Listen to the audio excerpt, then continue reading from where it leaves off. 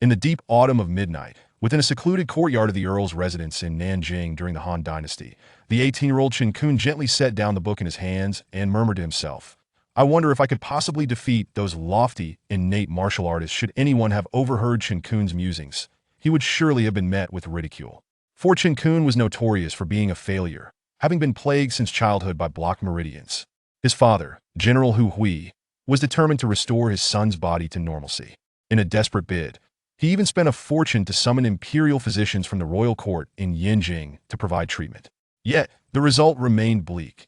The innate blockage in Chen Qun's meridians rendered him unable to cultivate martial arts, and no remedy could be found. In an era that revered martial prowess, particularly for the offspring of a general, it seemed fate had condemned Chen Qun to endure the disdainful glances of others. However, the vicissitudes of life are often unpredictable. Despite being the subject of constant mockery, Chen Qun did not succumb to despair, but instead committed himself to diligent study. If he could not master martial arts, then he would aspire to be the greatest scholar in the Han Dynasty. If he could not become a general, he would become a chancellor capable of governing the realm. The hearts of parents are filled with compassion. In just a few years, General Hu Hui, a man of coarse demeanor, had scoured the land to amass a roomful of books for his son. Regardless of whether they originated from common folk or the officialdom, any text with written characters was acquired. This endeavor soon became a source of ridicule among contemporaries, as it was deemed absurd for a general, a man of action, to immerse himself in such literary pursuits. Chen Qun's grandfather, a duke residing far away in Yinjing, was so enraged by this endeavor that he nearly issued a decree to strip his son of his title, banishing him from the household. Yet it was amid these countless volumes that Chen Qun grew up. Fortune can often conceal misfortune, and misfortune may harbor fortune. 3 years prior, Chen Qun stumbled upon an unnamed book and was instantaneously captivated by its contents. He speculated it to be the fabled tome of immortality. However, he pondered, did true cultivators of immortality truly exist, or were they but figments of imagination? Thus, when an opportunity arose for verification, he would not let it slip by. He considered testing whether, despite being unable to cultivate martial arts, he might be able to pursue immortality. In doing so, he sought to unravel the truth behind the legendary immortal practitioners. With the assistance of those myriad books, Chen Qun's knowledge had far surpassed that of his martial general father. In fact, few in the Han Dynasty could claim to have a greater scholarly acumen than he. In the subsequent 3 years, Chen Qun diligently practiced the methods outlined in the unnamed book in secret. Ultimately, he became convinced that cultivators indeed existed. Although the book contained no combat techniques, only principles of breathing and meditation, Chen Qun sensed a marked enhancement in his perception of the world around him. His speed and strength grew rapidly, and he meticulously deduced that despite lacking martial techniques, he could undoubtedly defeat his father, a peak postnatal martial artist, within 10 exchanges. It seemed that, even augmented by inner strength, his father's physical prowess could not rival his own burgeoning might. Should Chen Qun strike from ambush, he believed he could unceremoniously overcome his father in a single move. Yet, having never witnessed an innate martial artist in action, he remained uncertain whether he could truly prevail against them. Feeling fatigued, Chen Qun resolved not to dwell further on these thoughts, as he needed rest for the morrow when he would accompany his father, Chen Xiao, along with his elder brother Chen Feng and younger brother Chen Chong, to hunt in the Twilight Mountains. His presence was merely regarded as a burden. Those who knew him doubted he could even draw a bow during the hunt. As the night deepened, Chen Qun continued to meditate according to the methods described in the unnamed book, gradually drifting into slumber. The next day, amidst the cacophony of drums and gongs, a regiment of elite soldiers stood in perfect formation, with the trio of father and sons at the helm, exuding an imposing aura. Yet, the formation remained stagnant, revealing a hint of peculiarity. Eldest brother, is second brother not here yet? Surely, he hasn't forgotten about today's hunt and overslept? Chun Chong whispered to Chen Feng. Before his brother could reply, a shadow of annoyance appeared on their father general, Hu Hu's brow. He then bellowed at the drummers, continued to beat the drums for departure. The drummers, on the verge of despair, silently lamented, "We've already been beating the drums for a quarter hour, when will they actually set off?"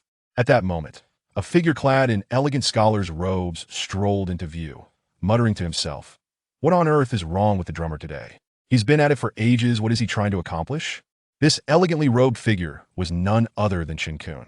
Oblivious to the fact that he himself had mistakenly miscalculated the hour of departure, he continued to ponder. His father had orchestrated the incessant drumming in hopes of signaling him that the time to move out had arrived, gathering everyone in readiness for the journey. Chapter 2. The hunting incident. A few days later, a well-disciplined army arrived at the edge of the Sunset Mountains. This army was none other than the contingent led by Chen Qun and his brothers. Upon entering the Sunset Mountains, Xiao turned to the three Chen brothers and said, "Our military lineage has a tradition of hunting every year. We must not forget our roots. Fenger and Chonger.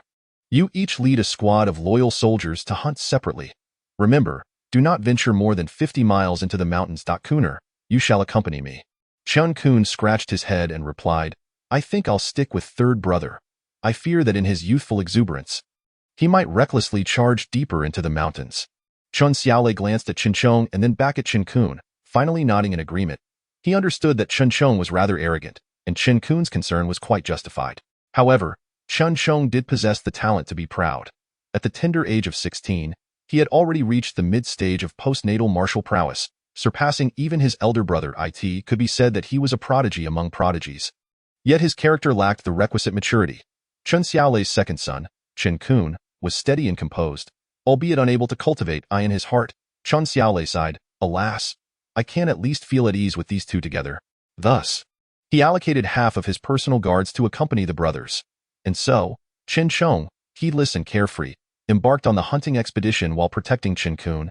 Second brother, "Look, I've shot a wild boar." Second brother, "Look, I've shot a tiger." Chen Chong exclaimed excitedly.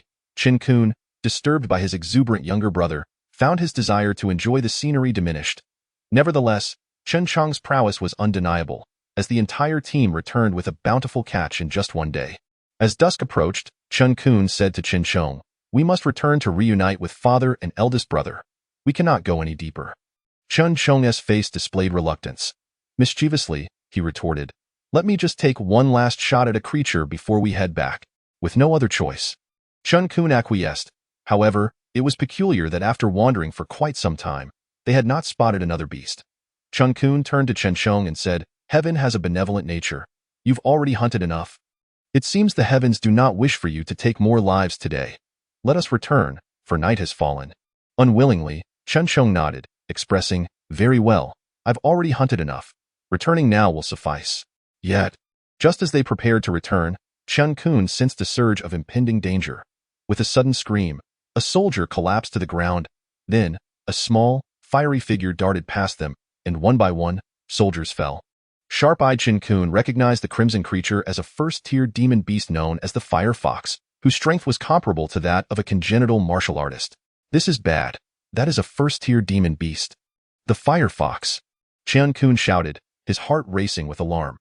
According to the records, even a first-tier demon beast was far beyond what they could contend with. The difference between a beast and a demon beast was monumental. While beasts were mere animals that could be hunted by humans, demon beasts had attained a level of cultivation. Even a first-tier demon beast possessed capabilities akin to those of a nascent martial artist in the early stages. Chen Qun was alarmed, and so was Chen Chong. Chen Chong feared that his insufficient cultivation would lead to his demise against the Fire Fox, while Chen Qun, despite his strength, had never engaged in combat. At that moment, the Fire Fox lunged at Chen Chong.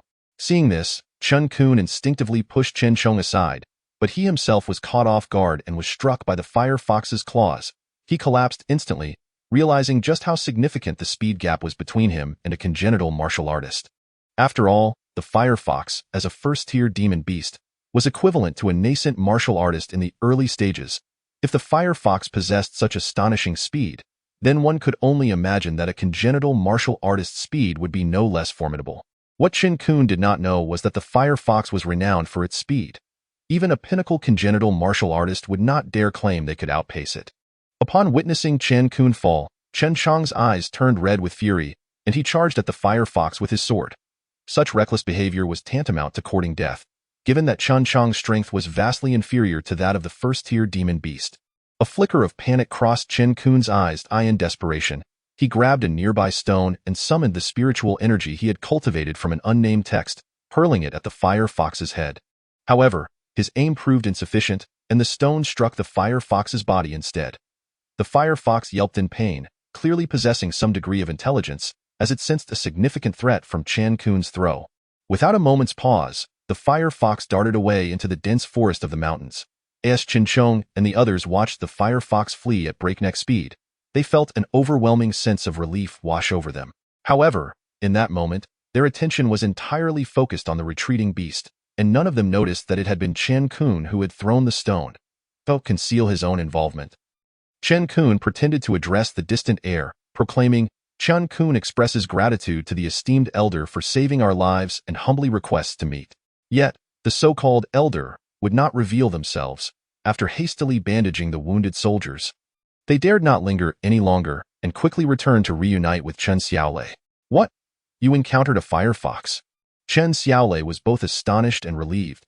He was shocked that his two sons had faced a fire fox, yet grateful that they had both survived. Chen Xiaolei was acutely aware that even he would face certain death against a first-tier demon beast if confronted by a creature as swift and troublesome as the fire fox. It would be a guaranteed death sentence. Consequently, it was evident that someone of at least mid-stage congenital martial prowess must have intervened to save his sons. Yet, the elder's refusal to reveal themselves left him at a loss.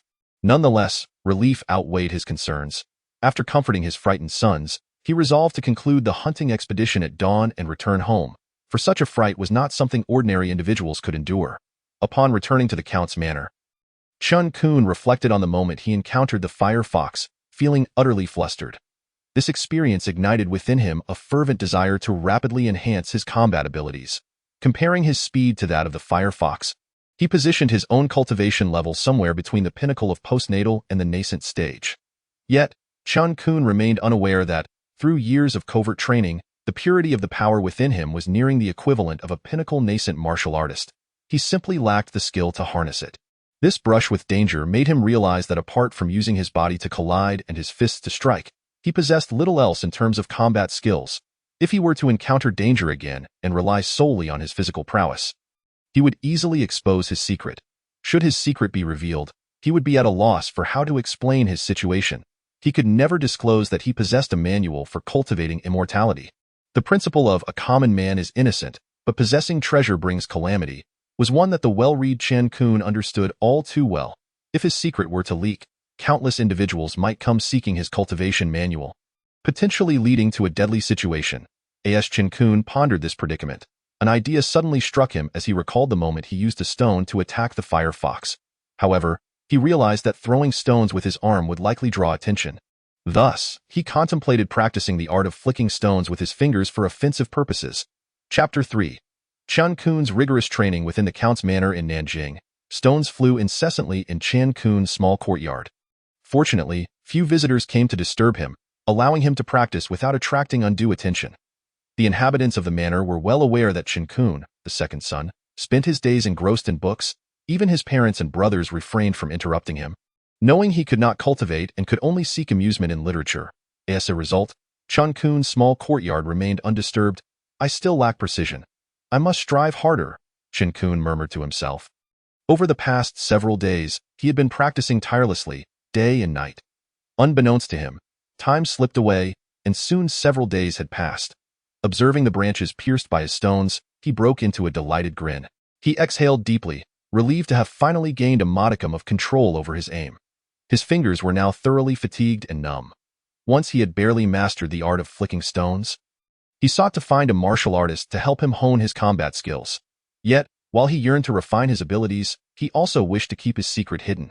Faced with these conflicting desires, he could not devise a suitable plan. Consequently, feeling somewhat troubled, Chen Qun resolved to take a leisurely stroll. After all, he had been so focused on practicing the flicking technique that he had not stepped outside the Count's manor for an extended period. Before long, Chen Qun strolled along the bustling streets of Nanjing. Observing the ebb and flow of merchants and passers, he pondered incessantly on how he might hone his skills while achieving dual purposes. Excellent! At that moment, Chen Qun heard distant cheers resonating through the air. Instinctively, he gravitated towards the source of the applause. As he drew closer, he beheld a group of folk artists performing an astonishing face-changing act. The swift transitions between white, black, and red masks were nothing short of magical, rendering the performers' true visages elusive.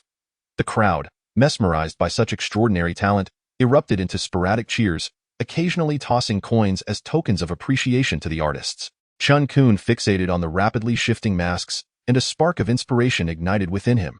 He turned on his heel and departed. Before leaving, he cast a silver ingot onto the ground in gratitude for the performer, prompting gasps from the onlookers. After all, the generous donation was indeed remarkable. Unfazed by the opinions of others, Chen Qun hurried to a nearby general store, where he selected a black cloak and a painted mask, then swiftly exited.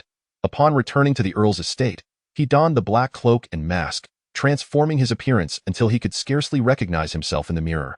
Satisfied with his disguise, he nodded approvingly. The following day, an unexpected visitor arrived at the entrance of Yang Wei's martial arts school in Nanjing. Cloaked in black and wearing a painted mask, this enigmatic figure was armed with nothing but two piercing eyes. Upon arrival, he rasped to the gatekeeper, "I have heard of your master Yang Wei's profound prowess and have come to pay my respects. Kindly summon him for a sparring match." The gatekeeper, recognizing the challenge, promptly reported to his master. Before long, Yang Wei emerged, exuding an imposing presence, and inquired, "Who dares to challenge me with such audacity?" Chen Qun, discerning the intensity of Yang Wei's aura, assessed him to be a practitioner at the early stage of the postnatal realm. "Master Yang, since I have come to challenge you, rest assured I possess the requisite courage. Let us dispense with idle chatter and showcase our skills directly," he replied, eager to avoid unnecessary dialogue that might reveal his identity. Yang Wei, incensed by Chen Qun's dismissive tone, retorted, "If you are so insistent, then I shall not hold back." With that, he unleashed a flurry of strikes aimed at Chen Qun's face. However, Chen Qun effortlessly evaded each attack, leaving Yang Wei increasingly bewildered as he failed to land a single blow. The disparity in speed became painfully evident to Yang Wei, while Chen Qun found the pace of his opponent's strikes languid. Requiring little effort to sidestep, Chen Qun gradually acclimated to Yang Wei's rhythm. He ceased his evasions and initiated his own offensive. Channeling his internal energy, he struck Yang Wei's chest with a decisive palm. Yang Wei, witnessing the lightning-fast assault, instinctively sought to dodge, but his speed paled in comparison to Chen Qun's. The blow sent him hurtling several feet away, blood gushing from his mouth, a clear indication of severe injury. Observing Yang Wei's condition, Chen Qun felt a twinge of astonishment. He had not intended to inflict such harm. His lack of familiarity with his own strength had led to this unforeseen outcome.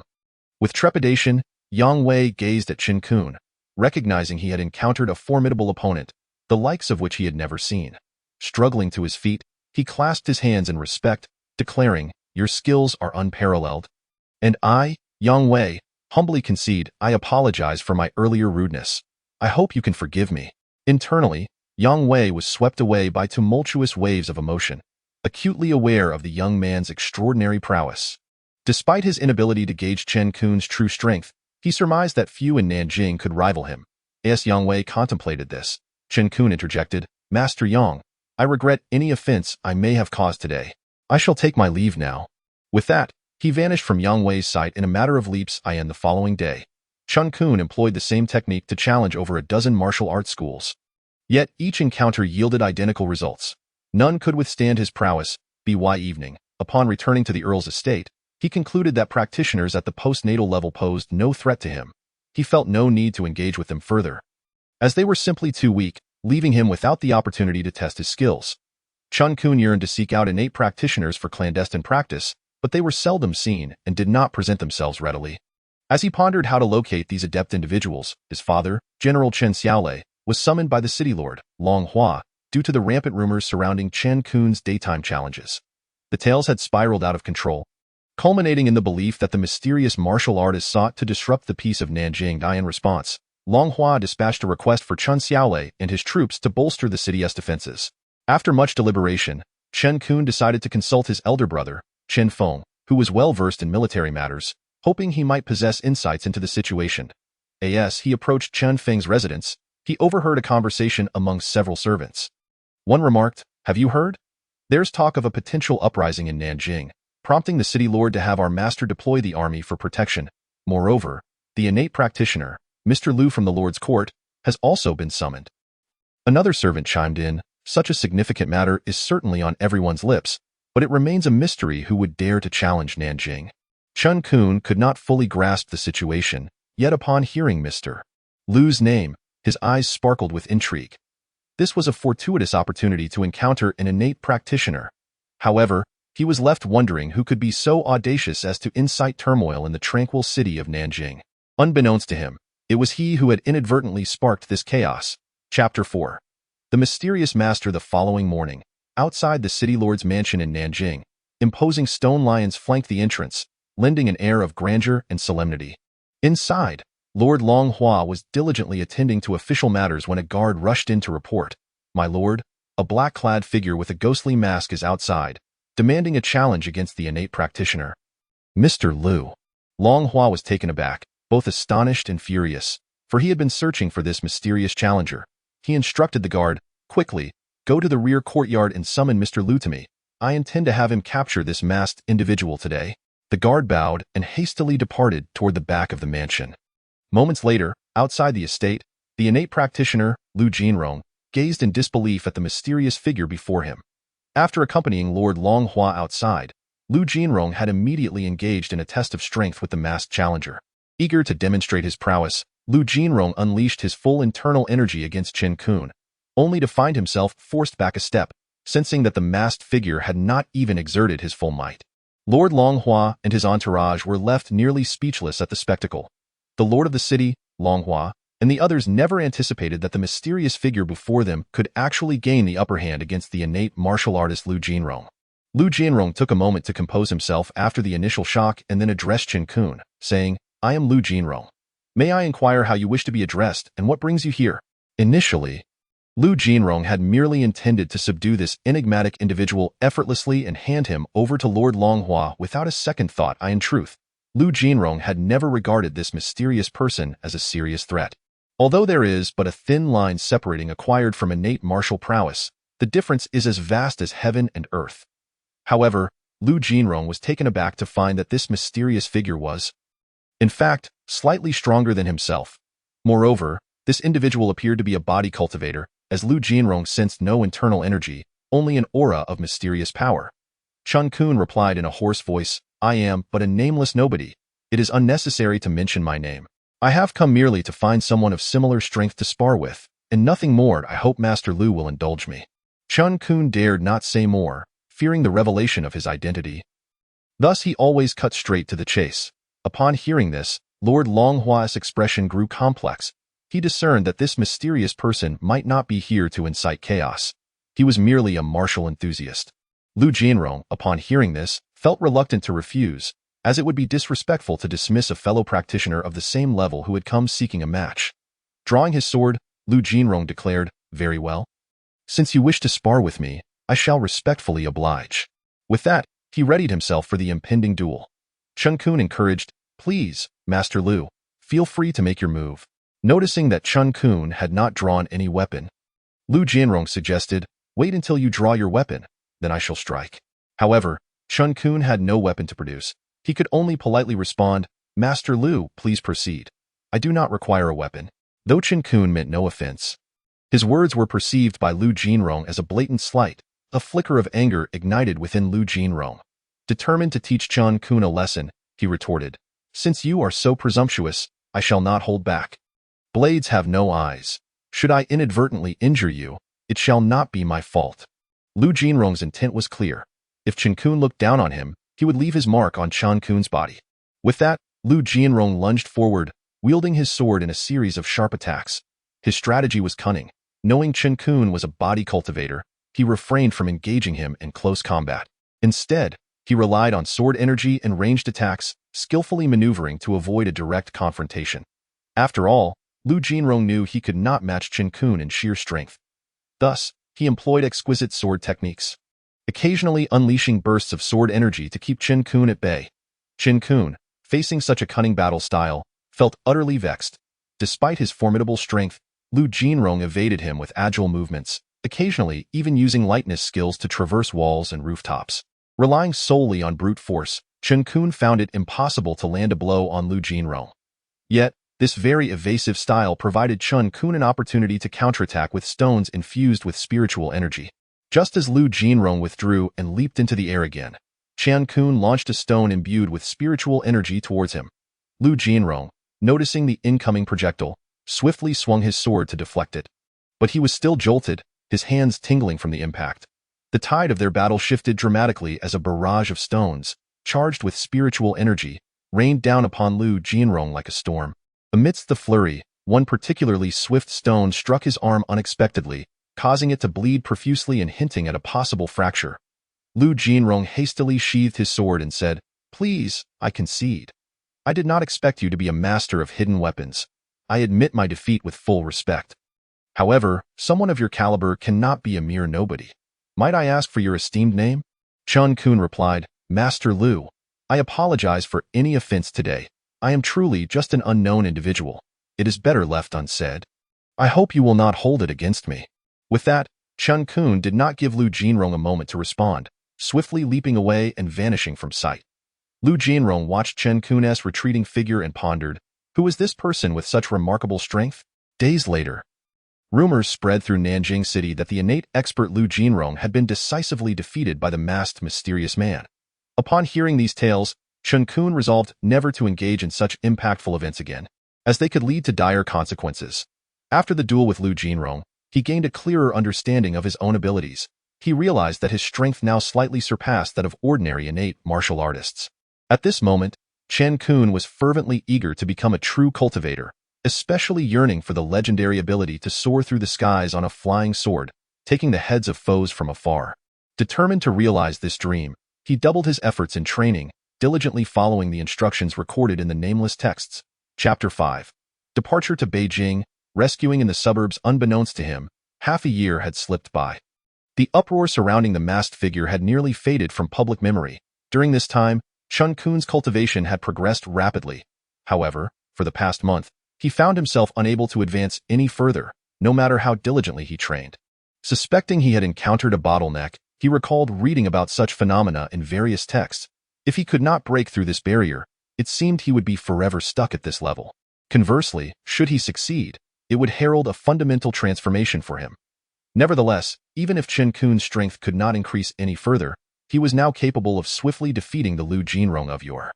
At that moment, the old steward, Fu Bo, approached Chen Qun's courtyard and knocked on the door, calling out, "Second young master, the master and mistress request your presence in the front hall." Chen Qun was puzzled as to why his parents summoned him at such a time. He hurriedly opened the door and replied to Fu Bo, "All right, Fu Bo, I will change my clothes and be right there." Fu Bo responded, "Please take your time, second young master. This old servant will inform third young master." With that, Fu Bo hurried off towards Chen Chong's courtyard. When Chen Qun and Chen Chong entered the Chen family's front hall, they found General Hu Hui, Chen Xiaolei, Chen's wife, and an unfamiliar guest waiting for them. Upon seeing the two brothers, Chen Xiaolei said, "Kuner, Chonger, come and greet your Uncle Amo." Both Chen Qun and Chen Chong bowed and said in unison, "Nephews pay their respects to Uncle Amo." Uncle Amo nodded in satisfaction and remarked, "You two young masters possess extraordinary bearing. I foresee great achievements in your futures. Please discuss your upcoming trip to Beijing with your family. I must return to report to the master." Chen Xiaolei bowed in response, saying, "Safe travels, Brother Amo, until we meet again." Uncle Amo replied, "Until we meet again." After saying this, he departed. Chen Xiaolei and his wife accompanied Chen Qun and Chen Chong to see Uncle Amo off to the gates of the Marquis's residence.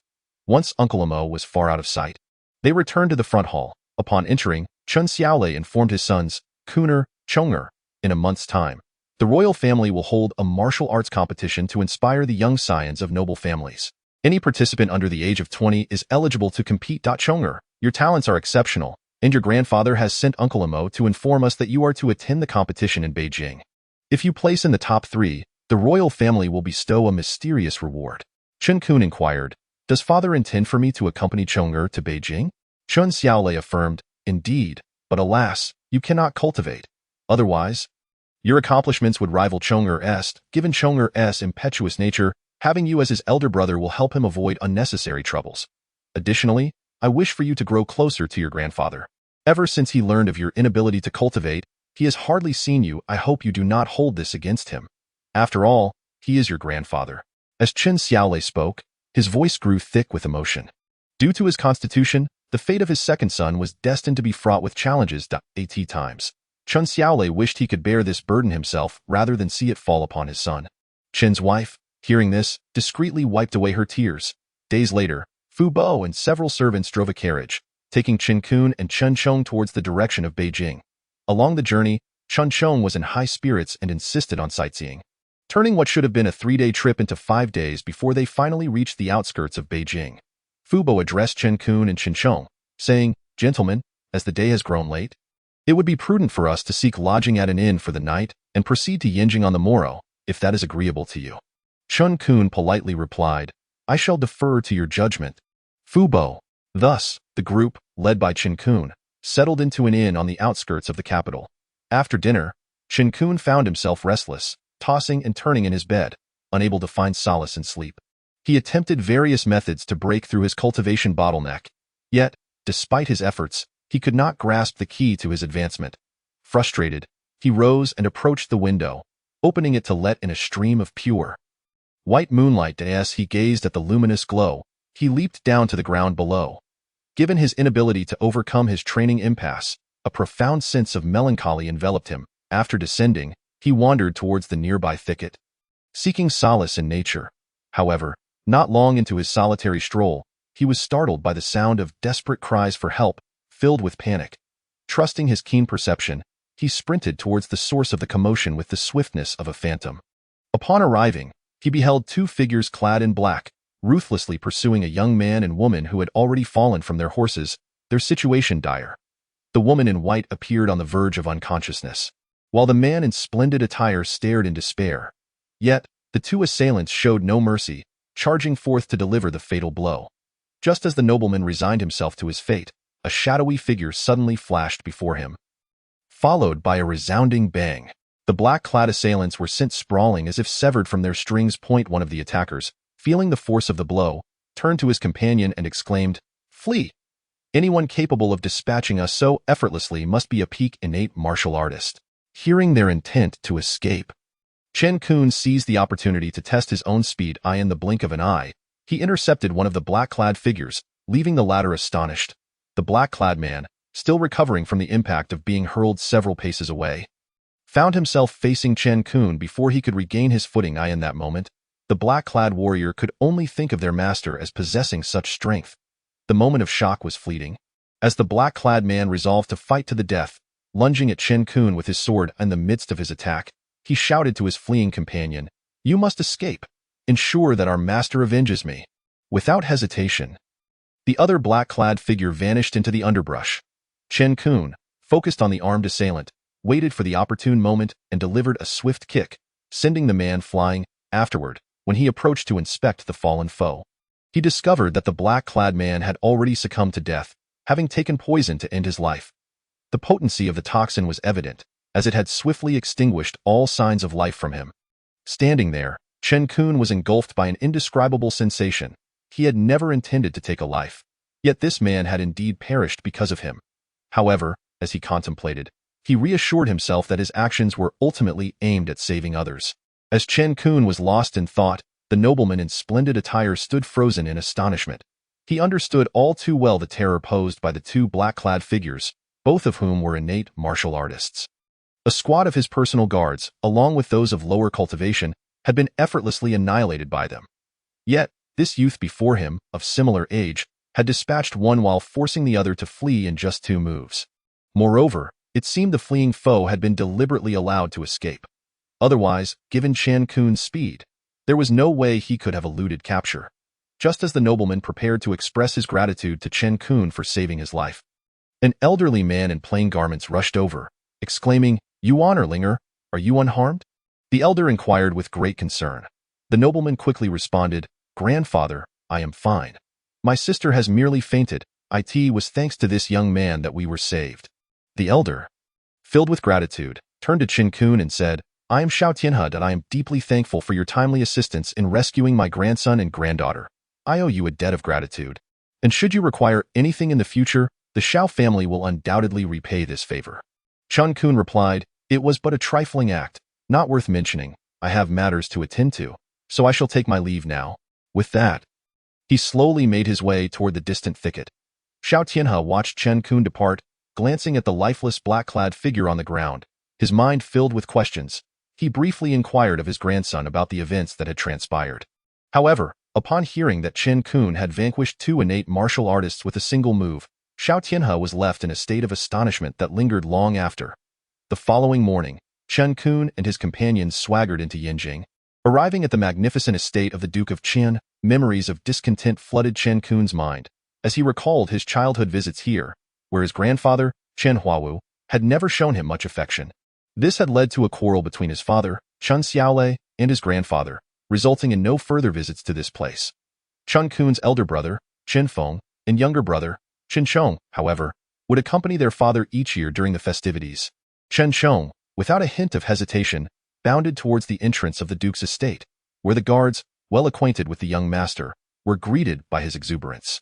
Quickly, inform my grandfather and uncle that Chonger has come to see them.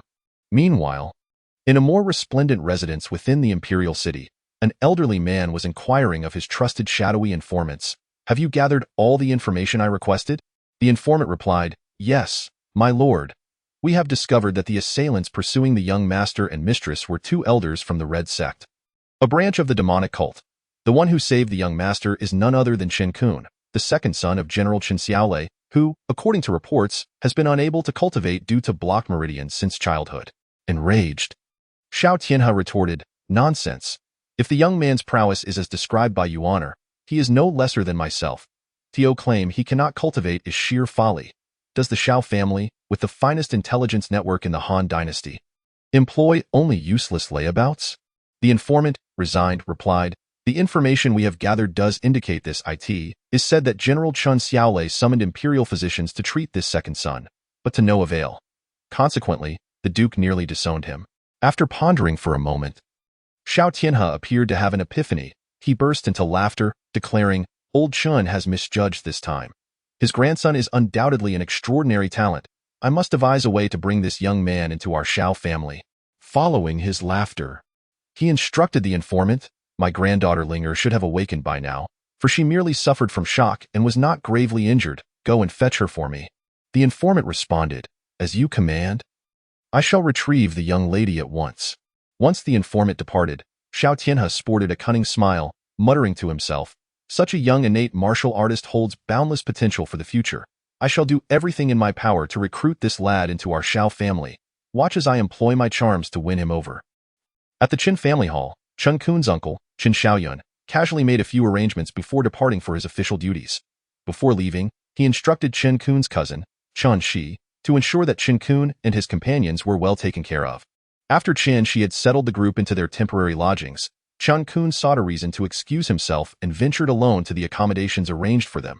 It seemed the inhabitants of this place were reluctant to engage with someone they deemed a waste. Thus, Chen Qun preferred to distance himself.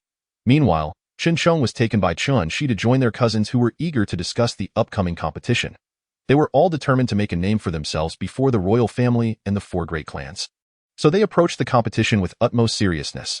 Chen Shi, being a year older than Chen Qun and just shy of 20, was at the mid-level of the postnatal martial artist realm, and as the most cherished grandson of the Duke of Qian, he naturally emerged as the leader among the group.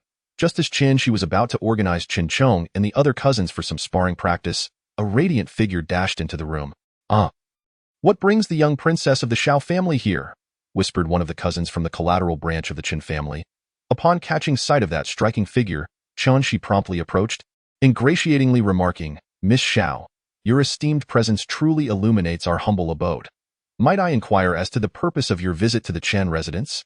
The young princess of the Xiao family, known as Xiao Linger, was a renowned beauty in Yinjing City at the tender age of 16. Moreover, she was the cherished jewel of the esteemed patriarch of the Xiao family, who held the highest rank among the four illustrious families of Yinjing. Numerous young gentlemen of the city sought her affection, yet Xiao Linger regarded these idle suitors with disdain. "Which of you hails from Nanjing City, the son of General Hu Hui?" Xiao Linger inquired without a hint of courtesy. Upon hearing this, Chun Chong felt a surge of confusion. He could not fathom why the enchanting Miss Xiao would seek him out. However, before he could fully comprehend the situation, his cousins turned their gazes towards him, including Chen Shi, who looked at Chen Chong with an expression filled with questions. Chen Chong addressed Xiao Linger, saying, "I am Chen Chong, the son of General Hu Hui. Chen Xiao laid out, I wonder what brings you to me." "Miss Xiao." Upon hearing Chen Chong's introduction, Xiao Linger scrutinized the handsome figure before her. Memories of the tall silhouette that had rescued her and her brother the previous night flooded her mind. Realizing that the striking Chen Chong was indeed her savior, her heart raced with excitement, leaving her momentarily speechless. Ahem, ahem. Chen Shi's cough jolted Xiao Linger back to reality. Suddenly aware of her prolonged gaze upon Chen Chong, she felt an overwhelming sense of embarrassment. She noticed Chen Chong's own awkwardness. Her cheeks flushed crimson. It's nothing, really, I merely came to express my gratitude, she stammered, and without waiting for a response, she dashed out like the wind. Chen Chong's cousins were left in a state of shock, their eyes wide with confusion as they pondered what Chen Chong could have possibly done to warrant such a personal visit from the Xiao family princess, who had even covered her face in shyness as she fled. Just then, Chen Shi turned to Chen Chong and asked, "Cousin, what exactly is the nature of your relationship with Miss Xiao? It seems to be quite extraordinary." In response to Chen Shi's inquiry, Chen Chong found himself at a loss for words, as he too was bewildered by the situation. With a sigh of resignation, he replied, "I do not know Miss Xiao at all, and I am equally perplexed as to why she expressed her thanks or why she ran away covering her face." The others around them sighed in disbelief, unwilling to accept Chen Chong's words. Meanwhile, the orchestrator of this misunderstanding, Xiao Tianhe, lounged in his study, savoring a cup of tea. He mused to himself, "Old Chen Huawu, you have yet to realize that you possess such an exceptional grandson. This grandson of yours has already become quite remarkable. Perhaps he will one day ascend to that legendary realm. Since you do not cherish your own grandson, just watch as I entice him to become my granddaughter's suitor." Xiao Tianhe had praised the son of General Hu Hui in front of Xiao Linger, urging her to personally thank him at the Chen estate, believing it would foster a connection between the unmarried youth and maidens. Xiao Tianhe's only concern was whether his beloved granddaughter would consent, as he was well aware of her stubbornness. Once she had made up her mind about something, it would be exceedingly difficult for him to change it. This crafty old fox plotted in his study. Xiao Linger had returned to her chamber in the Xiao residence. Remembering her earlier embarrassment at the Chen estate, she wished to vanish into the earth. Yet, when she recalled Chen Chong's handsome visage, his upright demeanor, and the imposing figure that had saved her, a sweet smile graced her lips. Had Xiao Tianhe known of the day's events, he likely would have been infuriated. Although his fears of Xiao Linger's indifference to Chen Chong did not materialize, he overlooked the fact that General Hu Hui had brought 2 sons, and his granddaughter had mistakenly recognized the wrong one. This time, the old fox had truly miscalculated, committing a grave error. Chapter 7. Breakthrough. During the past few days at the Chen estate in Yinjing, Chen Qun had truly witnessed the fickleness of human affection. Unable to cultivate, he found himself largely ignored in every social setting. Recently, his grandfather, Chen Huawu, had hosted a family banquet, reveling in the presence of his talented grandsons, Chen Shi and Chen Chong. The old man, intoxicated with joy, lavished attention on Chen Chong, imparting wisdom and affection. Meanwhile, Chen Qun, who shared the same blood, was completely overlooked, receiving not even a moment of his grandfather's attention. Both his uncle, Chen Xiaoyun, and his cousins treated him as if he were invisible, and no matter how amiable Chen Qun's disposition, he could not shake the profound sense of desolation that welled within him. Yet, there were still glimmers of joy amidst the gloom. Chen Qun had heard that his brother, Chen Chong, had been spending time with a girl named Xiao Linger. It was said that the Xiao family was well matched with the Chen family in terms of social standing. As the days went by, Chen Qun grew increasingly weary of his time at the Chen estate, eagerly awaiting the conclusion of Chen Chong's competition in the imperial city so they could return to Nanjing. To their own home, he had truly had enough of the coldness that surrounded him. As Chen Qun sat cross-legged before his bed, holding the nameless tome, he muttered, "This still is working. How can I possibly break through this bottleneck in my cultivation?" Feeling a sense of futility, he realized that the book had ceased to assist him. The contents had been committed to memory, and keeping it nearby could attract unwanted attention. As the saying goes, possessing a precious gem invites trouble. Thus, he took a candlestick and set the nameless tome ablaze. He felt a great reluctance to part with the book that had accompanied him for years, but he knew he must destroy this now useless tome to avoid future complications. However, as the flames engulfed the tome, an extraordinary phenomenon occurred. The book clung to his palm with an unusual force, drawing forth the energy within him. Chen Qun desperately wished to cast aside the tome, but it would not relinquish its hold as the pulling sensation intensified. His internal energy was swiftly siphoned away until he succumbed to unconsciousness. The nameless tome burned to ashes, which shimmered with a golden hue. Then came an even stranger spectacle. The golden-tinged ashes began to swirl rapidly, coalescing into a small golden orb that gradually merged with Chen Qun's brow. As the orb entered him, a verdant energy began to emanate from his previously obstructed meridians.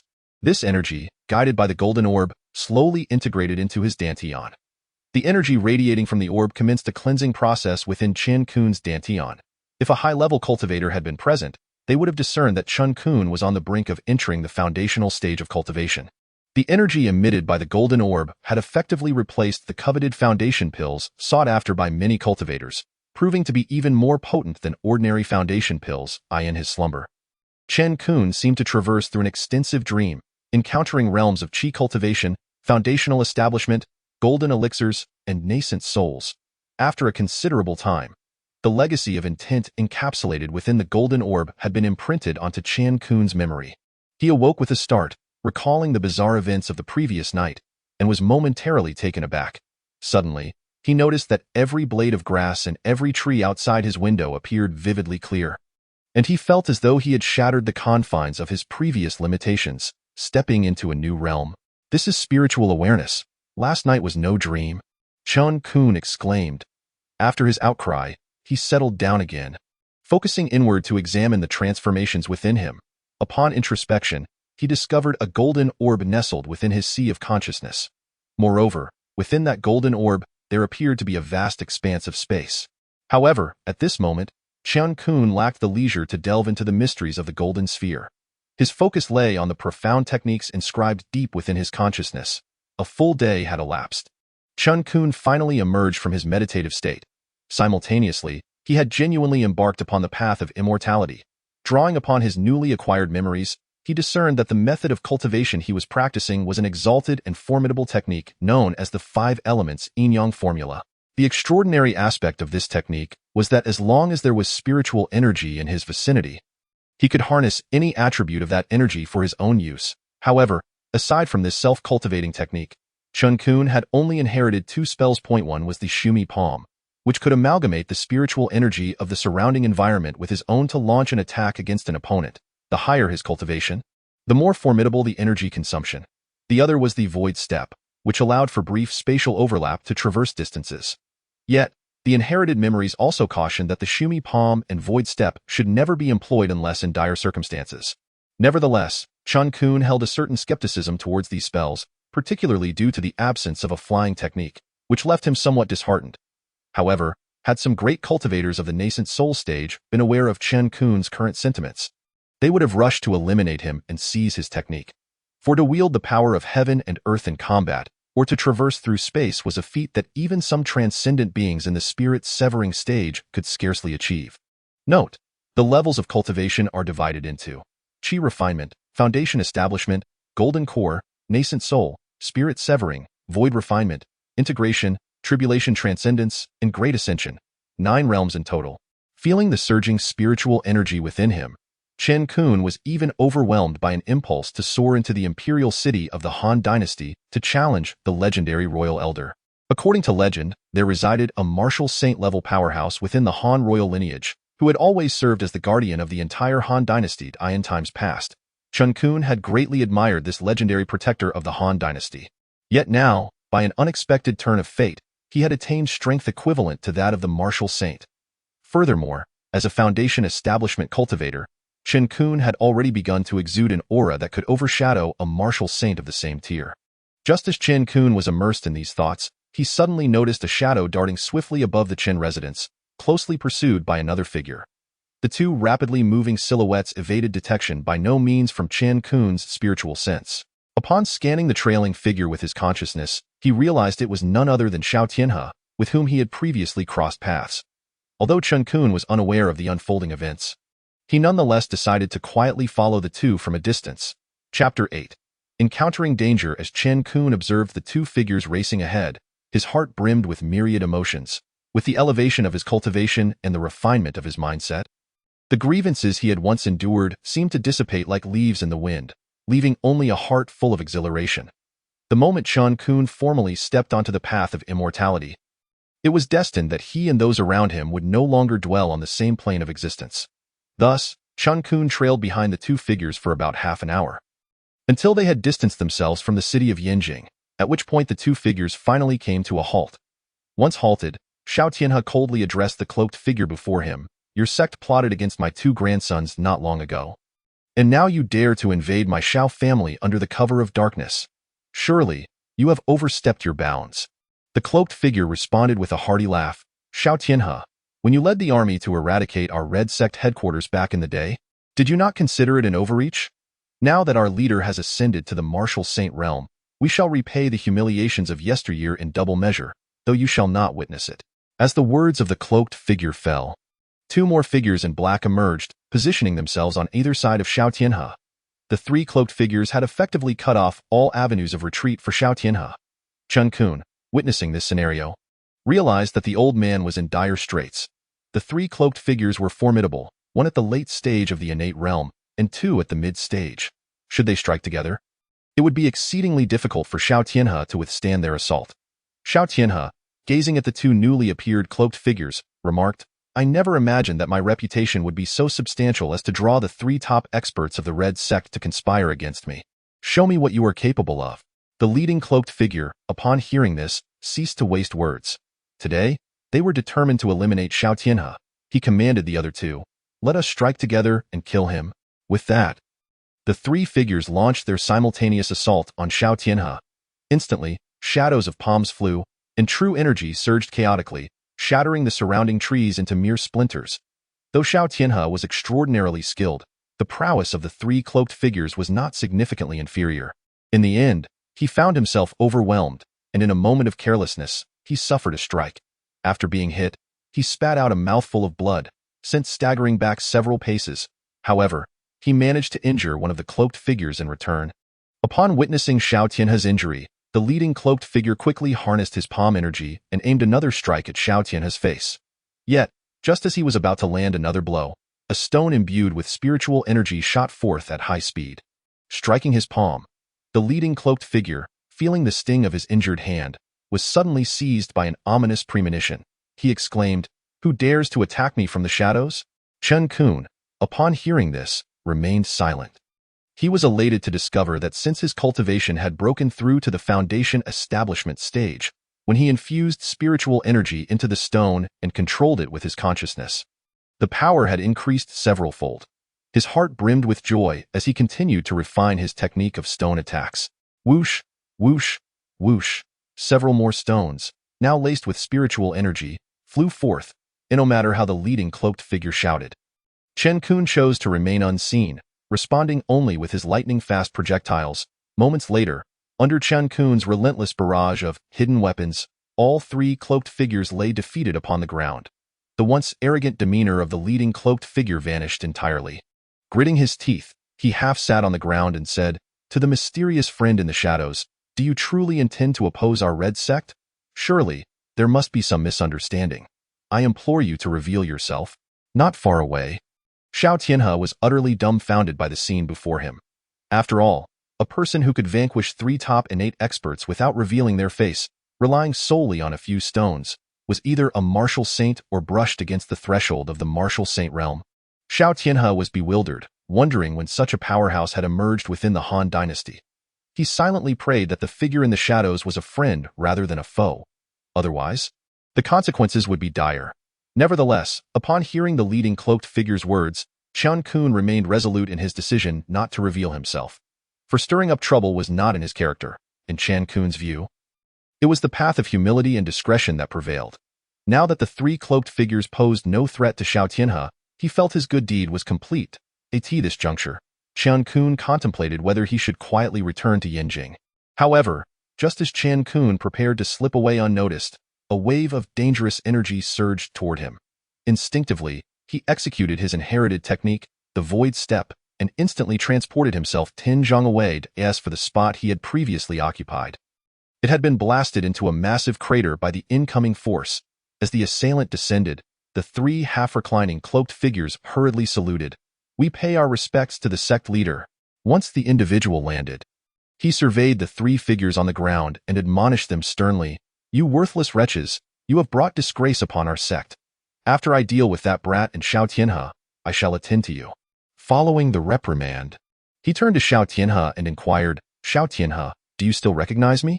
Without a moment's hesitation, Xiao Tianhe replied, Ren Dongfeng, back in the day, I led troops to annihilate your red sect. Now that I have fallen into your hands, it seems this is poetic justice. I shall surrender my life to you. But I implore you to spare this young brother." Xiao Tianhe cast a remorseful glance at Chen Qun, knowing that the latter had come to his aid. Ren Dongfang erupted in laughter. "Below the Saint Realm, all are but ants. What qualifications do you have to negotiate with me? First, I shall let you witness this brat's demise before sending you on your way." With that, Ren Dongfang casually thrust his palm toward Chen Qun. At this moment, Chen Qun was filled with profound regret. He had never anticipated that the spiritual energy required for the void step would be so immense. Having only transported himself 10 zhong, he had exhausted 80% of his spiritual energy.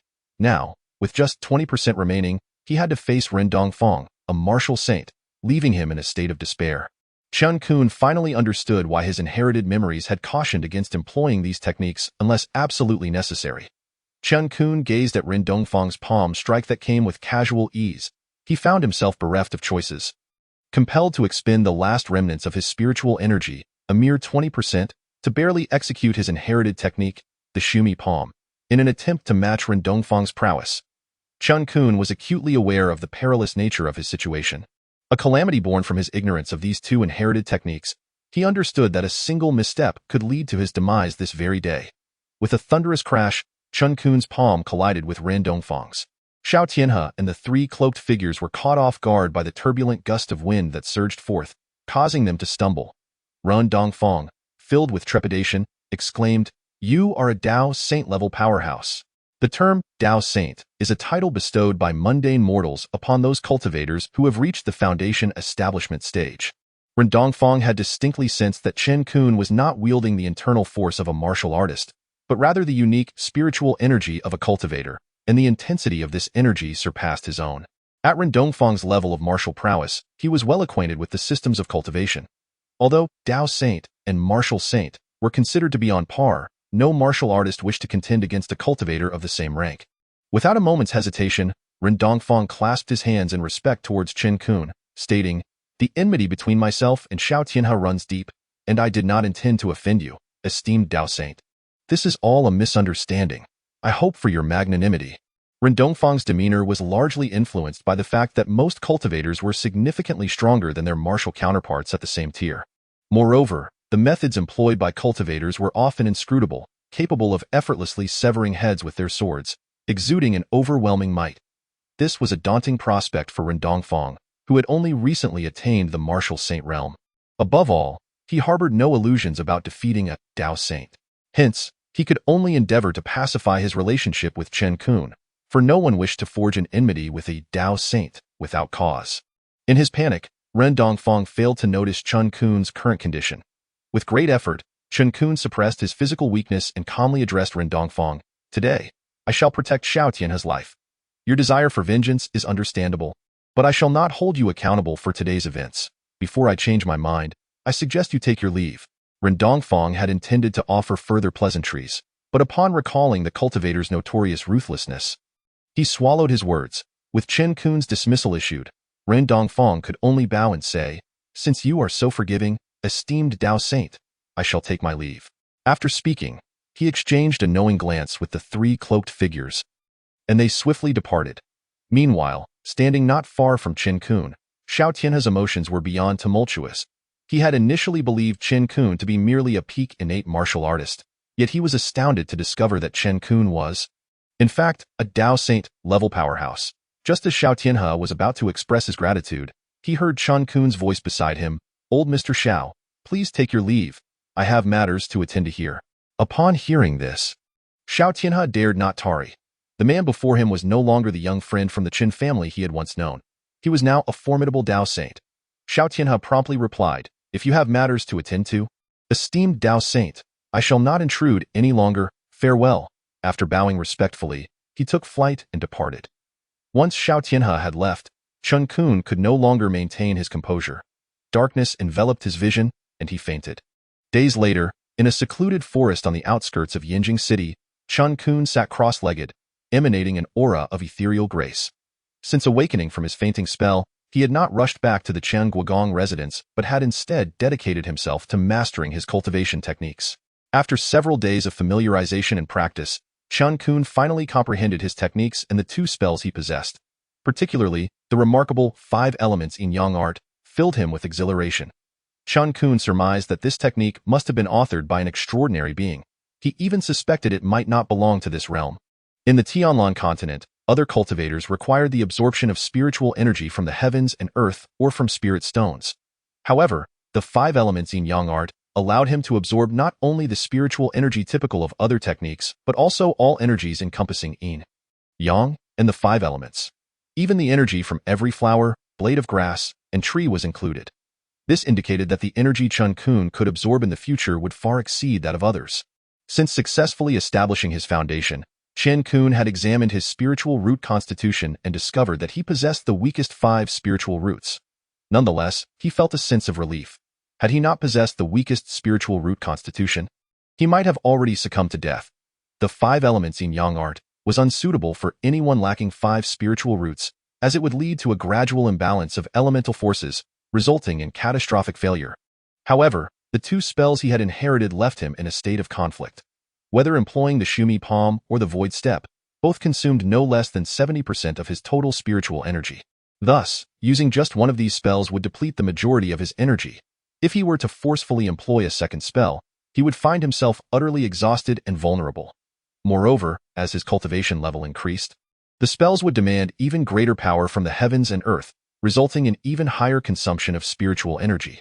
Chen Qun recognized that these 2 spells should not be used lightly. Nevertheless, they remained his only means of desperation or escape. He yearned for ordinary techniques to practice, for he could not constantly rely on desperate measures in battles with others in the ensuing days. Chen Qun also examined the golden orb within his sea of consciousness. This orb possessed a significant utility, serving as a storage device. Initially curious, he tested it by storing various items, stones, wood, flowers, and grass, and practiced retrieving them. In that moment, Chen Qun felt as joyous as a child, entirely shedding the demeanor expected of a high-level foundation establishment cultivator. Several more days passed, and once Chen Qun had fully restored himself to peak condition, he set off towards Beijing city.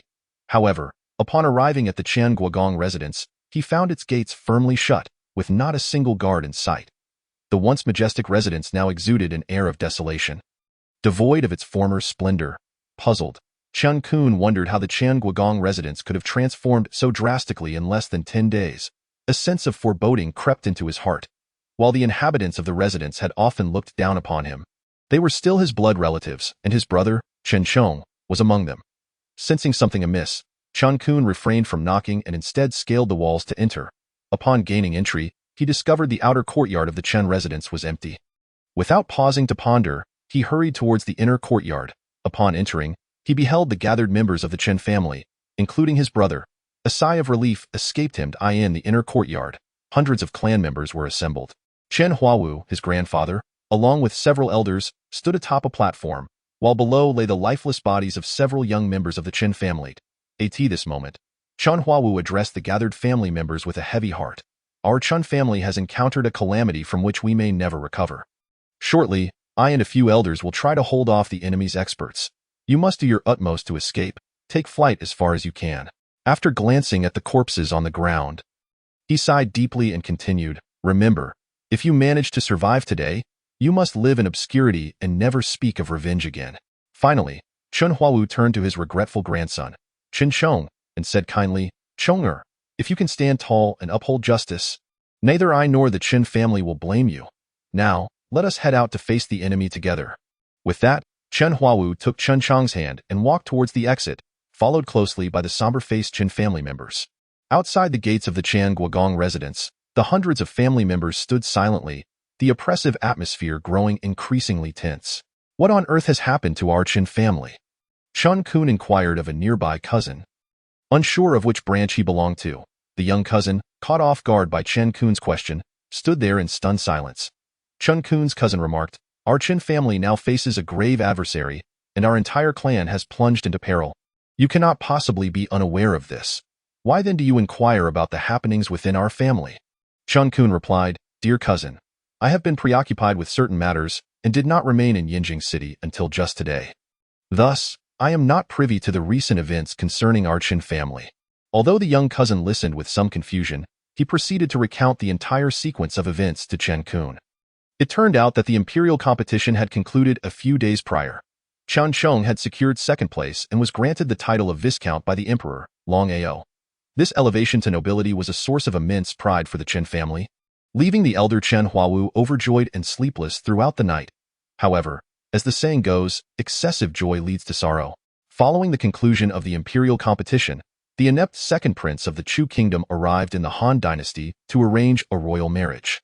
To demonstrate their formidable national strength, the Chu kingdom also sent along a powerful Dao saint. This display served a dual purpose: to facilitate the prince's marriage and to assert dominance over the Han Dynasty. The Chu kingdom's might stemmed from the presence of both a Dao saint and a martial saint safeguarding their realm, while other neighboring nations typically boasted only a single martial saint. Some smaller nations lacked even the privilege of having a martial saint. Upon arriving in Beijing, the inept second prince, seizing an opportunity while the Dao saint was preoccupied with his cultivation, stealthily slipped out of the inn with two servants, intent on indulging in revelry. By sheer coincidence, he encountered a beautiful married woman along the way and brazenly attempted to flirt with her. Unfortunately for him, his lewd behavior was witnessed by Chen Qun. In his youthful exuberance, Chen Qun acted without restraint and inadvertently killed the inept prince. Upon learning of this, the Dao saint of the Chu kingdom was incensed, perceiving a grave affront to both his dignity and that of his nation. He issued a direct challenge to the Han royal family, declaring his intent to annihilate the entire Chen clan.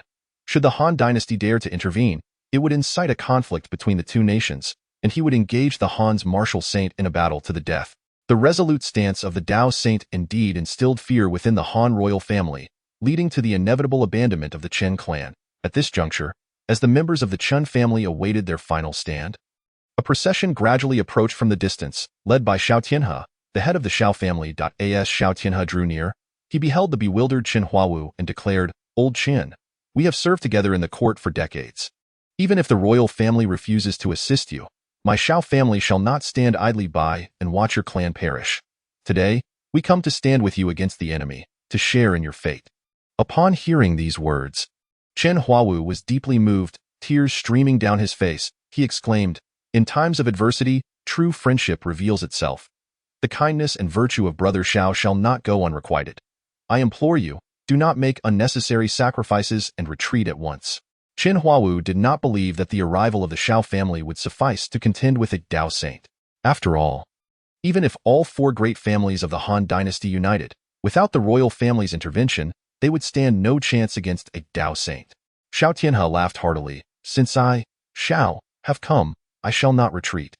Today, I am determined to join forces with Brother Chun and fight to the death against this formidable foe." Xiao Tianhe's actions were a gamble. He hoped that Chen Qun would appear. Even if Chen Qun did not show, he had secured numerous contingencies for the Xiao family. Should the Chen family fall into peril and the Xiao family fail to assist, they might also incur Chen Qun's wrath, for it was he who had once saved Xiao Tianhe from calamity. Thus, Xiao Tianhe sought to forge strong ties with the Chen family, hoping that Chen Qun, a potential Dao saint, would one day become their ally.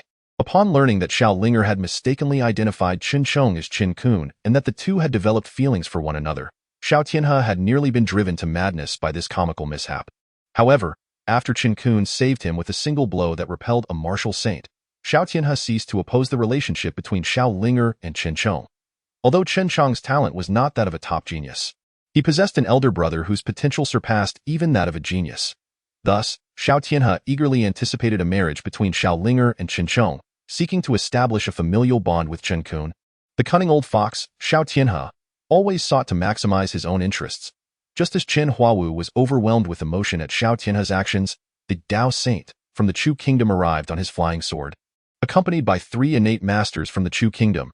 Shortly thereafter, the Dao saint descended before the crowd, emanating an invisible pressure that spread outward. Those among the Chen and Xiao families with lower cultivation levels found themselves forced to kneel before this overwhelming might. It was evident how terrifying the power of a Dao saint truly was. Chen Qun, observing from below, discreetly employed his spiritual sense to gauge the Dao saint's cultivation level, discovering that he, like Chen Qun, was also a beginner in the foundation establishment stage. Upon realizing this, Chen Qun felt a sense of reassurance. He understood, from his inherited memories, that as long as he could fully unleash the Shumi palm, he would be capable of delivering a lethal blow. Even if he were to expend 80% of his spiritual energy in the process, the remaining 3 innate warriors would find it impossible to contend with him. Moreover, with Chen Huawu and Xiao Tianhe by his side, Chen Qun felt increasingly confident. Where is the head of the Chen family? You are aware of your crimes, the Tao Saint demanded imperiously. Hearing this, Chen Huawu stepped forward, exuding the aura of a martial artist to withstand the oppressive force. I am the head of the Chen family. Since you are determined to annihilate our clan, I shall foolishly take this opportunity to experience your prowess, he declared. The Chu Kingdom's Tao Saint responded with disdain. Since you possess such spirit, I shall send you on your way.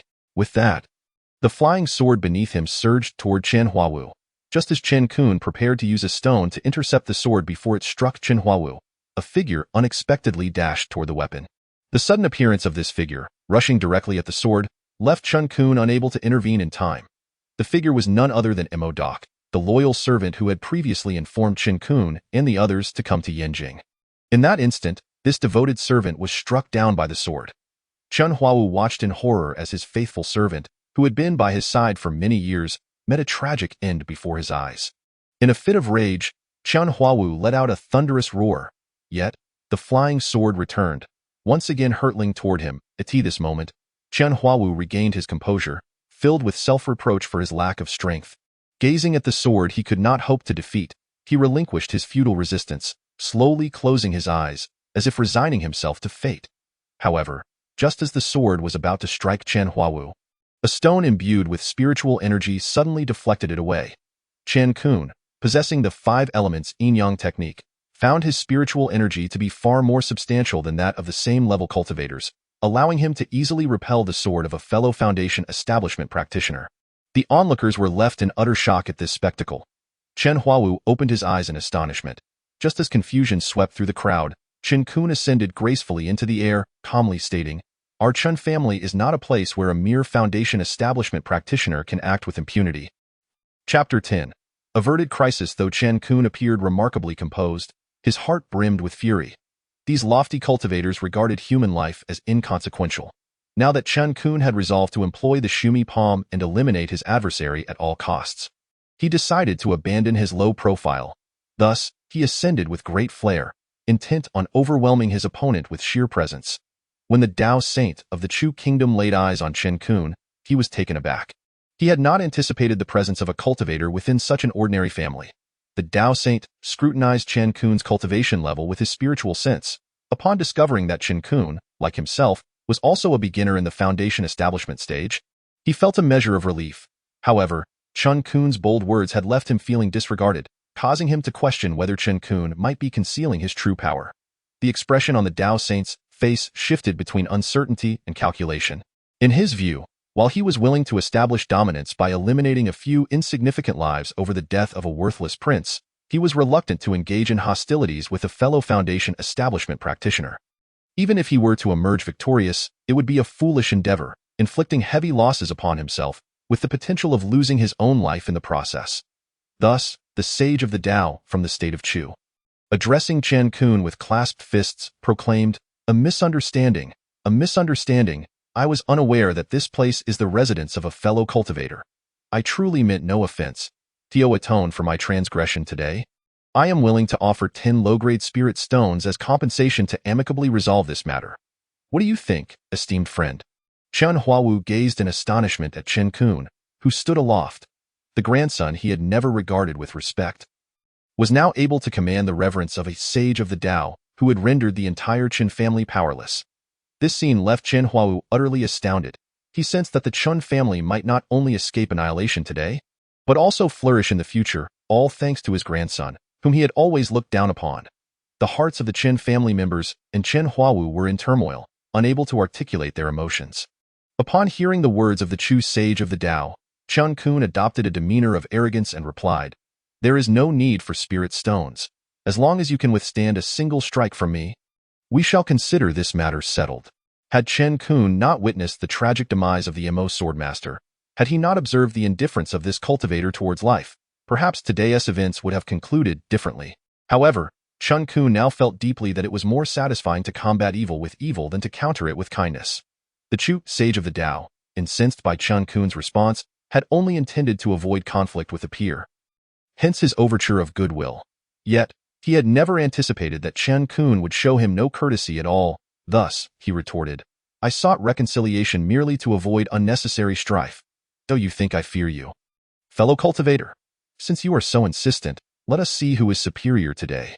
Chen Huawu, who had just begun to feel a glimmer of excitement, nearly succumbed to rage upon hearing that Chen Qun was about to engage the sage of the Tao. Should Chen Qun falter, the Chen family would still face dire consequences. Inwardly, Chen Huawu chastised Chen Qun for disregarding the greater picture. Chen Qun boldly stated, Then let it be as you wish today. We shall determine who stands above the other. With that, Chen Qun soared forward, unleashing a palm strike towards the sage of the Tao. What appeared to be a slow strike traversed countless dimensions in an instant. Spiritual energy surged from several meters away, transforming Chen Qun's blow into something terrifying. The Chu sage of the Tao, witnessing the impending doom of such a fearsome attack, was immediately stricken with panic. The energy contained within Chen Qun's strike had far exceeded the bounds of the early foundation establishment stage. Instinctively, he sought to evade, only to find time and space seemingly suspended. He could not escape this seemingly languid palm. Attempting to summon the surrounding spiritual energy for defense, he realized it was utterly devoid of any spiritual essence. The Chu sage of the Tao had no choice but to muster all his spiritual power to counter this frightening blow. In that moment, he felt the chilling breath of death. Subsequently, an overwhelming force shattered his entire spiritual essence, crushed his internal organs, and obliterated all consciousness. A generation's sage of the Tao fell, leaving no name behind for his adversary. This incident exemplified the extraordinary nature of the Shumi palm technique that Chen Qun had inherited.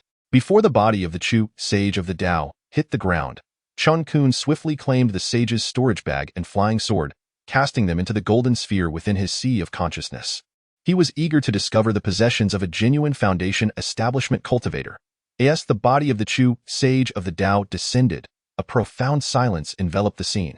Everyone was dumbfounded, including Xiao Tianhe. Although Xiao Tianhe was aware of Chen Qun's sage-level prowess, he had not anticipated that Chen Qun could effortlessly slay another sage of the Tao. The first to react were the three innate martial artists from the state of Chu, who were now thoroughly terrified. They paid no heed to anything else and fled with great haste, vanishing without a trace. Chen Qun paid no mind to the fleeing trio, though he appeared composed. He was left with only about 10 to 12% of his spiritual power. With the Chen family no longer in peril, Chen Qun was able to return to his residence to swiftly recuperate his spiritual energy. He then addressed the members of the Chen family from above, saying, I must return to my cultivation. Please attend to the aftermath. Unless there is something of great importance, I hope no one will disturb me. After speaking, Chen Qun soared into the small courtyard of the Chun family estate. Upon entering his small courtyard, he descended from the air. After all, cultivators below the golden core stage could only float briefly without the aid of a sword.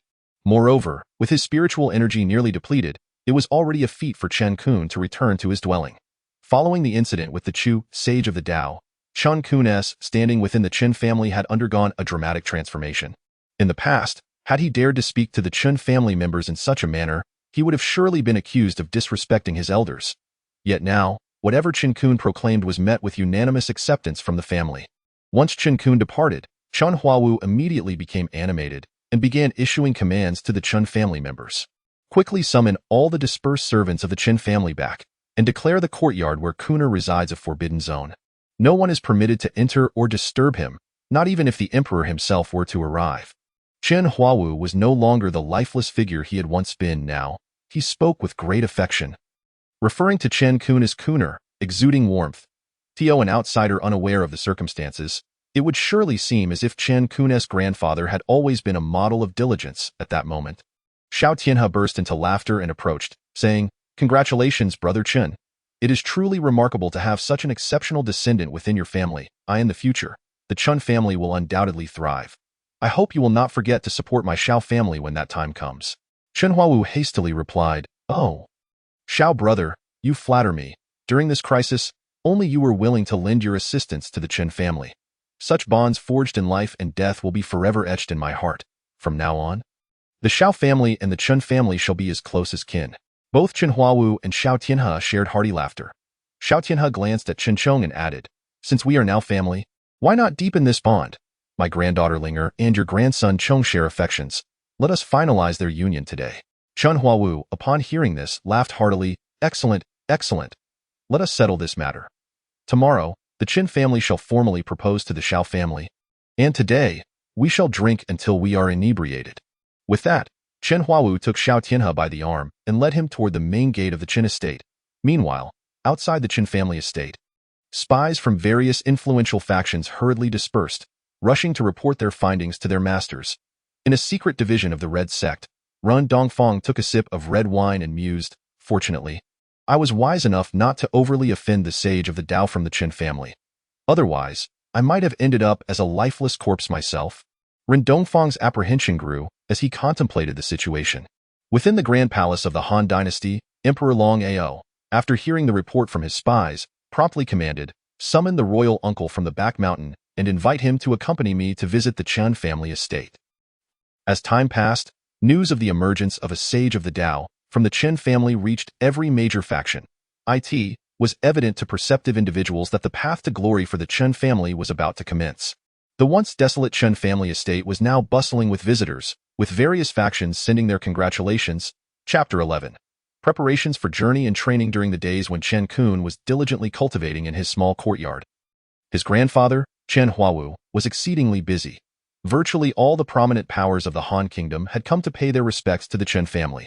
Even the emperor, Long Ao, accompanied by his royal uncle.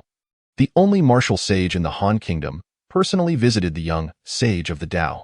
However, every notable figure seeking an audience was firmly turned away by Chen Huawu in previous times.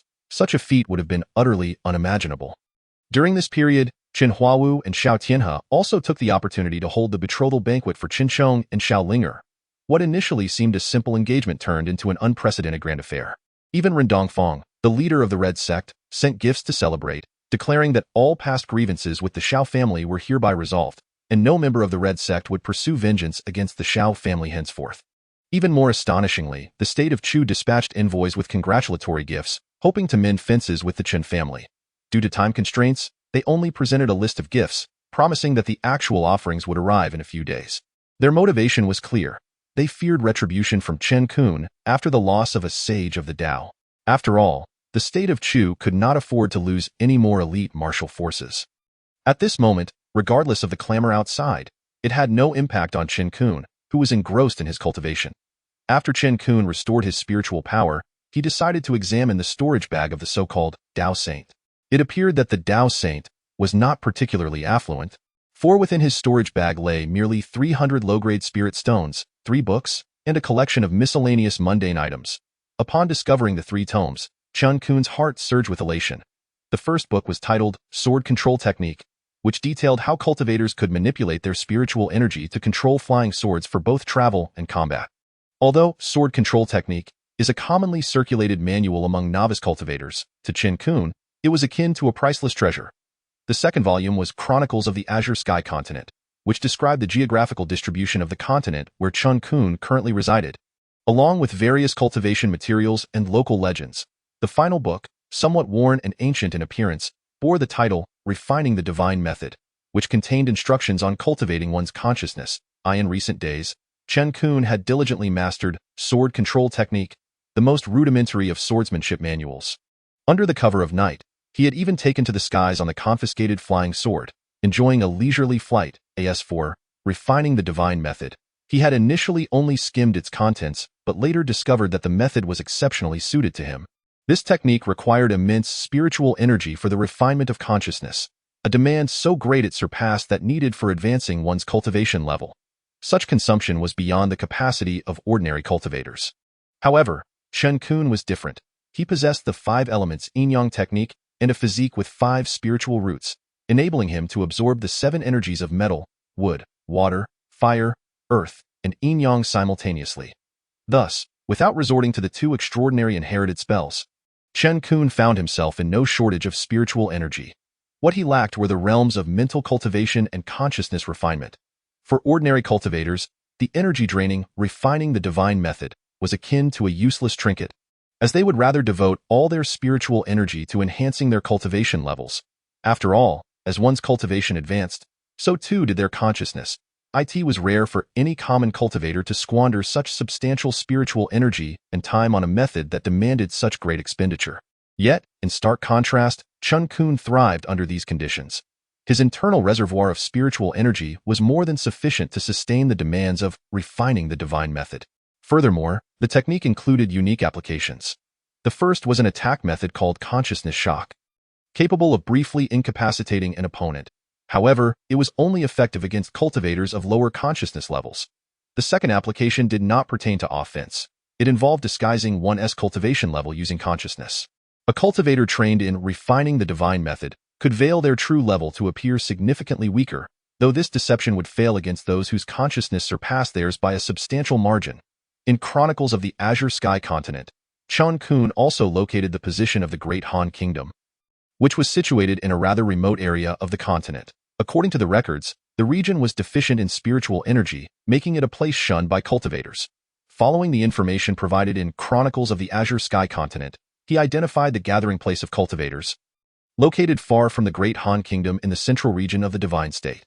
The text indicated that the central Divine State encompassed roughly half of the entire Azure Sky Continent and was abundant in spiritual energy. There, numerous flourishing sects of cultivation thrived, with the surrounding mundane nations merely serving as vassals to these grand sects.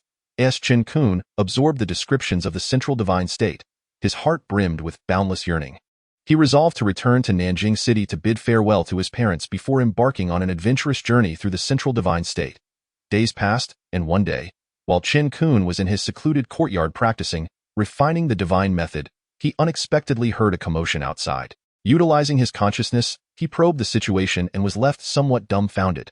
Standing outside his courtyard was his father, Chen Xiaolei, who was being prevented from entering. Chen Xiaolei, visibly agitated, exclaimed to the servants and elders guarding the entrance, "I've been here for days, simply wishing to see my son. Is that too much to ask? You're blocking me from approaching this courtyard. What kind of reasoning is that? Is it not a natural right for a father to see his son?" Just as Chen Xiaolei finished speaking, a resounding slap from behind left him stunned.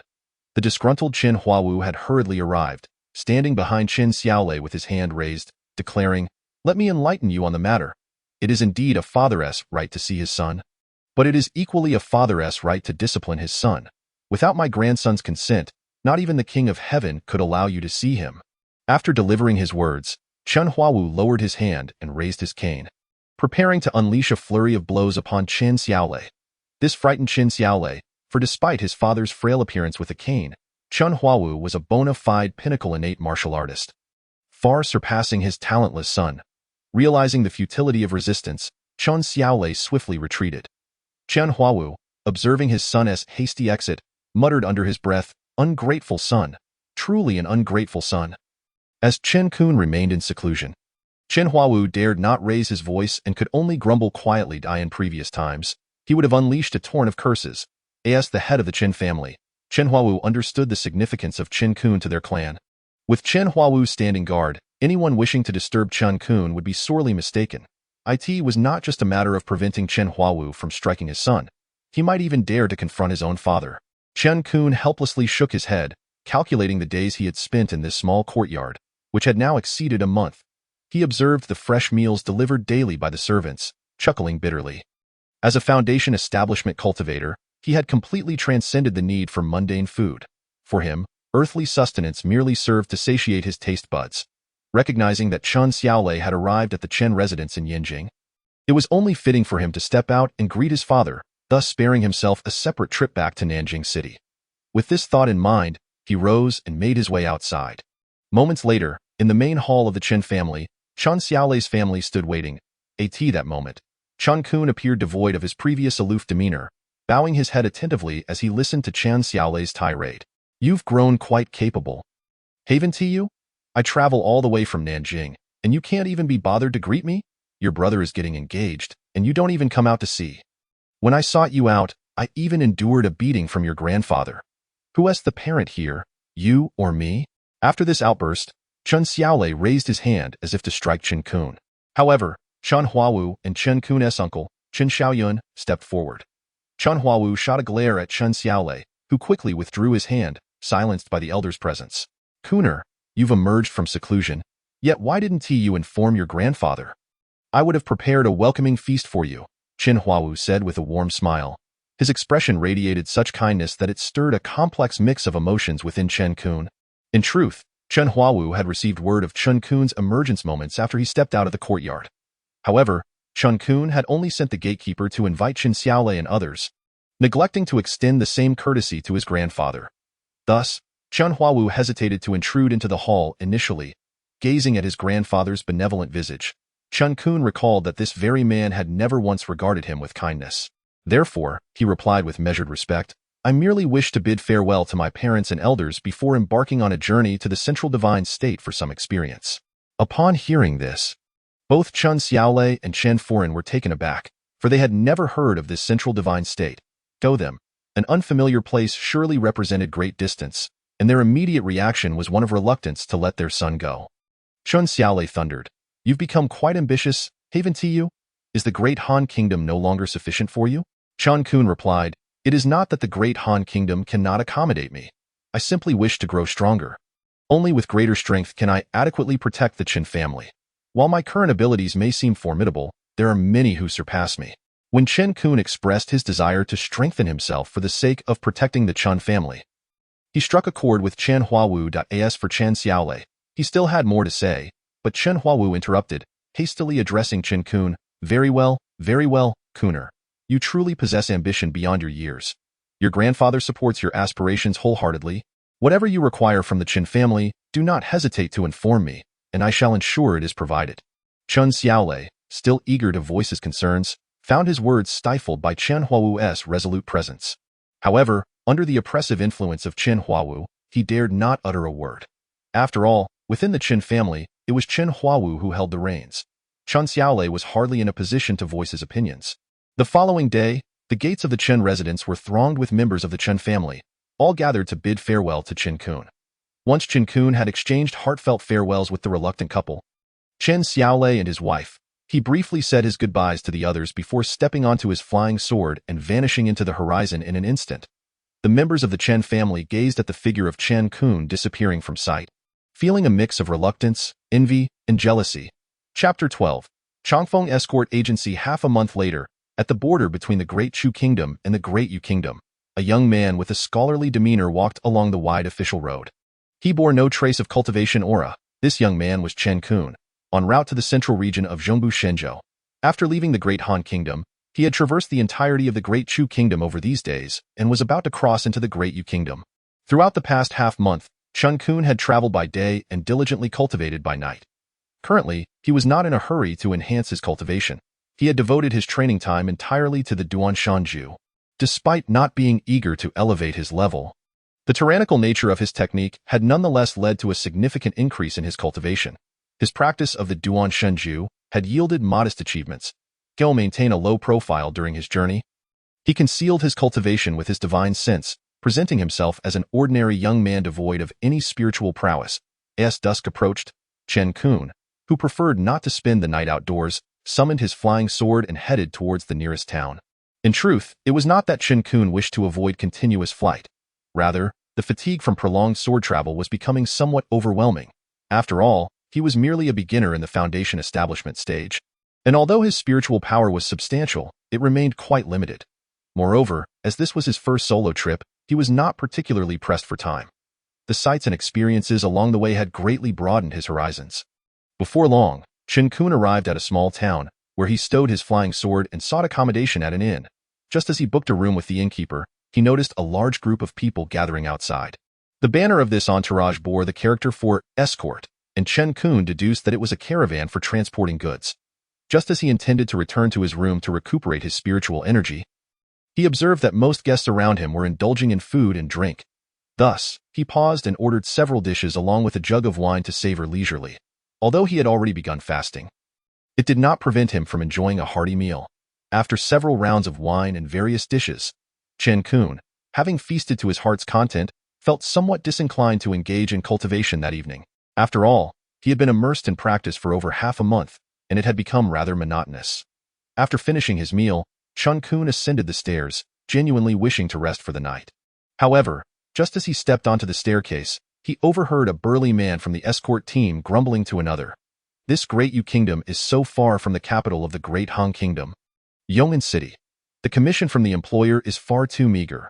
By the time we divide it among the brothers, there won't be much left. The other man chuckled and replied, Second brother, our Changfeng escort agency prides itself on its credibility. Since we have accepted this escort mission, we must not complain too much, and no matter how difficult it gets, we must deliver the goods to the employer. Upon hearing this, Chen Qun halted in his tracks. Recalling the route described in Tianhe, continent Yi, the capital of the great Han kingdom, Yongan City, was undeniably a necessary stop for him. If he could pass through Yongan City and then navigate a few smaller cities, he would eventually traverse a body of water to reach the central region of Zhongbu Shenzhou. With this in mind, he approached the two leading men of the escort team. Upon reaching them, he clasped his fists in greeting and said, I am Li Jian from the Chu kingdom. I just overheard your brother mention that your esteemed escort agency is heading to Yongan City. Is this true? The leading man returned the gesture and replied, Indeed. We are about to escort goods to the capital of the great Han kingdom, Yongan City. May I inquire what business brings you? Young Master Li? Chen Qun smiled and responded, I have some matters to attend to near Yongan City as well. Might I travel in your esteemed company for mutual support? The man who had been grumbling earlier seemed quite impatient to decline. But before he could voice his refusal, he noticed Chen Qun produce 2 gold ingots from his robe and toss them to the other leading man. Chen Qun then added, Even if we travel together, we must adhere to the rules. You may count me as an additional escort. This serves as a deposit, and upon reaching Yongan City, I will pay your agency an additional 50 taels of gold. Chen Qun's generosity was evident, as he recognized that both leading men were innate-level martial artists. This escort team was undoubtedly of the highest caliber. Chen Qun wished to join this team not only to alleviate the monotony of travel, but also to facilitate his cultivation within the confines of a carriage, sparing him the need to constantly inquire about the route. After all, over the past half-month, he had made numerous inquiries and taken wrong turns. The leading man hesitated upon hearing Chen Qun's words. However, when he caught sight of the eager glint in the eyes of the grumbling man at the sight of the gold ingots, he began to waver. The leading man realized that the 2 gold ingots in his hand would sufficiently cover the expenses for him and his 50-plus brothers for their round trip. After scrutinizing Chen Qun again and confirming that he was merely an unassuming scholar without any cultivation, he sighed and said, Very well. Since young Master Li holds our Changfeng escort agency in such high regard, we shall graciously accept your company. I am Gu Changfeng, the head of the Changfeng escort agency, and this is my sworn brother, Lu Shan. Chen Qun smiled and replied, It is an honor to meet both of you. I shall rely on your care during this journey. Gu Changfeng and Lu Shan clasped their hands in acknowledgement, saying, It is our duty. We are honored. Seeing Gu Changfeng and Lu Shan's courteous demeanor, Chen Qun couldn't help but reflect on the significant role that wealth played in worldly affairs. However, he was not in short supply of such resources. After all, the storage bag of the Tao Saint he had slain contained nearly 1,000 taels of gold. And just before his departure, Chen Huawu had sent him off with even more. The next morning, Chen Qun set off with Gu Changfeng and Lu Shan along with their escort team of over 50 members. Gu Changfeng, quite naturally, prepared a carriage for Chen Qun. Inside the carriage, Chen Qun traveled with a sense of leisure. He even used his divine sense to inspect the goods being transported by Gu Changfeng and his team. Most of the cargo consisted of mundane items, with nothing particularly extraordinary. One notable aspect of the escort team was the presence of a spirited female escort. From their conversations, Chen Qun learned that this female escort was Gu Changfeng's only daughter, Gu Xiaoya. Within the carriage, Chen Qun was free to cultivate day and night without concern for travel issues. As for the fluctuations in spiritual energy caused by his cultivation, neither Gu Changfeng nor Lu Shan, both innate-level martial artists, could detect anything amiss. Unbeknownst to them, more than 10 days passed. Due to the lack of nearby towns, the escort team had to camp in the wilderness that night. Jiu Xiaoya was cheerful and chattered endlessly like a little sparrow, while Chen Qun found himself being pestered by a simple-minded fellow named Eru. Since their first conversation, Eric had been captivated by Chen Qun's vast knowledge. Eventually, he began to cling to Chen Qun, seeking advice on how to pursue women. Chen Qun noticed that Eru had developed a fondness for Gu Xiaoya. However, being entirely ignorant of matters of the heart, Chen Qun could only advise Eru that once his strength improved, Gu Xiaoya would naturally be drawn to him. Surprisingly, Eru took Chen Qun's words to heart. Throughout their journey, he diligently practiced, and whenever he encountered uncertainties, Chen Qun would promptly offer guidance. After all, Chen Qun had read numerous martial arts texts in the past. Thus, over the course of several more days, Era's cultivation advanced by leaps and bounds, and he even began to show signs of wanting to break through his current level. Based on his calculations, Chen Qun estimated that they had likely exited the Great Yu Kingdom and entered the territory of the Great Han Kingdom. Their journey had been remarkably smooth, perhaps due to the intimidating presence of 2 innate-level martial artists within the escort team.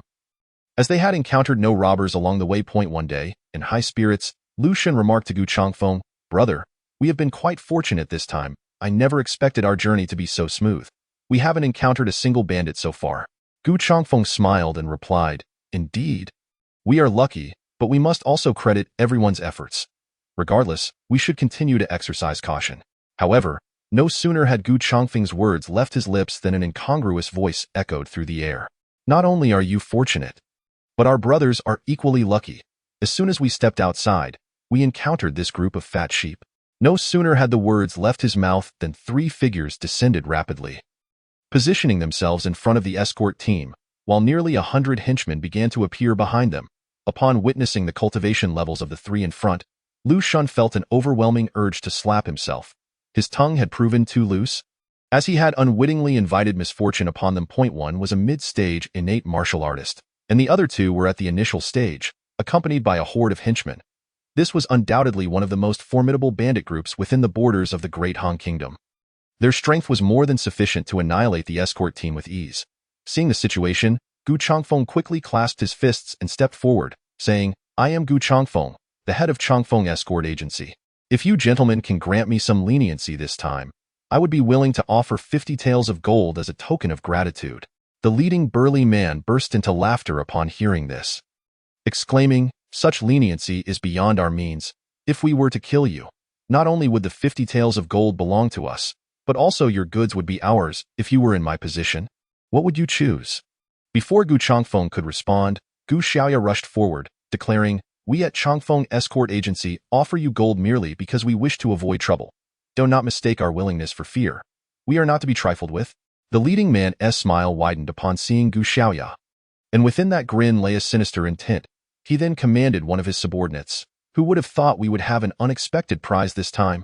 What a delicate little girl, Lao San. Go and bring her to me. Let her warm my bed tonight."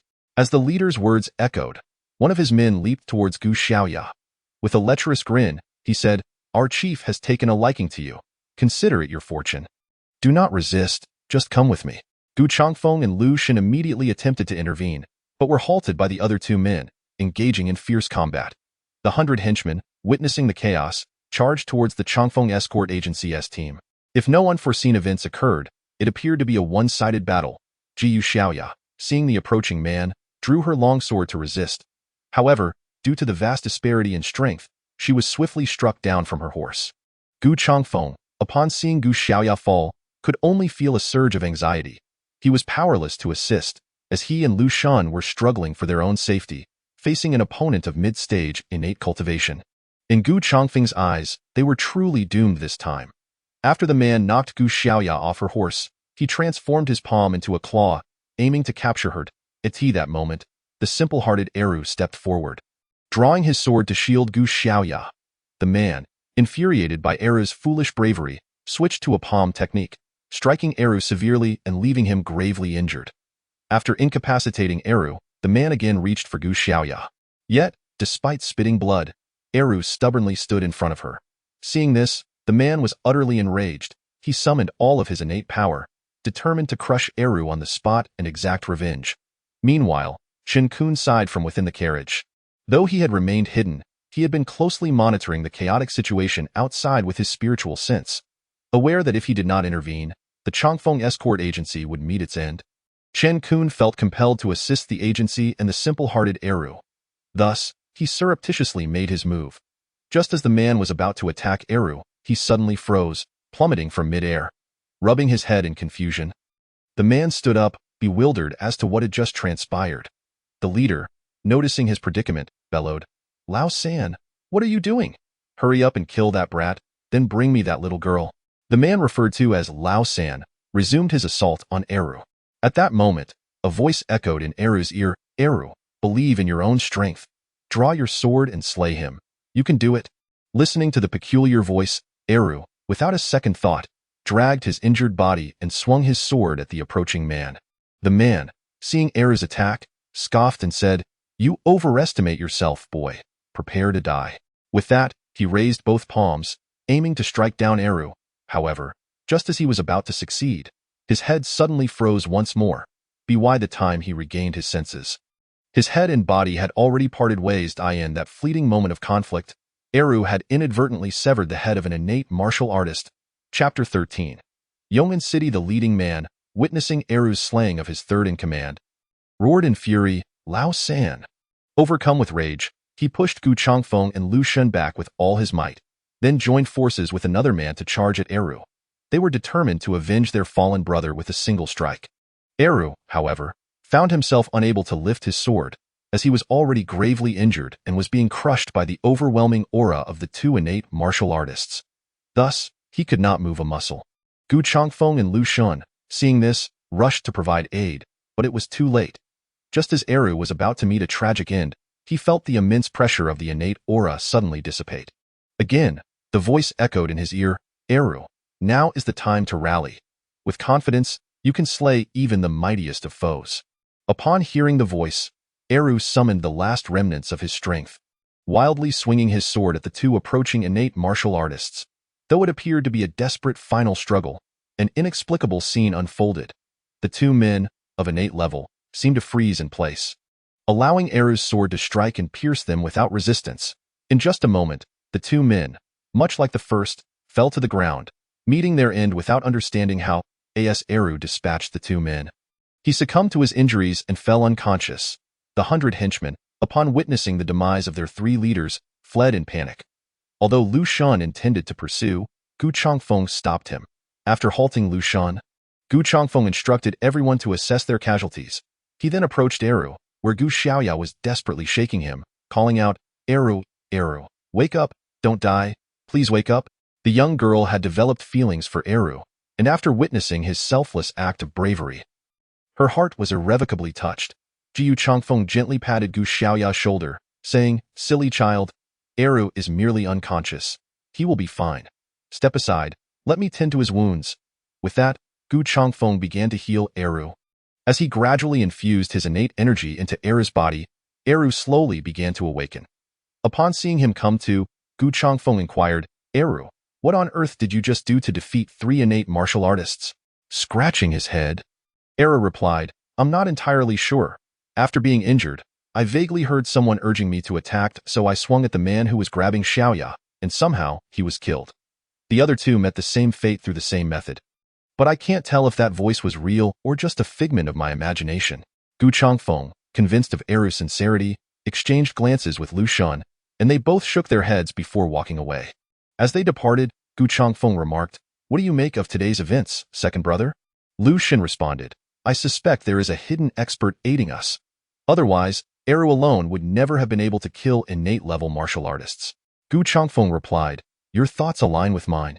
Yet such reclusive masters, even if they have helped us, typically do not reveal themselves. By the way, second brother, how severe are our losses this time?" Lu Shun remarked, "We have lost 3 brothers this time, and over a dozen more have been injured." Gu Changfeng replied, "Let us take good care of the deceased and the injured. This time, we shall bestow double the silver as consolation. Today's events are shrouded in too much mystery. We must depart swiftly."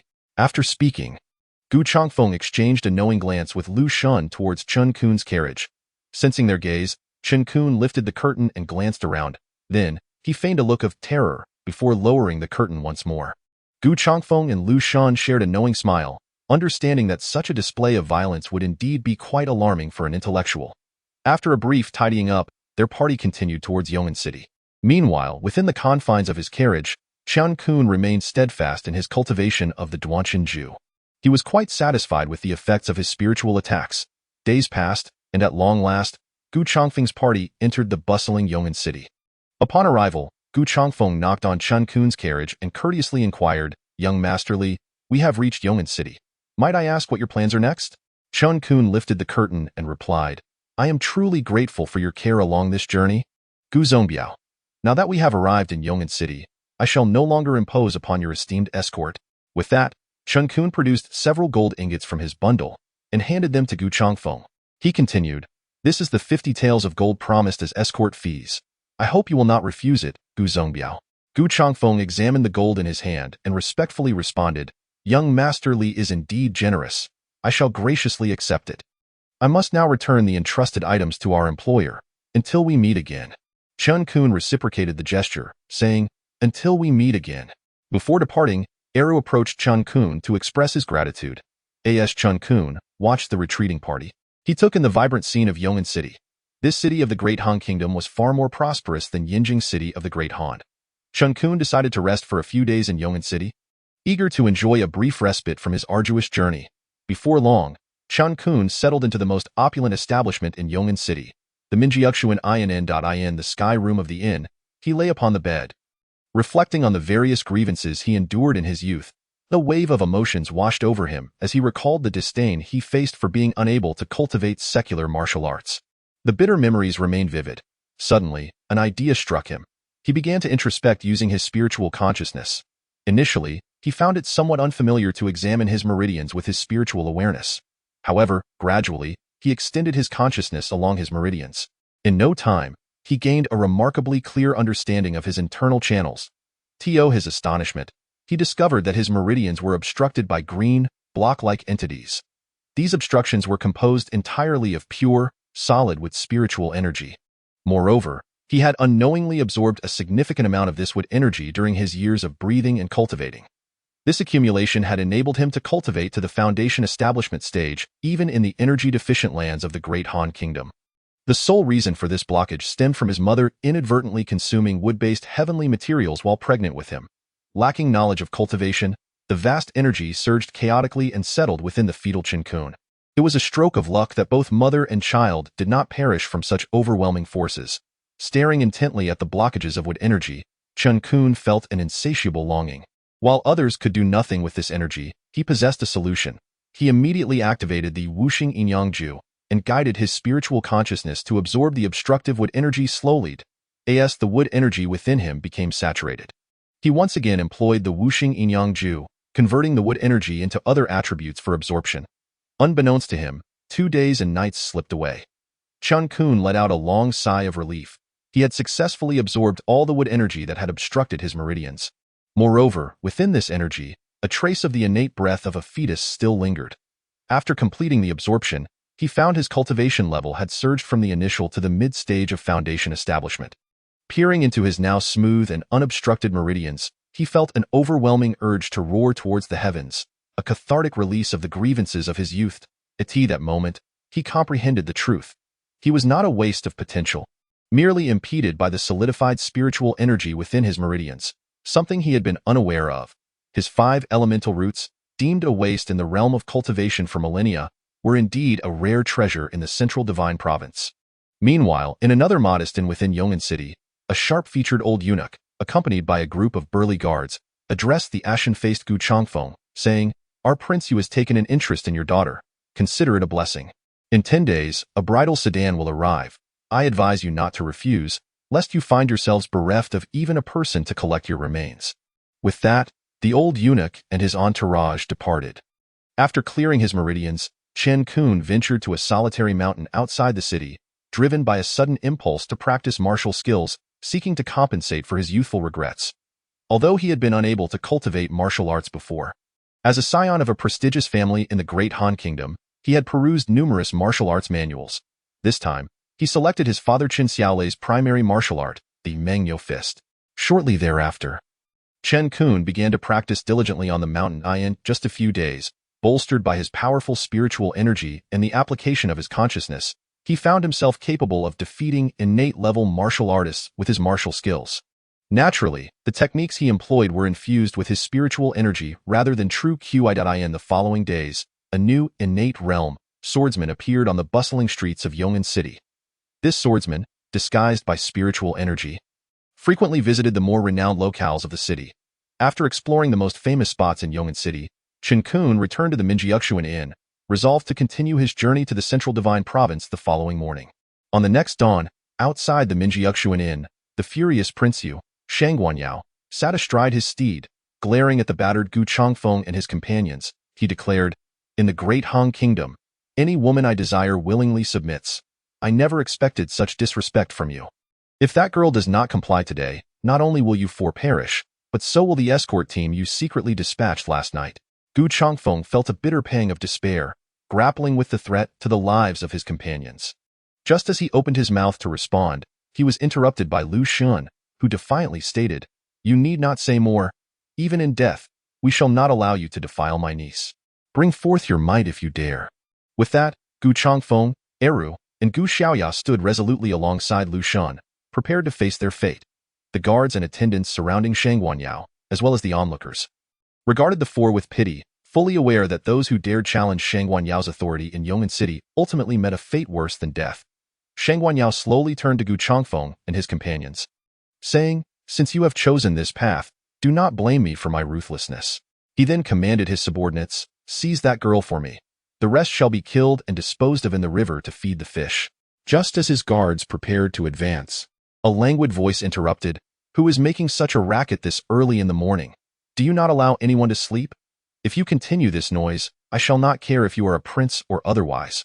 I will make you regret ever provoking me." As the voice faded, they beheld a young man with a long sword standing at the window of the second floor of Minjiuxuan. Upon hearing this, Shangguanyao's expression darkened significantly, while the onlookers cast sympathetic glances at the young swordsman, fully aware of the deadly implications of challenging Shangguanyao. Nevertheless, Chen Qun remained indifferent to their judgment. Chen Qun leapt from the second floor of Ming Yushuan restaurant, landing directly before Gu Changfeng and his companions. He then smiled at them, who were taken aback by his sudden appearance. Gu Changfeng gazed at the young man before him, who bore a long sword on his back, and exclaimed in astonishment, "You are young Masterly? What brings you here? However, I implore you to leave at once. We are trapped in a dire situation today, and it would be unwise for you to accompany us and risk your life." Upon hearing this, Chen Qun merely waved his hand dismissively at Gu Changfeng, signaling him to remain silent. He then turned to Shangguanyao and remarked, "You have disrupted my beautiful dreams this morning. How do you intend to make amends? If you do not offer an apology and a further gesture of goodwill, I assure you that I will not hesitate to teach you a lesson." "How audacious! Do you know whom you are addressing?" "This is His Highness, the Prince of Yu, the younger brother of the current emperor," a sharp-nosed, scrawny old eunuch shouted angrily at Chen Qun. Chen Qun scratched his ear and replied, "There is no need to raise your voice so. I have already stated that I am unconcerned with the affairs of princes or kings. Even if the emperor himself were to arrive, I would not hold back." Shangguanyao, filled with rage, retorted mockingly, "I would like to see how you intend to do that, considering you seem to be lost in every direction." Chen Qun declared, "Then you shall witness it firsthand. I will not be polite." With that, he unleashed the mighty bull fist and charged toward Shangguanyao. The two innate mid-level guards sprang forth to intercept him, but as they approached, they felt their heads go numb, and they were sent flying by Chen Qun's powerful fists. Poor Shangguanyao was swiftly pulled off his horse and subjected to a barrage of punches and kicks. The guards, recovering from their shock, rushed at Chen Qun, but he fought like a tiger among sheep, sending them sprawling in all directions. The two innate mid-level guards, who had just been thrown aside, found themselves knocked down once more, utterly unable to rise, as Chen Qun continued to pummel the guards and attendants. He taunted, "Why are you so enraged? It was your Prince of Yu who wished to see how I would fight him. I merely fulfilled his wish." Gu Changfeng and the others stood there, dumbfounded. They never expected the young man they believed to be an ordinary scholar, young Masterly, to be so formidable. At that moment, Lu Xun seemed to come to a realization and said to Gu Changfeng, "Elder brother, this young Masterly is a true hidden master. It is likely that he secretly aided us during our previous ambush. Otherwise, it would have been impossible for Eru to defeat those three innate level warriors." Gu Changfeng nodded thoughtfully in response. Just as the four of them were lost in their musings, Chen Qun had finished his business. He had turned Shangguanyao and the nearby old eunuch into something resembling pork heads, while the remaining capable guards and attendants lay incapacitated. The ordinary attendants, witnessing this, dared not approach again. Chen Qun approached Gu Changfeng and said, "Chief Gu, you are gravely injured. Allow me to escort you all out of the city." Gu Changfeng realized they had truly encountered a benefactor and hastily replied, "I am most grateful, young Masterly, for your immense kindness." Thus, they paid no further heed to the fallen Prince of Yu and his companions, making their way toward the city outskirts. Gu Changfeng, Gu Xiaoya, and Lu Xun now felt somewhat uneasy in Chen Qun's presence. Only Eru, the somewhat simple-minded one, constantly peppering Chen Qun with questions, leaving him somewhat exasperated. In about half an hour, they reached the outskirts of the city. Once there, Chen Qun found a shady spot to sit and rest. Gu Chongfeng, observing this, asked in confusion, "Young Masterly, why have you stopped? We should hurry away from this city. Otherwise, the pursuers will soon be upon us." Chen Qun replied nonchalantly, "I could leave at any moment." "But can you? Even if you manage to escape, the other brothers in your escort agency will surely be intercepted and pursued." Gu Chongfeng's face turned bitter upon hearing this. He then bowed deeply to Chen Qun and pleaded, "I beseech you, young Masterly, to save our Chongfeng escort agency. If you can rescue us, I would be willing to serve you in any capacity." Chen Qun smiled and said, "There is no need for you to serve me. My reason for staying here is to help you eliminate future threats. For those who bully the weak and fear the strong, the only way to prevent them from troubling you again is to thoroughly instill fear in them." After Chen Qun spoke, Gu Chongfeng felt immense gratitude. However, when he noticed that Chen Qun had closed his eyes to rest, he refrained from saying more. Gu Chongfeng pondered for a moment before tending to his own injuries. Another quarter of an hour passed, and from the direction of Yongan City, a large group of people rushed forward. Leading them was none other than the Prince of Yu, Shangguan, who had been turned into a pig head by Chen Qun. However, standing beside Shangguan was an old man dressed in white. Chen Qun slowly opened his eyes and assessed the old man's cultivation level with his spiritual sense. A smile crept across his lips as he said to Gu Chongfeng and the others, "I did not expect that fellow to possess some skill. He has actually invited a martial saint." Chen Qun's casual remark caused Gu Chongfeng and the others' hearts to plummet. The difference between innate warriors and martial saints, though only a thin line, represented a chasm in strength. While Chen Qun could easily defeat innate mid-level warriors, Gu Chongfeng and his companions did not believe he could contend with a martial saint. "Third Elder. That brat injured my guards and left me in this state." Shangguan pointed at Chen Qun. Upon hearing this, the old man in white shot Shangguan a glare, causing the latter to instinctively retract his neck. The old man scrutinized Chen Qun. Although he noticed Chen Qun's cultivation was only at the innate initial stage, the ease with which Chen Qun had dispatched 2 innate mid-level warriors led the old man to conclude that Chen Qun was no ordinary individual. Thus, the old man addressed Chen Qun, saying, "I am Shangan Wuji, the 3rd elder of the Great Han Kingdom. May I ask how this young friend wishes to be addressed?" Chen Qun replied coolly, "I am Li Jian from the Chu Kingdom, merely an unknown individual without any fame." Chen Qun still preferred to travel under an alias, believing it safer until he had left this region, to avoid entanglements with his family. The white-clad old man, Shangwan Wuji, continued, "Young friendly, having inflicted such a state upon my junior, do you not owe me an explanation? Do you truly believe there is no one in my great Han Kingdom?" Upon hearing this, Chen Qun had no intention of further engaging with the old man. He retorted, "Old sir, your skill in twisting words is quite impressive. Surely you are aware of the character of your junior. I am surprised that, despite your advanced age, your face is still so thick." One must admit, Chen Qun had a talent for insults. As a martial saint, Shangwan Wuji had never been humiliated in such a manner. Chen Qun's words turned his countenance a deep shade of anger. "Brat, how dare you insult me so? You are courting death." Shangwan Wuji roared, resembling a furious lion. He leapt into the air, channeling his internal energy to connect with the heavens. In an instant, a suffocating aura, imbued with destructive power, surged toward Chen Qun. Jiu Chongfeng and the others felt crushed by this overwhelming force, unable to stand.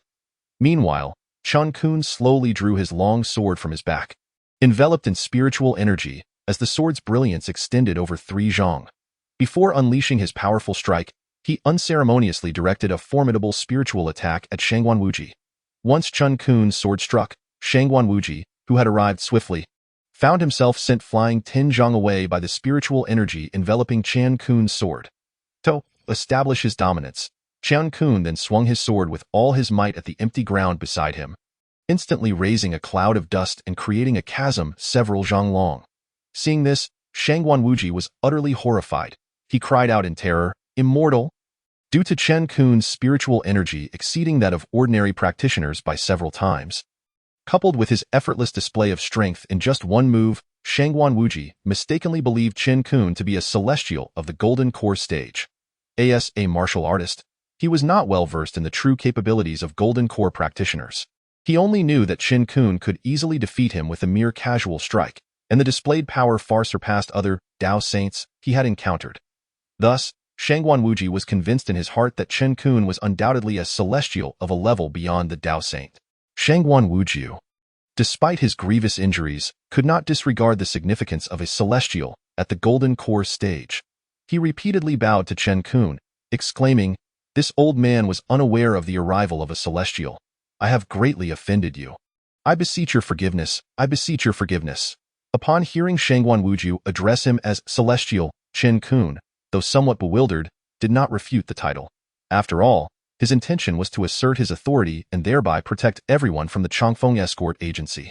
Thus, he boldly embraced the role of the legendary celestial powerhouse. Shangan Wuji, noticing Chen Qun's silence, felt a surge of anxiety. Individuals of Shangan Wuji's stature were acutely aware of the capriciousness of high-ranking cultivators. He had no fear in confronting a Foundation establishment Tao saint, for his martial prowess was far beyond that of an ordinary martial saint.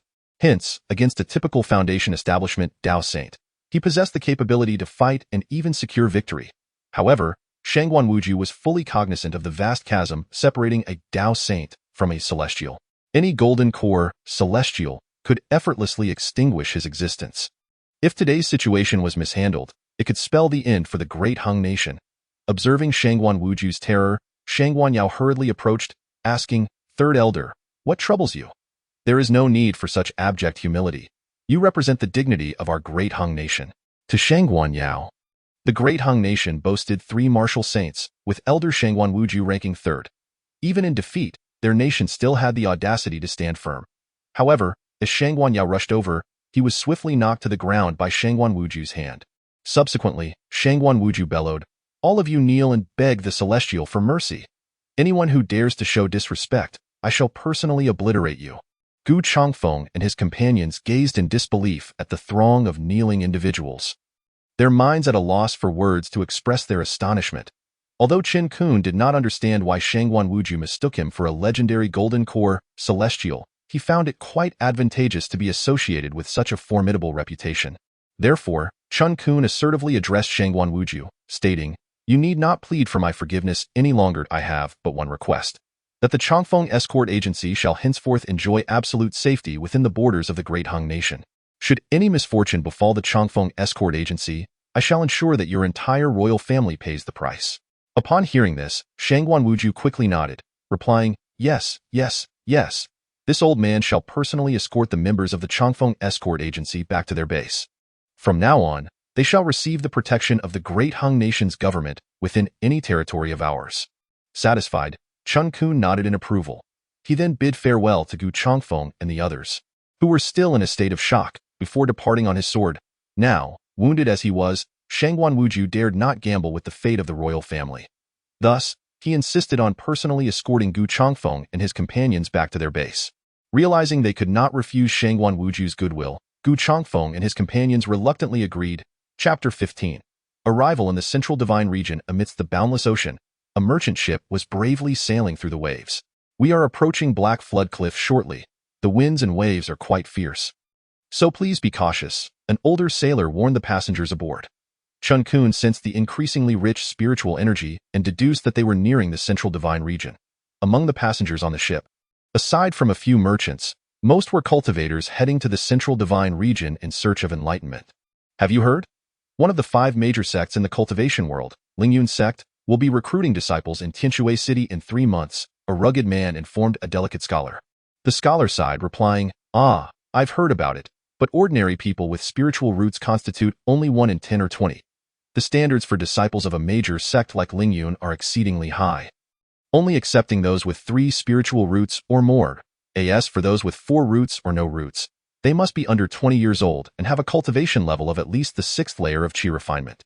Note: 5 spiritual roots are considered waste spiritual roots in the central divine region." The rugged man continued, "Such standards from Lingyun sect effectively deny any opportunity for those with 4 or no roots. For someone with 3 roots to reach the 6th layer of Qi refinement before turning 20 is already a challenge, let alone for those with 4 roots or none. Only those with dual roots or the legendary heavenly roots could achieve that effortlessly." Note: single spiritual roots are also called heavenly roots. The delicate scholar glanced at the rugged man disdainfully, saying, "Lingyun sect is one of the 5 major sects. It is not so easy to enter. If one lacks sufficient strength, it is better to join a smaller sect or a minor faction for safety, rather than risk public embarrassment. After uttering this, the scholar fell silent. Chen Qun, however, took note of Lingyun's sect and Tianhe city. As one of the 5 major sects, he believed that the spiritual energy and cultivation resources within would be of the highest caliber. The merchant ship safely navigated past Black Flood Cliff and arrived at the port of Heishui City without incident. The moment Chen Qun set foot on the ground of Heishui City, he felt a surge of emotion, thinking, after all this time, I have finally stepped into the realm of the central divine region. However, upon entering Heishui City, Chen Qun realized that both cultivators and ordinary people here recognized only spirit stones as currency. Disregarding all else, faced with a region that only accepted spirit stones, Chen Qun understood that his mundane possessions had become temporarily worthless. If not for the 300 low-grade spirit stones he had obtained from defeating the Dao Saint, he would have found himself in a very precarious situation. Within Heishui City, Chen Qun emulated the lower-tier cultivators by donning a storage bag at his waist and stowing his flying sword within it. After a moment's contemplation, he decided he could not continue to appear as if he had no cultivation. Thus, he concealed his spiritual energy fluctuations to resemble a 6th-layer Qi refinement cultivator. He then inquired about the direction to Tianhe City and took off on his sword towards it. The concentration of spiritual energy in the central divine region was already more than double that of the great Han nation. Chen Qun speculated about the kind of paradise that sects like Lingyun's sect must occupy. He resolved to infiltrate Lingyun's sect and elevate his own cultivation level. Chapter 16. Joining a cultivation team. Tianhe City was not far from Heishui City, yet it was significantly more prosperous. The streets teemed with an endless stream of cultivators. In this central divine region, cultivators and common folk had largely coexisted, with the major sects pulling the strings behind the power of worldly nations.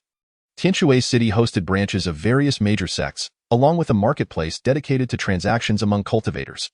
All of this showcased the city's flourishing prosperity. Outside a secluded small courtyard in Tianhe City, Chen Qun stood with a distressed expression, feeling the almost empty storage bag at his side. He glanced at the small courtyard he had just purchased. At this moment, he realized how difficult it was to navigate the central divine region without spirit stones. Acquiring this modest courtyard cost him 280 low-grade spirit stones.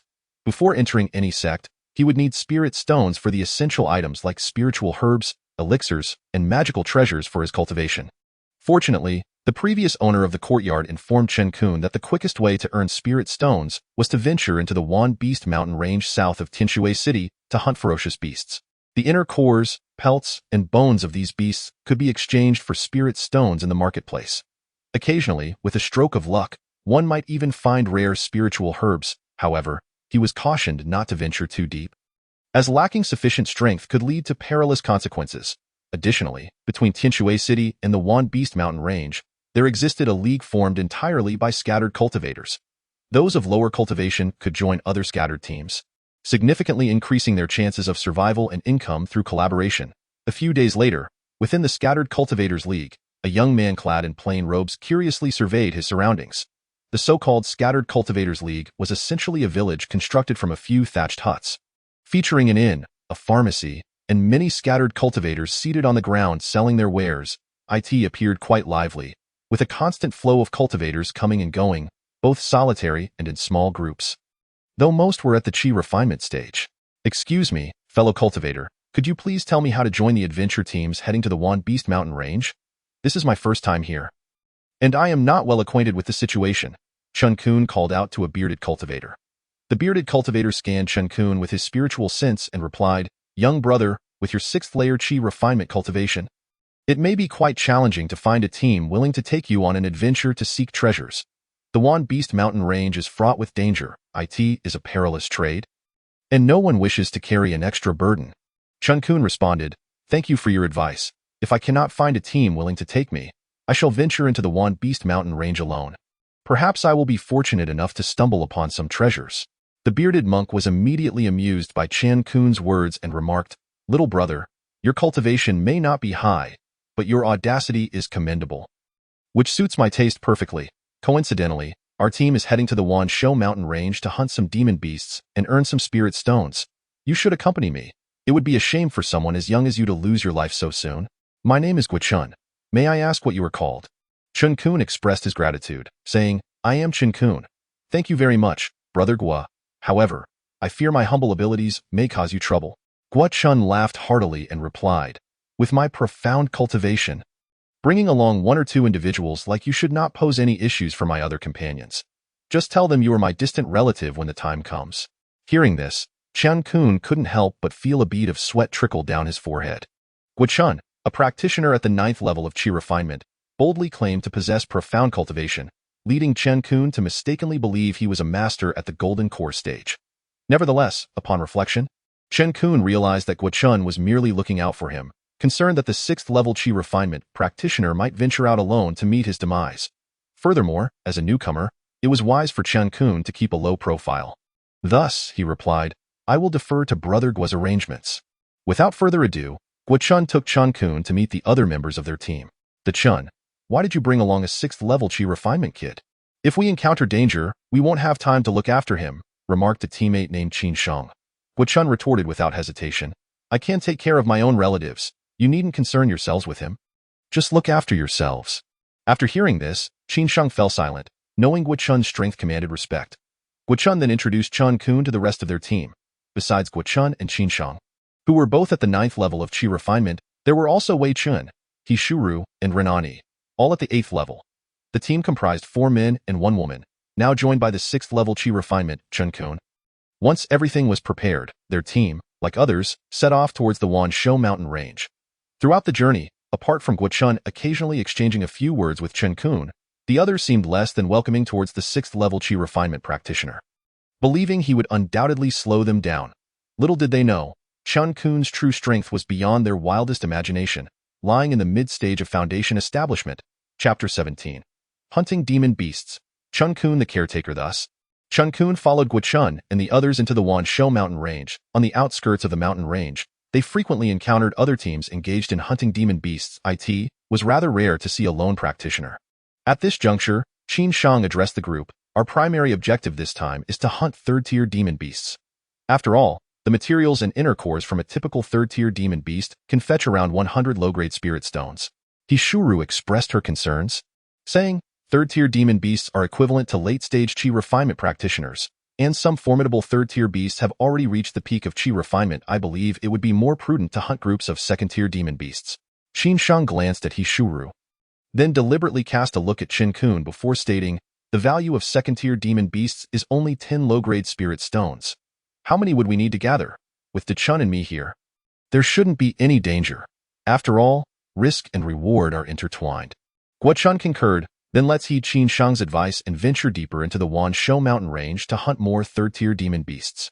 After Gua Chun's remark, although the others hesitated slightly, they did not voice any further objections. Chen Qun, on the other hand, appeared indifferent. Thus, the 6 of them gradually made their way deeper into the Wanshou mountain range. During their journey, they also managed to hunt a few 1st- and 2nd-tier demon beasts. Once they had ventured a certain distance, Qin Shang suddenly exclaimed, ahead lies a 3rd-tier mountain-digging dog. Prepare for battle.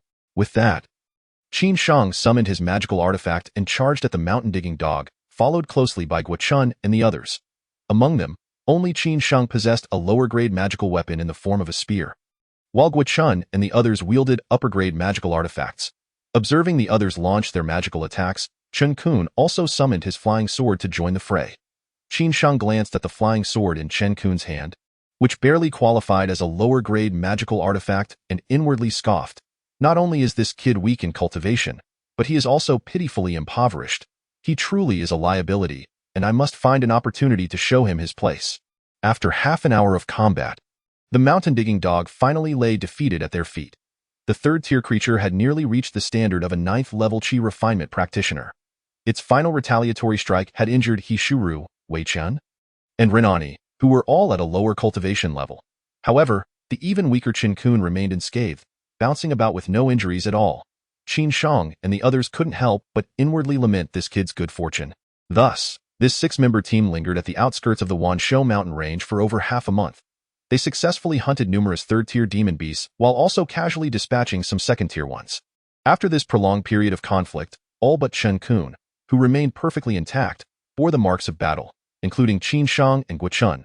As a result, they perceived Chen Qun as someone who contributed nothing to their efforts, and their disdain for him only grew.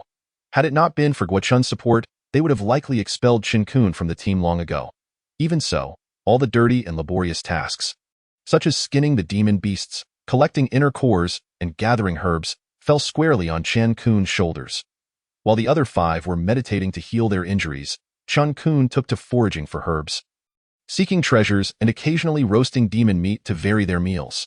His caretaker-like actions deeply moved Guochun, yet the other 4 regarded it as a given point one day, while Guochun and the others were meditating to recuperate. Chen Qun approached them holding a spirit herb resembling a reishi mushroom and said, "Brother Gua, I have found a spirit herb. Could you see if this is the blood-red reishi?" Upon hearing blood-red reishi, the others sprang to their feet in excitement. Heavens! It really is the blood-red reishi.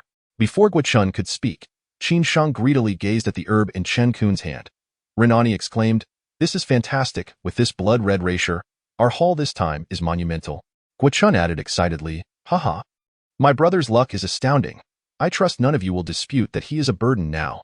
This blood-red reishi can fetch at least 10,000 low-grade spirit stones, equivalent to 100 middle-grade spirit stones. And it is in high demand."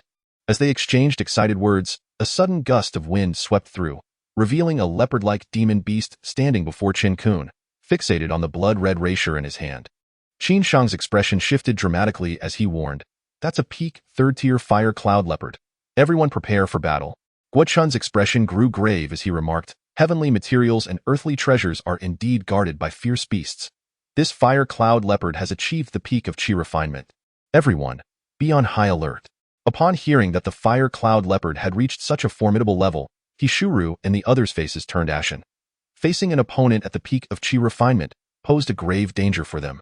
Nevertheless, they steeled themselves and summoned their magical artifacts to confront the fire cloud leopard.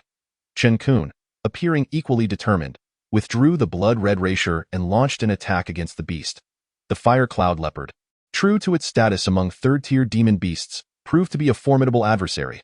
Save for Chen Qun, the other 5 unleashed their full capabilities. However, after a short while, they found themselves battered and bruised by the relentless attacks of the fire cloud leopard. Suddenly, a twist of fate occurred. The fire cloud leopard charged directly at the slightly weaker Renani. With claws as hard as steel, it struck Renani's magical artifact from his grasp and then opened its gaping maw to bite down on Renani's head. In that critical moment, it was too late for the others to rush to Renani's aid, and he let out a desperate scream. Just as the fire cloud leopard was about to sink its teeth into Renani's skull, its assault abruptly halted. The beast began to sway, as if intoxicated, its massive head lolling from side to side. At that moment, Guochun's attack struck true, piercing the fire cloud leopard's eye with his sword. In agony, the creature thrashed its head violently, attempting to retreat. However, Qin Shang's spear simultaneously stabbed into its skull. Ultimately, the fire cloud leopard fell, having met a most humiliating end for a peak 3rd-tier demon beast. Chen Qun couldn't help but ponder the stark difference in power between the late stages of chi refinement and the peak of chi refinement. The disparity was indeed considerable. Had it not been for Chen Qun's discreet mental assault on the fire cloud leopard, he suspected that perhaps only 1 or 2 of Qin Shang's group would have survived. Even after the fire cloud leopard collapsed, Renani remained in shock, as if he had truly brushed with death. Just as they were feeling fortunate to have survived, an untimely voice echoed through the air. "Magnificent, truly magnificent." With the utterance of these words, figures gradually emerged before Chen Qun and his companions. Among them were 2 cultivators at the pinnacle of chi refinement and 2 at the 9th level of chi refinement. Upon witnessing such a formidable presence, Qin Shang and Guochun's expressions turned ashen.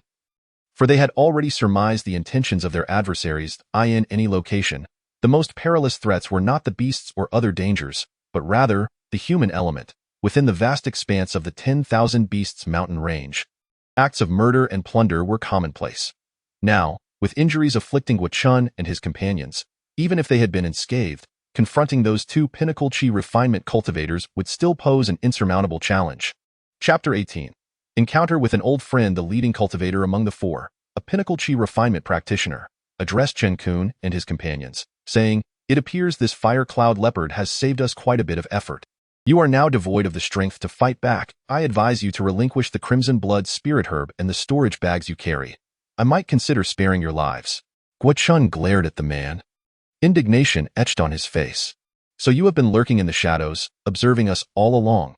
Even if we surrender our storage bags, You would not let us go, would you? I suspect you would find it even easier to eliminate us. The Pinnacle Chi Refinement Cultivator chuckled. You are quite astute. However, killing you now would not require much exertion. Smart individuals like you should prepare to meet your demise. Having spoken, the Pinnacle Chi Refinement Cultivator prepared to summon his magical artifact to strike down Chun. At that moment, Chen Qun utilized his spiritual sense to survey their surroundings. It turned out that, aside from the 4 ambushers, their battle with the Fire Cloud Leopard had attracted quite a few other individuals. Numerous teams were concealed in the shadows. Among them was a familiar face to Chen Qun. Thus, with a languid demeanor, he addressed the Pinnacle Chi Refinement Cultivator poised to attack Chun, saying, "Please hold on. A friend of mine is arriving. You may continue your assault shortly." The Pinnacle Chi Refinement Cultivator paused, regarding Chen Qun with suspicion. "You don't intend to abandon your companions to flee, do you? I suggest you conserve your energy." Hearing this, Chun and the others looked at Chen Qun with disappointment.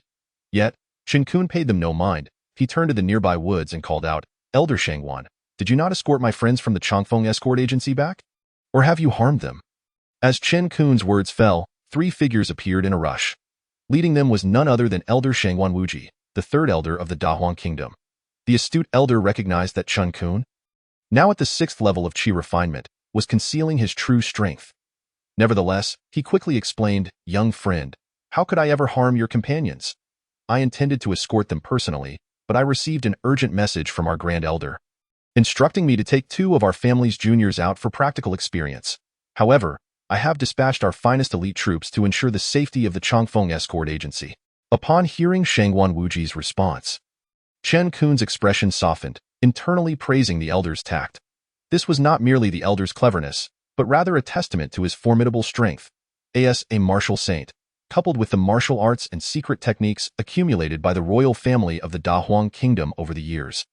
Even an average mid-foundation establishment cultivator would find themselves at a disadvantage against Shangwan Wuji. In fact, a typical mid-foundation establishment practitioner might even be defeated by this old man.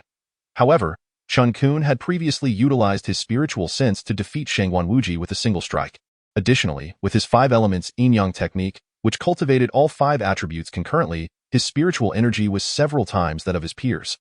Thus, it was natural that the elder mistakenly regarded Chen Qun as a golden core cultivator.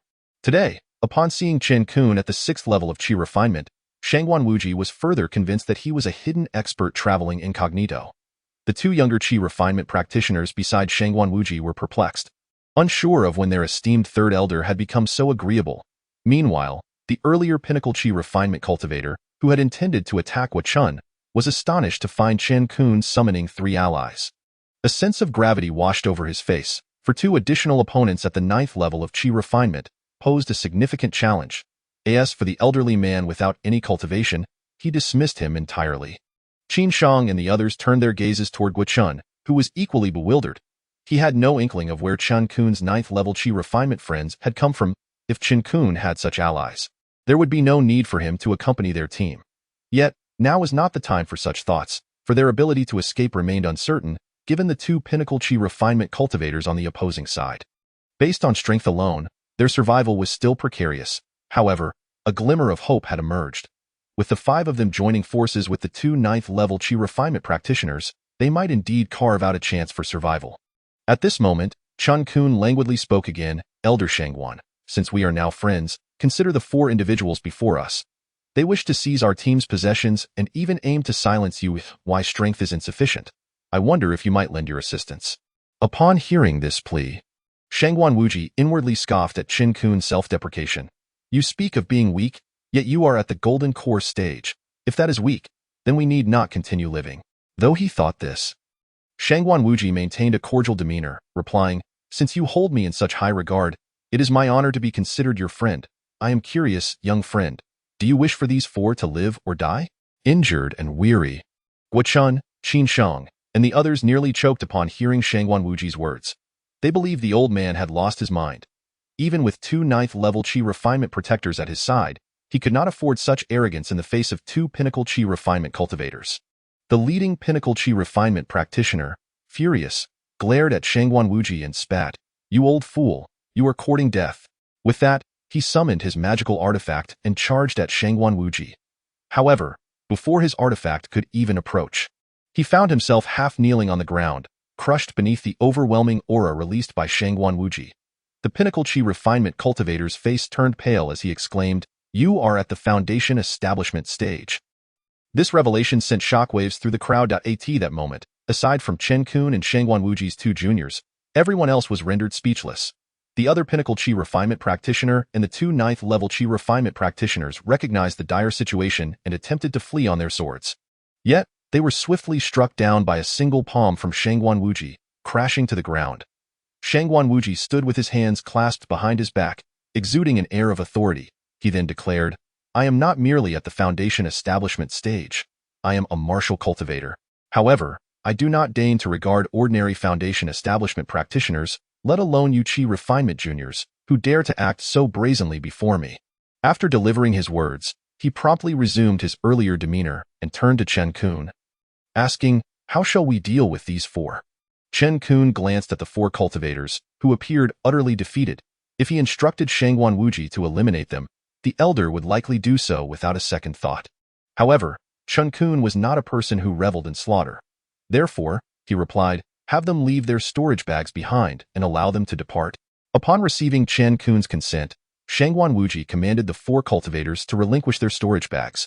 Permitting them to leave, the four, as if granted a pardon, hurriedly dropped their bags and bowed slightly to Chen Qun and Shangan Wuji before hastily fleeing into the woods, watching them disappear into the thicket.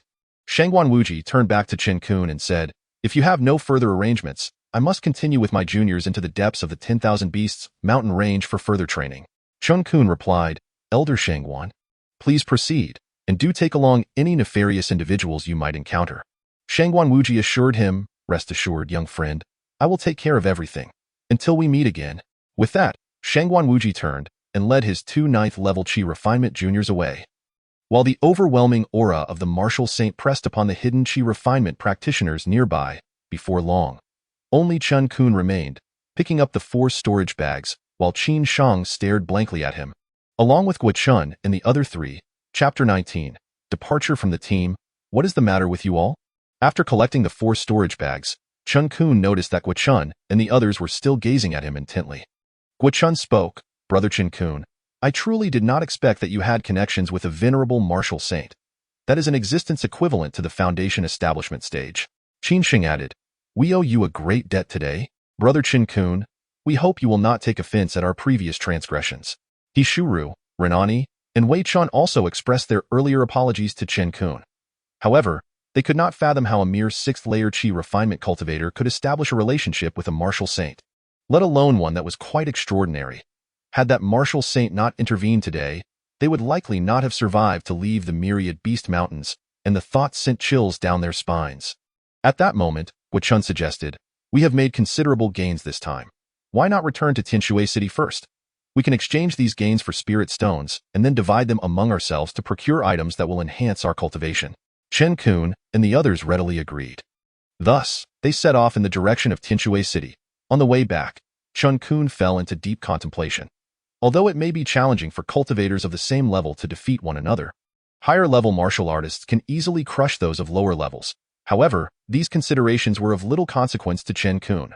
Due to his 5 spirit root constitution and the 5 elements yin-yang technique, he could allocate surplus spiritual energy to cultivate mental techniques like the divine forging technique. Moreover, the 5 elements yin-yang technique seemed to be more complex than Chen Qun initially understood. Everything, including the mysterious orb in his sea of consciousness that could store items, remained a significant enigma to him. Nevertheless, he had gained a rough understanding of his own strength, which could be described as invincible among peers. He could first launch a mental attack with power far exceeding that of others at the same level, followed by a sneak attack using spiritual energy several times greater than that of his fellow cultivators. Thus, it could be said that peers would be doomed to defeat. It was no wonder that the elder Shangan Wuji had been instantaneously defeated by Chen Qun. That elder, even in the cultivation world, was someone revered by Qi refinement cultivators. After all, the martial saint realm corresponds to the foundation establishment stage. Perhaps other formidable foundation establishment cultivators could also swiftly eliminate Shangan Wuji. However, no matter how powerful a Qi refinement cultivator might be, they could not pose a threat to Shangan Wuji. This was a fundamental difference. In Tianhe City, Chen Qun gazed at the grand sign, Wanbao Feng Market. He then looked up to see that the spacious streets were teeming with cultivators. Some were setting up stalls, while others were browsing, creating a vibrant atmosphere. Chun, noticing Chen Qun's dazed expression, said, "Brother Chen, this is the marketplace for cultivators in Tianhe City. We are headed to Wanbao Pavilion within the market to exchange for spirit stones. Of course, this Wanbao Fong market is managed by Wanbao Pavilion." After Chun spoke, he and Qin Sheng took their haul and walked toward Wanbao Pavilion. After some time, Chen Qun observed Chun and Qin Sheng emerging from within, their faces aglow, suggesting that their transaction had gone smoothly. He Shuru and the others also inferred that Chun and Qin Sheng had likely acquired a significant amount of spirit stones, which excited them. Once outside, Chun eagerly asked Chen Qun, "Brother Chen, can you guess how many spirit stones we managed to exchange?" Before Chen Qun could respond, he Shuru impatiently chimed in, "Stop keeping us in suspense. How many spirit stones did you actually get?" Chun raised 3 fingers and declared, "A total of 30,000 spirit stones." The blood spirit grass was exchanged for 15,000, the loot from the 4 storage bags brought in another 10,000, and the beasts we hunted yielded 5,000, making it 30,000 altogether. "So many? Am I dreaming?" He Shuru exclaimed, covering her mouth in excitement. Wei Chun and Renan Yi were equally thrilled. Chen Qun was slightly taken aback. He had not anticipated such a substantial amount of spirit stones. They then commenced the division of spoils. With Chen Qun included, their group of 6 men each person received 5,000 spirit stones.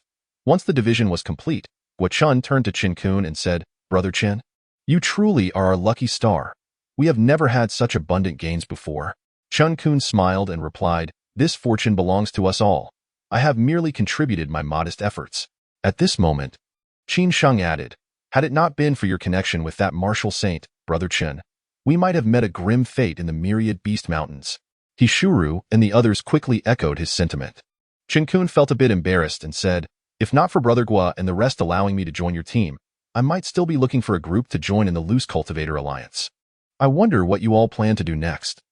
Chun laughed heartily, "Brother Chun, there is no need for such modesty. With your connection to that martial saint, you could easily hunt beasts alongside him.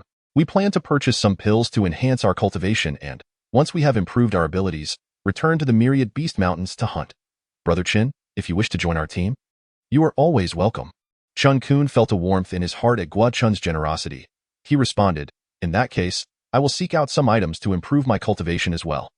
Let us wait for the opportunity to hunt beasts side by side in the future." Chun clasped his fists and said, "Then until we meet again." "Brother Chen."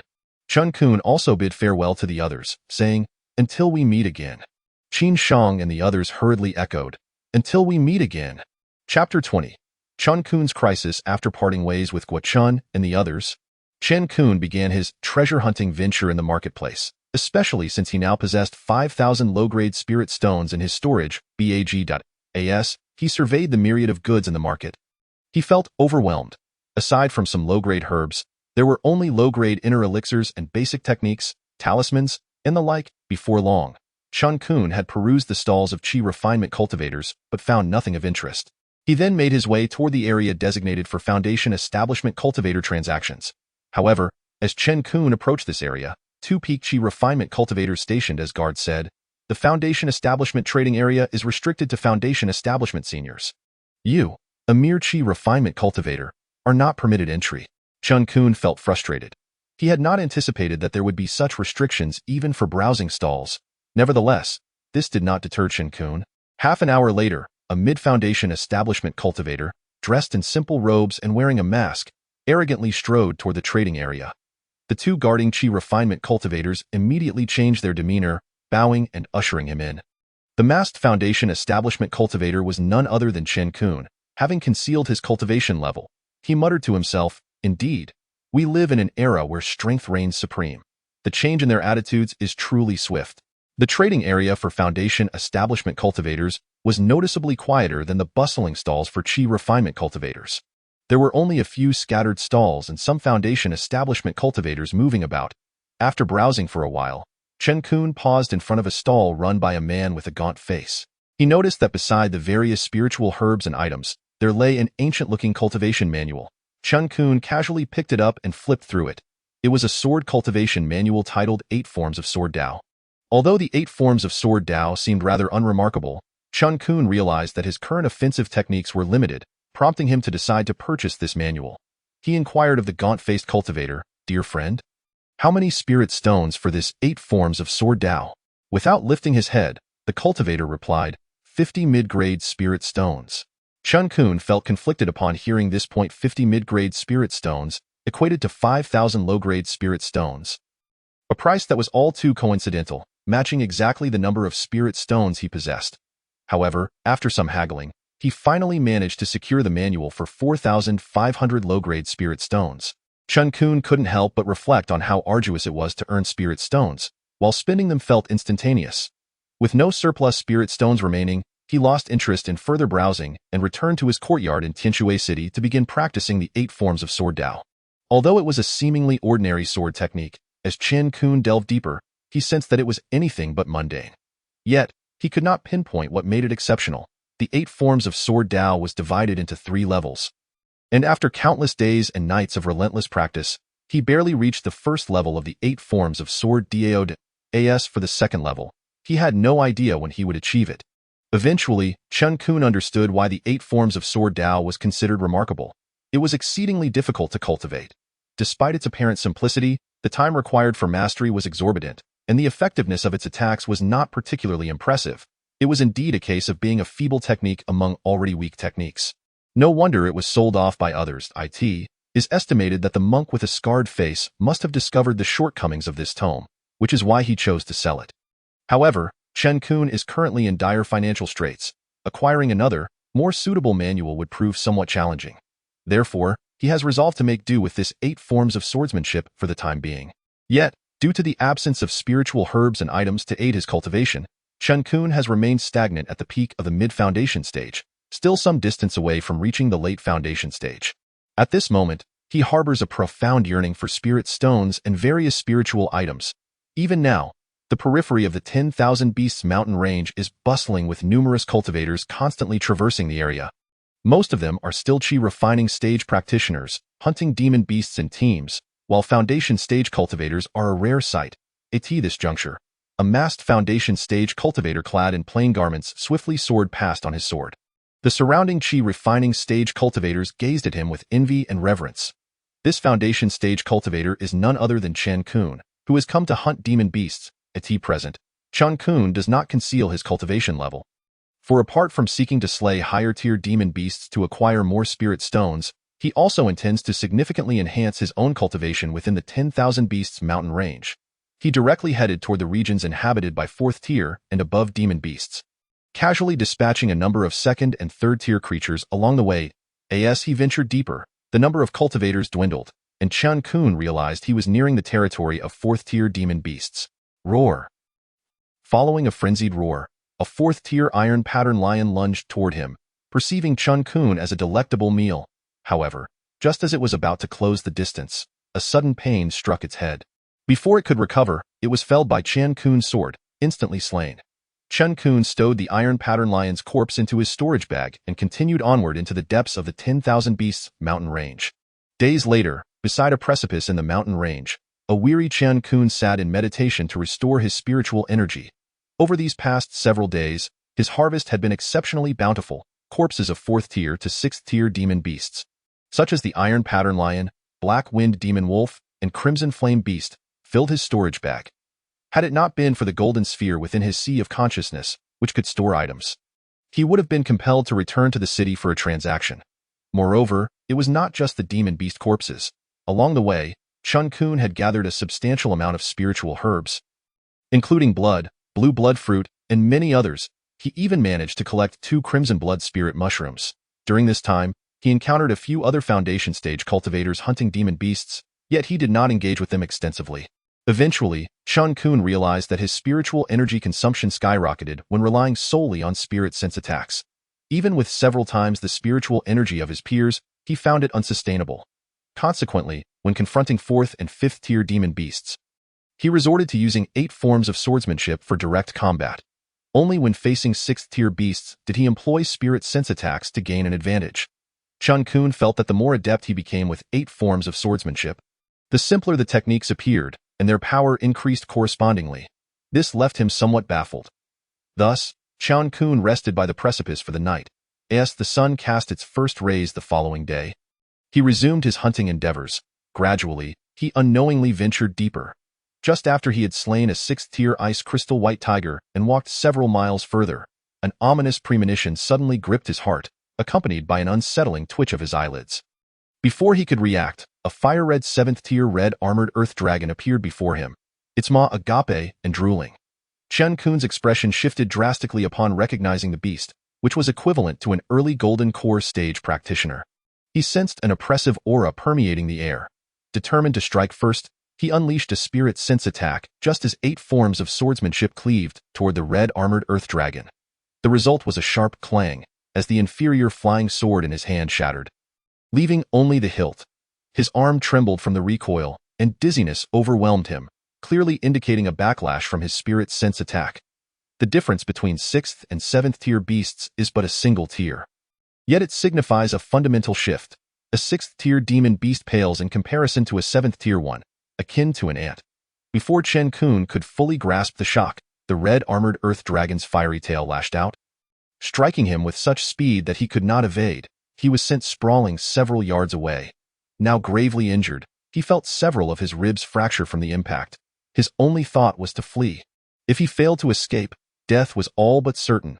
Without hesitation, he expended all his spiritual energy and executed the void step toward a particular direction. Perhaps it was luck on his side. He suddenly found himself teleporting into a small cave. At that moment, he could still sense the red armored earth dragon was not too far away. However, he had no time to ponder further. Chen Qun found himself unable to lift even a single finger. Even a 1st-tier demon beast could easily end his life at this juncture. Gazing at the cave's narrow stone walls, he succumbed to unconsciousness. Chapter 21. We do not accept trash. Uncertain how much time had passed, Chen Qun slowly opened his eyes. Pain, his entire body ached. His previous streak of good fortune had led him to pay the price for his arrogance and underestimation. While he possessed several times the spiritual energy of his peers due to cultivating the 5 elements yin-yang method, he was still only on par with a late foundation stage practitioner, and even then, he might struggle against a perfect foundation stage cultivator. Challenging a 7th-tier golden core stage demon beast was an act of hubris, and it was a stroke of luck that he had not lost his life. Before long, Chen Qun slipped back into unconsciousness, illustrating the formidable nature of golden core stage demon beasts. Even if 100 Chen Quns were to simultaneously besiege a golden core stage demon beast, defeat would be their only outcome. After an indeterminate amount of time, Chen Qun regained the ability to move slowly. Observing the natural cave that could accommodate 2 or 3 people, he felt an inexplicable sense of gratitude. Had he not inadvertently teleported into this small cave using the void step, he would have perished at the hands of the 7th-tier red armored earth dragon or other demon beasts. Thus, Chen Qun rested in the cave for several more days, cultivating until he had sufficiently recovered. When he felt capable of movement, he stealthily exited the cave, oriented himself, and set off toward Tianhe City. Along the way, he expanded his spirit sense to avoid any demon beasts of 3rd tier or above. Given his injuries, he could only muster 20 to 30% of his full strength and could not engage in prolonged battles. Consequently, he treaded carefully through the 10,000 Beasts mountain range. Fortunately, his foundation stage cultivation level dissuaded most from seeking trouble with him. Chen Qun returned to Tianhe City without incident, as he calculated the time. He realized that there were only about 20 days left until the Lingyun sect would begin recruiting disciples. With a wry smile, he noted that he was now without a flying sword and severely injured. A stark contrast to the confidence he had when he first set out. Alas, the heavens are unpredictable, and fate is fickle. At least I have not lost my life, Chen Qun mused. Within the bustling marketplace of Wanbeifang, Chen Qun made his way directly to Wanbao Pavilion. As a senior foundation stage cultivator, the attendants promptly summoned the manager to receive him. I am Wang Fu, the manager of the Tianhe City Wanbao branch. What brings you here, fellow cultivator? Inquired a pudgy middle-aged man, his demeanor jovial. I wish to exchange some demon beast corpses and spiritual herbs for spirit stones at Wanbao Pavilion. I hope manager Wang can provide a fair price. Chen Qun replied to the rotund Wang Fu. Wang Fu's eyes brightened and he responded, Wanbao Pavilion is honest and fair. Please present the quantity of spiritual herbs and demon beast corpses you wish to exchange, and I will have someone assess their value. Chen Qun wasted no time, promptly producing the demon beast corpses and spiritual herbs from his storage bag and the golden sphere. Initially, Wang Fu maintained his composure, but soon his jaw dropped in astonishment. The quantity of spiritual herbs was surprising, but it was the number of demon beast corpses that left him stunned. While there were few corpses of beasts below 4th tier, the abundance of 4th and 5th tier corpses was staggering, and there were nearly 10 6th tier corpses as well. Wang Fu scrutinized Chen Qun repeatedly, confirming he was indeed a mid-foundation stage cultivator, wondering how he could have single-handedly hunted so many high-tier demon beasts. Nevertheless, his merchant instincts swiftly reasserted themselves. Please wait a moment, fellow cultivator. I will promptly send someone to tally your spoils. Wang Fu assured Chen Qun before calling for his subordinates to begin the assessment. After a short while, Wang Fu returned with a list detailing the value and quantity of Chen Qun's harvested demon beasts and spiritual herbs. Handing it to Chen Qun, he said, "Please check if there are any omissions. If not, we will proceed to collect these items." Glancing over the total, Chen Qun's heart raced as he saw it amounted to 1990 mid-grade spirit stones, equivalent to over 190,000 low-grade spirit stones. He felt a surge of elation. He had finally achieved some financial stability. Maintaining a facade of calm, he replied, "There are no omissions. Please proceed with your assessment, Manager Wang." Upon hearing this, Wang Fu beamed as he handed Chen Qun a storage bag.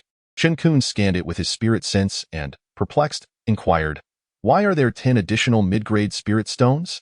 Wang Fu remarked, "My friend, as this is your first time trading at the Wanbao Pavilion, it signifies your trust in our establishment. Hence, we shall round off the amount for you, with hopes of a long-term cooperation in the future."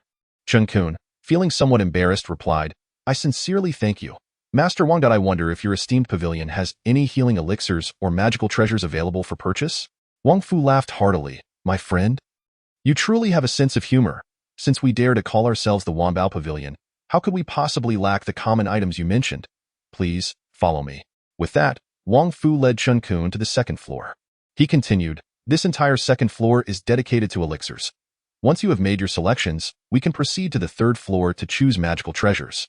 As Chen Qun gazed upon the rows of elixirs and their descriptions, he chose a bottle of Ruan Yuan Dan for treating internal injuries and a bottle of Xinggu Dan afterward. He followed Wang Fu to the third floor, where he selected a high-grade flying sword and a mid-grade flying sword.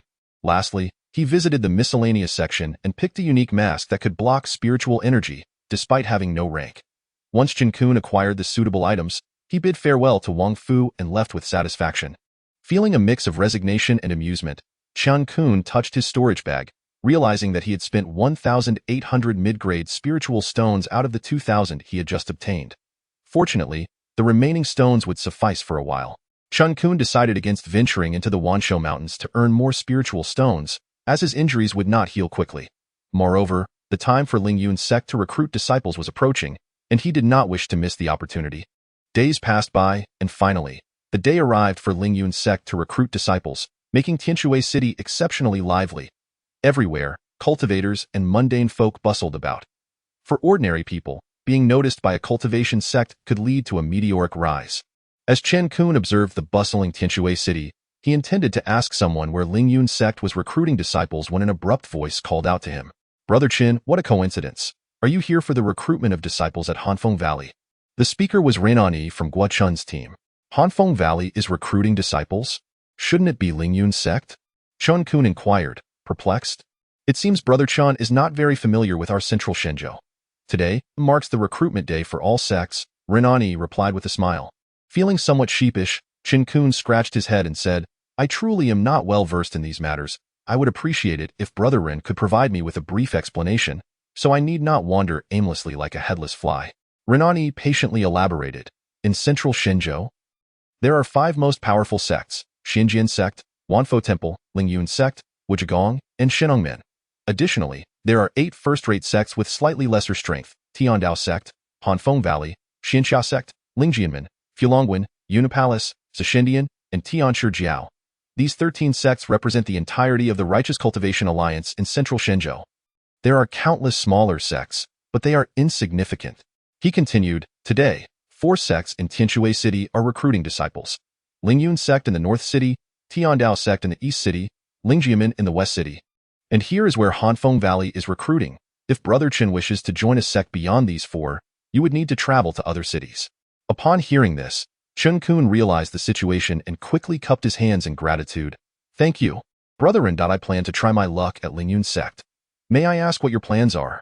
The standards for recruitment at Lingyun sect are quite high, and my aptitude is lacking, so I intend to try my luck at Hanfeng Valley, Renani replied, his gaze dimming. Then I wish you success, brethren. I must hurry to the North City for the assessment. Until we meet again, Chen Qun said confidently. Brother Chen, good luck to you as well. Until next time, Renani replied as they parted ways. Chen Qun transformed into a streak of light, soaring towards North City. In the North City of Tianhe, at the Lingyun sect's disciple assessment site, Duzhua, at the mid-stage of Foundation establishment, stared wide-eyed at the spirit root testing orb, exclaiming, a golden heavenly spirit root. Wang Shidi, hurry and report this to the sect. This time, we brothers have truly accomplished something great. Wang and Qin, equally excited, promptly began transmitting messages to the sect. Duzhua then turned to the shy young man before him. Smiling warmly, congratulations on joining Lingyun sect. From now on, we shall be fellow disciples and must look out for one another. By the way, your name is Zhang Fan, correct? Please follow your master Wang to the sub-hall to rest. Once the recruitment is over, I will personally take you to meet the sect leader. Before the bashful young man could respond, Wang and Qin led him away like a treasured possession. Many Qi refining disciples were puzzled as to why Duzhua treated a mere novice with such courtesy. However, Duzhua's kindness was warranted. A cultivator with a heavenly spirit root was a rare gem among millions. In any sect, they would be treasured. With good fortune, he might even become the next nascent soul cultivator. And at the very least, a golden core cultivator. Next, Duzhua's expression shifted to one of sternness. For spirit roots, disqualified. Next. No spirit root, disqualified. Next. Disqualified. Next. Next. Duzhua was almost dozing off, yet even with fewer recruits this time, he was not overly concerned, as he had already accepted a disciple with a heavenly spirit root, and no matter how many disciples other cities' brothers took in, they could not surpass his achievement.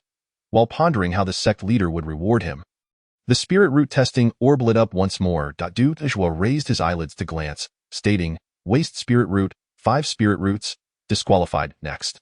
Just as he was about to call the next candidate, Chen Qun grew anxious. For the individual on stage was indeed him.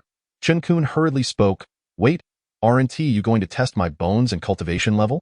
Duzhua impatiently replied, what root and cultivation do you need to measure with a waste spirit root physique? Hurry and step down. I am quite busy here. Chen Qun retorted defiantly, however, I have heard that even a 5 spirit root cultivator, if they reach the 6th layer of Qi refining before the age of 20, meets the recruitment criteria of Lingyun sect. Duzhua scrutinized Chen Qun, noting he was indeed at the 6th layer of Qi refining and appeared to be under 20 yet. However, Duzhua chuckled, saying, there is no need to test your bones and cultivation. Even if you meet those criteria, it wouldn't matter. The sect's rules are one thing, but in my domain, we absolutely do not accept waste. Chapter 22. Joining Tianda sect. Chen Qun was infuriated by Duzhua's words. He declared, if that is the case, then I shall not enter your Lingyun sect. But mark my words, there will come a day when you will regret this. With that, he stormed off the stage in anger. A mere Qi refining cultivator has such a temper. Should I teach him a lesson? Wang and Qin, having settled Zhang Fan, returned just in time to witness Chen Qun's indignation. Duzhua waved his hand dismissively. He is just a child. It is only natural to feel a bit upset when rejected by the sect. No need to pay him any mind. Continue with the next. However, when Duzhua occasionally caught a glimpse of Chen Qun's retreating figure, an unsettling feeling stirred within him. He found himself pondering Chen Qun's earlier words. Could he truly end up regretting this decision? Surely not. A waste spirit root physique would lead to little future success. As Chen Qun walked down the bustling street, his spirits were considerably low. He had not anticipated that such a prestigious sect as Lingyun would exhibit such disdain, treating people as if the sect's regulations were of no consequence. For Chen Qun, it was better not to join such a sect. However, the coveted realms of natural wonders were dominated by such grand sections. If he chose to remain a loose cultivator, Chen Qun knew he would find himself at a standstill. Thus, he contemplated that since entry to Lingyun sect was impossible, he would attempt to see if he could join Tianda sect in the east city of Tianhe. If Tianda sect also regarded him with such disdain, then perhaps he might as well embrace the life of a solitary cultivator. In the east city of Tianhe, the site for Tianda sect's disciple recruitment was equally teeming with people. Chen Qun stood in line, slowly advancing forward. No spirit root, disqualified. Next. For spirit roots, please proceed to measure bones and cultivation. No spirit root. Disqualified. Next.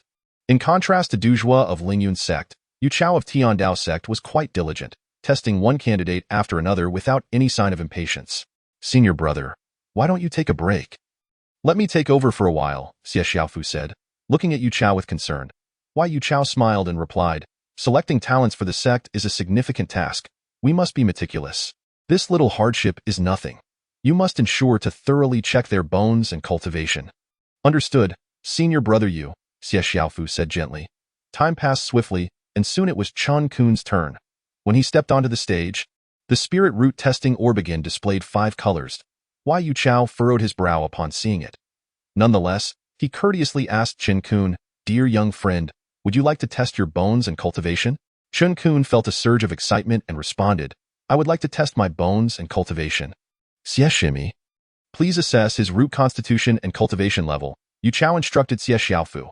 Upon hearing this, Xiaofu commenced her evaluation of Chen Qun's root constitution and cultivation. After the assessment, Chen Qun successfully passed the test of the Tiandao sect.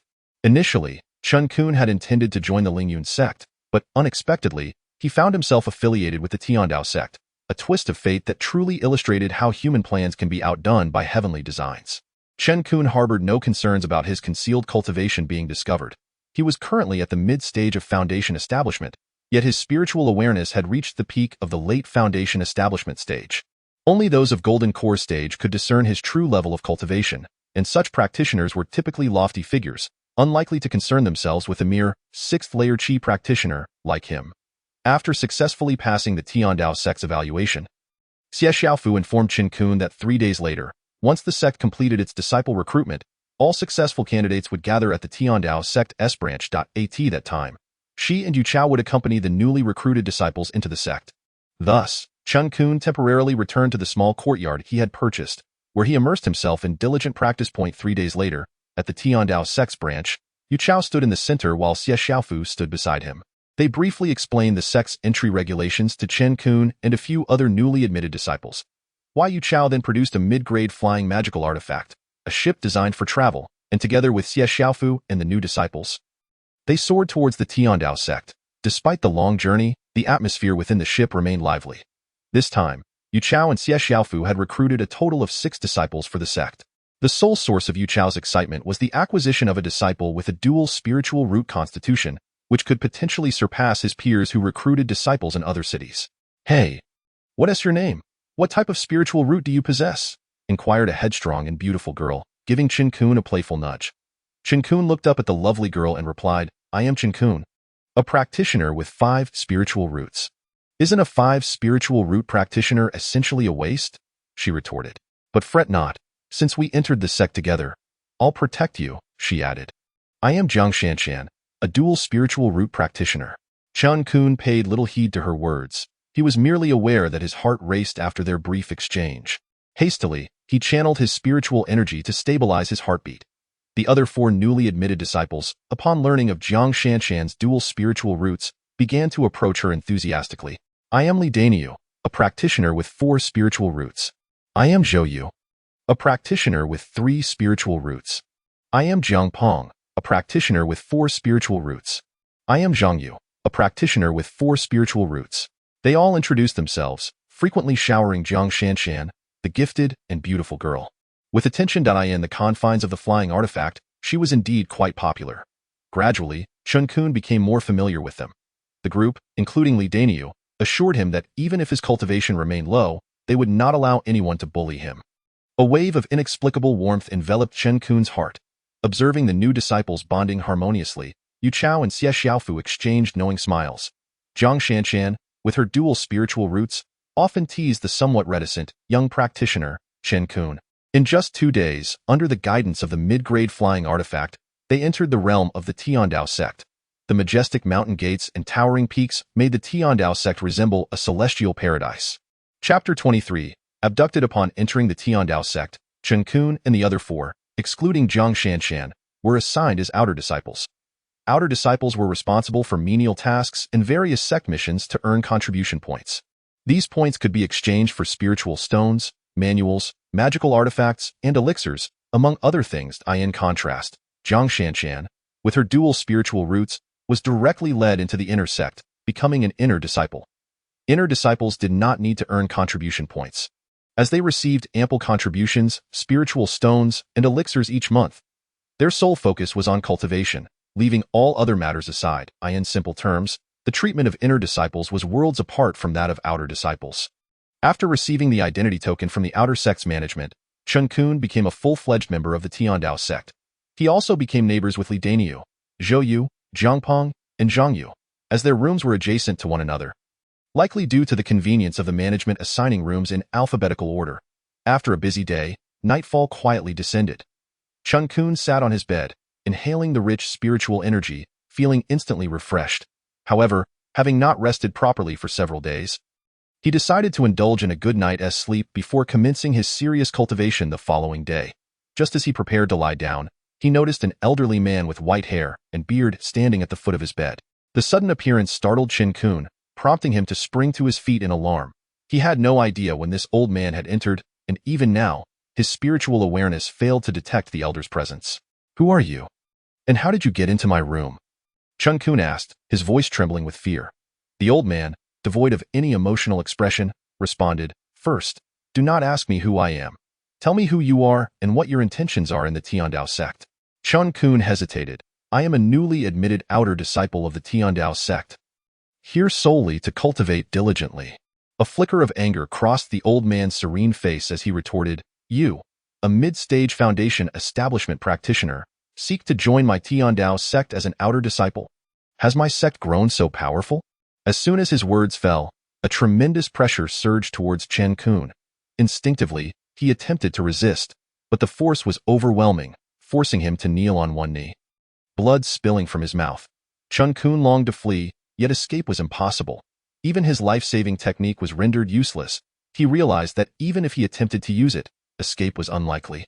Although the old man had not yet struck, if he wished, he could easily crush Chen Qun with just his oppressive aura. Chen Qun felt his bones and internal organs nearing their breaking point. The old man abruptly withdrew all his pressure. Chen Qun felt a sudden sweetness in his throat, followed by a violent spurt of blood as he collapsed to the ground, breathless. "Whether you choose to kill or maim me is at your discretion. There is no need to toy with me," he gasped. The old man burst into laughter. "Young man, you possess quite the spirit. However, if you do not clarify your purpose for coming to the Tianda sect today, you will find it difficult to escape death." Realizing he was trapped in a dire situation, Chen Qun decided to be forthright, understanding that what was meant to happen could not be avoided. He divulged his name, origin, cultivation journey, and experiences, omitting only the details of the golden orb and the 5 elements yin-yang technique, instead describing an ordinary manual as his foundational scripture. The old man pondered for a moment, then suddenly appeared before Chen Qun, grasping his wrist. After a brief examination, he murmured to himself, "Indeed, this child possesses 5 spiritual roots. How is it possible for him to cultivate so rapidly?" The elder furrowed his brow, seemingly perplexed. Suddenly, he erupted into laughter, as if struck by a revelation. "I see it now. This lad is a rare chaos physique, truly a blessing for my Tianda sect. Ha ha ha." Upon hearing this, Chen Qun scoffed internally. "You think it's the chaos physique? My rapid cultivation is merely due to my possession of the 5 elements yin-yang technique." Naturally, he dared not voice these thoughts aloud. After his moment of madness, the old man's gaze upon Chen Qun grew fervent as he asked, "Young man, would you be willing to take me as your master?" Chen Qun found himself bewildered. The elder had just threatened his life and now proposed mentorship. Nevertheless, he countered, "How can I pledge myself to you when I do not even know your identity?" Instantly, the old man regained his dignified demeanor, declaring, "I am Li Yanhua, the only supreme elder of the Tianda sect." Upon hearing this, Chen Qun nearly collapsed again. The esteemed supreme elder of the sect had been surreptitiously investigating the quarters of his disciples in the dead of night. If this were to be spoken aloud, it would likely bring disgrace upon the esteemed Tianda sect. Nevertheless, Chen Qun mustered the courage to inquire, "Is it possible for me to refrain from taking you as my master?"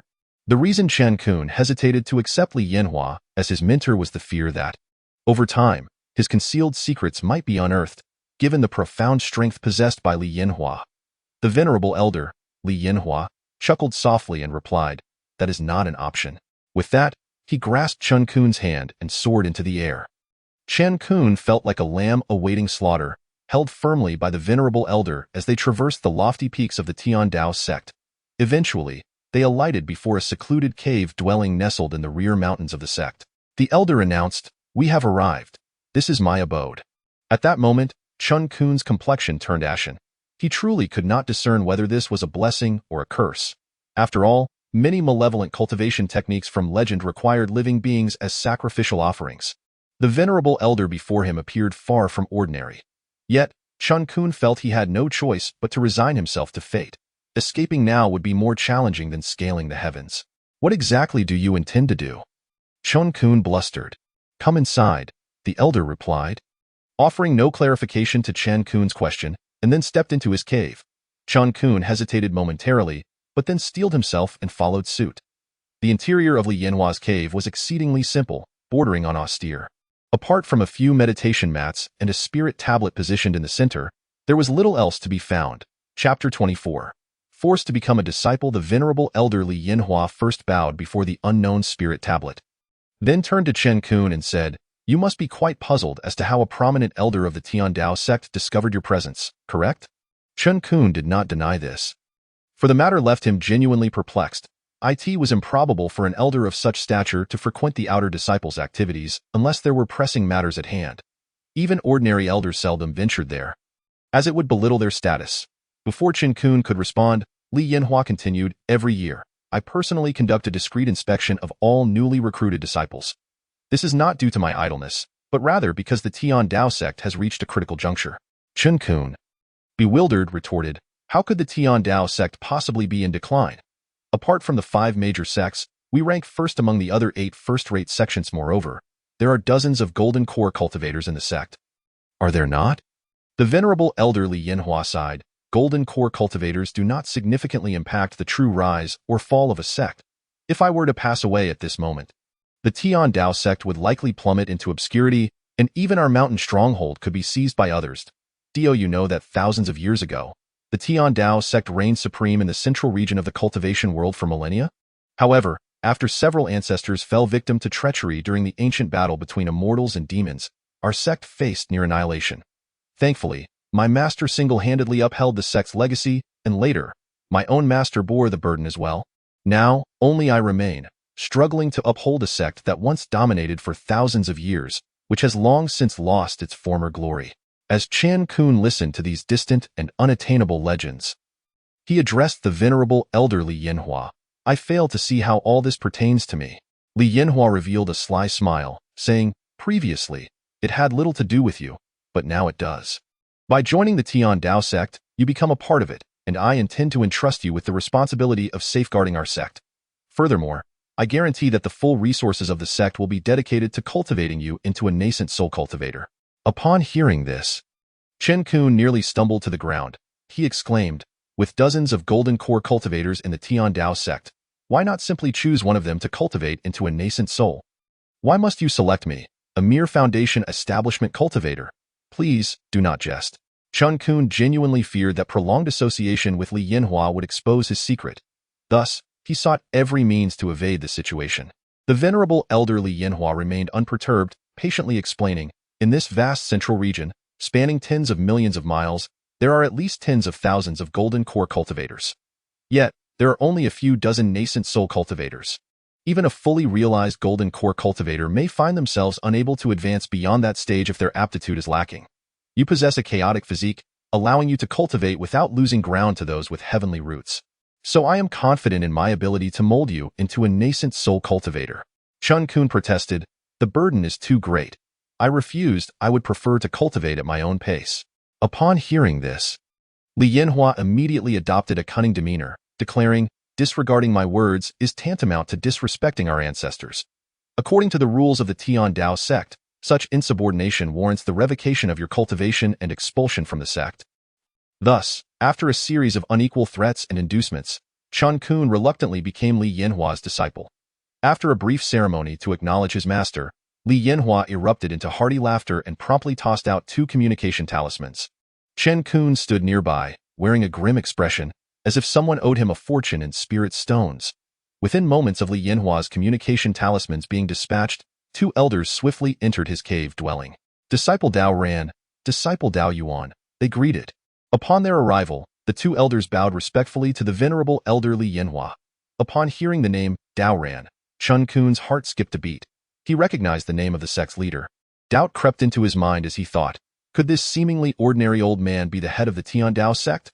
Yet before he could ponder further, Li Yinhua gestured toward the 2 elders and introduced them to Chen Qun, saying, "These 2 are your senior brothers. One is the sect leader Dao Ran, and the other is the grand elder Dao Yuan." He then pointed to Chen Qun and added, "This is my newly accepted disciple." What was it called again? Ah yes, Chen Qun. The 2 elders quickly clasped their hands in respect toward Li Yinhua, exclaiming, "Congratulations, master, on accepting a new disciple. This is indeed a great fortune for the Tiandao sect." Li Yinhua waved his hand, signaling them to refrain from further comments. He then produced a small token and 2 communication talismans from his robes, handing them to Chen Qun. "From now on, with this token, you may access any treasure ground of the Tiandao sect. These 2 talismans can be used to urgently contact me in case of danger. If you have any questions, simply come to me," he instructed. Li Yinhua continued. "Now that you have become my disciple, I bestow upon you the title Dao Yuan. As time was of the essence, Li Yuan said, "Dao Yuan, please escort your junior brother back. I have matters to discuss with your senior brother." Grand Elder Dao Yuan bowed in assent. "Yes. Master, I shall take my junior brother back now." He then turned to Chen Qun and said, "Dao Yuan, follow me." Before Chen Qun could react, Dao Yuan seized him and flew away. At this moment, the simple cave dwelling was left with only the venerable elder Li Yinhua and the sect leader Dao Ran. After a prolonged silence, Li Yinhua finally spoke. "Ranner, you have been with me for over 100 years, have you not?" Dao Ran replied, "Since I was saved by you at the age of 8, I have been by your side, and it has now been over 120 years. Li Yinhua lifted his murky eyes to gaze into the distance and remarked, "Time truly flies. Considering your aptitude, it is remarkable that you have reached the peak of the golden core stage in just over a century. However, it seems unlikely that you will reach the nascent soul stage in this lifetime. My own time is drawing near, and the Tiandao sect is surrounded by formidable enemies. Aside from the foreign tribes, even the Xinjiang sect and Lingyun sect are constantly coveting the Tiandao sect's millennia of legacy. I now understand the helplessness once felt by your ancestors. If the Tiandao sect were to perish under our watch, how would we face our forebears in the afterlife?" Dao Ran, tears streaming down his face, responded, "Master, your powers are profound. Surely you can break the limits of your lifespan. I will dedicate my life to safeguarding the Tiandao sect." Li Yinhua, filled with despair, replied, "Reaching the late nascent soul stage is already my limit. Aspiring to break the lifespan barrier and enter the spirit-severing stage is but a pipe dream. However, I see hope for the Tiandao sect in my new disciple, Dao Yuan. This child possesses a rare chaotic physique, and you must devote the full strength of the sect to nurture him if, when my time comes, we have not cultivated a successor in the nascent soul stage. The Tiandao sect may well fade into obscurity." Chapter 25. Entering the Spirit Herb Garden at the outer mountain peak encampment of the Tiandao sect, the arrival of the 6th elder, Dao Ji, was met with great anticipation at dawn. The outer sect stewards followed the elder out to pay their respects. Elder Feng Tang appeared somewhat taken aback. The 6th elder Dao Tian is a fervent cultivator, typically residing in the coveted Spirit Herb Garden of the Tiandao sect, rarely venturing beyond its confines. Today, however, an unusual wind has seemingly compelled him to the outer sect's residence. While he ponders this, he is acutely aware that proper etiquette must be observed. Feng Tang, an outer sect elder, is several ranks beneath Dao Tian, both in cultivation and status. The purpose of Dao Tian's visit is primarily to recruit a diligent outer sect disciple to assist him in the Spirit Herb Garden, which has been lacking a diligent attendant. This opportunity is monumental for all outer sect disciples, as the Spirit Herb Garden is reputed to be the most spiritually enriched locale within the Tiandao sect, teeming with countless rare herbs and flowers. Furthermore, Elder Dao Tian is a legendary figure, a cultivator at the golden core stage. Should one be fortunate enough to capture his attention and be accepted as a disciple, the path to immortality would be remarkably smooth. Consequently, many inner sect disciples, upon hearing the news, flocked to the outer sect's residence to partake in the excitement. Ultimately, it was rather coincidental that Elder Dao Tian selected Chen Qun. However, this was not mere chance but rather a deliberate arrangement by the sect master Dao Ran and the Grand Elder Dao Yuan. After all, the Spirit Herb Garden, rich in spiritual energy, is ideal for cultivation, offering tranquility free from disturbances. Most significantly, it houses Daotian, a mid-golden core cultivator, who can provide covert guidance. Thus, amidst the envious gazes of many, Chen Qun followed Elder Daotian out of the outer sect's residence. That kid is incredibly lucky. Why didn't Elder Daotian choose me? I'm certainly far superior to him. After Chen Qun departed with Daotian, numerous cultivators at the outer sect's residence lamented. Elder, did you really choose me by chance? Chen Qun inquired cautiously. He understood that with Elder Daotian's cultivation level, he could easily discern Chen Qun's true capabilities. The disparity between such a high-ranking elder and those at the peak of the foundation establishment stage is immense. Elder Daotian chuckled heartily and replied, "How could this be mere coincidence? It is all orchestrated by Master Darren.As you are a disciple of Master Li. You may simply address me as Daotian Shixiang is that not so, Daoyan Shidi?" Upon hearing this, a dark line appeared on Chen Qun's forehead. He realized that in this world, such coincidences are exceedingly rare. Nevertheless, he politely asked, "What exactly will I need to do once I accompany you to the Spirit Herb Garden?" Elder Daotian replied, "Master Daoran has stated that you need not concern yourself with anything. As for the herbs, you may simply take what you require. The Treasure Pavilion, the Library Pavilion, and the Alchemy Pavilion. Wherever you wish to go, you may do so freely with Master Li's Jade Token. Your sole task now is to cultivate diligently." After listening to Elder Daotian's words, Chen Qun suddenly felt that the pressure exerted upon him by the venerable Elder Li Yanhua was not as malevolent as he had initially thought. Perhaps that elder had been quietly contributing to the future of the Tianda sect throughout his life.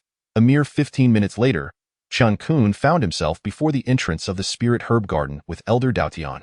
The elder handed Chen Qun a formation talisman and said, "The Spirit Herb Garden is a vital area of the Tianda sect, surrounded by protective formations.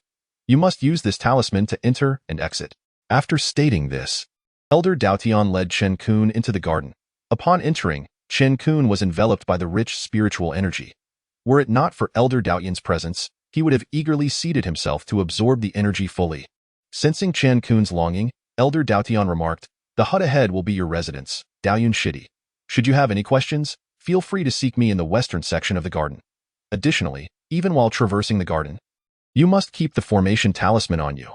Otherwise, you may inadvertently provoke the protective formation." "Thank you, Daotian Shixiang," Chen Qun expressed gratefully. Elder Daotian, not one for lengthy farewells, bid Chen Qun farewell and returned to his own western section to cultivate.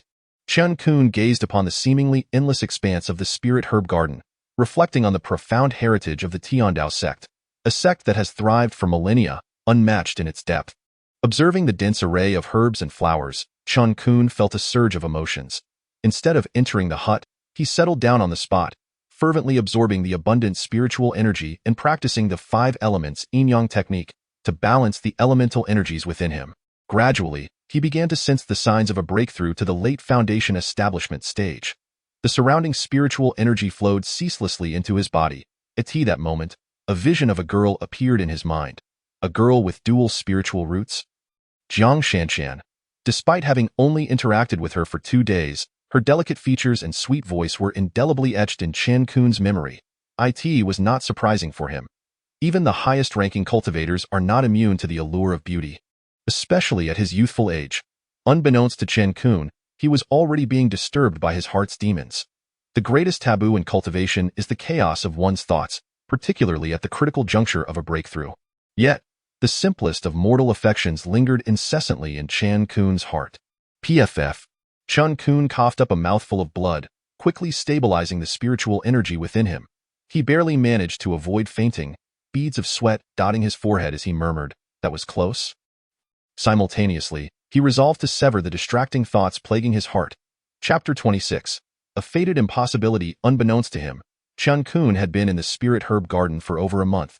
Today, he did not engage in his usual rigorous cultivation. Instead, he traversed the garden, not to practice or tend to the spiritual plants, but to gather some beautiful herbs and other useful spiritual items. Although the Spirit Herb Garden of the Tianda sect lacks the legendary miraculous items, it still contains a plethora of herbs and flowers useful for those below the nascent soul stage. After a busy morning, Chen Qun looked at the 3 spiritual flowers in his hands and mused, "These must be the Xianbing flowers used for refining foundation establishment pills." It has been over a month. I wonder how Jiang Shimi is faring in the inner sect. Since she has appeared in my thoughts, it could be seen as a connection between us. While I must focus on severing worldly attachments, treating her as a younger sister to cherish is not necessarily a bad thing. Shortly thereafter, at the foot of Chaotian Peak, where the inner sect disciples reside, Chen Qun, dressed in simple garments, clasped his hands before the gatekeeper disciple and said, "Esteemed Xiao, could you kindly relay that a disciple from the Spirit Herb Garden wishes to see Jiang Shanshan?" Chen Qun refrained from mentioning that he was an outer sect disciple, knowing that such a declaration would likely render him invisible to the gatekeeper. As anticipated, upon hearing that a disciple from the Spirit Herb Garden was present, the gatekeeper hurried inside to deliver the message. "Oh, Chen Shidi, what brings you here? Did you not say a disciple from the Spirit Herb Garden was coming?" In no time at all, Jiang Shanshan, clad in red, emerged, however, upon seeing Chen Qun instead of a Spirit Herb Garden disciple. A flicker of disappointment crossed her face. After all, for low-ranking disciples of the Tianda sect, forming connections with cultivators from the Spirit Herb Garden is immensely beneficial for their futures. Chen Qun regarded Jiang Shanshan with a calm demeanor. "Since you joined the Tianda sect, Jiang Shimi, I was concerned that you might not be accustomed to your new surroundings, so I came to check on you." Jiang Shanshan chuckled lightly. "Chen Shidi, you're only at the 6th layer of Qi refinement. Yet you call me Jiang Shimi. I have already attained the peak of Qi refinement. If you wish to call me Shimi, you must cultivate diligently in the outer sect. Perhaps one day, you too will become an inner sect disciple." Although Jiang Shanshan said this, she inwardly derided.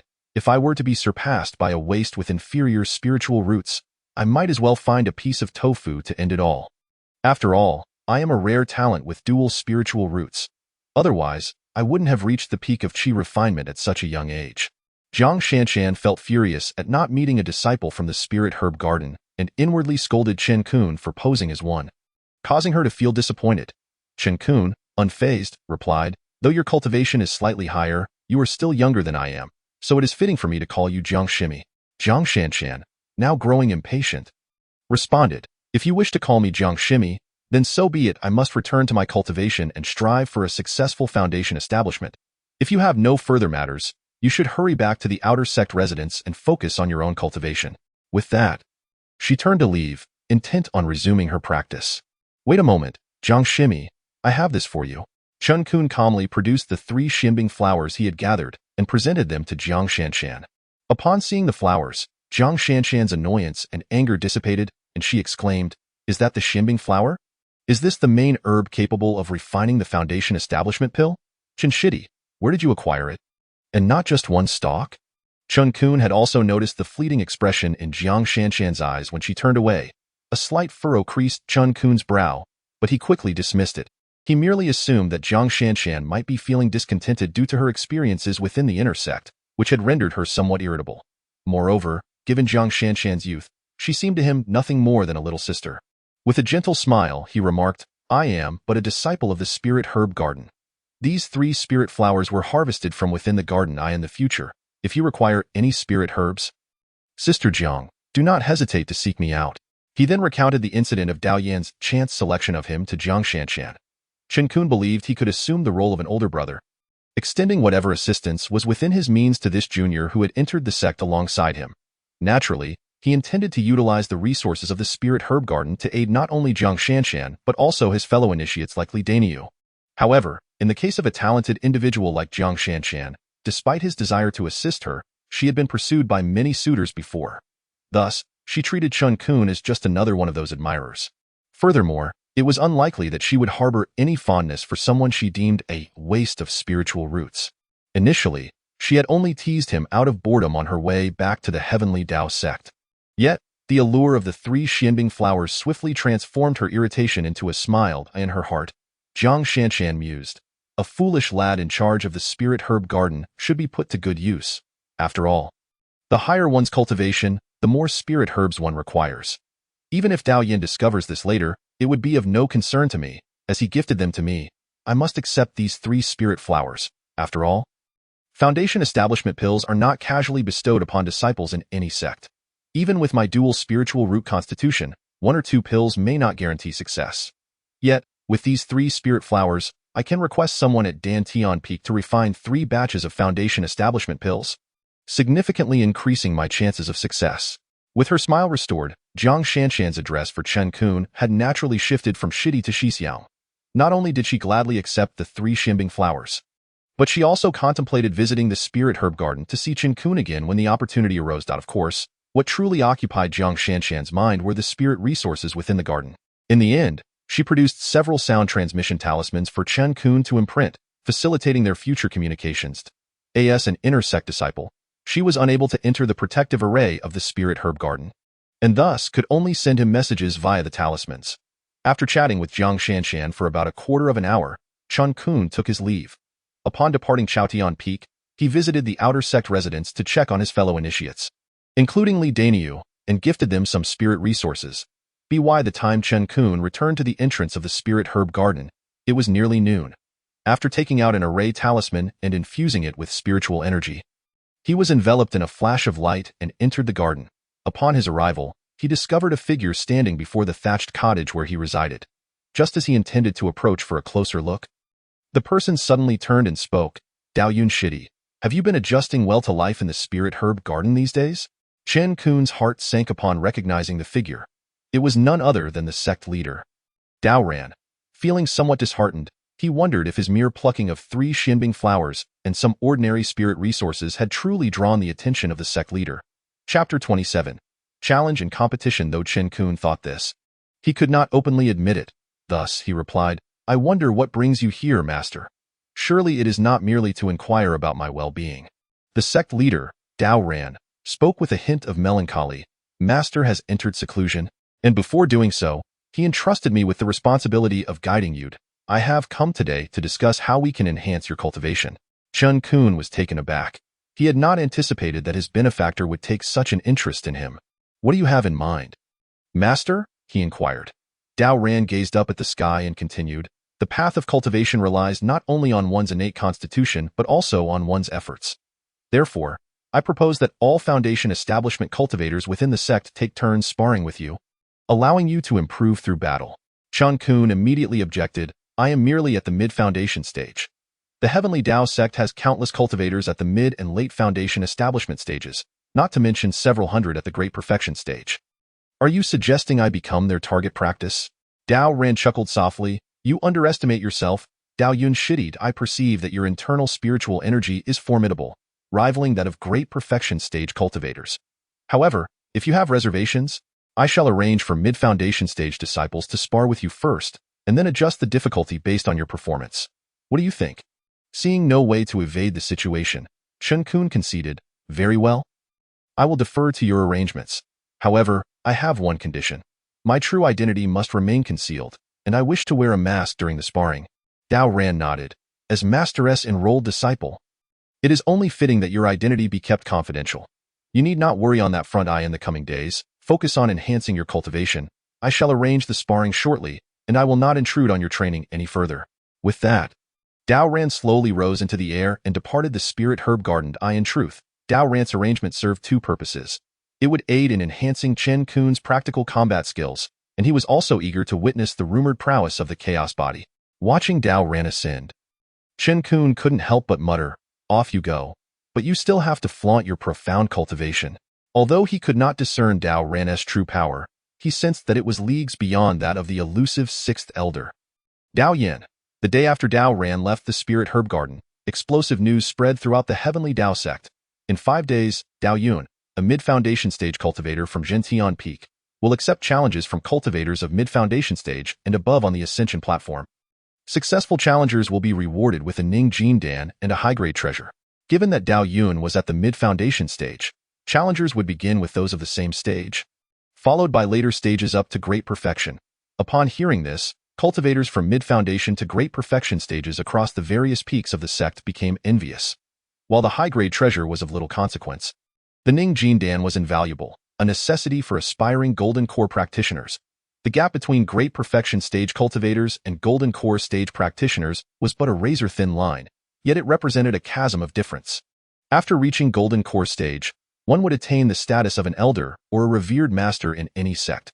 Amidst the excitement and envy, the disciples of the Heavenly Dao sect also began to gossip about Chen Qun's title. Most Golden Core practitioners from the sect leader's generation had titles beginning with the character Dao, making it uncommon for disciples to choose titles starting with this character. Thus, the audacious choice of the mid-foundation stage cultivator, Dao Yun, to adopt such a title was perceived as a blatant display of arrogance. Nevertheless, the heavenly Dao sect adhered to the path of nature and was not swayed by the notions of the Confucian sections. Consequently, the title beginning with Dao did not denote superiority or seniority within the sect. As long as the sect leader did not publicly disclose Chen Qun's true status, it mattered not whether he was called Dao Yun or chose a name akin to Li Yanhua. No higher-ranking disciples would heed him. They would continue to address him based on his strength. Over 1,000 years ago, there had been a precedent in the heavenly Dao sect when a latecomer disciple bore a title resembling that of a revered master. At that time, the sect leader and elders had not demanded a change in the title. The sect leader had stated, "A title is merely a title. It does not dictate one's standing. There is no need to concern ourselves overly with such things. We are practitioners of the natural way. If we allow ourselves to be too influenced by the trivialities of the secular world, we risk losing our essence and tarnishing our resolve." As a result, the attire and titles of the heavenly Dao sect disciples varied greatly.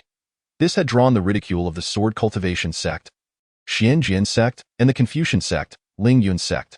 Yet, the disciples of the heavenly Dao sect remained unfazed, continuing their practices without regard for the mockery. However, despite these proclamations, many self-righteous disciples held grudges. They were determined to teach a lesson to this arrogant Dao Yun, who dared to use Dao as the prefix for his title.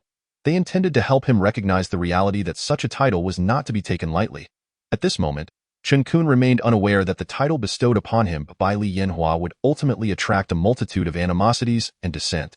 Note, the heavenly Dao sect is divided into 6 major peaks: Chaotian Peak, where the inner disciples reside; Dantian Peak, home to the alchemy disciples; Xintian Peak, where the true transmission disciples dwell; Baotian Peak, which houses the scriptures, treasures, and elixirs; the main peak, Zhentian Peak, where the sect leader and elders reside; and the hidden Tianfeng Peak at the back mountain.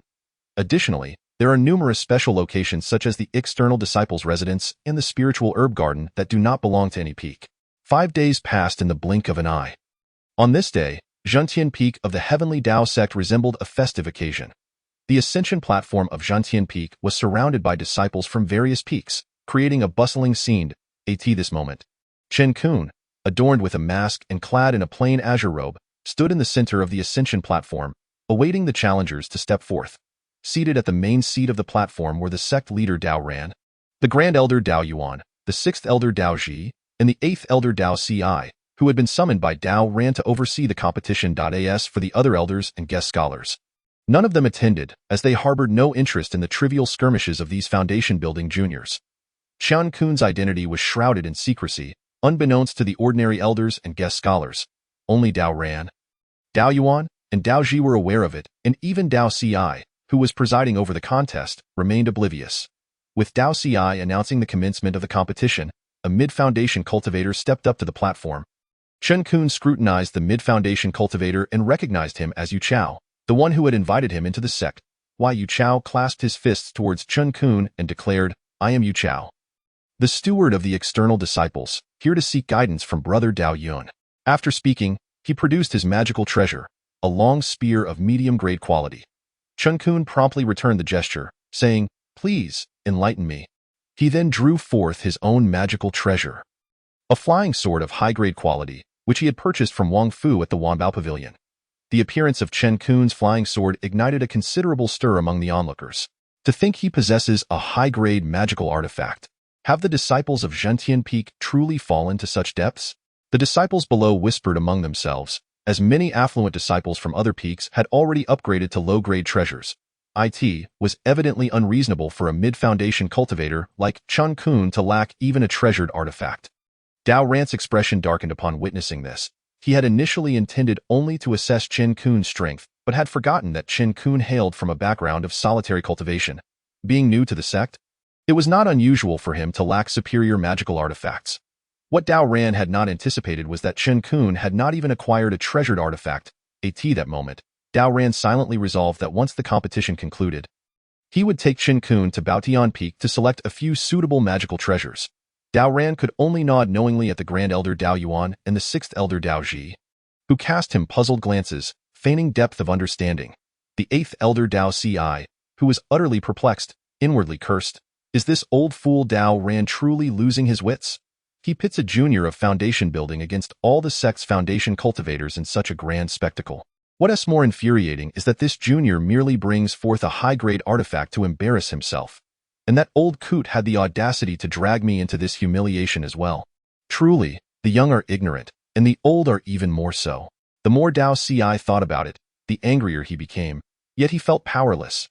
Had he been capable of besting Dao Ran, he would have gladly knocked him out of bed for 3 days. However, upon recalling Dao Ran's formidable cultivation, he swallowed his anger. The mid-foundation cultivators below wore expressions of disappointment. They all harbored the thought that had they known Dao Yun lacked even a decent magical artifact, they would have been the first to step up. Initially, they had intended to let others gauge Dao Yun's strength, thus remaining passive. This had allowed Xiao to effortlessly claim a condensed gold pill and a high-grade artifact. The late foundation and peak foundation cultivators wore ashen faces. Their hesitance was not due to a lack of desire to compete, but rather because the mid-foundation cultivators had yet to finish their bouts, preventing them from stepping forward. Nevertheless, regardless of the discussions below, they had no impact on Chen Qun, who was fully focused on this, his first genuine competition against a mid-foundation cultivator. Chen Qun observed Xiao's fiery spear, which attacked like a dragon emerging from the sea. He responded with the 8 forms of Sword Dao. Initially, Chen Qun's combat with Xiao felt somewhat awkward. However, as he gradually acclimated, beads of sweat began to accumulate on Xiao's forehead. No matter how he infused powerful spiritual energy into his attacks, Chen Qun effortlessly countered them with surprisingly simple sword moves. Chen Qun realized that the more adept he became with the 8 forms of Sword Dao, the fewer moves he required. From the originally dozens of techniques, only 4 remained: slash, hook, thrust, and block. Chen Qun now wielded them with remarkable ease. Meanwhile, Xiao grew increasingly alarmed as he fought. Despite expending considerable spiritual energy, he could barely touch Chen Qun. Once Chen Qun mastered the 8 forms of Sword Dao, he transitioned from defense to his first offensive maneuver. With a single sweep of his sword, infused with potent spiritual energy, he sent Xiao's spear flying and struck him with a palm, sending Xiao tumbling back, blood spilling from his mouth as he knelt on one knee. After a moment, Xiao staggered to his feet and clasped his fists towards Chen Qun, stating, "Brother Dao Yun possesses profound magical prowess. I concede my defeat wholeheartedly." After speaking, he clutched his chest and descended the platform. The Foundation disciples below fell into a profound silence upon witnessing this. Chapter 28. Uninvited Guest. After the silence, another mid-Foundation disciple ascended the platform. However, after just a few exchanges, he too was sent flying by Chen Qun. "Dao Yuan, have you discerned the principles behind Brother Dao Yun's sword techniques?" Dao Ran, the sect leader, inquired of Grand Elder Dao Yuan. Dao Yuan stroked his grizzled beard and replied, "It resembles the techniques of ancient sword cultivators that vanished millennia ago. Those ancient sword techniques differ significantly from contemporary ones. However, the risks associated with training in ancient sword methods are immense, which is why their lineage has faded into the annals of time. That said, sect leader, is it truly worthwhile to invest such effort in cultivating this child?" Even the 6th elder Dao Ji perked up, seemingly eager to hear the answer. Dao Ran sighed and said, "A mid-foundation cultivator under 20 years of age is a rarity, even among those with heavenly spiritual roots. Moreover, who among us brothers could hope to reach the nascent soul stage before our master's departure? Even if this child fails to thrive, we have still striven for the future of the heavenly Dao sect.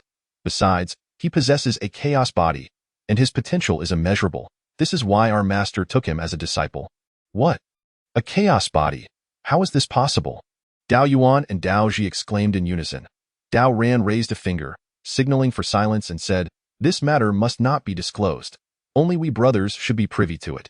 If word gets out, there will undoubtedly be those with ulterior motives seeking to eliminate this child." At this moment, the 8th elder Dao Ci, observing the string of defeated mid-foundation cultivators, seemed to grasp Dao Ran's intentions.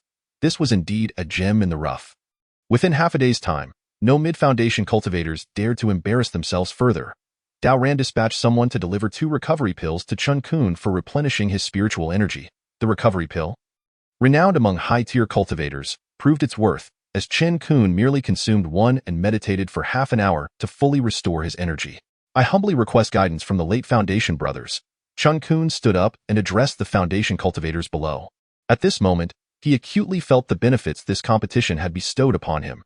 Beyond the experience of combat, he sensed he was on the cusp of breaking through to the late foundation stage. As Chen Qun's words echoed, one after another, late foundation cultivators ascended the platform to challenge him. The opponents grew increasingly formidable, and relying solely on the 8 forms of sword Dao became increasingly challenging. Thus, Chen Qun began to exert himself fully. With the exception of the Shumi Palm and Void Step from the 5 elements Yin-Yang technique, he employed all other techniques, including spiritual sense attacks. Finally, as the sun began to set, after defeating an elderly late foundation cultivator over 60 years of age, the remaining late foundation cultivators no longer dared to challenge Chen Qun at this moment. The gazes of all foundation cultivators towards Chen Qun underwent a transformation. A mid-foundation cultivator like him had managed to consecutively defeat some of the strongest late foundation experts of the Heavenly Dao sect. If he were to break through to the peak foundation stage, would he not become invincible against all below the golden core stage? Now, they could only pin their hopes on the peak foundation cultivators to best Chen Qun.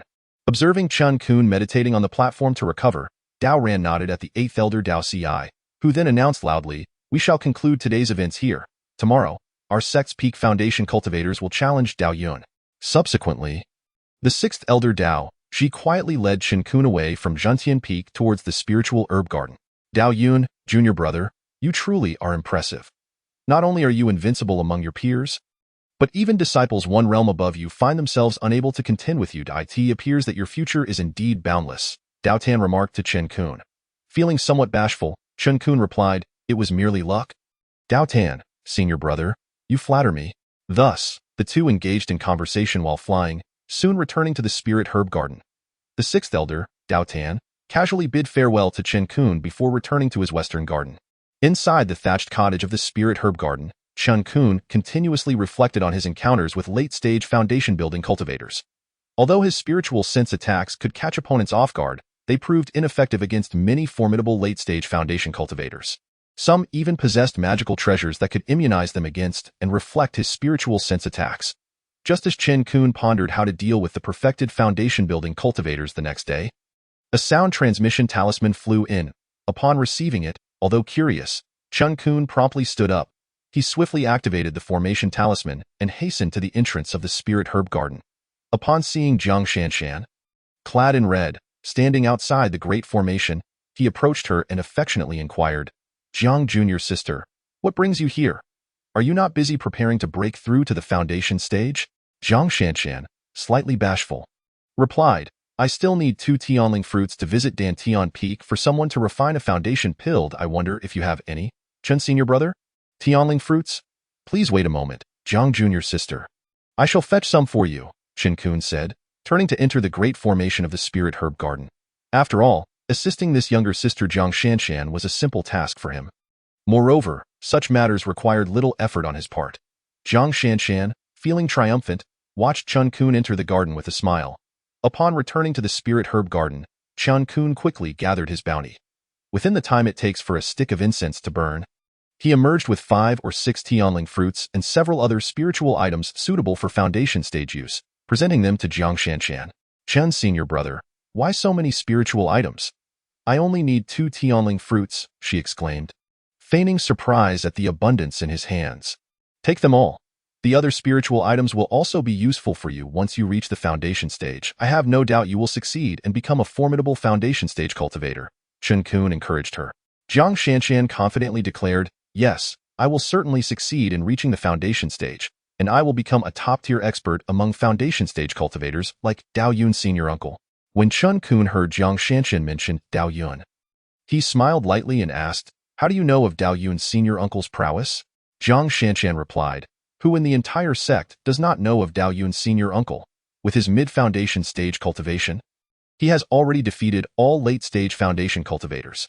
Tomorrow, he will challenge those at the perfected foundation stage.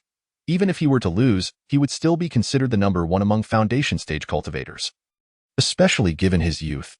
Hearing this, Chen Qun smiled even more. With a playful tone, he said, "Jiang junior sister, do I resemble the Dao Yun senior uncle you speak of? If I were to tell you that I am the exceptionally powerful Dao Yun senior uncle, would you believe me?" Jiang Shanshan replied, "Chen senior brother, you should focus on your cultivation. Perhaps one day you will indeed become a master like Dao Yun's senior uncle, but it is getting late. I shall not disturb you any longer and must return to my own training. As she bade farewell, she secretly scoffed. This fellow is not only foolish but also remarkably thick-skinned, daring to compare himself to Dao Yun's senior uncle. He ought to look in a mirror. Chen Qun, observing Jiang Shanshan's expression, understood she would not believe his words. However, this mattered little to him. He said, "Then do return to your cultivation, and I wish you success in reaching the foundation stage. Should you require any further spiritual herbs, do not hesitate to seek me out." Jiang Shanshan nodded in agreement. After a casual farewell, she mounted a red magical artifact and flew away. Chen Qun watched her departing figure, shaking his head in resignation. Meanwhile, unbeknownst to Chen Qun, a figure appeared where he had just plucked the spiritual herbs. It was none other than the sixth elder, Dao Tan. Observing the disarray of the earth, Dao Tan muttered to himself, "This young lad actually took the spiritual herbs from the garden to give away." Who would have thought that this seemingly simple fellow could be quite romantic? However, this girl does not seem to be an uncomplicated character. Her schemes run deep. Nonetheless, it may be beneficial for this lad to face some hardship, allowing him to focus on his cultivation in the future.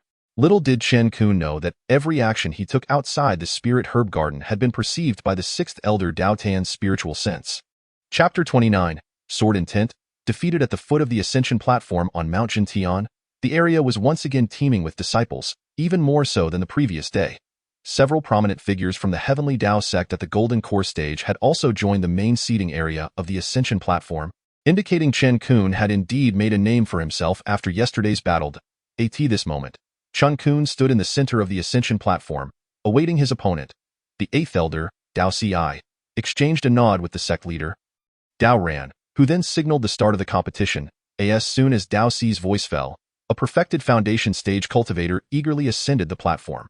Chen Qun was aware that he no longer held any advantage. His spiritual energy was barely on par with that of the perfected foundation stage cultivator, and his spiritual sense cultivation certainly did not surpass theirs, rendering his spiritual sense attacks ineffective. The newly arrived perfected foundation stage cultivator politely clasped his fists toward Chen Qun and introduced himself, "Yi Hong from Xinyan Peak. I humbly request guidance from Dao Yun Jr. brother." Chen Qun reciprocated the gesture as they commenced their battle, while Yi Hong wielded a top-grade treasure whip, launching a flurry of attacks against Chen Qun in mere moments. Chen Qun attempted a spiritual sense attack against Yi Hong, but the results were negligible, showing signs of being countered instead.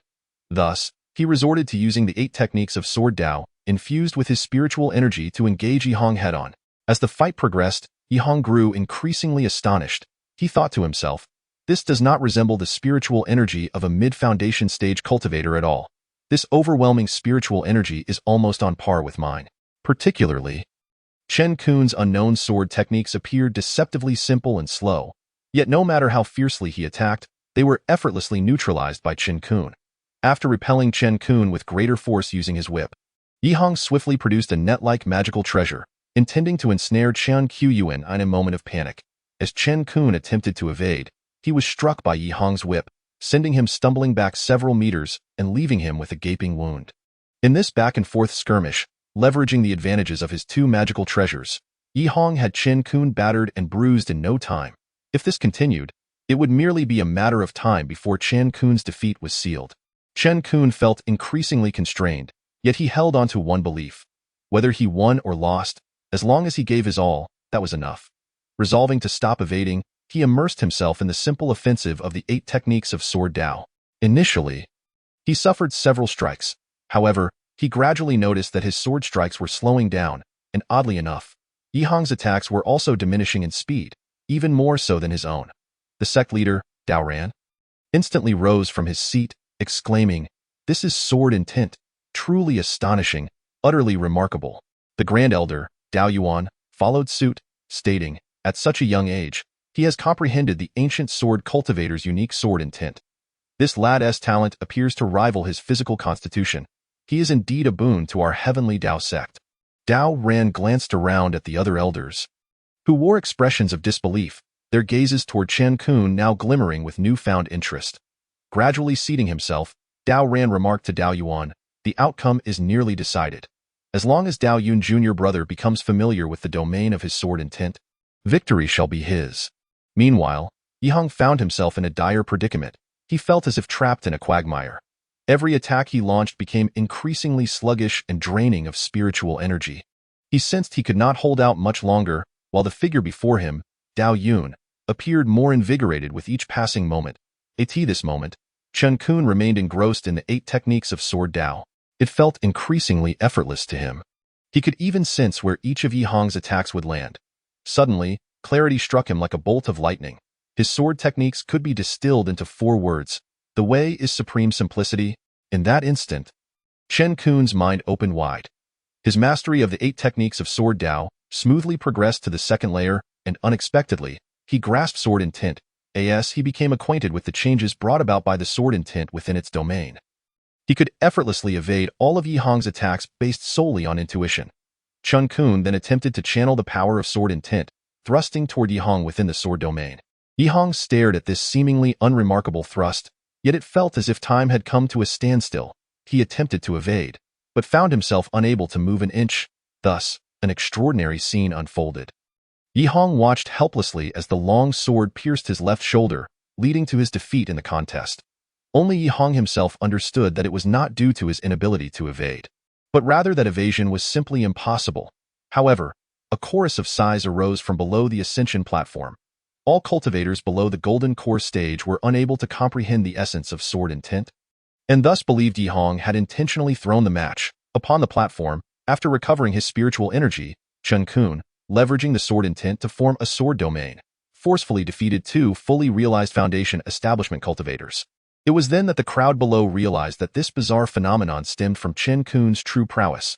The sect leader, Dao Ran, observed Chen Qun, now brimming with confidence, and inquired of the elder. Dao Yuan, what has Xiao Chen been up to lately? Why hasn't he come to join the festivities? Elder Dao Yuan replied, Xiao Chen is currently preparing for a secluded retreat to break through to the golden core stage. He should be busy with arrangements. Are you suggesting that Xiao Chen compete with Dao Yuan? After seeing the sect leader nod slightly, Elder Dao Yuan promptly produced a communication talisman and sent it forth. Chen Qun continued to defeat 2 more foundation establishment cultivators in succession, then consumed a recovery pill and sat down to restore his spiritual energy. By the time Chen Qun had fully regained his strength, a handsome foundation establishment cultivator stood before him. This was Xiao Chen, who had received the communication from Elder Dao Yuan. Xiao Chen was indeed a prodigy of the Tianda sect, possessing a dual spirit root constitution. Since being taken under Elder Dao Yuan's wing, he had reached the pinnacle of foundation establishment before the age of 40. As Chen Qun slowly rose to face Xiao Chen, he sensed a faint pressure in the air. Nevertheless, Chen Qun clasped his hands in greeting and asked, May I inquire your name, senior? Xiao Chen returned the gesture, responding, Jin Tianfeng, Xiao Chen. Observing Xiao Chen's calm demeanor, Chen Qun wasted no time and immediately struck with his sword, simultaneously unleashing his sword intent to envelop Xiao Chen in a sword domain. Upon sensing the shift in the surrounding space, Xiao Chen frowned slightly. Armed with a lower-grade spirit weapon longsword, he engaged Chen Qun in a back-and-forth battle within the sword domain. Yet, like Yi Hong and others, Xiao Chen felt a sense of composure, albeit with his spiritual energy depleting rapidly and his movements severely hindered. However, Xiao Chen's spiritual energy and strength were not comparable to Yi Hong's. He was effectively at the threshold of the golden core stage. While he could not match a true golden core cultivator, he was certainly superior to those at the full foundation establishment stage. At this moment, Xiao Chen was astounded by Dao Yun's strength, realizing that such power at merely the mid-foundation establishment stage was truly remarkable. He could hardly fathom what kind of monster had joined the Tianda sect. Originally, Xiao Chen was already an exceptional talent, but now he faced an even more formidable opponent. Aware that he could not win without breaking free from the constraints of this space, Xiao Chen struck back to push Chen Qun away. He then unleashed his most powerful attack, the Divine Sword Summoning Thunder technique. A blinding light erupted from Xiao Chen's sword, shooting skyward. Instantly, the heavens darkened, and the white light soared into the sky, absorbing sufficient energy before crashing down upon Chen Qun like celestial thunder. As the thunderous energy tore through the area, Chen Qun felt the sword domain's space shatter inch by inch. He swung his sword to defend, but his upper-grade flying sword was shattered into fragments. Chen Qun was also sent flying, spitting blood as he fell to the ground, incapacitated. Sect leader Dao Ran praised Elder Dao Yuan, saying, Xiao Chen is no ordinary child. This is a classic example of sheer strength overcoming technique. No matter how many skills one possesses, They are mere trinkets in the face of absolute power. Elder Dao Yuan smiled slightly, replying, "You flatter him, sect leader. Xiao Chan still has much to learn." Although Elder Dao Yuan spoke modestly, he was internally elated, for Xiao Chun was his prized disciple. Under Dao Ran's direction, Elder Dao Tian took Chen Qun away to recuperate in the spirit herb garden, providing him with a bottle of advanced healing pills. Though defeated, Chen Qun's reputation soared, having triumphed over multiple fully realized foundation establishment cultivators with his mid-foundation establishment prowess, an impressive feat indeed. Half a month later, the commotion caused by Chen Qun had gradually faded from memory. During this time, he remained immobile in the thatched cottage of the spirit herb garden, seemingly lost in contemplation. The sect leader Dao Ran had visited twice, but upon seeing Chen Qun deeply engrossed in his insights, he refrained from further disturbance. He instructed Elder Dao Tian to ensure Chen Qun was well protected during his stay. Ever since Chen Qun had broken through to the second layer of the 8 styles of swordsmanship, he had not only fortuitously comprehended the sword domain but also experienced erratic sword energy surging within his dantian. At the onset of his breakthrough, he had focused solely on using the sword intent to form a sword domain for combat, inadvertently allowing several strands of sword energy to enter his dantian. In the days that followed, while appearing to be in deep thought, the reality was that Chen Qun's situation was perilous. The sword energies, nourished by his spiritual energy, grew increasingly solid and volatile, threatening to pierce through his dantian at any moment. Chen Qun's consciousness had taken refuge in his dantian, striving to suppress the surge of sword energies. However, as time went on, the power of these energies intensified. While his consciousness grew more fatigued, frustration boiled within him, and he inwardly raged. Just as the sword energies were on the verge of breaking free from his consciousness's grasp, the golden orb that had been floating in his sea of consciousness suddenly emitted a blinding golden light. The rays surged toward Chen Qun's dantian, as if imbued with sentience, swiftly binding the errant sword energies. Simultaneously, it restrained Chen Qun's consciousness and spiritual energy, forcibly merging them with the sword energies. The excruciating pain nearly caused Chen Qun to lose consciousness. He struggled against the agony, but ultimately succumbed to the darkness. Before losing consciousness, he vaguely heard a voice say, "Little one, this is all I can do for you. I will soon vanish from this realm. I hope you can find the other half of this chaos pearl, complete the chaos technique, and carry on my legacy." When Chen Qun awoke, he found sect leader Dao Ran, Elder Dao Yuan, and Elder Dao Tian anxiously standing in the thatched cottage, watching him. Upon seeing him awaken, Elder Dao Tian hurriedly exclaimed, "Dao Yun, you're awake. If you hadn't come too, I believe the sect leader would have sought out elderly to break his seclusion." Chen Qun, perplexed, asked, "How long have I been unconscious, Brother Dao Tian?" Elder Dao Tian replied, "You've been unconscious for 5 days. I had no choice but to summon the sect leader and Elder Dao Yuan." Sect leader Dao Ran looked at Chen Qun and inquired, "What caused your unconsciousness? Why is your body in such an unusual state? When I attempted to infuse spiritual energy into you, it vanished as if it had sunk into the ocean." Chen Qun shook his head, saying, "I may have been a bit too hasty in my cultivation, causing some disarray in my spiritual energy, which led to my injury." Seeing that he could not extract more information, sect leader Dao Ran instructed Chen Qun to rest well and arranged to personally take him to Baotian Peak in 3 days to select some suitable magical artifacts. Afterward, he departed with Elder Dao Yuan and Elder Dao Tian. Once they had left, Chen Qun quickly turned his attention inward to inspect the sword energies within his dantian. To his surprise, the once chaotic and volatile sword energies had vanished, replaced by a palm-sized, spirit energy-formed miniature sword. The sword's body was adorned with several golden threads, appearing lifelike. Chen Qun then checked the golden orb in his sea of consciousness, which had once shone brilliantly but had now dimmed significantly. At this moment, Chen Qun felt as though the miniature sword in his dantian was connected to him by blood. With a mere thought, the spirit energy and sword energy coalesced into the miniature sword. Manifesting before him, he could distinctly sense the immense power contained within the tiny sword. Contemplating the miniature sword, Chen Qun fell into deep thought. He recalled the records in the Chronicles of the Azure Sky Continent, which spoke of ancient sword cultivators who could condense and summon sword embryos for battle. Wielding unmatched power, they followed a completely different path than today's sword cultivators. Chen Qun mused, could this miniature sword I have condensed be the legendary sword embryo?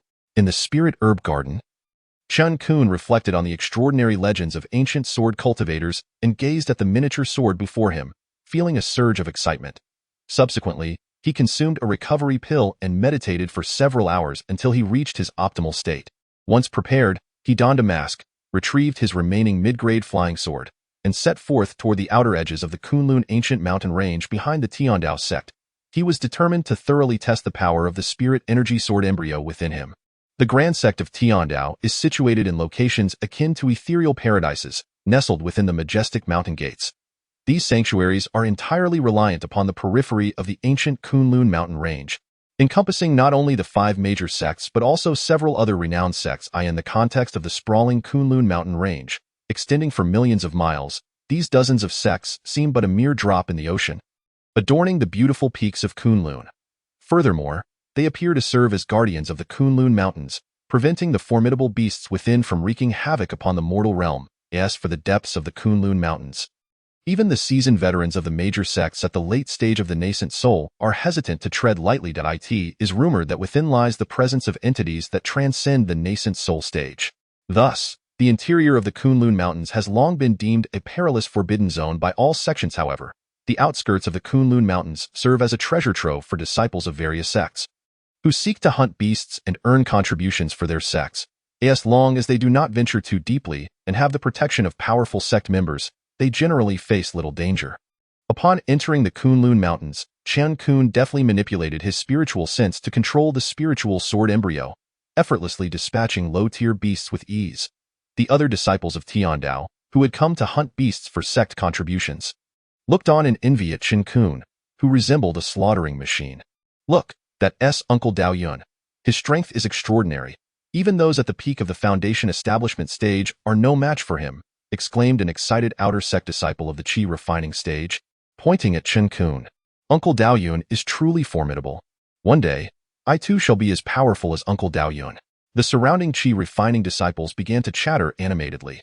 However, Chen Qun paid them no mind as he continued his path, slaying various beasts while gradually delving deeper into the Kunlun mountains. This time, Chen Qun approached his exploration with prudence. He would not dare to encroach upon the territory of 7th-tier golden core beasts. After all, the overwhelming might of golden core beasts had already left a profound impact on him. Moreover, Chen Qun's purpose for being here was merely to test the prowess of the sword embryo. As he ventured deeper, he noticed that the number of Tianda disciples he encountered dwindled. Estimating his position, Chen Qun realized he was now within the realm of 5th-tier beasts. Given that 5th-tier beasts equate to the mid-foundation establishment stage, there were not many disciples from Tianda capable of hunting beasts here. Additionally, due to the vast expanse of the Kunlun mountains, encountering other cultivators was not an easy feat. Just as Chen Qun contemplated taking a rest, his spiritual sense suddenly detected a fierce battle occurring in the distance. He stealthily flew over on his sword. Upon approaching the scene of the conflict, he was surprised to find that it was none other than Jiang Shanshan, the girl he had wished to care for as a younger sister. The other cultivator engaged in battle was Yihong, a true disciple of Xintian Peak, with whom Chen Qun had once sparred atop the Immortal Ascension platform. At that moment, Jiang Shanshan and Yihong were combating a 6th-tier Earth-type beast, the Earth Spike Lizard. Observing their coordinated efforts against the beast, Chen Qun was astonished to see that Jiang Shanshan had successfully established her foundation in just over half a month, demonstrating considerable strength. This clearly illustrated the advantages of cultivators with dual-element constitutions. Chen Qun, watching the unfolding battle from the shadows, had no intention of intervening, as the two appeared more than capable of handling the Earth Spike Lizard. This was also his first glimpse of Jiang Shanshan using a magical artifact. She wielded a low-grade treasured red silk, moving gracefully through the forest like a celestial maiden, her attacks mesmerizingly beautiful. Together with Yihong's strikes, within less than half an hour, they successfully felled the 6th-tier Earth Spike Lizard, known for its formidable defenses.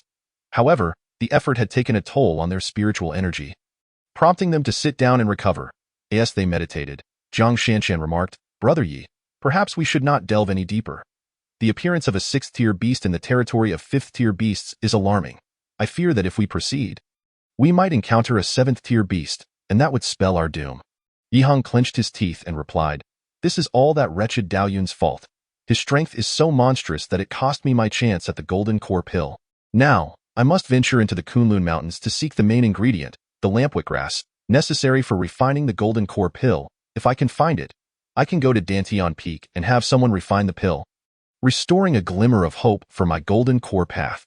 Jiang Shanshan comforted Yihong, saying, "Brother Yi, Don't be too anxious. With your talents, I'm certain you will reach the golden core path. Yihong sighed. How can I speak of reaching the golden core path when I can't even obtain the golden core pill? At that moment, Zhang Shanshan seemed to have an epiphany. She quickly said to Yihong, "Oh, brother Yi, there's a foolish boy named Chen Qun who entered the sect with me. He was taken away by Master Daotian to tend to the spirit herb garden, and in an attempt to win my favor, he once stole several spirit herbs for refining foundation establishment pills. It is thanks to those herbs that I was able to establish my foundation so quickly. I consumed 3 foundation establishment pills in total. I believe there must be herbs for refining the golden core pill in that spirit herb garden as well." Yihong's eyes lit up, and he responded, "Are you suggesting that this foolish boy named Chen Qun should steal a spirit item capable of refining the golden core pill?" Zhang Shanshan pouted, casting a sidelong glance at Yihong. "Steal is such a harsh word. I'll simply go find that foolish boy and subtly mention that I'm searching for herbs for the golden core pill. Given his character, he will surely sneakily gather them for me. Even if Master Daotian finds out later, it won't concern us, he gifted them to me. How could I know he stole them from the spirit herb garden? Even if Master Daotian flays him alive, he can't blame us." Yihong chuckled. "If it comes to that, that foolish boy will be in quite the predicament. But rest assured, Sister Zhang, once I achieve the golden core path, I will undoubtedly do my utmost to help you swiftly step into the realm of the golden core." Zhang Shanshan smiled shyly. Who told that boy, with his waste spirit root constitution, to aspire for something beyond his reach? Regardless of the outcome, it is entirely his own doing. The entirety of Zhang Shanshan and Yihong's conversation was overheard by Chen Qun, leaving him utterly thunderstruck. He had never anticipated that the girl he wished to protect as a younger sister could be so malicious. Even contemplating that Master Daotian should flay him alive in that moment, Chen Qun felt the treachery of human hearts. He chose to disregard Zhang Shanshan and Yihong, sorrowfully making his way back to the Tianda sect. Along the way, his expression remained devoid of emotion, his aura dark and heavy. As waves of pain surged within him, he casually dispatched a 5th-tier beast that obstructed his path, neglecting to collect its corpse, and continued forward. Just as Chen Qun advanced a short distance, a shadow darted towards him, catching him off guard and delivering a sharp claw strike. The searing pain intensified his frustration. Looking down, he observed a bloody claw mark on his chest. Turning his gaze to the beast before him, he identified it as a 6th-tier green-eyed demon monkey. Chen Qun had no interest in contemplating why this 6th-tier beast was present in the territory of 5th-tier beasts. He launched a spiritual sense attack and summoned a mid-grade magical flying sword, aiming to slay the green-eyed demon monkey outright. The monkey, caught off guard by the spiritual sense attack, was sent sprawling several yards away by Chen Qun's strike. However, to Chen Qun's astonishment, the green-eyed demon monkey was not slain by his blow and bared its teeth at him, preparing to retaliate. Chen Qun, unrelenting, swung his sword again, sending the monkey flying once more. Yet, upon seeing the monkey still alive and kicking after his onslaught, Chen Qun unleashed his pent-up fury.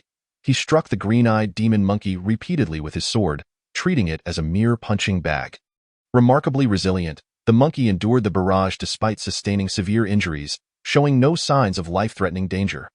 Chen Qun's anger grew, and ultimately, he summoned the spiritual energy sword embryo from his dantian, aiming to deliver a final blow to the green-eyed demon monkey. Just as it seemed the monkey would meet its end, Chen Qun noticed tears streaming from its eyes. His heart instantly ached, and he forcibly recalled the spiritual energy sword embryo, resulting in a powerful backlash that caused him to spit out a mouthful of blood. Wiping the blood from the corner of his mouth, Chen Qun tossed a healing, revitalizing pill to the green-eyed demon monkey. Then Chen Qun addressed the azure-eyed demon monkey, saying, "You may leave. I shall spare your life today. Return to where you belong." After speaking, Chen Qun continued on his path towards the Tianda sect. However, after consuming the rejuvenation pill, the azure-eyed demon monkey, upon witnessing Chen Qun walking away, unexpectedly began to follow him closely behind. Chapter 32. The Spirit Herb Garden is plundered. Chen Qun soon noticed the azure-eyed demon monkey trailing him. He halted his steps and said, "What do you follow me for? The mountains and deep forests should be your home. Return, for this place is perilous for you." At that moment, Chen Qun found his conversation with a demon beast rather amusing. Little did he anticipate that the azure-eyed monkey, upon hearing his words, began to chatter and gesture with its claws. Chen Qun pondered, could it be that this monkey comprehends my words? Perhaps I am overthinking, he concluded, choosing to ignore the azure-eyed demon monkey and proceeding on his way. Yet, after just a couple of steps, he noticed that the monkey had once again followed him. With no other option, Chen Qun addressed the azure-eyed demon monkey, saying, "If you can understand my words, nod your head." To his astonishment, the monkey began to nod its small head in response. Chen Qun found it hard to believe it seemed that what he had read in books was indeed true. Some mutated demon beasts possess intelligence comparable to that of humans. Furthermore, ordinary demon beasts can transform into human forms upon reaching the nascent soul stage, truly reflecting the boundless wonders of this vast world. Chen Qun then inquired, "Do you wish to accompany me?" The azure-eyed demon monkey nodded fervently, observing this diminutive creature, which stood half a head shorter than himself. Chen Qun remarked, "Your size and nature as a demon beast make it rather inconvenient for me to bring you back to the sect." However, no sooner had Chen Qun uttered these words than a bizarre scene unfolded before him. The azure-eyed demon monkey began to shrink in size at a visible pace. Eventually, it transformed into a small monkey, its essence altered as well. Chen Qun pinched himself, and upon feeling the pain, he confirmed he was not dreaming. He then examined the azure-eyed monkey with his divine sense. To his shock, he found that he could no longer discern the true form of the azure-eyed monkey. It merely felt like an ordinary little monkey. Had he not witnessed it firsthand, he would surely believe it to be just a wild monkey devoid of any rank. With no other recourse, Chen Qun attempted to establish a spirit-beast contract with the azure-eyed monkey. Unexpectedly succeeding, such a contract could only be fulfilled if the demon beast willingly agreed. However, securing the willingness of a demon beast is akin to climbing a mountain. Most spirit beasts in the cultivation world are nurtured from the juvenile stage of demon beasts. Thus, Chen Qun found himself at a loss for words. After signing the contract with the azure-eyed monkey, whose new size was akin to that of a cat, it comfortably settled on Chen Qun's shoulder and gradually fell asleep. As Chen Qun walked, he gazed at the little monkey perched upon him.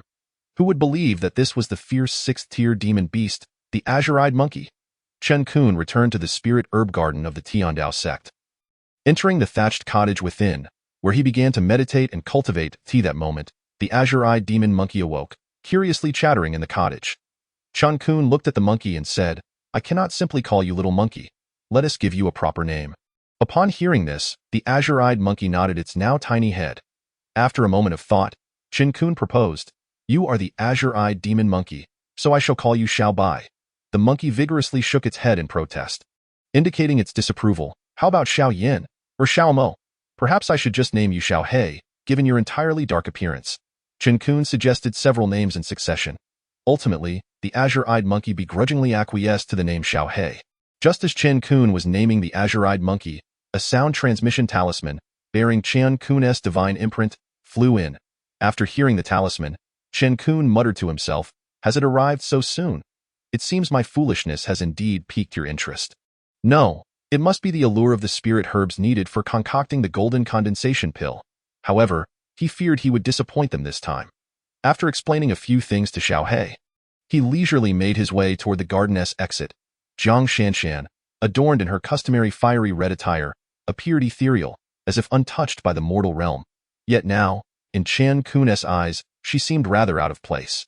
Upon spotting Chen Qun, Jiang Shanshan hurriedly approached, exclaiming, "Long time no see, senior brother Chen. How have you been? I've successfully established my foundation and came specifically to thank you." Chen Qun, neither elated nor dejected, replied, "Congratulations to you."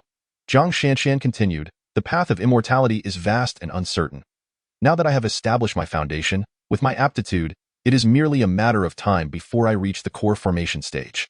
Therefore, I plan to venture into the Kunlun ancient mountain range to seek out the spirit herbs necessary for concocting the golden condensation pill in advance. To avoid any trouble later, I came to bid you farewell." After listening to her, Chen Qun remarked, "Sister Jiang, your foresight is commendable. To consider the core formation stage so soon after establishing your foundation is indeed rare." Observing Chen Qun, who seemed not fully engaged, Jiang Shanshan inwardly scolded, "This fool is not only dim-witted but also utterly oblivious to the opportunity to showcase himself." She continued, "The Kunlun ancient mountain range is fraught with peril. Should I encounter unforeseen circumstances, I may never return, and it is likely I shall not see you again, senior brother Chen. Yet, for the sake of the path of immortality, I have no regrets."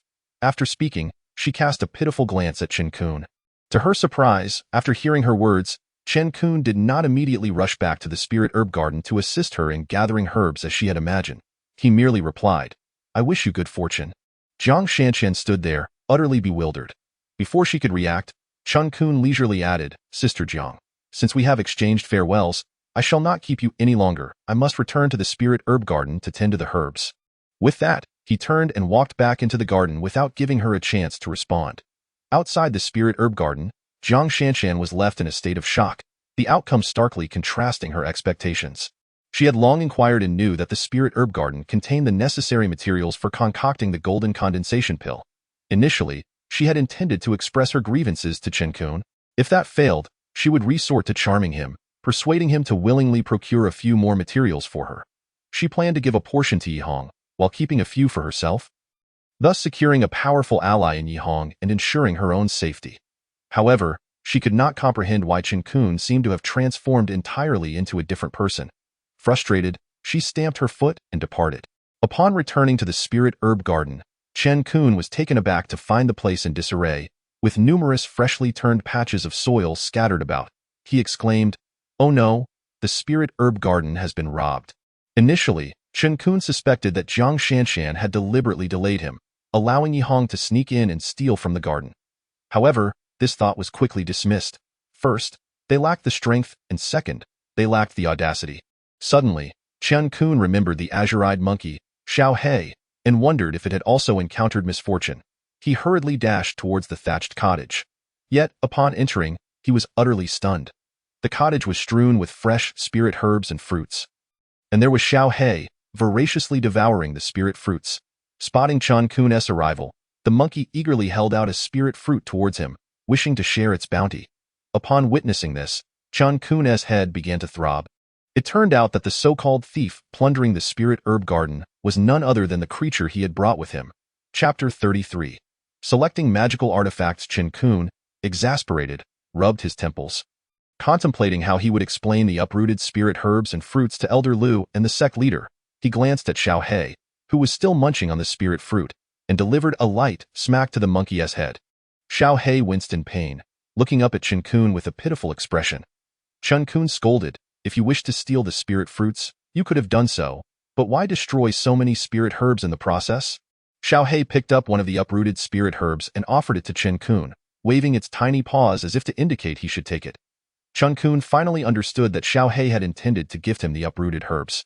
Seeing the little monkey's adorable demeanor, he could not bring himself to scold it any further. Before long, in the spirit herb garden, the duo, one human and one monkey, worked tirelessly, with one digging holes and the other planting herbs. After an hour of labor, they managed to replant all the herbs that Xiao had uprooted. Chen Qun instructed Xiao that in the future, if it wished to eat spirit fruits, it should only pick the fruits and refrain from damaging other spirit herbs and flowers. Chen Qun then approached Elder Lu Daozhen, explaining that he had a spirit beast that might enjoy some of the spirit fruits from the garden and hoped he would not mind. Elder Lu Daozhen was quite generous, observing Xiao's diminutive stature, and remarked, "It is but a spirit beast. It hardly has a substantial appetite. The spirit herb garden is vast. Let it eat whatever it likes." Unbeknownst to them, the day had arrived for the sect leader Dao ran to take Chen Qun to Baotian Peak to select magical artifacts, and as promised, Dao Ran made his appearance. "Dao Yun, my junior brother, you appear to be in remarkably good spirits today, much improved compared to 3 days ago. Ever since that child, Xiao Chun, destroyed your treasured flying sword, I have longed to take you to Baotian Peak to select a few suitable artifacts. However, you have been so absorbed in your insights these days that I hesitated to rouse you forcibly. Now, I trust your health is restored?" The sect master, Dao Ran, expressed his concern to Chen Qun. Chen Qun felt warmth in his heart and replied, "Thank you, senior brother, for your concern. My health is completely fine now." After some pleasantries, Dao Ran led Chen Qun to Baotian Peak. Before they departed, he cast a lingering glance at the green-eyed demon monkey, Xiao, left behind in Chen Qun's thatched hut. Upon arriving at Baotian Peak, Dao Ran guided Chen Qun directly into the artifact pavilion. The golden core cultivator stationed at the entrance did not inquire further upon recognizing the sect master. Once inside, Dao Ran remarked, "Junior brother Dao Yun, you are indeed blessed. How extraordinary that such a rare green-eyed demon monkey has become your spirit beast." The transformation of the green-eyed demon monkey. Xiao did not escape Dao Ran's keen observation. Chen Qun was not surprised. After all, Dao Ran's cultivation and experience spoke for themselves. Chen Qun did not respond directly, merely offering an awkward smile. Dao Ran continued, "Your swordsmanship is quite unique. Might I request a demonstration?" Although Chen Qun was unsure of Dao Ran's intentions, he still presented the 8 styles of swordsmanship manual to him, saying, "I would appreciate your guidance." Senior brother. Dao Ran took the manual, examined it, and initially found nothing remarkable, barely worthy of even being classified as a second-rate manual. Had he not witnessed Chen Qun's performance, he would never have believed this was the legacy of ancient sword cultivators. After carefully analyzing it with his spiritual sense, he realized it embodied the principle of simplicity in profound ways. Returning the manual to Chen Qun, Dao Ran advised, "While this manual has indeed aided you in forming your sword intent, I do not recommend you continue its study. Oh, you understand that it is a relic of ancient sword cultivators?" Chen Qun, puzzled, asked, "Why should the fact that it is an ancient sword manual prevent further study?" Dao Ran sighed, explaining, "The offensive power of ancient sword cultivators was unparalleled among their peers. But do you know why they ultimately vanished? Following the great calamity of the heavens, the rules of the cosmos shifted, rendering it nearly impossible for ancient sword cultivators to solidify their sword embryo. Most perished, pierced by the sword chi that invaded their bodies. Thus, while you have yet to form your own sword chi, it would be wise to discard this manual. Once you select your treasures, I shall accompany you to choose some superior swordsmanship manuals." Upon hearing Dao Ran's words, Chen Qun summoned the sword embryo within him, stating, "Is this sword embryo what you speak of, senior brother?" Upon seeing the sword embryo, Dao Ran nearly stumbled, exclaiming, "Dao Yun, how could you possibly have condensed a sword embryo? Since the alteration of cosmic rules, no one has succeeded in doing so. You have accomplished what many extraordinary individuals could not. You truly astonish me. May the might of ancient sword cultivators shine anew through you." Chen Qun, feeling a bit bashful, replied, "Senior brother, you flatter me. It was merely a stroke of luck." He recalled the perilous moment of forming the sword embryo and felt a pang of fear. Had it not been for the assistance of the golden orb, he might have become just another pile of bones. After Dao Ran led Chen Qun into the artifact pavilion, Chen Qun gazed at the dazzling array of artifacts collected over millennia by the Tianda sect. Dao Ran refrained from interrupting Chen Qun, as the selection of artifacts is a matter of fate. In truth, aside from a few unusable relics from millennia past, the best artifacts remaining were merely several top-grade spirit tools. The superior artifacts above that grade were already in the possession of Dao Ran and his contemporaries. Whether Chen Qun could find a top-grade spirit tool depended on his fortune. As Chen Qun perused row after row of shelves, his eyes grew weary, ultimately selecting a low-grade spirit tool mask capable of disguising his appearance, which left Dao Ran both amused and exasperated. Dao Ran refrained from saying much and simply gestured for Chen Qun to select another weapon artifact. Initially, Chen Qun had his eye on a top-grade spirit tool long sword, but just as he reached out for it, the sword embryo within him grew exceptionally agitated, as if trying to guide him. Thus, Chen Qun withdrew his hand and continued deeper into the pavilion. The further he ventured, the more restless the sword embryo became. Eventually, he arrived at the end, where a row of stone tables held several dilapidated artifacts of indeterminate rank. As Chen Qun approached the stone table, he felt the sword embryo within him surge with an urge to escape his body. He hastily suppressed it with his spiritual sense. Chen Qun keenly sensed that the sword embryo was drawn to a rusted black long sword. However, he could not discern its quality. He decided to trust the sword embryo's guidance and reached for the black long sword. Seeing this, Dao Ran quickly interjected, "Dao Yun, perhaps you should reconsider. This sword was left behind by an ancestor of the Tianda sect who perished in battle thousands of years ago. It appears to be damaged, and after much examination by our forebears, it is deemed no different from scrap metal, albeit slightly more durable." Chen Qun dismissed his concerns, stating, "No need for that, senior brother. Since I have chosen it, it signifies a connection between us. I shall not exchange it." Dao Ran, unable to dissuade Chen Qun, discreetly gifted him a mid-grade spirit tool long sword. Chen Qun gazed at the elder, who cared for him so tenderly, vowing silently that when he grew stronger in the future, he would do everything in his power to protect the Tianda sect. After selecting his artifacts, Chen Qun chose not to pursue any swordsmanship manuals. Believing the 8 styles of swordsmanship to be quite formidable, and with the sword embryo already formed, he felt no danger. His current philosophy was that it is better to master a few techniques than to learn many superficially. After Dao Ran returned Chen Qun to the spirit herb garden, he shared some news. The once in 50 years Penglai secret realm would open in just over 6 months. Due to spatial restrictions within the Penglai secret realm, only cultivators below the golden core stage were permitted entry. Dao Ran urged Chen Qun to diligently cultivate over the next 6 months, emphasizing the importance of joining the Tianda sect's team to explore the Penglai secret realm for treasures. He then gifted Chen Qun a spirit beast pouch before departing. With the pouch, Chen Qun could keep the green-eyed demon monkey, Xiao, by his side at all times. Chapter 34, Departure for the Penglai secret realm in the Spirit Herb Garden. Chen Qun was refining the mask capable of disguising his appearance in the mid-grade spirit tool long sword gifted by Dao Ran. Artifacts of superior quality required refining to be fully utilized. However, the black long sword he had chosen, devoid of any discernible quality, resisted all his attempts at refinement. The higher the artifact's quality, the longer the refining process. Chen Qun spent considerable time refining these two spirit tools. Upon donning the mask, he felt a chilling sensation and, envisioning in his mind, transformed into a rugged middle-aged man, startling the nearby green-eyed demon monkey, Xiao. However, such disguises bore little effect against high-level cultivators.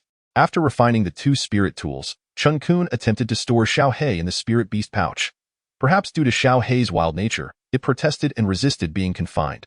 Observing Xiao incessantly devouring spirit fruits, Chen Qun sighed internally, thank goodness the Tianda sect is prosperous. Otherwise, I truly could not afford to support this green-eyed demon monkey.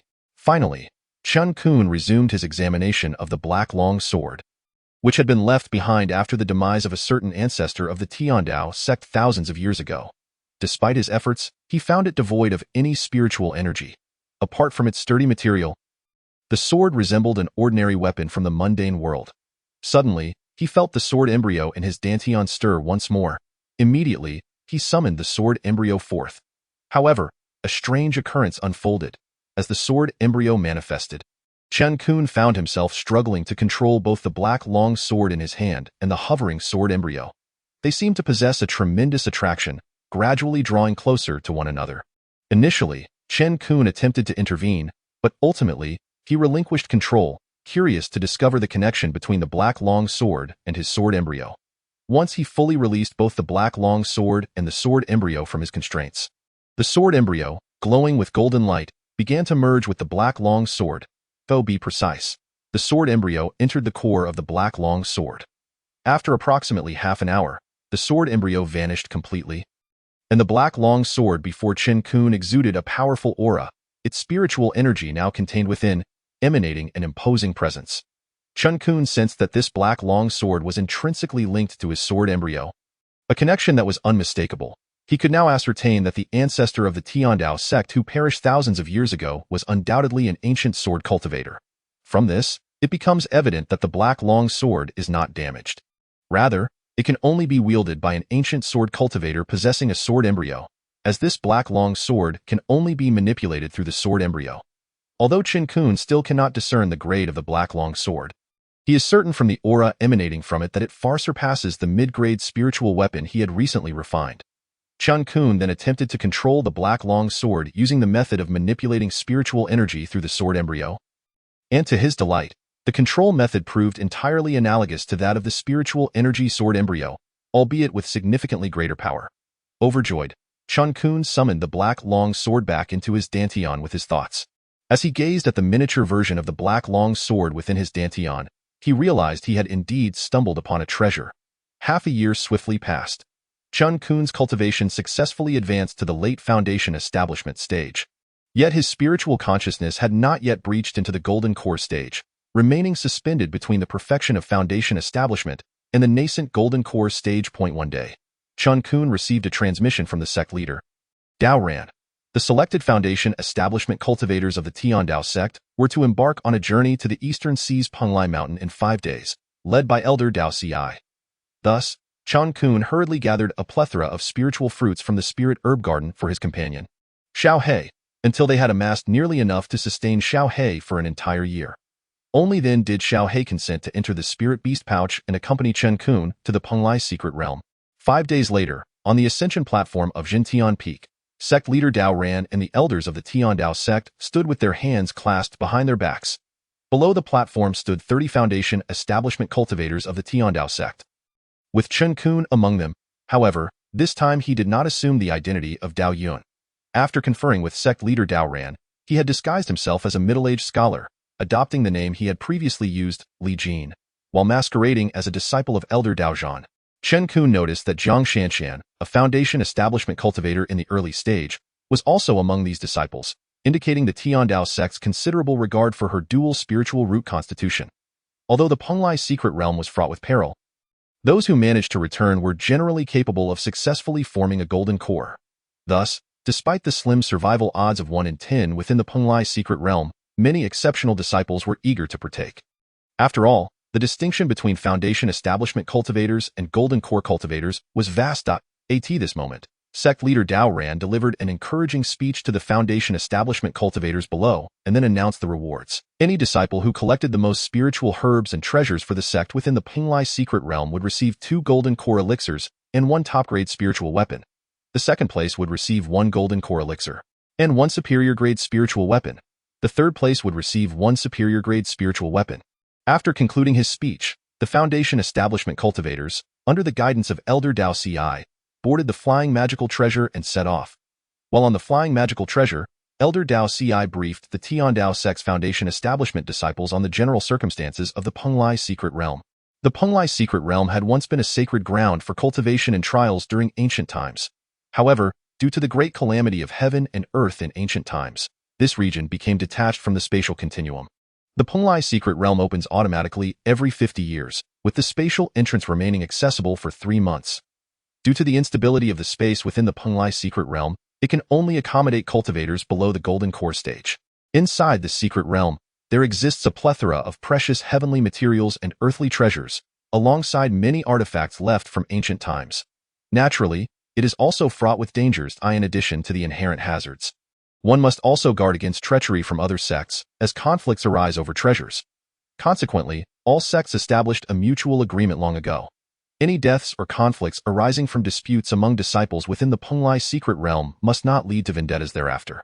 Due to the unique rules within the Penglai secret realm, all cultivators entering will be transported to different locations by chaotic spatial energies. Thus, disciples from various sects must quickly regroup with their fellow sect members upon entering. As Elder Dao Ci recounted the details to everyone, Chen Qun utilized his spiritual consciousness to survey the foundation establishment disciples selected to enter the Penglai secret realm. Most of these disciples were at the mid, late, or perfected foundation establishment stages, with very few, like Zhang Shanshan, being exceptionally talented early-stage disciples.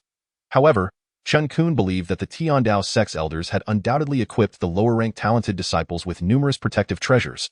As all disciples chosen by the sect to enter the Penglai secret realm were deemed to hold great potential. Chen Qun also noticed that, although the team was led by Xiao Chen, the person whose aura felt even stronger than Xiao Chen's remained somewhat concealed.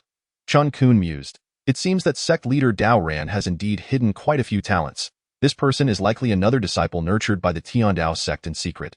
Upon arriving at the eastern sea's Penglai mountain, many sects had already gathered in advance. Among them, 3 of the 5 most formidable sects had arrived, and a significant number of first-rate sects comparable to the Tiandao sect had also come. After Elder Dao Ci led the Tiandao disciples to find a vacant space, he instructed them to sit and wait for the secret realm's opening. However, before Elder Dao Ci could settle down, he heard a voice from the direction of Lingyun sect. "Dao Ci, you old ghost, you are still alive?" Elder Dao Ci retorted, "Xinqing, how could I dare to step ahead of you? If anyone is to go first, it must be you." The elder from Lingyun sect, referred to as Xinqing by Dao Ci, was the leading elder for this journey, and the two had always been at odds. Yet, their cultivation levels were comparable. Resulting in a stalemate of verbal sparring, Chen Qun noticed a familiar figure among the Lingyun sect's entourage. It was none other than Zhang Fan, the heavenly spiritual root cultivator who had been recruited by Du Zhua in Tianhe City. Chen Qun recalled that Zhang Fan had been a mere mortal at that time, and now, in less than a year, he had directly advanced to the early foundation establishment stage, with an evident trend toward breaking into the mid-foundation establishment stage. Chen Qun speculated that Zhang Fan must possess some hidden secrets of his own. Chapter 35. Entering the Penglai secret realm as the time for the opening of the spatial entrance to the Penglai secret realm drew near. The remaining sects gradually arrived. Chen Qun continuously observed the other sects, particularly the foundation establishment cultivators preparing to enter the secret realm. He discovered that, Aside from the 5 most formidable sects and first-rate sects like the Tianda sect, there were also many second-rate and third-rate sects, as well as some powerful cultivation families, all of which had brought along promising foundation establishment disciples. However, each sect or family was limited to only 3 slots, rendering them vastly inferior in comparison to the 5 strongest sects and first-rate sections. Each of the 5 strongest sects possessed 50 slots for entering the Pung secret realm, while first-rate sects like the Tianda sect had 30. As Chen Qun examined the attire of the other sect's cultivators, he noted their distinctive sect characteristics. For instance, disciples from the strongest Xinjiang sect were all sword-bearers, while those from Wanfo Temple donned cassocks and shaved heads, and disciples from Shinnong sect carried peculiar cloth pouches at their waists, among other unique attributes. However, the disciples of the Tianda sect bore a haphazard array of attire, lacking any semblance of sect identity. Chen Qun found it perplexing that sect leader Dao Ran, an otherwise astute elder, had not taken measures to impose some order within the Tianda sect. Furthermore, Chen Qun learned that the ranking of sects was determined solely by the number of nascent soul cultivators they possessed. A sect with any nascent soul cultivators would be classified as a first-rate sect, while a sect with 3 or more nascent soul cultivators would be among the most powerful sects in the central region. Conversely, sects without any nascent soul cultivators would be deemed second-rate or below, lacking any voice in significant matters within the cultivation world. The Tianda sect's ability to confront Lingyun's sect, one of the 5 strongest sects, stemmed from the support of their late-stage nascent soul elder, Li Yanhua. Although Lingyun's sect had 3 nascent soul cultivators, they comprised 2 mid-stage and 1 early-stage cultivator. In a direct confrontation, the Tianda sect would undoubtedly hold the upper hand. However, the issue of Li Yanhua's longevity posed a significant concern for the Tianda sect. Generally, nascent soul cultivators refrained from engaging in direct conflict. Should they choose to intervene in disputes, it would result in catastrophic repercussions for the cultivation world, as the residual energies from their battles could easily annihilate golden core cultivators. Hence, the 5 major sects and first-rate sects established an agreement long ago that nascent soul cultivators should not engage lightly in conflicts. Alas, the current predicament of the Tianda sect was not optimistic. Although elder Li Yanhua possessed profound cultivation, his remaining lifespan was severely limited. He had retreated to the back mountain of the Tianda sect to meditate, seeking to conserve his spiritual energy and prolong his dwindling life. The demise of elder Li Yanhua would spell dire consequences for the Tianda sect. Even though the Tianda sect could temporarily withstand the assaults of Yuanying stage cultivators thanks to its protective formation, it was akin to a child guarding a treasure without the supervision of an adult. Any high-ranking sect would undoubtedly harbor ulterior motives towards it. Amidst a thunderous rumble, a colossal white vortex gradually manifested in the skies above Mount Pung in the East Sea. Elder Dao Ci glanced around and remarked, "The spatial entrance to the Pung secret realm is about to appear. Once you enter, remember to find a way to regroup with your fellow disciples. Should you encounter any enemies that threaten your lives, regardless of their sect, feel free to eliminate them. And no matter the chaos you create, this elder and the sect will support you." As Elder Dao Ci concluded his words, a glint of ruthlessness flashed in his eyes. He had once endured life and death trials within the Pung secret realm. The cause of such peril stemmed from the fact that every sect harbored its own agendas. As the white vortex continued to expand, Elder Dao Ci added, "Though the golden core stage cultivators outside cannot enter due to spatial rules, within the Pung secret realm, there exist formidable beasts nearing the golden core stage. Therefore, exercise utmost caution upon your entry." Once Elder Dao Ci finished imparting his instructions, the white spatial vortex stabilized. Following several disciples from Xinyuan sword sect leading the way, hundreds of cultivators surged into the vast white vortex like a swarm of locusts. Elder Dao Ci watched the Tianda sect disciples vanish into the vortex and sighed, muttering to himself, "I wonder how many will return this time." For last time, out of 30 disciples who entered the Pung secret realm, only 2 had returned. Having once ventured into the realm, Elder Dao Ci was acutely aware of its dangers. Estimating that the disciples who perished last time did not fall to the beasts, but rather in the strife among sects for treasures at that moment, Chen Qun, caught in the swirling white vortex, felt dizzy. Soon after, a flash of white light enveloped him, and he found himself within the Pung secret realm. His first impression was that this place was undoubtedly an extraordinary paradise, for the spiritual energy here was far more abundant than that of the Tianda sect. The only unfortunate aspect was that he could only remain here for 3 months before being forcibly teleported away. Chen Qun scanned his surroundings with his spiritual sense and realized he was in a valley devoid of Tianda sect cultivators or those from other sections. He chose a random direction and began to explore, As he walked, he utilized his spiritual sense to search, for it was said that treasures were abundant in this realm. Before long, he discovered a rare lampwick grass nestled in a crevice of a cliff, a plant that Zhang Shanshan and Yi Hong had once yearned for. Overjoyed, Chen Qun recognized the lampwick grass as a principal herb for refining the golden core pill, exceedingly rare even within the Tianda sect's spiritual herb garden, which housed only a few specimens. He flew up and reached out to pluck it. "Not good," he suddenly shouted, hastily retracting his hand. A sixth-tier beast, the Tianqing snake, lunged at him like a bolt of lightning. Chen Qun was taken aback that the Tianqing snake could evade his spiritual sense detection. Had his reaction been any slower, he would have been caught off guard. He quickly summoned his medium-grade spiritual artifact sword and struck at the Tianqing snake. Due to the abundant spiritual energy and spatial rules within the Pung secret realm, the beasts here were significantly stronger than their counterparts outside. Chen Qun exerted considerable effort to slay the sixth-tier Tianqing snake. Afterward, he stored the serpent's corpse and carefully harvested the lampwick grass before resuming his exploration. Chapter 36, a fortuitous rescue of Zhang Shanshan after wandering in the Pung secret realm for 2 days. Chen Qun had yet to encounter any disciples from other sects, highlighting the vastness of the realm. During these 2 days, he had made substantial gains, collecting over 20 spiritual herbs suitable for golden core cultivation. With even more lower-tier herbs in his storage bag, he summoned the six-tiered beast, the blue-eyed demon monkey, Xiao, from his spiritual beast bag to assist in finding herbs and gathering spiritual fruits. Chen Qun realized that Xiao proved to be an excellent aid. However, this once mighty sixth-tier beast faced severe beatings from its sixth-tier counterparts within the Pung secret realm. The beasts here were far more formidable than those outside. And had Xiao not had such a tough hide, it might have lost its life. Chen Qun was perplexed as to why Xiao could endure so much punishment, and it seemed to be faster than usual. Its intelligence even higher, capable of transformation after suffering defeats at the hands of sixth-tier beasts, Xiao was only willing to assist Chen Qun in bullying beasts below the sixth tier. If faced with a sixth-tier beast, it resolutely refused to engage. Chen Qun himself had suffered several significant setbacks against the powerful sixth-tier beasts within this secret realm. Had it not been for the black flying sword merging with his sword embryo, it would have been exceedingly difficult for him to retreat unscathed. Even so, he bore considerable injuries. Chen Qun began to suspect whether the beasts in the Pung secret realm were remnants from ancient times, explaining their overwhelming strength compared to those outside. If he struggled against them, it would undoubtedly mean certain death for ordinary Foundation establishment cultivators. Thus, Chen Qun continued to meander through the Pung secret realm for another 2 days. One day, Xiao sat on a rock, blissfully munching on spiritual fruits while Chen Qun meditated to recover his spiritual energy. Suddenly, a commotion of battle echoed from a distance.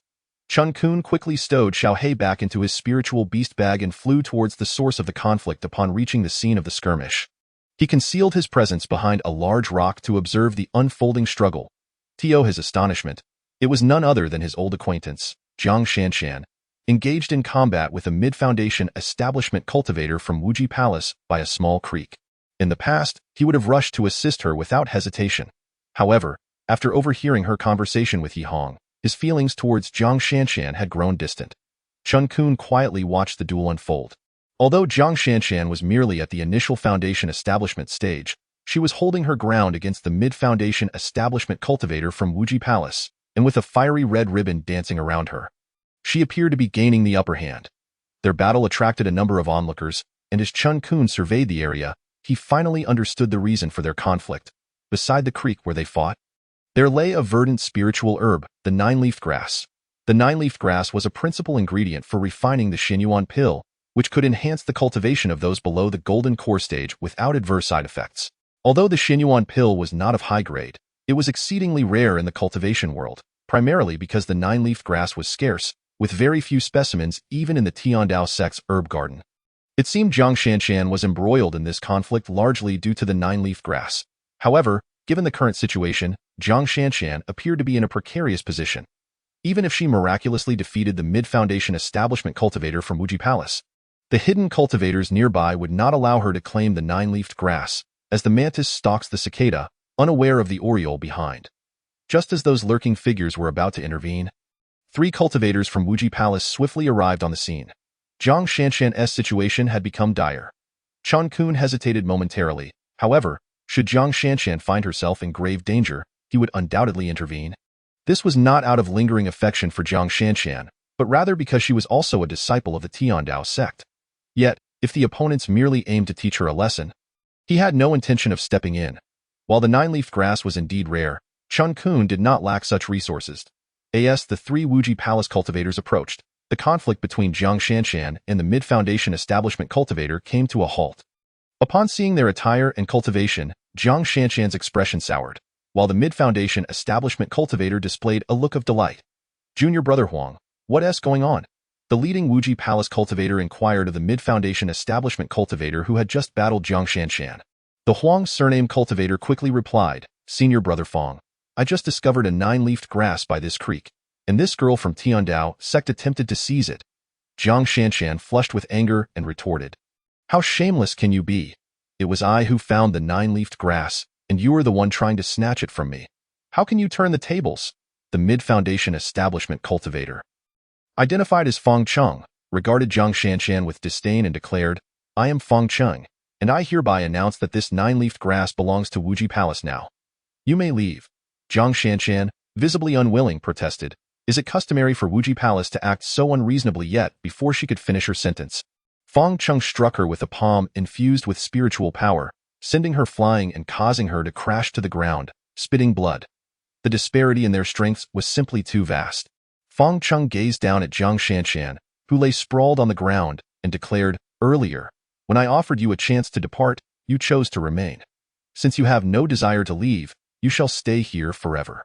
With that, Fong Cheng brandished his flying sword, intent on delivering a lethal blow to Jiang Shanshan.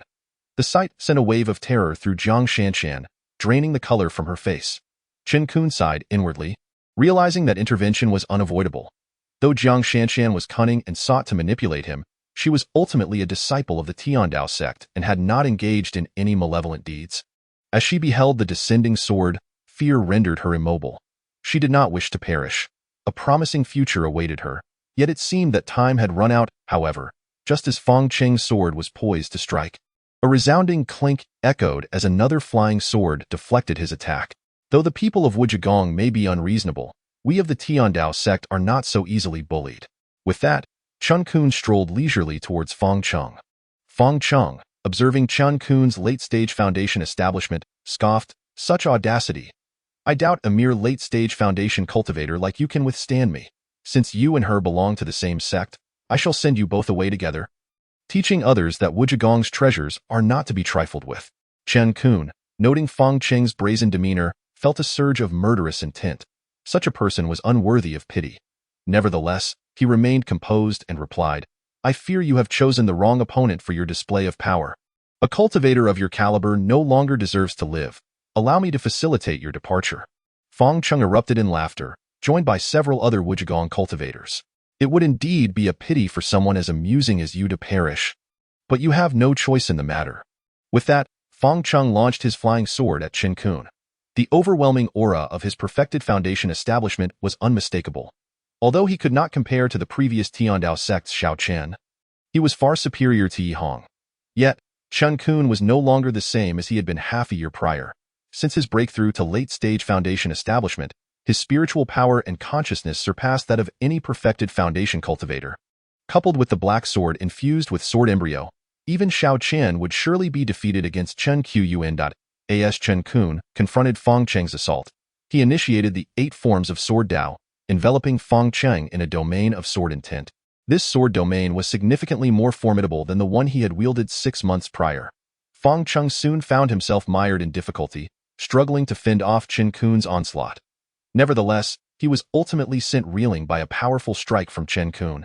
Realizing Chen Qun was advancing once more, Fong Cheng hastily summoned an Earthwall talisman for defense, barely blocking Chen Qun's attack. As Chen Qun pressed forward again, Fong Cheng recognized he was utterly outmatched. With no opportunity to retaliate in a swift decision, he resolved to flee. For him, dignity paled in comparison to his life. Chen Qun, observing Fong Cheng's desperate attempt to escape, wore a sneer of disdain and unleashed a mental attack. In that moment, as Fong Cheng sought to flee, his mind suddenly stiffened, halting his actions. Although he regained his mobility in the blink of an eye, he could not evade Chen Qun's sword. Chen Qun's blade struck Fong Cheng. Yet to his astonishment, it failed to penetrate Fang Cheng's body. Even so, Fang Cheng was violently propelled away by Chen Qun's substantial spiritual force, coughing up blood, clearly gravely injured.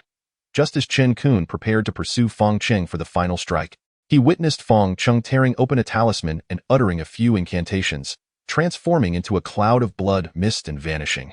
He possesses a blood escape talisman, Chen Qun exclaimed in disbelief.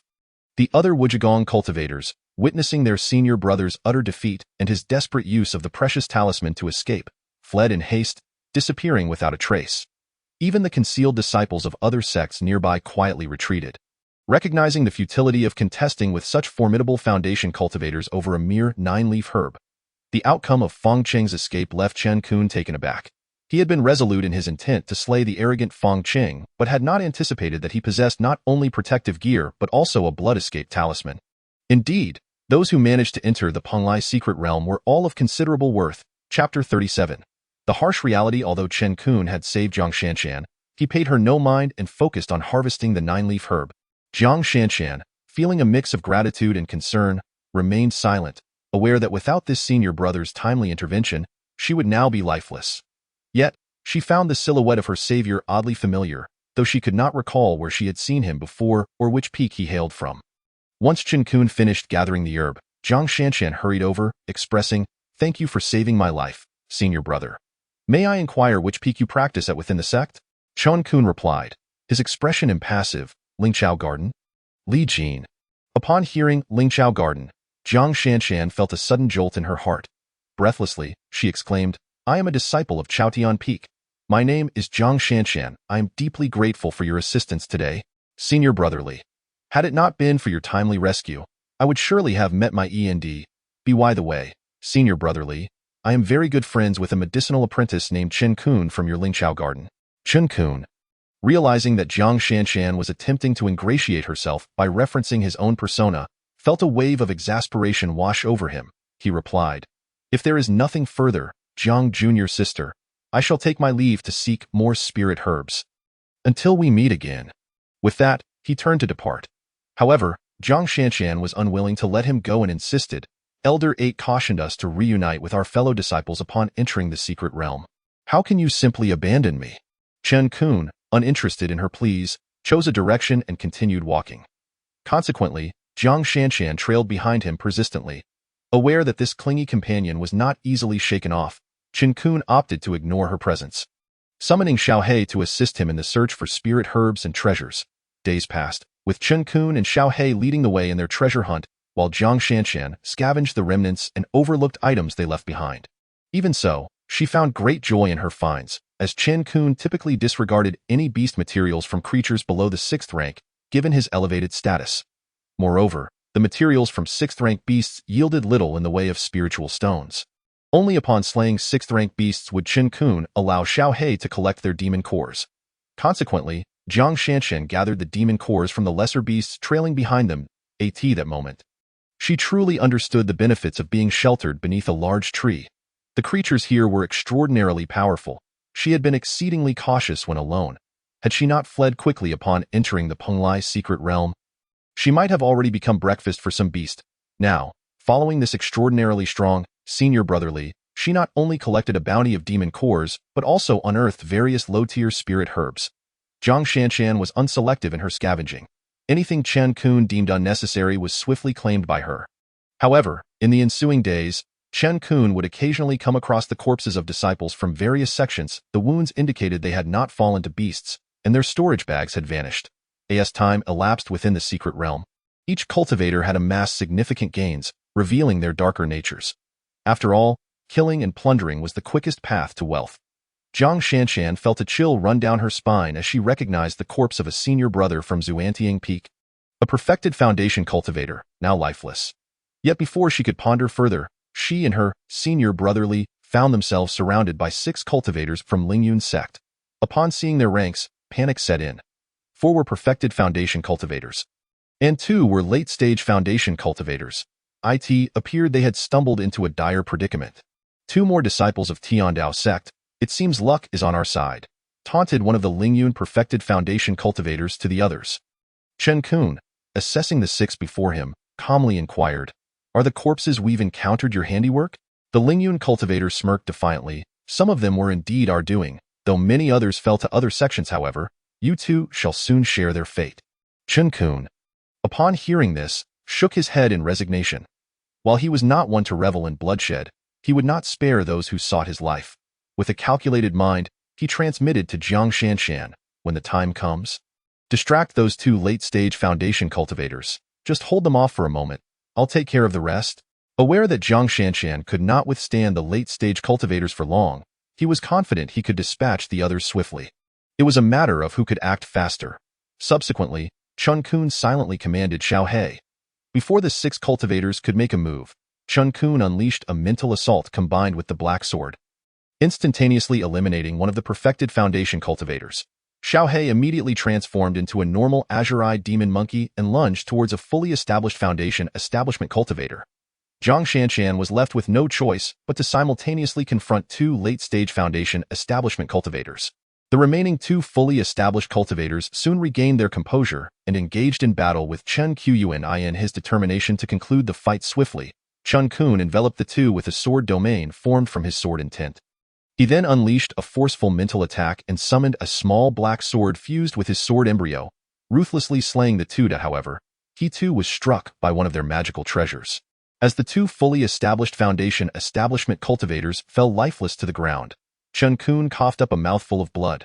Without a moment to spare for healing, he disregarded Xiao and flew towards Jiang Shanshan. For Xiao appeared to be in a manageable situation, capable of enduring for a while longer. Conversely, Jiang Shanshan was left to contend alone against 2 late-stage cultivators. Though this transpired in mere moments, the stakes were perilously high. Just as Jiang Shanshan felt the looming specter of death once more, Chen Qun arrived just in time to intercept 2 lethal attacks aimed at her. The 2 late-stage cultivators of Lingyun sect, witnessing Chen Qun's swift dispatch of their 3 fully established counterparts, were thoroughly terrified and sought to flee. However, they fell prey to Chen Qun's preemptive strike, ensnared within the sword domain he had created. In an instant, the small black sword, fused with his sword embryo, obliterated the 2. After dispatching them, Chen Qun let out a sigh of relief. He glanced at the gravely injured Jiang Shanshan and tossed her a rejuvenation pill. Before joining forces with Xiao to eliminate the last fully established cultivator. Ultimately, Chen Qun collected the storage bags of the 6 individuals. Upon inspecting the contents, he was left speechless, for the storage bags resembled treasure troves, containing nearly 1,000 spiritual herbs, several vials of low-grade elixirs, over 30 magical artifacts of various ranks, and a dozen different cultivation manuals. As for the spirit stones, they exceeded a staggering total of nearly 100,000 medium-grade spirit stones. Among them lay a legendary Ziyun Dragon Emperor ginseng, said to extend one's lifespan. It was evident that the 6 had perpetrated numerous robberies against cultivators from various sects, which explained their vast accumulation of precious resources. Observing the injured Jiang Shanshan, Chen Qun contemplated briefly before tossing her a storage bag containing ordinary spiritual herbs, magical artifacts, and spirit stones. Jiang Shanshan opened it, stunned, and with tears welling in her eyes. She expressed her gratitude, saying, "Thank you, Senior Brotherly." Chen Qun paid her no heed and focused on recovering his own strength. After all, someone like Jiang Shanshan was primarily concerned with self-serving interests, rendering it unnecessary for him to engage further with her.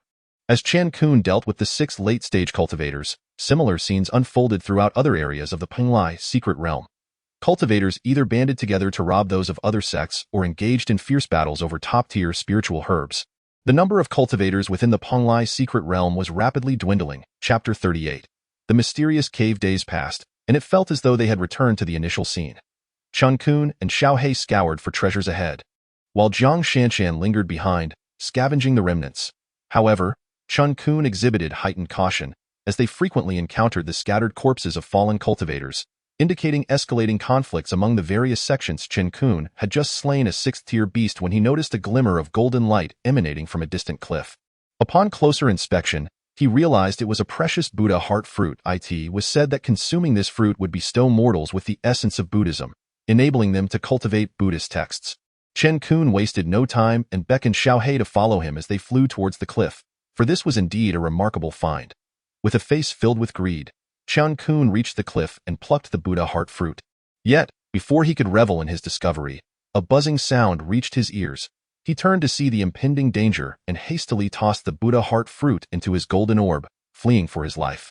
In the distance, Jiang Shanshan observed Chen Qun's hasty retreat after defeating the sixth-tier beast, believing he had left the inner core for her. Elated, she rushed over to claim it. Unbeknownst to her, Chen Qun was moving at an alarming pace, and before she could retrieve the inner core, he seized her and took flight. Jiang Shanshan exclaimed, "Senior brotherly, it's just a sixth-tier inner core. You have so many already. Why can't you just give me this one?" Chen Qun, preoccupied with urgency, ignored her pleas and accelerated further. It was then that Jiang Shanshan sensed something amiss and glanced back. That single glance nearly rendered her unconscious with fright. An ominous swarm of fifth-tier fire-poison bees, several of which had evolved to the sixth tier, were pursuing them furiously. Should they be caught by the swarm? It wouldn't matter how formidable Chen Qun was. They would meet a gruesome end. Chen Qun lamented internally, "Is it really necessary to chase me so relentlessly over a single Buddha heart fruit?" Gripping Jiang Shanshan and Xiao tightly, he continued to flee, the fire-poison bees hot on their heels. Several unfortunate cultivators who happened to cross their path met a swift demise, reduced to mere bones in an instant. Witnessing such a terrifying sight sent shivers down Jiang Shanshan's spine.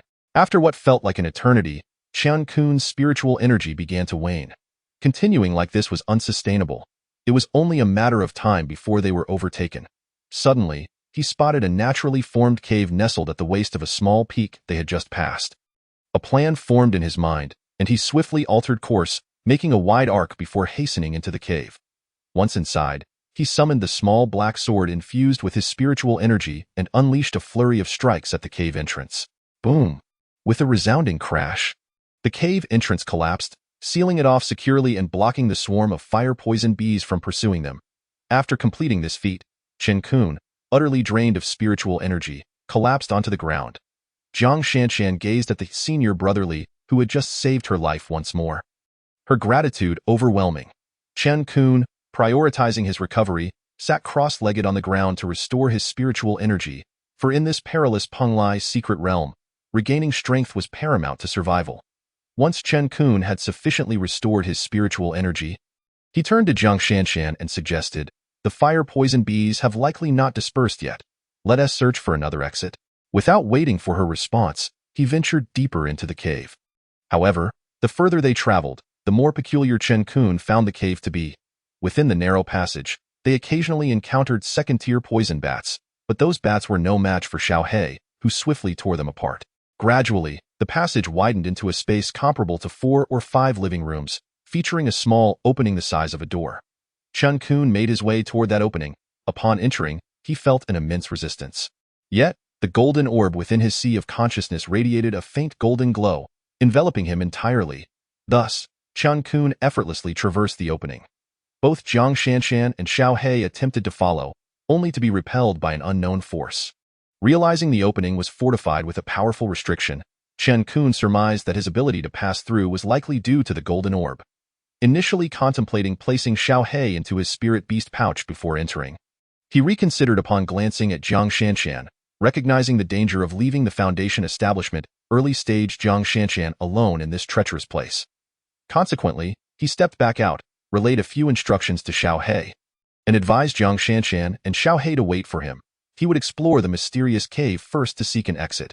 After giving his instructions, Chen Qun re-entered the enigmatic small cave. Upon entering, he beheld ancient, weathered stone steps, seemingly existing for millennia, as if no one had set foot here in eons. Chen Qun ascended the time-worn stone steps, and upon reaching the end, he discovered a naturally formed small cavern. In the center of the cavern was a stone pool, approximately the size of 2 water vats, nearly filled with a white liquid. Chen Qun gazed at the white liquid in the pool from a distance, excitement rendering him nearly speechless. For it was the legendary Jotian Yulong liquid, a sacred elixir for healing. It was said that regardless of the severity of one's injuries, as long as there was a breath left in them, a single drop of Jotian Yulong liquid could bring them back from the brink. Chen Qun stared at the pool brimming with Jotian Yulong liquid, then glanced at the sparse, ancient stalactites above. He understood that such an abundance of Jotian Yulong liquid could only form over the course of thousands of years. Eagerly, he approached to collect the precious liquid, but before he could reach it, a bolt of thunder struck him squarely on the head. Chen Qun immediately spat out blood. His face darkened, and his hair stood on end. However, Chen Qun still felt fortunate for his spiritual artifact mask, which had shielded him from several attacks. Otherwise, his recent luck would have been greatly diminished. Although his mask was destroyed, his life remained unthreatened. Yet, before Chen Qun could catch his breath, another bolt of lightning struck towards him. In haste, he summoned a mid-grade flying sword to defend himself. Unfortunately, the moment the sword made contact with the lightning, it was cleaved into two pieces. Chen Qun spat out a mouthful of blood. His spirit severely shaken, he had no time to recuperate, as yet another bolt of lightning followed closely behind. Left with no choice, he called forth a black small sword, fused with spiritual energy, to counter the impending strike. However, upon contact with the lightning, this black sword was also sent flying, sustaining a deep crack along its blade. Due to the mental connection he shared with the black sword, which was fused with his spiritual energy, he felt nearly faint from the severe injury. In his current state of utter defenselessness, Chen Qun gazed at the lightning that threatened him once more, sensing the approach of death. That moment, he was filled with regret, yet powerless to change his fate.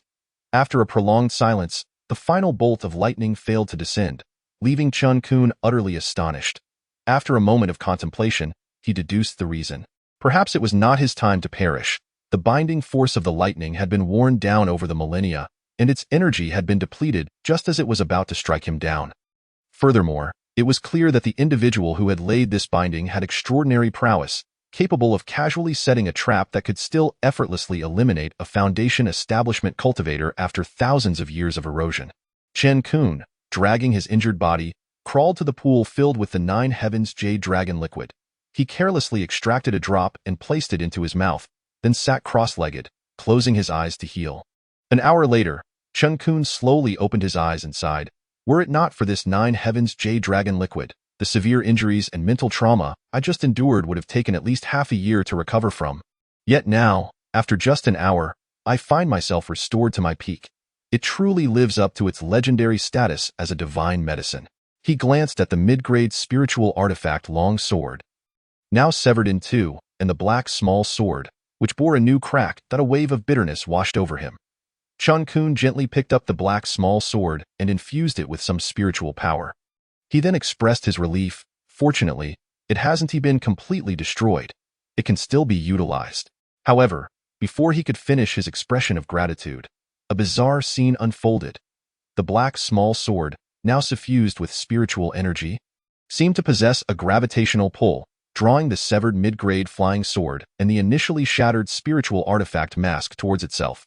These two already damaged artifacts peculiarly transformed into specks of dust, which then merged into the black small sword. The crack on the black small sword, having absorbed these minute particles, began to mend itself significantly. Chen Qun, witnessing this extraordinary phenomenon, was left utterly dumbfounded. Chapter 39. The revelation of the Tianhe sword. Chen Qun stared at the transformation of the black small sword, momentarily at a loss. Yet, upon observing the nearly vanished crack, he understood the situation. This black small sword was capable of devouring other treasures to repair itself.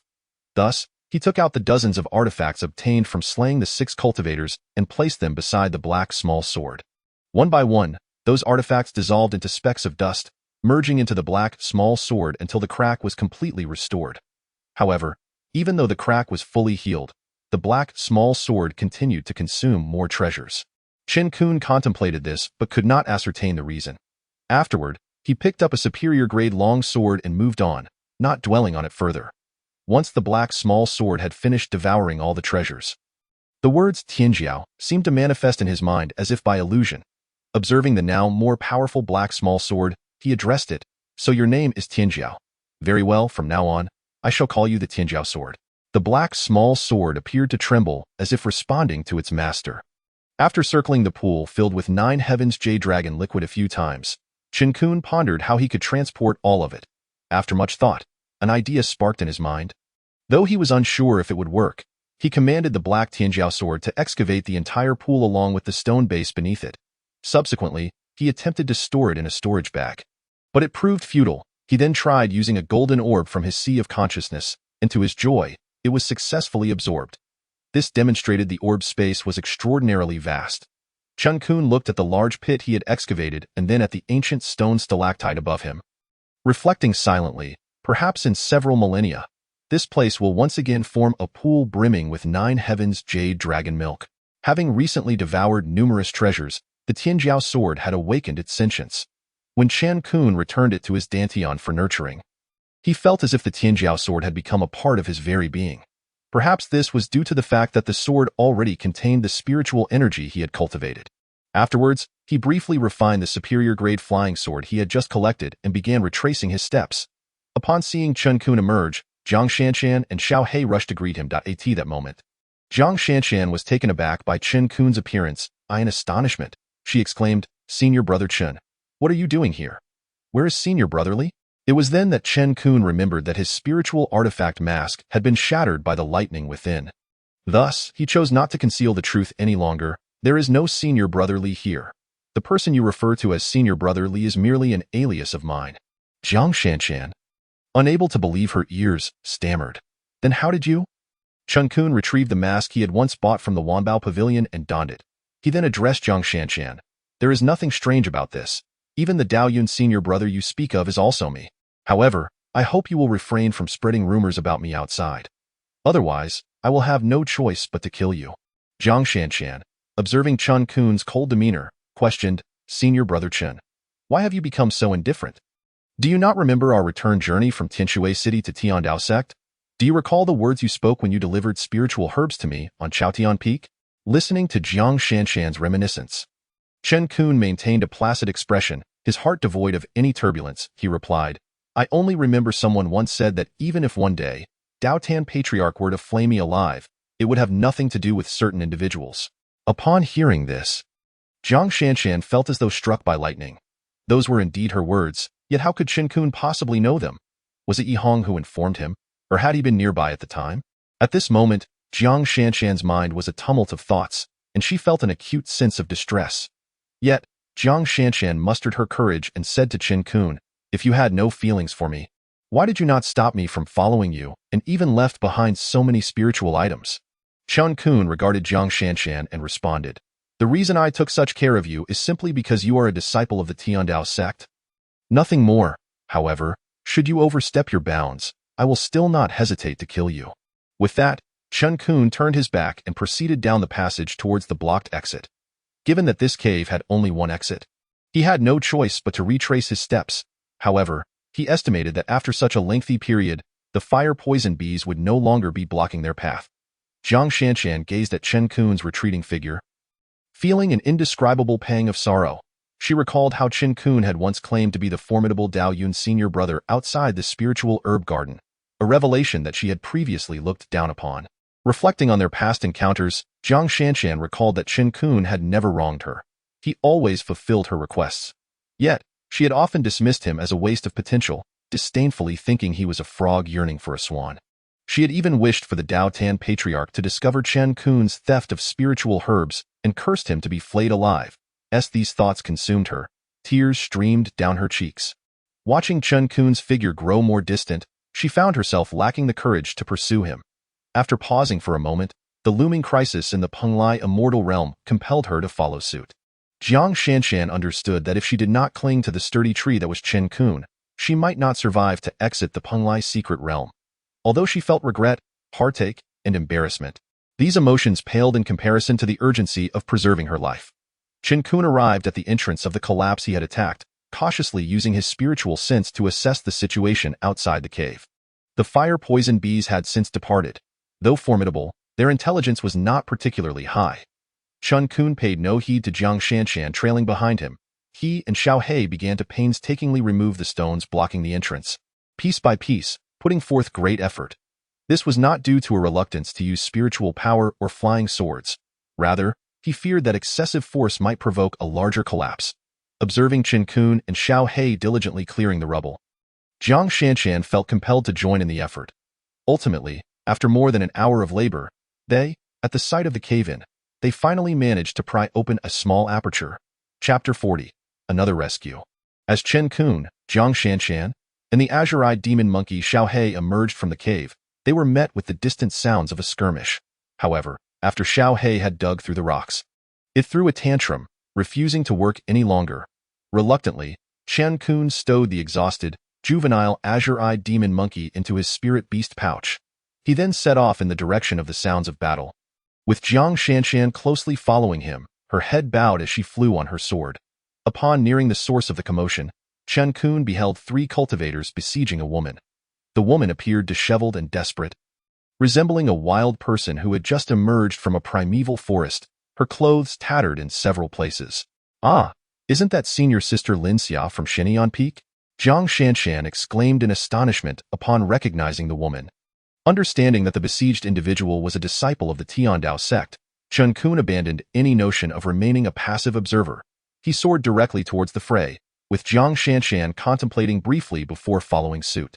Despite her disheveled state, Lin Xia exhibited considerable strength, wielding a weapon akin to a large pair of scissors, struggling to fend off the 3 attackers while simultaneously attempting to escape.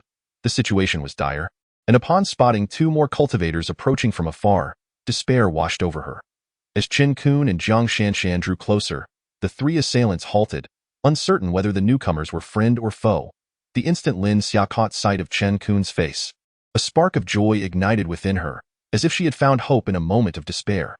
Although she had never seen Chen Qun's true visage, his tall and imposing figure, along with his distinctive mask, had left an indelible impression on many disciples of the Tianda sect during the ascent at Jintian Peak 6 months prior. "Are you Brother Daoyun?"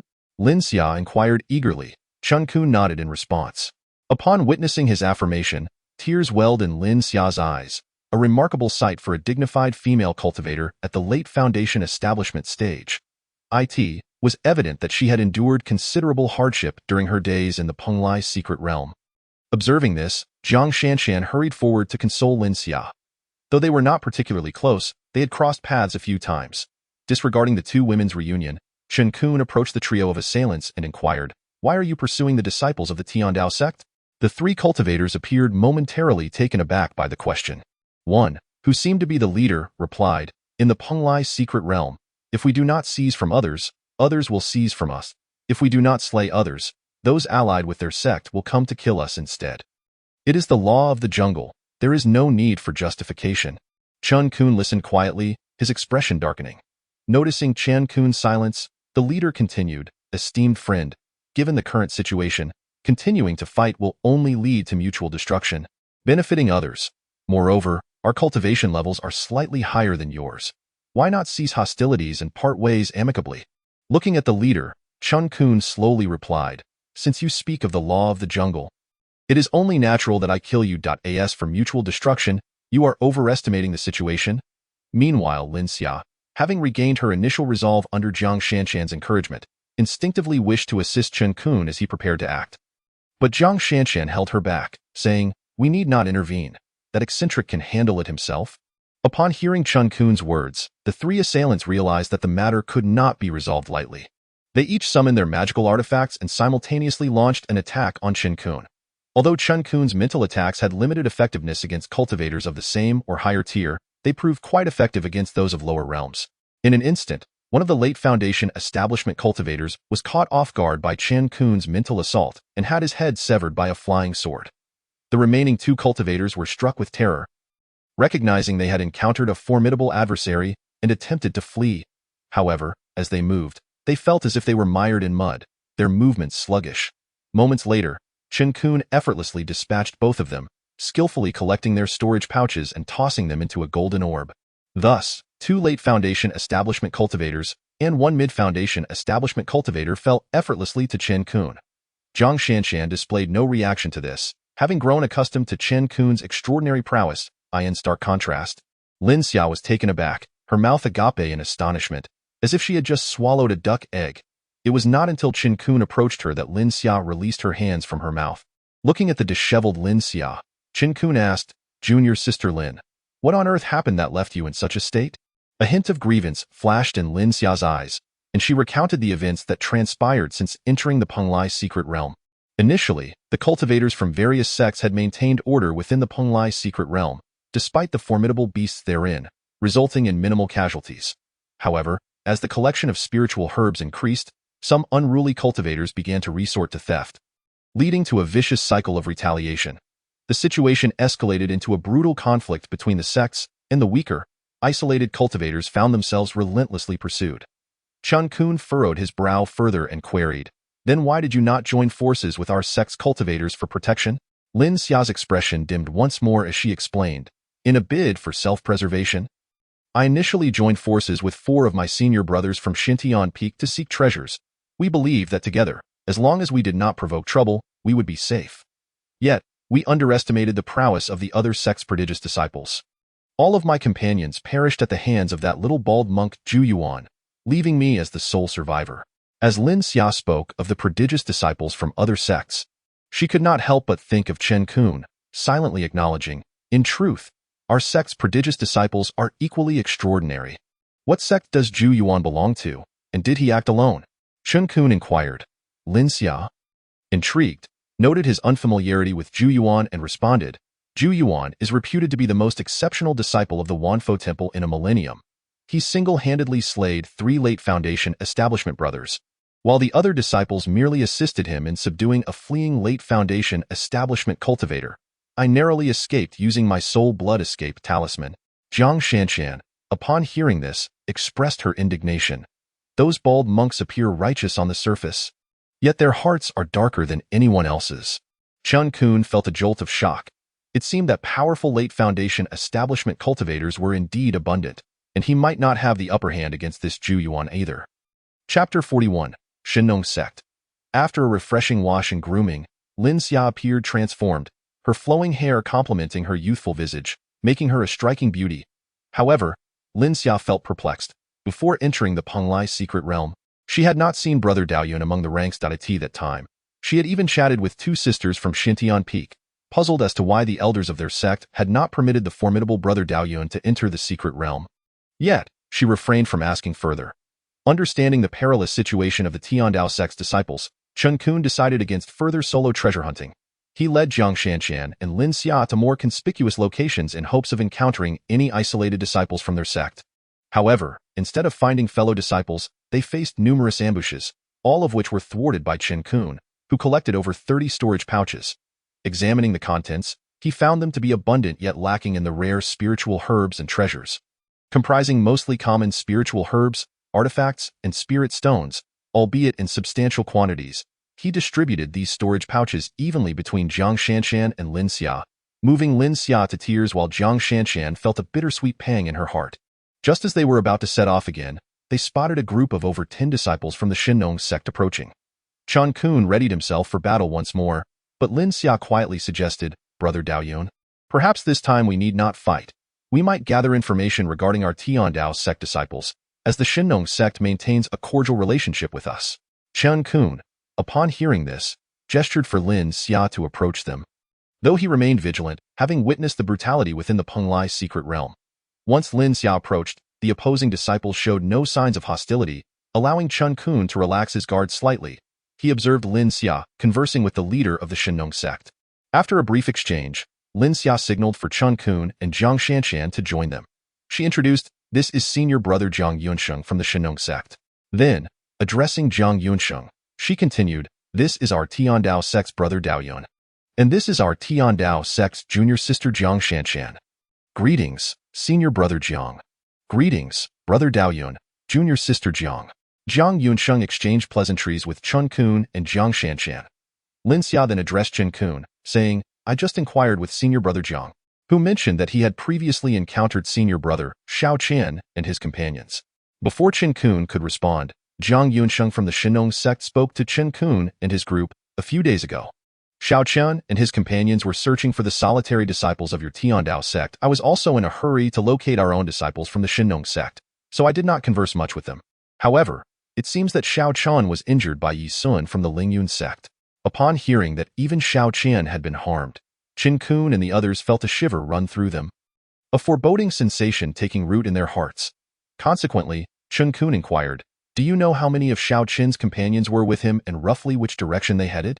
Jiang Yunsheng, noticing the trio's concern, reassured them, "There is no need to worry. They are in a group of 6, led by your sect's esteemed disciple, Feng Qianli. I suspect that after searching for so long, they might have concluded that the remaining disciples of your Tianda sect have perished and are now likely heading towards the Pung Immortal Manor.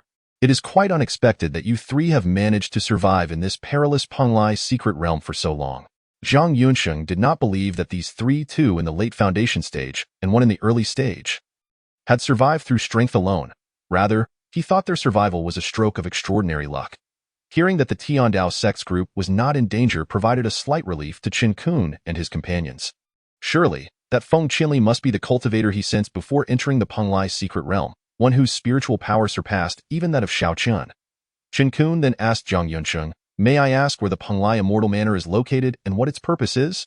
Upon hearing this, not only Zhang Yunsheng but also Lin Xia and Zhang Shanshan were taken aback. If they did not even know the purpose of the Peng Immortal Manor, what were they doing in the Peng secret realm? Before Zhang Yunsheng could explain, Lin Xia hurriedly stepped forward to inform Chen Qun. The Peng Immortal Manor is the core of the Peng secret realm, containing countless spiritual herbs and treasures. After the efforts of countless predecessors, it is said that we are on the verge of reaching the heart of the Peng Immortal Manor. Every disciple from each sect enters with the aim of acquiring the ultimate treasures within. It is understandable that Brother Daoyun, who has been in seclusion for so long, is unaware of these matters. Although Lin Xia spoke in such a manner, she inwardly mused, "It is quite remarkable that Brother Daoyun does not know such a well-known fact. Especially since the elders from various peaks repeatedly cautioned us about it just days before our departure." Chen Qun, sensing the awkwardness, could only manage a wry smile, silently lamenting, "That old fellow, Master Daoran, only told me to enter. How could he neglect to inform me of such crucial details?" Meanwhile, far away at the Tianda sect Eshin Tian Peak, Master Daoran sneezed heavily. Zhang Yunsheng shook his head, having already concluded that the three individuals before him had survived purely by luck. Otherwise, how could such high-ranking cultivators act in such a comical manner? Zhang Yunsheng initially planned to bid farewell to the trio and hasten to the Peng Immortal Manor with his disciples, but recalled the admonition from his master. Yao Chunzi, before he departed, "Shunger, if you encounter any disciples from the Tiandao sect in the Peng secret realm, do your utmost to assist them. Our Shenong sect owes the Tiandao sect far too much." Having been raised by Yao Chenzi, Zhang Yunsheng regarded him with the affection of a father. Fortunately, Zhang Yunsheng was exceptionally diligent, having become a presence comparable to the most talented disciples of other sects at a young age. He was deeply grateful for Yao Chenzi's mentorship and would never betray his master's wishes. He realized that if he abandoned Chen Qun and his companions now, it would not be long before they fell prey to others and perished. Therefore, Zhang Yunsheng said to Chen Qun and his companions, "We, too, are heading to the Peng Immortal Manor. Currently, only a handful of the 50 disciples from our Shenong sect remain. It would be prudent for you, Daoyun, and your companions to join us for mutual support. When we encounter Brother Feng Qianli, you can then return to your Tiandao sect S group." Chen Qun considered this and found it reasonable, especially since he was unaware of the route to the Peng Immortal Manor. He could also tell that Zhang Yunsheng was genuinely inclined to assist them. Thus, he promptly expressed his gratitude to Zhang Yunsheng, and the three of them set off alongside the Shenong sect's group. Chapter 42.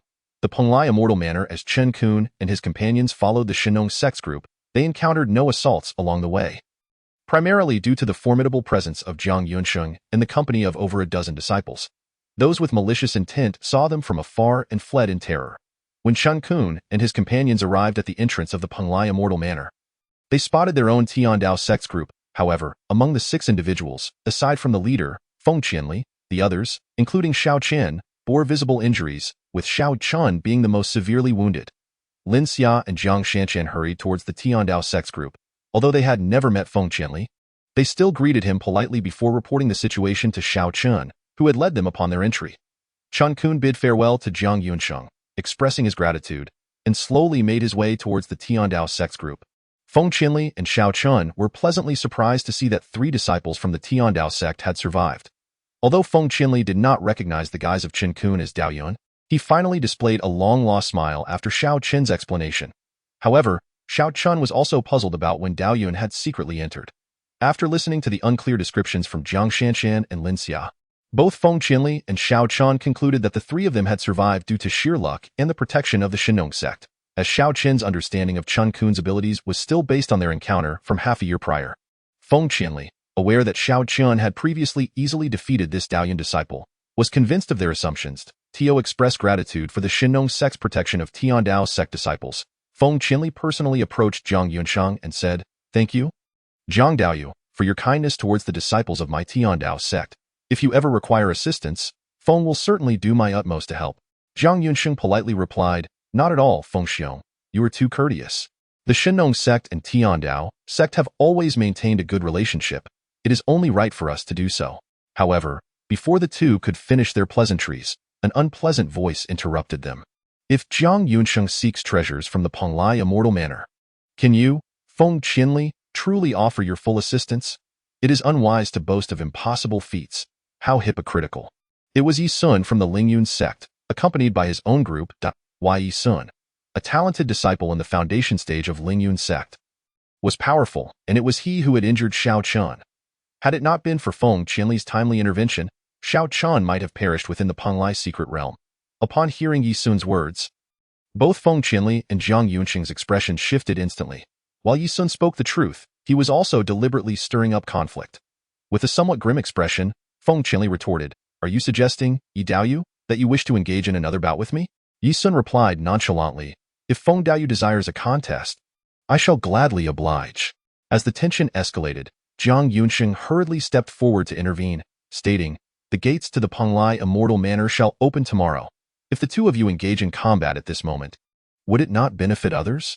Upon hearing this, Feng Qinli and Yi Sun ceased their verbal sparring, merely huffing at each other before retreating to their respective sects.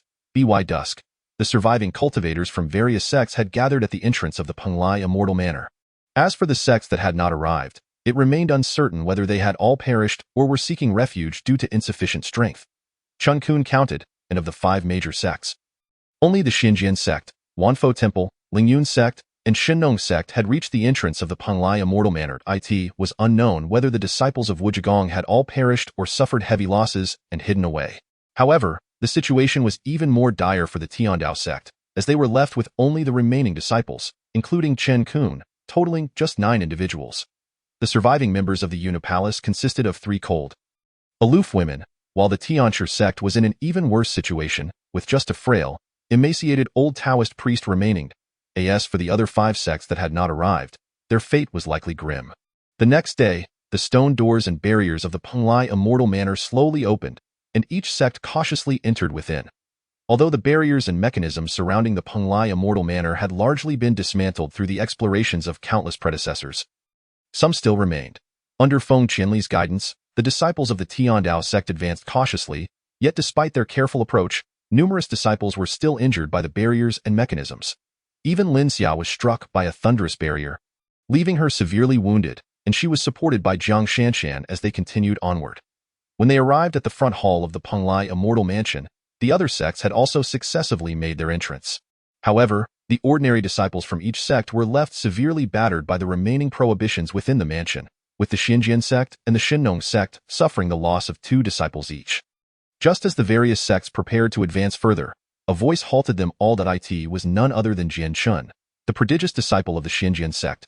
Jian Chen declared, the place we have reached is a passage forged by the lives of countless ancestors from various sections. Despite this, our casualties remain significant. If we proceed any further, the conditions and dangers within are unpredictable. Before Jian Chun could finish his statement, he was interrupted by Yi Sun of the Lingyun sect, who retorted, what do you mean, Brother Jian? Are you suggesting we wait outside while your Xinjian sect ventures in alone? Jian Chen ignored Yi Sun and continued, what I propose is to leave the ordinary disciples here to await our return.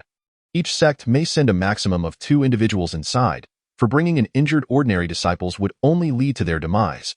We can no longer afford such unwarranted sacrifices. At this moment, Jiang Yunsheng added, if we leave the injured ordinary disciples here, what if someone harbors ill intentions and strikes against them? Jian Shen glanced at Jiang Yunsheng and suggested, I propose that all sects establish a pact. Once we prodigious disciples enter, if anyone here instigates trouble, all sect disciples shall unite to confront them. I, the Wanfo Temple, agree, proclaimed a bald young monk, surprisingly the most gifted disciple of the Wanfo Temple. Zhu Yuan. Yi Sun observed Zhu Yuan and also declared, since Brother Zhu Yuan agrees, the Lingyun sect consents as well. Very well, the Shinong sect also concurs, said Jiang Yunsheng. After a moment of contemplation, Feng Qinli added, the Tiandao sect agrees as well. The Unipalace consents, the Tianhe sect agrees. The Lingnan Imo family concurs, chimed in the Iceheart fairy of the Unipalace. The elder Taoist Lining of the Tianhe sect and Emotsen of the Emo family respectively. Thus, all sects, along with the minor family, reached a consensus. Jin Chen, after addressing the ordinary disciples of the Xinjian sect, did not call for any assistance and directly entered the teleportation portal to the front hall of the Penglai Immortal Mansion alone. Zhu Yuan followed closely behind, entering the portal on his own. Yi Sun glanced at the disciples of the Lingyun sect, offered a few words of instruction, and then took their newly recruited disciple, Zhang Fan, with him into the portal. Zhang Yunxing of the Shinnong sect similarly brought along an ordinary cultivator who had reached the peak of foundation establishment into the portal. Due to Xiao Qin's severe injuries, Feng Qianli had no choice but to take Chen Qun into the portal. As for the remaining 2 sects and 1 family, it was rather straightforward, with the Unipalace left with 3 members, while the Tianhe sect and Emo family were each left with only 1, unable to bring anyone else. After the Ice Heart Fairy and Yusin Fairy of the Unipalace entered the portal, Elder Daoist Lining of the Tianhe sect and Emotsen of the Emo family followed suit. Chapter 43. Seizing opportunities, slaying Emotsen. After Chen Qun entered the teleportation portal to the front hall of the Penglai Immortal Mansion alongside Feng Qianli, he found himself in a cavern resembling a labyrinth. At that moment, Feng Qianli was nowhere to be seen, leading Chen Qun to surmise that Feng Qianli had likely been transported elsewhere. As Chen Qun navigated the cavern along a path inward, he encountered increasingly more forks. Consequently, he chose one at random and proceeded along it. However, he soon realized that it was still akin to a maze, leaving him uncertain if the others who had entered were facing a similar plight. Meanwhile, not far from Chen Qun, 2 cultivators fortuitously crossed paths. One was Emotsen of the Lingnan Emo family, and the other was Zhu Yuan, the young monk from the Wanfo temple. Upon their meeting, Emotsen cackled, "Little bald ass, you are indeed fortunate to have encountered me. Today, I shall send you to meet your Buddha." Emotsen's voice was not that of a normal human, but rather one reminiscent of metal clashing. Without waiting for Zhu Yuan to respond, he summoned a long flag, swirling with black energy, to engulf Zhu Yuan. Upon seeing the black flag, Zhu Yuan gasped in shock. "That is the soul-devouring flag. You are a remnant of the nefarious soul-devouring sect." With that, Zhu Yuan hurriedly produced a string of ancient prayer beads, radiating a golden light. Without delay, he hurled the beads towards the encroaching soul-devouring flag. Yet, the golden radiance of the beads was continually consumed by the black energy of the flag, emitting a sizzling sound accompanied by wails of tormented souls.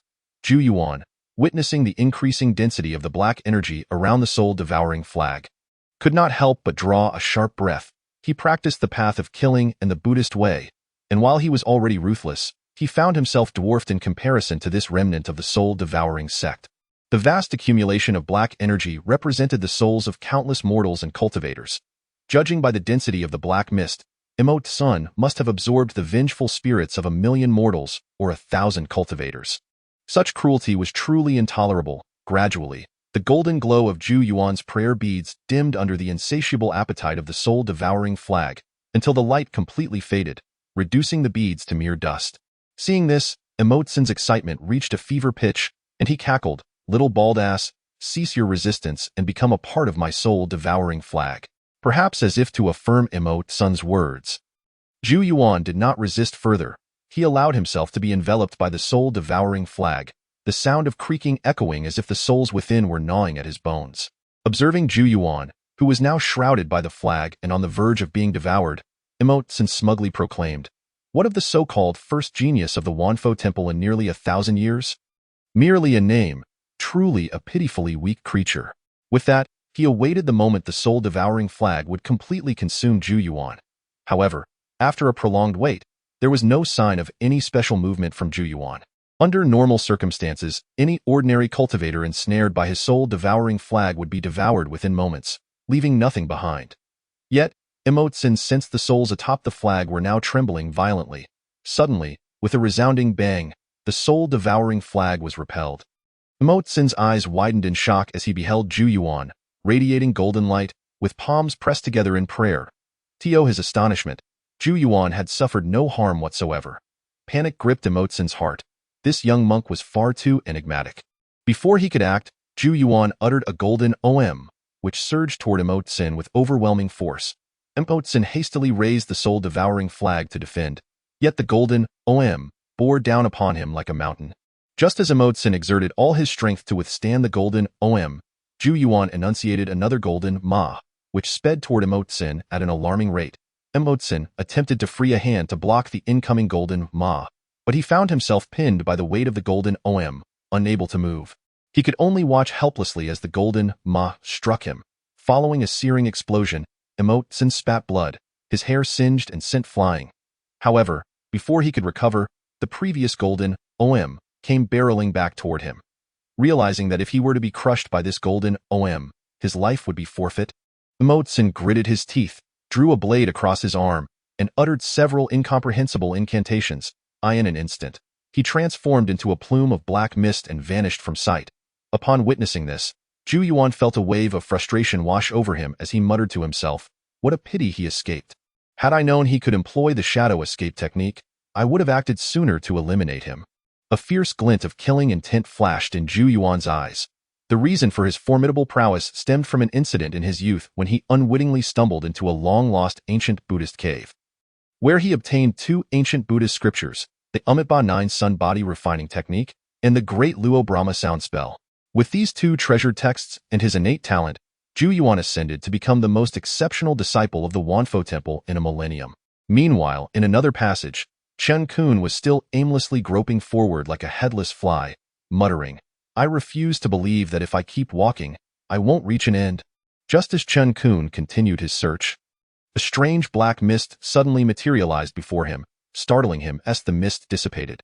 A figure with wild hair and a face smeared in blood appeared before him. Chen Qun was taken aback by this unexpected sight and exclaimed, "Who are you? Such a ghastly apparition. You nearly frightened me to death." With that, Chen Qun took a few cautious steps back. "Do I truly resemble a ghost?" The figure formed from the black mist replied ominously.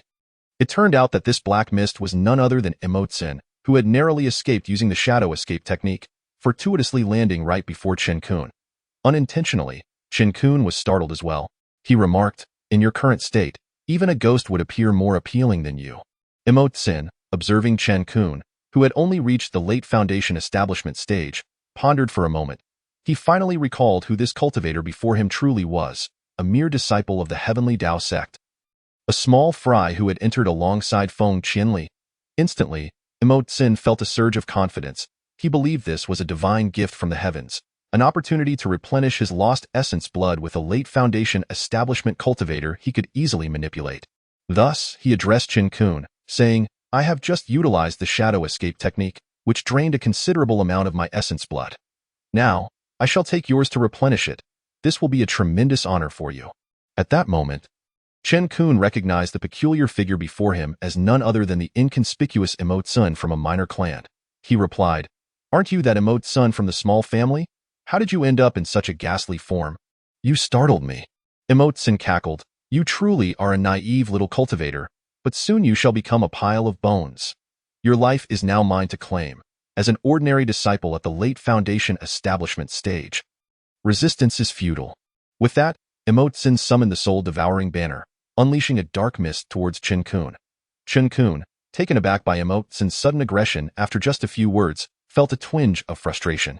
He hadn't anticipated that the cultivators within the Punglai's secret realm had become so ferocious. However, upon seeing the encroaching dark mist of the soul-devouring banner, he sensed the overwhelming killing intent emanating from it. Without hesitation, he summoned the Tianjiao sword from his dantian, launching a counterattack against the approaching banner. The already weakened soul-devouring banner, having been severely damaged by Zhu Yuan, could hardly withstand the force of the Tianjiao sword's assault. It was pierced through and sent crashing to the ground. After downing the banner, Chen Qun directed the Tianjiao sword straight at Emotsin, who, now bereft of the shadow escape technique, felt a surge of panic and attempted to flee.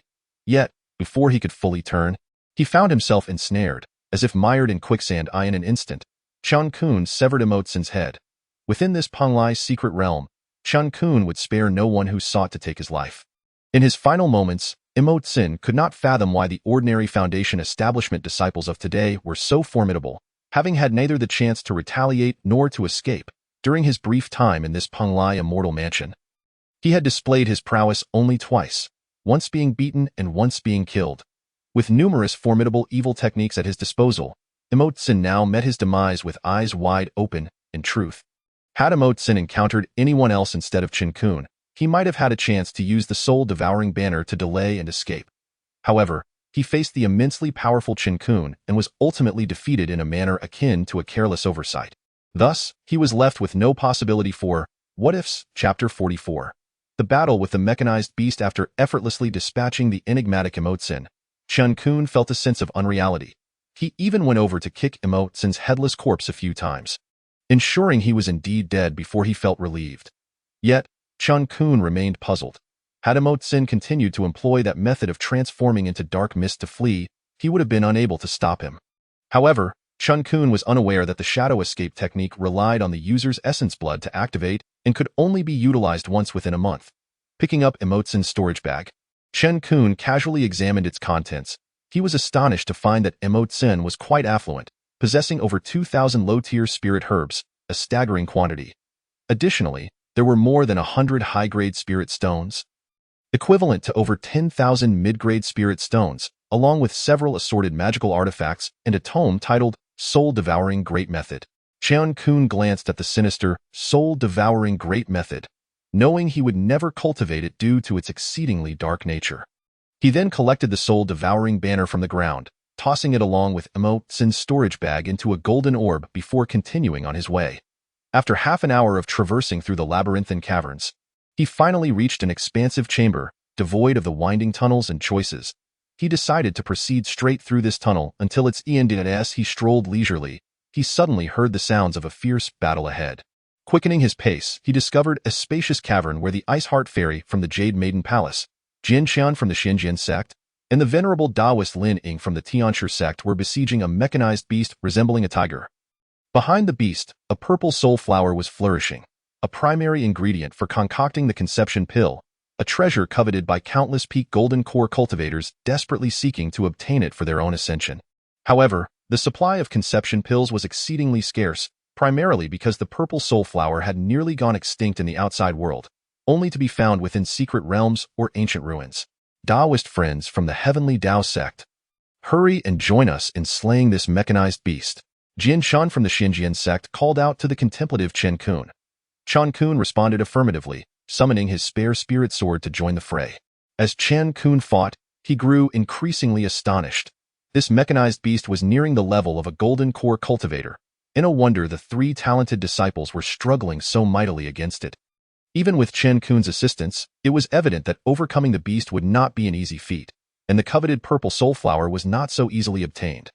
Moreover, even without the purple soul flower, the portal to the next area lay directly behind the mechanized beast, making its defeat imperative.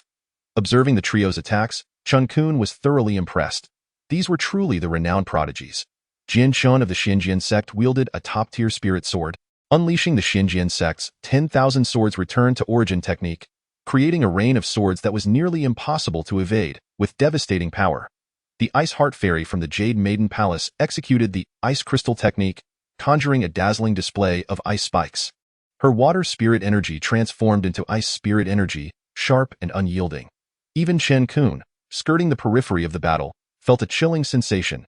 As for the venerable Taoist Lin Ying, Chen Qun found his methods somewhat inscrutable. Lin Ying commanded two silver-glimmering zombies adorned with talismans on their foreheads, relentlessly tearing at the mechanized beast, while he hurled yellow talismans like darts, each strike resulting in thunderous explosions that dealt significant damage to the beast. Among the four, only Chen Qun appeared to be merely coasting along, yet the other three regarded his performance as entirely reasonable. After all, for an ordinary late Foundation establishment cultivator to inflict such damage was already quite remarkable. The mechanized beast, besieged by the four, erupted in fury, swiftly swatting away two of the silver-glimmering zombies with its tail, eyeing a retaliatory strike. It lunged at Jian Shen and the Ice Heart Fairy. Jian Shen hastily retreated, narrowly avoiding the beast's attack, but still felt the impact resonate through his sword. The Ice Heart Fairy, caught off guard, was struck in the chest by the beast's claws, sent careening backward for several meters. Continuously spitting blood, clearly rendered incapable of further combat, as the mechanized beast prepared to pounce on the Ice Heart Fairy once more. Jian Shen instinctively moved to intervene but suddenly halted, as if a realization struck him. Taoist Lin Ying remained motionless, prompting a pang of sorrow in the Ice Heart Fairy. She understood all too well that the talented disciples from other sects would delight in her demise at the hands of the mechanized beast, thereby eliminating a rival. Just as the beast was about to strike the Ice Heart Fairy again, Chen Qun swiftly rescued her, pulling her aside. Grateful, the Ice Heart Fairy gazed at Chen Qun, causing him to feel somewhat embarrassed. After setting her down, he dashed back toward the mechanized beast, while Jian Shen and Lin Ying exchanged glances and resumed their assault on the creature. After more than an hour of relentless fighting, the mechanized beast finally succumbed to their combined onslaught. The battle had been costly. The Ice Heart Fairy was gravely injured, while Lin Ying had only one of his silver-glimmering zombies remaining, and he himself bore some minor wounds. Jian Shen had been struck by the beast's tail but suffered only superficial injuries. Only Chen Qun, who had largely stayed on the sidelines, emerged unscathed as he gazed at the fallen mechanized beast. Chen Qun remained silent, aware that the conflict over the purple soul flower was imminent. He moved closer to the wounded Ice Heart Fairy, wary of any sudden hostility between Jian Shen and Lin Ying that might endanger her. As for himself, he sensed he had already been disregarded by both Jian Shen and Lin Ying. However, the confrontation Chen Qun had envisioned did not materialize. Jian Shen consumed a healing pill and addressed Lin Ying, stating, "If Taoist Lin has no objections, the purple soul flower shall belong to our Xinjian sect. To compensate for Taoist Lin's losses, I personally offer you a lampwick grass. What say you?" Both the gravely injured Ice Heart Fairy and Chen Qun, whom Jian Shen deemed his waste, had indeed been overlooked. Lin Ying's gaze flickered as he considered his lone remaining silver-glimmering zombie, before he sighed and replied, "Then let it be as Jian Shen suggests." It was clear that Lin Ying harbored significant reluctance. As treasures like the purple soul flower were exceedingly rare at present, he is significantly weakened and is utterly incapable of being a match for Jian Shen. Thus, despite his reluctance, he must concede defeat. Jian Shen, satisfied, offered a respectful gesture to the old Taoist Lin Ying and placed a stalk of lantern grass upon the ground. He then proceeded to pluck a purple soul flower and made his way toward the teleportation entrance to the next area, not casting a single glance back at Chen Qun or the Ice Heart Fairy throughout the journey. The old Taoist Lin Ying picked up the lantern grass from the ground and followed suit into the teleportation entrance of the next region. In the vast cavern, only Chen Qun, the Ice Heart Fairy, and the corpse of the mechanical beast remained. Chen Qun glanced at the Ice Heart Fairy, and without further ado, he headed toward the teleportation entrance of the next area. Just as he was about to step inside, as if suddenly reminded of something, he turned back and approached the Ice Heart Fairy. Observing Chen Qun's return, the Ice Heart Fairy silently gathered her remaining spiritual energy, prepared to unleash her trump card to eliminate him should he dare to harbor ill intentions. It seemed Chen Qun sensed her apprehension, for he halted 2 meters away from her, retrieved a small jade vial from his storage bag, and discreetly extracted a drop of 9 Heavens Jade Dragon liquid from the golden orb, placing it inside before tossing it to the Ice Heart Fairy. He then turned and entered the teleportation entrance to the next area. Watching Chen Qun vanish into the portal, the Ice Heart Fairy looked at the small jade vial in her hand, and upon opening it, she was rendered utterly speechless. Chapter 45. The deceptive Chen Qun upon entering the next area. Chen Qun was greeted by a sprawling grove of peach trees. Although the season for peach blossoms had long passed in the outside world, the blossoms here remained strikingly vibrant. Chen Qun, captivated by the vivid flowers, advanced cautiously, for his instincts warned him that this place was fraught with peril. Indeed, as he ventured forth, he soon stumbled upon a corpse. Upon closer inspection, he recognized it to be that of a Foundation establishment cultivator who had accompanied Jiang Yunsheng into this realm. The nature of the wounds suggested that they were not inflicted by other cultivators. However, the absence of a storage bag indicated that this individual had been slain and that others had already come to this spot to claim it. Without further deliberation, Chen Qun pressed onward. Suddenly, a mechanical beast resembling a gorilla burst forth from the depths of the peach grove. Chen Qun merely cast a fleeting glance at it before bolting in the opposite direction. The aura exuded by the beast indicated that it was no less formidable than the one they had previously defeated in the cavern. In his flight, Chen Qun discovered that within this bizarre peach grove, he was unable to fly using his sword. He could only rely on his legs to run. With mere legwork, no cultivator could hope to outrun a mechanical beast. However, this mechanical beast was met with the anomaly that was Chen Qun. Although he possessed no other means of hastening his escape beyond the void step skill, he wielded a sword domain formed from his sword intent, capable of significantly slowing down his pursuer. As the mechanical beast closed in on him, he unleashed a sword domain, enveloping it in spatial disruption, which at the very least granted him a moment's respite. During that brief interval, he managed to widen the distance between them. Thus began a tug-of-war between Chen Qun and the mechanical beast, with Chen Qun alternating between running and slowing down. However, it was not long before another mechanical beast emerged, forcing him to contend with both as he continued to flee deeper into the grove. The two mechanical beasts, equally frustrated, slowed down whenever they were on the verge of capturing him, as if mired in mucked. As Chen Qun ran, he faintly heard the sounds of battle in the distance. Resolutely, he directed his course toward the source of the commotion. Before long, he caught sight of several figures engaged in combat. Yi Sun and Zhang Fan from Lingyun's sect, Yusin Fairy who had followed the Ice Heart Fairy, and the old Taoist Lin Ying who had entered before Chen Qun. The four of them were currently collaborating to fend off a mechanical beast. From afar, Lin Ying spotted Chen Qun sprinting toward them, but just as he was about to call out for Chen Qun to assist, he suddenly noticed the two mechanical beasts in pursuit behind him. Unable to contain his expletive, he inwardly implored, "For the love of all that is sacred, let that rascal keep his distance. One mechanical beast is already more than we can handle. Two would spell our doom." Chen Qun, seemingly oblivious to Lin Ying's silent plea, charged toward the battleground. However, before he could approach, Lin Ying bellowed, "You little brat, get as far away from us as possible." Yi Sun and the others cast him murderous glares. Feeling somewhat embarrassed by their reproach, Chen Qun called out, "My apologies. Esteemed friends, since you seem so unwelcoming, I shall take my leave without further ado." With that, he swiftly changed direction and fled. Yet, while Chen Qun escaped, the two mechanical beasts remained behind. The four combatants, witnessing the retreating figure of Chen Qun, collectively cursed him with fervor. Although they too longed to flee, they lacked the means to do so. Within this non-flying peach grove, their speed was no match for the mechanical beasts. Should they choose to run, they would only hasten their demise. In this realm, only Chen Qun, with his sword domain, could evade the pursuit of the mechanical beasts. As the three mechanical beasts converged, Yi Sun and his companions began to falter. Defeat was merely a matter of time. At this juncture, Yi Sun shouted, "Friends, if we do not reveal our trump cards now, we shall surely meet our end here today." Lin Ying gritted his teeth and replied, "Once I escape, I swear to flay that rascal alive. None of us should hold back. Our lives are at stake." With that, he summoned his ultimate technique from his storage bag, a golden corpse king. Yi Sun, Zhang Fan, and Yusin Fairy also unleashed their final trump cards. Thus commenced a brutal battle. After a while, Chen Qun sensed an eerie stillness from the two mechanical beasts behind him.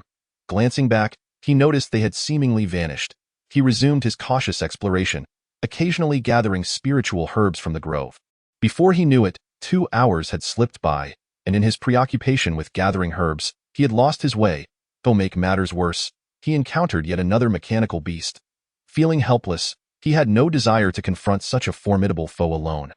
Thus, he found himself fleeing once more. Due to his disorientation, he inadvertently ran toward the direction of the ongoing battle. When Chen Qun beheld the four once more, he was taken aback, realizing he had reversed his course. The sight that greeted him was harrowing. Lin Ying's golden zombie king had its head severed by the mechanical beast. Zhang Fan was drenched in blood, and Yusin Fairy appeared disheveled, resembling a wild witch. Only Yi Sun seemed somewhat better off, though the blood trickling from his mouth indicated he had sustained serious injuries. Initially intending to bypass the group, Chen Qun instinctively felt compelled to assist upon witnessing their dire situation. However, he quickly forgot that he was still being pursued by a mechanical beast. Lin Ying, upon spotting Chen Qun leading a mechanical beast toward them, felt a jolt of alarm. Yi Sun and the others shared his trepidation.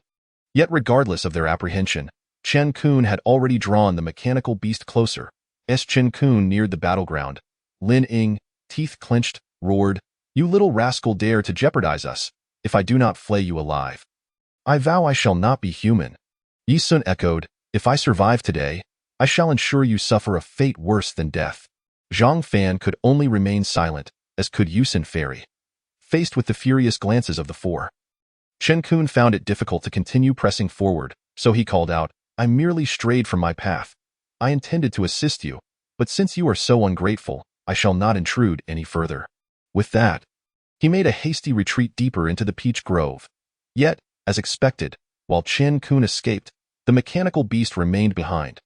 Lin Ying was now filled with a sense of despair, lamenting the situation as a grave misfortune. The other three also unleashed a torrent of curses toward Chen Qun's ancestry. At this moment, Chen Qun, who had already run far away, let out a heavy sneeze. Chapter 46. The Confrontation of Two Geniuses. After cautiously making his way forward, Chen Qun finally emerged from the peach orchard and found himself before a grand hall reminiscent of a church foyer. He proceeded with utmost care, and upon stepping into the hall, he beheld Feng Qianli and Jiang Yunxing lying half-reclined on the floor, both severely injured. In Jiang Yunxing's hand, he tightly clutched a pristine jade talisman, from which waves of oppressive energy emanated. "Who is it? Show yourself," Jiang Yunxing shouted towards Chen Qun's direction. Upon recognizing Chen Qun, both of them let out a sigh of relief.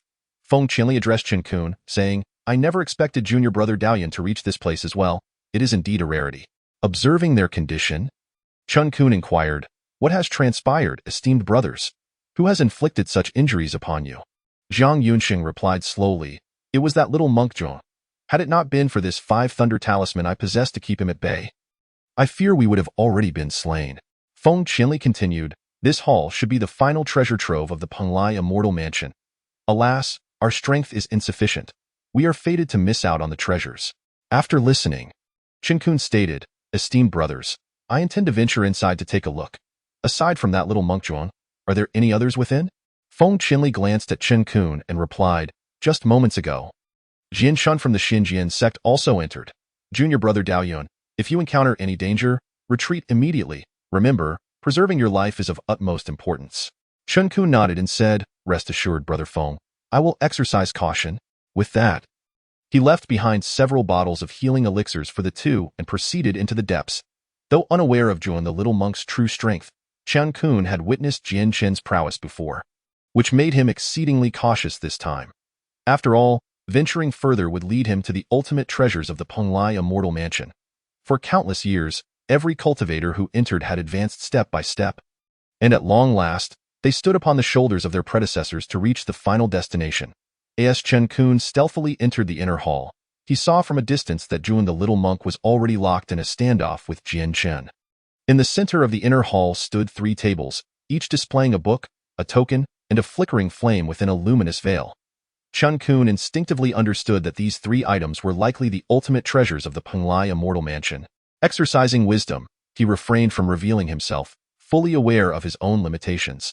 Confronting the prodigious disciples from 2 major sects simultaneously would spell disaster for him, perhaps even cost him his life. He carefully concealed himself behind a stone pillar in the inner hall. Observing every move of Zhuiyuan and Jian Shun, who seemed to have reached an unspoken agreement, standing still as if in a stalemate. Seemingly unwilling to prolong the deadlock, Jian Shin spoke, "Friend Zhuiyuan, why don't we first unveil the treasures and see what they are? Then we can discuss how to divide them. If we recklessly engage in battle, we risk allowing others to take advantage of our strife." Zhuiyuan the little monk nodded in agreement, saying, "Very well. Let us each select one item first, and then we can negotiate the final one." Jian Shan did not oppose this, and the two moved towards their respective targets. Zhuiyuan aimed for the book, while Jian Shan reached for the token. As both of them touched the luminous veil atop the table simultaneously, an immense force repelled them apart. The stone door of the inner hall crashed down, sealing off the entrance from the outside world.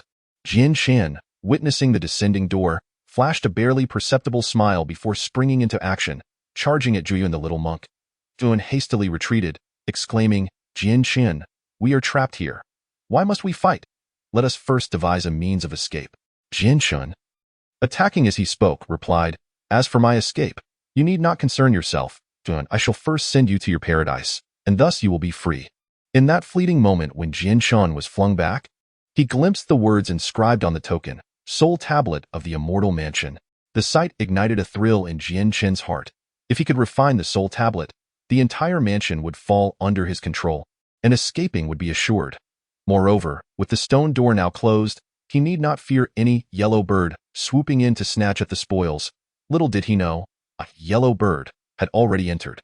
Observing Jian Chen's aggressive onslaught, Zhuiyuan seemed to have deduced something. He took a few steps back, clasped his hands together, and said, "Friend Jian Shun, your impatience is truly unwarranted.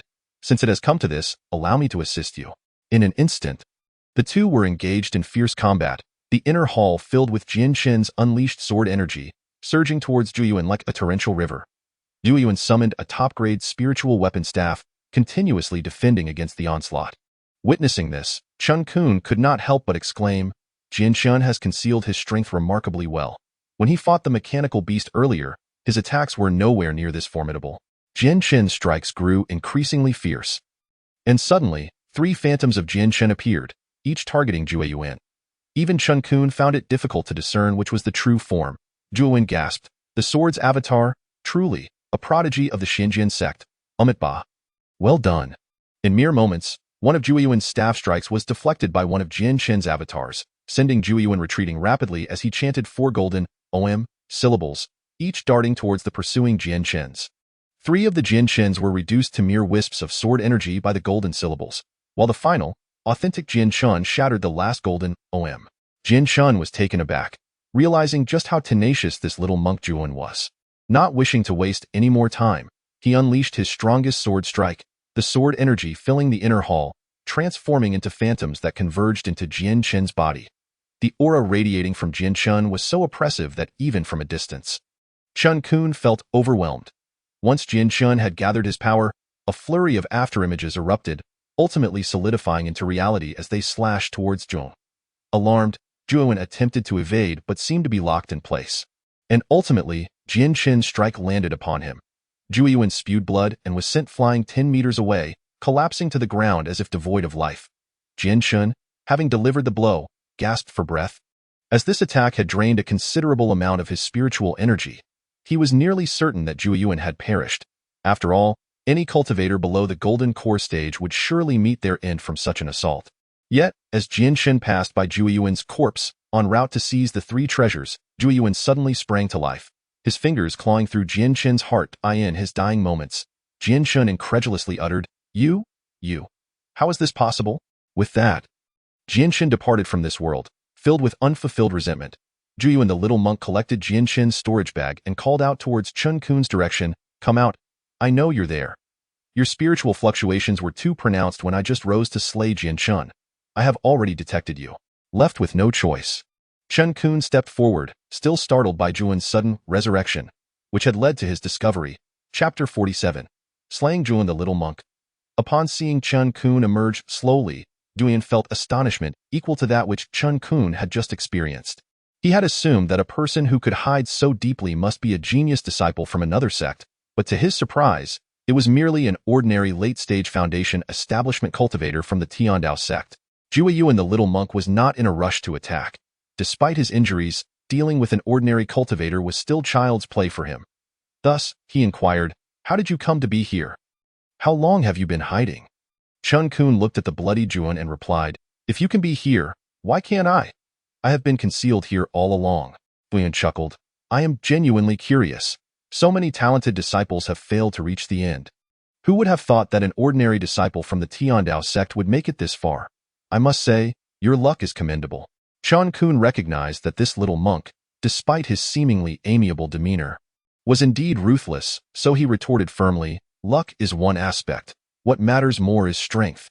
Zhuge Yuan regarded Chen Qun with disdain and slowly remarked, "You certainly know how to bluff. Soon, I shall send you to the paradise, where you can flaunt your strength."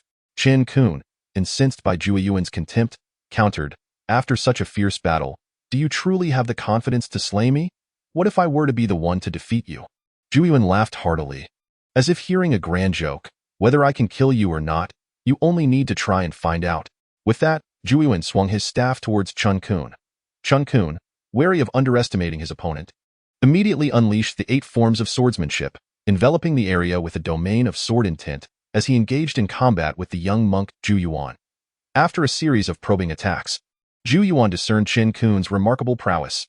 However, he concluded that these abilities alone were insufficient to pose a true challenge. Thus, he resolved not to prolong their confrontation. With a deep breath, Zhuge Yuan exhaled a golden directing it towards Chen Qun. In response, Chen Qun hastily launched his spiritual artifact Flying Sword to defend against the attack, only to see Zhuge Yuan release another golden which hurtled directly towards him. Left with no choice, Chen Qun summoned the Tianjiao sword embryo and thrust it at the golden with a resounding explosion. The golden character was obliterated, and Chen Qun then maneuvered the Tianjiao sword embryo to strike at Zhuge Yuan. As the monk attempted to evade, the sword domain, formed from Chen Qun's sword intent, descended upon him, slowing his movements and preventing him from dodging the attack from the Tianjiao sword embryo. However, to Chen Qun's astonishment, The sword did not pierce Zhu Yuan's body, but merely grazed him, embedding only a tip of the blade. The young monk, fueled by rage, forcefully pushed back the Tianjiao sword embryo. Infuriated by the wound inflicted by the sword, Zhu Yuan unleashed another golden Om and a golden Ma, both swirling towards Chen Qun. Instinctively, Chen Qun raised the Tianjiao sword embryo to defend himself but could only block one golden Om, while the other golden Ma sent him flying several meters. Blood gushed from Chen Qun's mouth as he struggled to stand. Confronted with such a formidable spell, a deep-seated fear took root within him. Observing the slowly advancing Zhu Yuan, he realized that if he did not fight with all his might, he might truly be killed. Zhu Yuan regarded Chen Qun, who was barely on his feet, and remarked, "You possess considerable strength, but it is all over now." With that, he unleashed another golden Om and Ma, which spiraled together like a golden sphere hurtling towards Chen Qun. "It is indeed time to end this," Chen Qun replied. Drawing upon all his spiritual energy, he activated the 5 elements yin-yang art, allowing the Sumi palm to accumulate power, gradually emanating a terrifying aura. Sensing this ominous energy, Zhu Yuan felt an unsettling premonition. To his shock, the 2 swirling golden characters he had sent forth dissolved into specks of golden energy, which Chen Qun absorbed into his palm. As the fearsome energy coalesced, Zhu Yuan felt genuine danger encroaching upon him. Attempting to retreat, he discovered that the surrounding space had solidified completely. He could only watch helplessly as Chen Qun's palm slowly descended upon him, feeling his life force ebb away until his vision blurred. Marking the demise of the most exceptional disciple of the 10,000 Buddha temple in nearly a millennium, after delivering that fateful blow, Chen Qun felt utterly drained, gradually succumbing to unconsciousness. Yet, just before losing consciousness, he noticed that his once lustrous hair had taken on a grayish hue. Chapter 48. Acquiring treasures. Time passed, and Chen Qun slowly awakened. With little regard for anything else, he hastily retrieved a drop of Jutian Yulong liquid from the golden sphere and placed it in his mouth, barely staving off the urge to succumb to unconsciousness again. The legendary sacred medicine proved its worth. After approximately 5 hours, Chen Qun regained about 70% of his strength. Rising cautiously, he gazed at his now grayish hair hanging beside his face. Lamenting internally, previously, his lower cultivation had obscured the drawbacks of the Sumi palm and void step, but now, with his elevated power, the consequences had become evident. Such a formidable spell exacted a toll on his very life. Yet, Chen Qun was certain of one thing. His 5 elements yin-yang art was an incomplete scripture. Only in a fragmented manual would techniques require the practitioner to sacrifice their own life force due to insufficient cultivation. He recalled the voice he had faintly heard while condensing the sword embryo: "Find the Chaos Pearl's true form, complete the Chaos art, inherit the legacy." Chen Qun muttered to himself, could it be that the 5 elements yin-yang art I am cultivating is merely a fragmented version of the Chaos art, and that this golden sphere is the Chaos Pearl without its true form? But where shall I seek the remaining fragments? However, he resolved never to employ the Sumi palm and void step lightly again. 2 more uses, and he would surely exhaust his life force. Approaching the corpse of Zhu Yuan, he collected the contents of the storage bag. Upon inspection, his mouth could barely contain the treasures within, reminiscent of Lin Xia's earlier spoils. Aside from an overwhelming abundance of ordinary spiritual herbs, spiritual stones, and pills, there were several more precious items: 10 foundation establishment pills, 5 golden condensation pills, 1 purple soul flower, 1 water fairy jade skin flower, 1 in spirit flower, and, most notably, the 10,000 swords returned to 1 technique from the Xinjiang sect. The most invaluable treasures were the 2 ancient Buddhist scriptures belonging to Zhu Yuan, Amitabha 9 Yang Body Refinement Technique, and Great Luo Brahman Sound Mantra. Gazing at the Amitabha 9 Yang Body Refinement Technique and Great Luo Brahman Sound Mantra, Chen Qun's heart raced with excitement. Recalling Zhu Yuan's formidable physique and his ability to utter spells, Chen Qun was filled with longing. The Amitabha 9 Yang Body Refinement Technique comprises 9 levels, with each level's enhancement fundamentally transforming the body. It is recorded that upon reaching the 8th level, the physical strength surpasses even that of divine artifacts. As for the 9th level, it exists only in legend. The Great Luo Brahman Sound Mantra consists of 8 layers. With each level, one can utter a golden character: Om, Ma, Na, Ba, Mi, Hung, Swastika. The first 7 layers correspond to the 7 characters, while the 8th layer is the culmination of all 7. According to records, the unification of the 7 characters can suppress beings at the level of celestial emperors, a feat requiring exceptionally high cultivation.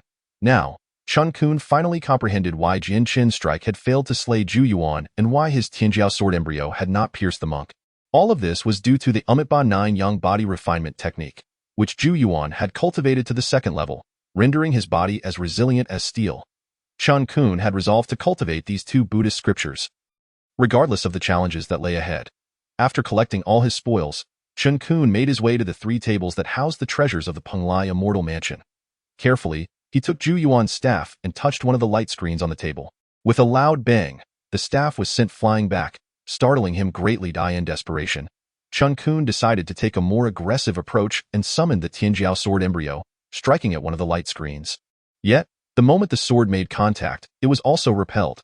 However, just as the Tianjiao sword embryo was flung back, a few lines of small text appeared on the wall behind the tables. If you are a disciple of the Tianhe sect, simply circulate the Tianhe sect's technique and drip your blood upon the restriction. If you are not a disciple of the Tianhe sect, you shall be trapped within this hall. Upon reading these lines, Chen Qun nearly fainted. What was the Tianhe sect? He had never heard of it, let alone knew its techniques. However, he had plenty of ordinary blood. He just didn't know if it would suffice. First, he approached Jin Chen's corpse, drew a drop of blood, and placed it on the light screen, but there was no response. Next, he hurried to Zhu Yuan's body, uttering, "Umitba," and dripped another drop of blood onto the screen. Yet still, no reaction occurred. In utter despair, he made a small cut on his own hand, allowing a drop of blood to fall onto the screen. Still, there was no reaction as the words, "trapped within this hall," echoed in his mind. A sense of panic began to grip him. He disregarded the 3 treasures and sprinted toward the entrance he had come from. Standing before the heavy stone door blocking the exit, he unleashed the Tianjiao sword embryo, striking it repeatedly until he was utterly exhausted, but he could not create even a small opening. He then resorted to hacking at the surrounding walls, yet there was no response. Am I truly destined to die here?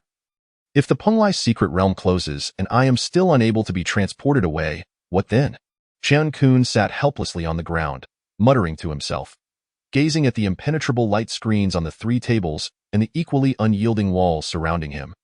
An overwhelming sense of helplessness and despair washed over him. Suddenly, while seated on the ground, Chen Qun recalled a similar light screen barrier in the mysterious cave, one that neither Jiang Shanshan nor Xiao could enter. But he had walked through unscathed. With renewed determination, Chen Qun approached the 3 tables once more. This time, he refrained from using any weapons to attack. Instead, he slowly extended his palm toward one of the light screens. Upon contact, he felt a resistance, yet he was not repelled as Jian Shan and Zhu Yuan had been. He could distinctly sense the golden sphere in his sea of consciousness radiating a golden light towards his palm, allowing him to gradually penetrate the light screen and retrieve the first treasure. This is a secret manual for crafting mechanical beasts, titled Mechanism Secrets. He then hurried towards the second luminescent screen, slowly extending his palm to retrieve a token inscribed with the words, "Spirit Tablet of the Immortal Mansion." Upon seeing this, Chen Qun was particularly exhilarated. Possessing this token meant he could command the entire Punglai Immortal Mansion, thus liberating himself from his predicament. Ultimately, Chen Qun dashed towards the 3rd luminescent screen, gazing at the flickering flame suspended within. Once again, he gently extended his palm, enveloping the flame with his spiritual consciousness and extracting it. Chen Qun scrutinized the flame hovering in his palm, lost in contemplation, when he suddenly exclaimed, "South Ming Heavenly Fire!" Chapter 49. Exiting the Punglai secret realm. The South Ming Heavenly Fire is an extraordinarily rare and potent flame. Chen Qun cautiously wrapped the flicker of the South Ming Heavenly Fire in his spiritual consciousness and placed it within a golden orb. Although this little flame had yet to mature, once it did, whoever possessed it would wield an immensely terrifying power. In a bid to hasten his escape, Chen Qun produced the token-like spirit tablet of the Immortal Mansion and sat down to refine it at that very spot. Time passed gradually, and before long, 5 days had slipped by. Chen Qun exhaled deeply. He had finally refined the spirit tablet of the Immortal Mansion, granting him a clear view of the entire situation within the mansion through his spiritual consciousness. After countless years of erosion and the relentless exploration and destruction by outside cultivators, the restrictions within the Punglai Immortal Mansion had largely been obliterated. Chen Qun discovered that only 3 intact mechanical beasts remained within the mansion. As its new master, he had also become the master of the mechanical beasts, and he couldn't help but feel a pang of regret for the ones he had slain a few days prior. Through the spirit tablet, He learned that the cultivators within the Penglai Immortal Mansion were still ceaselessly exploring. Aside from the ordinary disciples waiting in the front hall, the talented disciples who had entered were still very much active. Even outside the stone door of the inner hall where he was located, Feng Qianli and Jiang Yunsheng were desperately attempting to enter and uncover the mysteries within, to prevent other cultivators from inflicting further damage to his Penglai Immortal Mansion. Chen Qun activated the mansion's protective restrictions, forcibly teleporting all cultivators within the premises outside. How did we all come out? Why hasn't our senior brother Jianxin come out? What about our senior brother Zhuiyuan? Why hasn't Feng or Daoyun come out? Outside the Penglai Immortal Mansion, all those who had been forcibly teleported wore expressions of confusion. The ordinary disciples incessantly questioned the talented disciples who had ventured inside, while those talented disciples appeared equally bewildered. Feng Qianli and Jiang Yunsheng exchanged glances, and Feng Qianli was the first to speak, saying, "Brother Jiang, do you think Jianxin and Zhuiyuan, as well as Daoyun, are trapped inside or have they already perished?" Jiang Yunsheng glanced at Yi Sun and Zhang Fan from Lingyun's sect, who were grievously injured, and replied to Feng Qianli, "The Penglai Immortal Mansion is fraught with danger. I fear that our friend Jianxin and the others have likely triggered some restriction within the mansion and have perished, which has led to the premature closure of the Penglai Immortal Mansion, causing all surviving cultivators to be teleported out." Feng Qianli, feeling a sense of melancholy, remarked, "So what you mean is that all cultivators who did not emerge have fallen within?" Jiang Yunsheng remained silent for a moment before responding, "Perhaps so. However, we can only ascertain this when the Penglai secret realm closes and we are all forcibly teleported back. Those who do not return will indeed be the ones who have perished." Upon hearing the conversation between Feng Qianli and Jiang Yunsheng, Jiang Shanshan felt an indescribable sensation within her, murmuring to herself, "Is he truly dead?" At this moment, Chen Qun was incessantly observing everything within the Penglai Immortal Mansion through the spirit tablet. After completing his observations, he couldn't help but chuckle. The Penglai Immortal Mansion, after enduring countless years of exploration and destruction by disciples from various sects, had now become nothing more than an empty shell. Aside from 2 purple soul flowers still blooming in the peach grove and 3 surviving mechanical beasts, all other valuable items had vanished. In fact, the inner hall where he currently resided had not been recorded as having been explored by many sections, yet in reality, it had been traversed by cultivators from numerous eras. Some had perished here, while others had escaped using special secret techniques. Reflecting on the past, Chen Qun felt a shiver of fear. Had he not possessed the aid of the golden orb, he too might have met the same fate as countless cultivators before him. Trapped here forever. Nevertheless, with all that he had gained, Chen Qun felt content. After all, the 3 treasures of the Penglai Immortal Mansion had made their way into his possession. He could take the mechanism secrets and the South Ming Heavenly Fire to study further. But the spirit tablet of the Immortal Mansion was of little use outside, as the Penglai Immortal Mansion resided within the Penglai secret realm, and he could not enter again.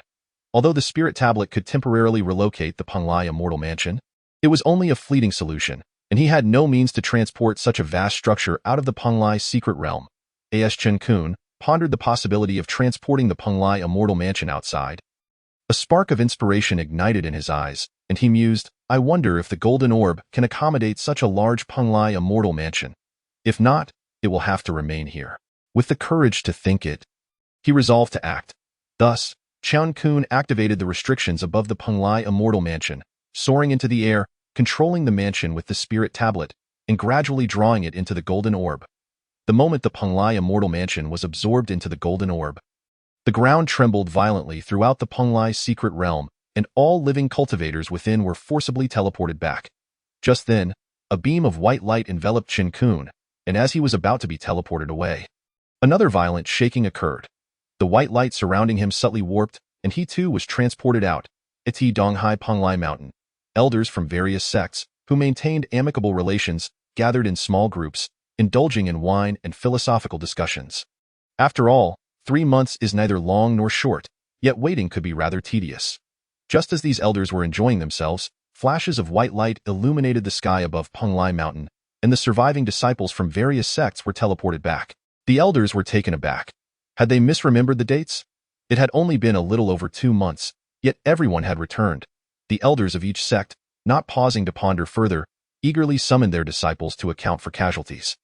Elder Dao Ci was particularly pleased, as 8 members from the Tiandao sect had survived. Zhang Shanshan and Lin Xia were scanning the surroundings but still did not spot that familiar figure. Just as Elder Dao Ci finished tallying the disciples of Tiandao's sect and was about to return to the sect, Elder Xianqing of Lingyun's sect and Elder Zhang Er of the Tianshi sect approached with their disciples. However, only Lin Ying, the old Taoist priest, remained behind Elder Zhang Er. Elder Xianqing was the first to speak. Old Dao Ci, I have heard that your Tiandao sect has a masked disciple of remarkable prowess. Might we be granted an audience with him? Upon hearing about the masked disciple, Yi Sun, Zhang Fan, and Lin Ying couldn't help but grind their teeth in frustration, but this did not escape Elder Dao Ci's notice. He boisterously laughed. Old Xianqing, if you wish to meet our talented disciple from Tiandao sect, you must first send a formal invitation when you have the time. Farewell. With that, Elder Dao Ci led the disciples of Tiandao sect away.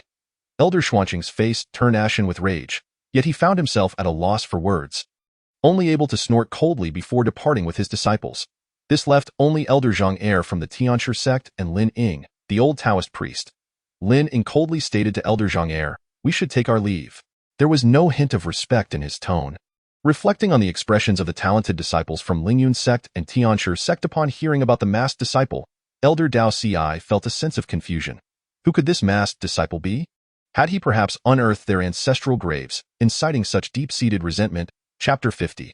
Rescuing Shangan Wuji within the Wan Beast Mountain Range, located south of Tianhe City, cultivators hunting demonic beasts continued to arrive in droves. Within the territory of a fourth-tier demonic beast, a flash of white light appeared, revealing a figure with gray hair and a mask. Chen Qun, who had just been teleported out of the Pung secret realm. Chen Qun looked around, curious about his current location, realizing he was not at Pung Mountain. Just as he pondered this, two early-stage Foundation establishment cultivators flew over on swords. Chen Qun quickly intercepted them, inquiring, "May I ask, fellow friends, where is this place?" The two early-stage Foundation establishment cultivators were momentarily taken aback by the question. However, upon seeing Chen Qun's late-stage Foundation establishment cultivation, they quickly responded respectfully, "This is the Wan Beast Mountain Range. If you continue north from here, you will reach Tianhe City." After hearing this, Chen Qun finally understood where he was. He thanked the two early-stage cultivators with a nod, saying, "Thank you, fellow friends." The two early-stage cultivators returned the gesture, saying, "You are too kind, farewell." With that, they continued onward on their swords. Chen Qun was still puzzled about how he had been teleported to the Wan Beast Mountain Range instead of Donghai Panglai Mountain. But since I am here, I might as well make the best of it. I should check if my little courtyard has changed, and then enter seclusion to digest the treasures I have acquired this time.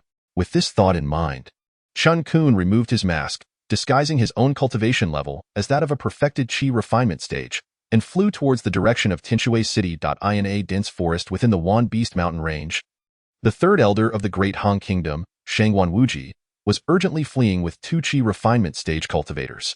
"Liar, Muir, I will hold off the strong enemy for a while.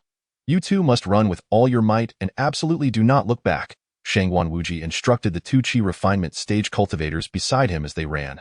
Upon hearing this, the cultivator named Liar anxiously replied, "But, third elder, what about you?" Shangan Wuji, filled with urgency, said, "You two are the future of our great Han Kingdom. I am merely an old bone, nothing worth lamenting over. You must escape. None of you will escape. How dare a lowly warrior compete with me, Li Jun? For the lampwick grass, you are simply courting death." A late Foundation establishment stage cultivator appeared before the three of them. Speaking coldly. As his words fell, two mid-Foundation establishment stage cultivators materialized behind Shangan Wuji and his companions. Upon seeing this, Shangan Wuji's face turned ashen. He lamented to the late Foundation establishment cultivator, "Li Jun, at the Wanbao Pavilion's auction, anyone can place a bid.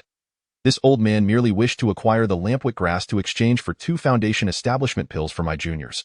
Moreover, I have already gifted the lampwick grass to my friend. Why must you pursue such relentless slaughter?" Li Jun burst into laughter, saying, "Had I known this would be the case, why would I have acted otherwise? You publicly humiliated me, Li Jun, and yet you still wish to leave Tianhe City alive. Such delusions. Tomorrow, I shall display your three corpses in the streets of Tianhe City as a warning. To see who else dares to offend me, Li." With that, his flying sword shot straight towards Shangan Wuji. Shangan Wuji hurriedly pushed the two Qi refinement stage cultivators beside him away and immediately gathered his earthy inner strength. striking directly at the incoming flying sword. Relying on his profound inner strength, he surprisingly managed to deflect the flying sword back. Li Jun, witnessing this, remarked, "I never expected a lowly warrior like you to possess strength no less than that of a mid-foundation establishment cultivator. However, such power is still insufficient before me." Subsequently, Li Jun formed a sword technique with his hands, and his flying sword surged towards Shangan Wuji like a tempest, accompanied by endless roars. Shangan Wuji continued to push out his earthy inner strength to counter it. However, with a thunderous boom, Shangan Wuji was sent flying to the ground, violently coughing up blood. The two Qi refinement stage cultivators rushed forward to support the struggling Shangan Wuji. At this moment, Shangan Wuji was utterly despondent. Looking at the two young juniors before him, his heart filled with bitterness. Just as Li Jun and the two mid-foundation establishment stage cultivators prepared to eliminate Shangan Wuji and his companions, an incongruous voice rang out, "Oh, isn't this Elder Shangan? Why are you so leisurely, taking a stroll in the Wan Beast Mountain range?" As the voice faded, Chen Qun strolled over nonchalantly. He had just been flying on his sword for a brief time when he heard the sounds of battle nearby. Upon arriving, he was surprised to see an old acquaintance, Shangan Wuji, and thus made a teasing remark. When Shangan Wuji spotted Chen Qun's arrival, it was as if he had grasped a lifeline. He immediately shook off the two Qi refinement stage cultivators supporting him and, with a thud, knelt before Chen Qun, pleading, "I implore the immortal to save us, to save the lives of this old man and his two juniors."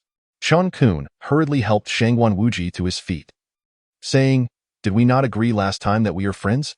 Why are you still so formal, old man? What exactly is happening?" After hearing Chen Qun's words, Shangan Wuji recounted how they had offended Li Jun at the auction in detail. Once Chen Qun had listened to Shangan Wuji's account, he patted his shoulder reassuringly, signaling him to relax. He then strode directly towards the late Foundation establishment cultivator, Li Jun, and said, "Since Elder Shangan has already given you the lampwick grass, you should show mercy in return now. Consider it a favor to me. Otherwise, do not blame me for bullying you three." Li Jun erupted into laughter, as if he had heard the greatest joke in the world. He responded, "You expect a late Foundation establishment cultivator to show favor to a perfected Qi refinement stage cultivator? You dare to utter such arrogant words? Since you seek death, do not leave, stay and accompany them." With that, Li Jun's flying sword attacked Chen Qun directly. However, when his sword aimed at Chen Qun, instead of bloodshed and decapitation, it was effortlessly struck down by Chen Qun. Unperturbed, Li Jun formed a spell once more, launching his strongest assault against Chen Qun. Observing the ferocity of the attack aimed to take his life, Chen Qun decided against showing mercy. He summoned forth a sword domain formed from his sword intent. Enveloping Li Jun, and with a swift strike from the Tianjiao sword embryo, he eliminated Li Jun on the spot. In that final moment, Li Jun comprehended why that old man had knelt before this young man. It was not that the elder had been rendered foolish, but rather that this youth possessed formidable power. Yet, at this moment, it was too late for regrets. Gradually, the entire world faded from his sight. Upon witnessing Li Jun's sudden demise, the two mid-foundation establishment stage cultivators who had come to assist hurriedly turned to flee. Yet, they found themselves ensnared by Chen Qun's sword domain, rendered immobile in an instant. Chen Qun initially intended to slay the two, but upon seeing their inability to move, he grew curious. He paused to observe them intently. The two cultivators were genuinely lamenting, as if the very air around them had solidified. They were utterly unable to budge. Chen Qun, noticing their expressions, began to understand the reason. It appeared that the higher his spiritual sense cultivation, the stronger the sword domain he could manifest from his sword intent. Now, the intensity of the sword domain he wielded was sufficient to restrain mid-foundation establishment cultivators. Having discerned the cause, Chen Qun addressed the two mid-foundation establishment cultivators, saying, "You have brought this upon yourselves. Blame your ill fortune for crossing paths with me. Remember, in your next life, do not follow wicked individuals to commit such heinous acts." With that, Chen Qun summoned the Tianjiao sword embryo to execute the two on the spot. Following this, he collected the storage bags of Li Jun and the two mid-foundation establishment cultivators, then slowly approached Shangan Wuji. As Chen Qun drew near, Shangan Lei and Shangan Mo, standing beside Shangan Wuji, grew increasingly apprehensive. They now understood why their third elder treated this young man with such deference.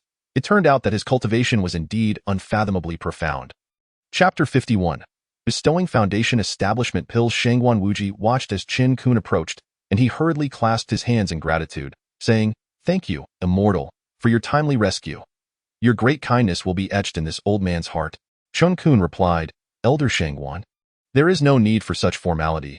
We have both traveled across the sea from the western continent. Seeing you feels quite familiar." At this moment, Shangan Wuji wished to establish a closer rapport with Chen Qun.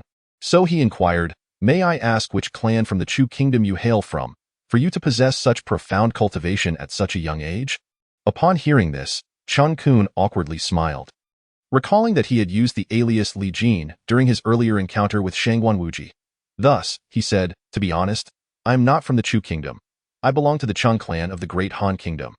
Li Jin was merely an alias I used while traveling, and my true name is Chen Qun."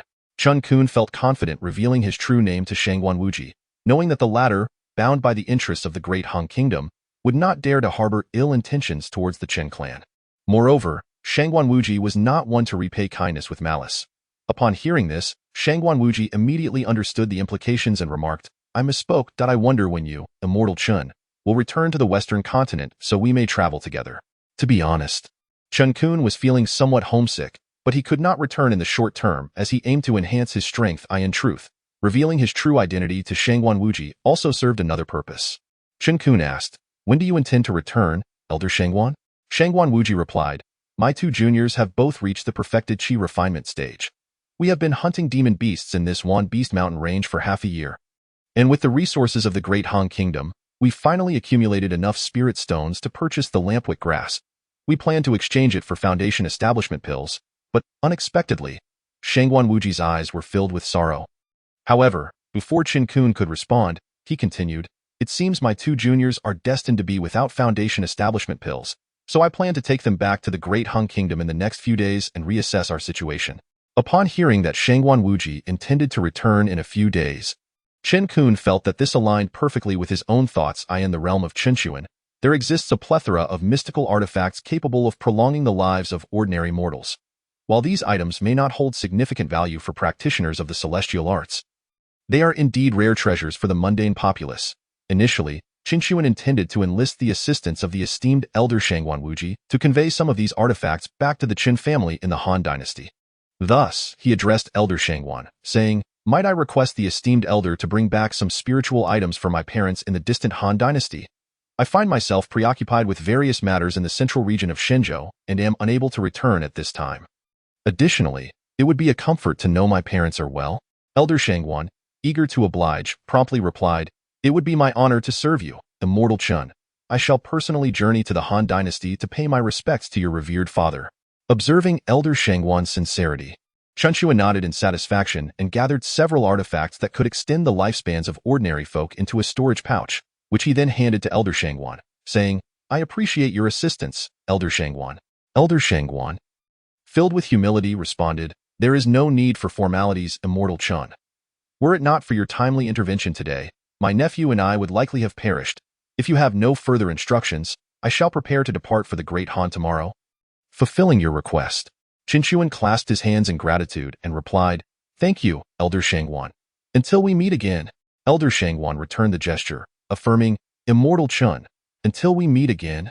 With that, Elder Shangwan led his nephew Shangwan Lei and Shangwan Imo towards Heishui City, which was not far from Tianshui City. However, before they could venture too far, Qinshuan called out, "Elder Shangwan, please wait a moment." Elder Shangwan turned with curiosity, inquiring, "Is there something else you wish to request, Immortal Qin?" Qinshuan retrieved 4 foundation establishment pills from his storage pouch and handed them to Elder Shangwan, stating, "Your 2 disciples have reached the pinnacle of Qi refinement and stand just a step away from foundation establishment. I happen to have some foundation establishment pills, which I would like to gift you as compensation for your assistance." After delivering his message, Qinshuan soared into the sky on his flying sword, heading towards Tianshui City. Elder Shangwan and his nephew were left in a daze, gazing at the foundation establishment pills in their hands, their emotions a tumultuous tide. Tears of gratitude welled in Elder Shangwan's eyes as he felt deeply moved. Chapter 52. Seclusion. After bidding farewell to Elder Shangwan, Qinshuan flew swiftly towards Tianshui City. Little did he realize that his spontaneous request for Elder Shangwan to deliver spiritual herbs back to the Chun family would once again prove to be a salvation for them. Upon arriving in Tianshui City, Qinshuan found it as vibrant as when he first arrived. He made no stops and flew directly to the small courtyard he had previously purchased. Observing the thick layer of dust that had settled within, he sighed, knowing he would need to spend a considerable amount of time cleaning.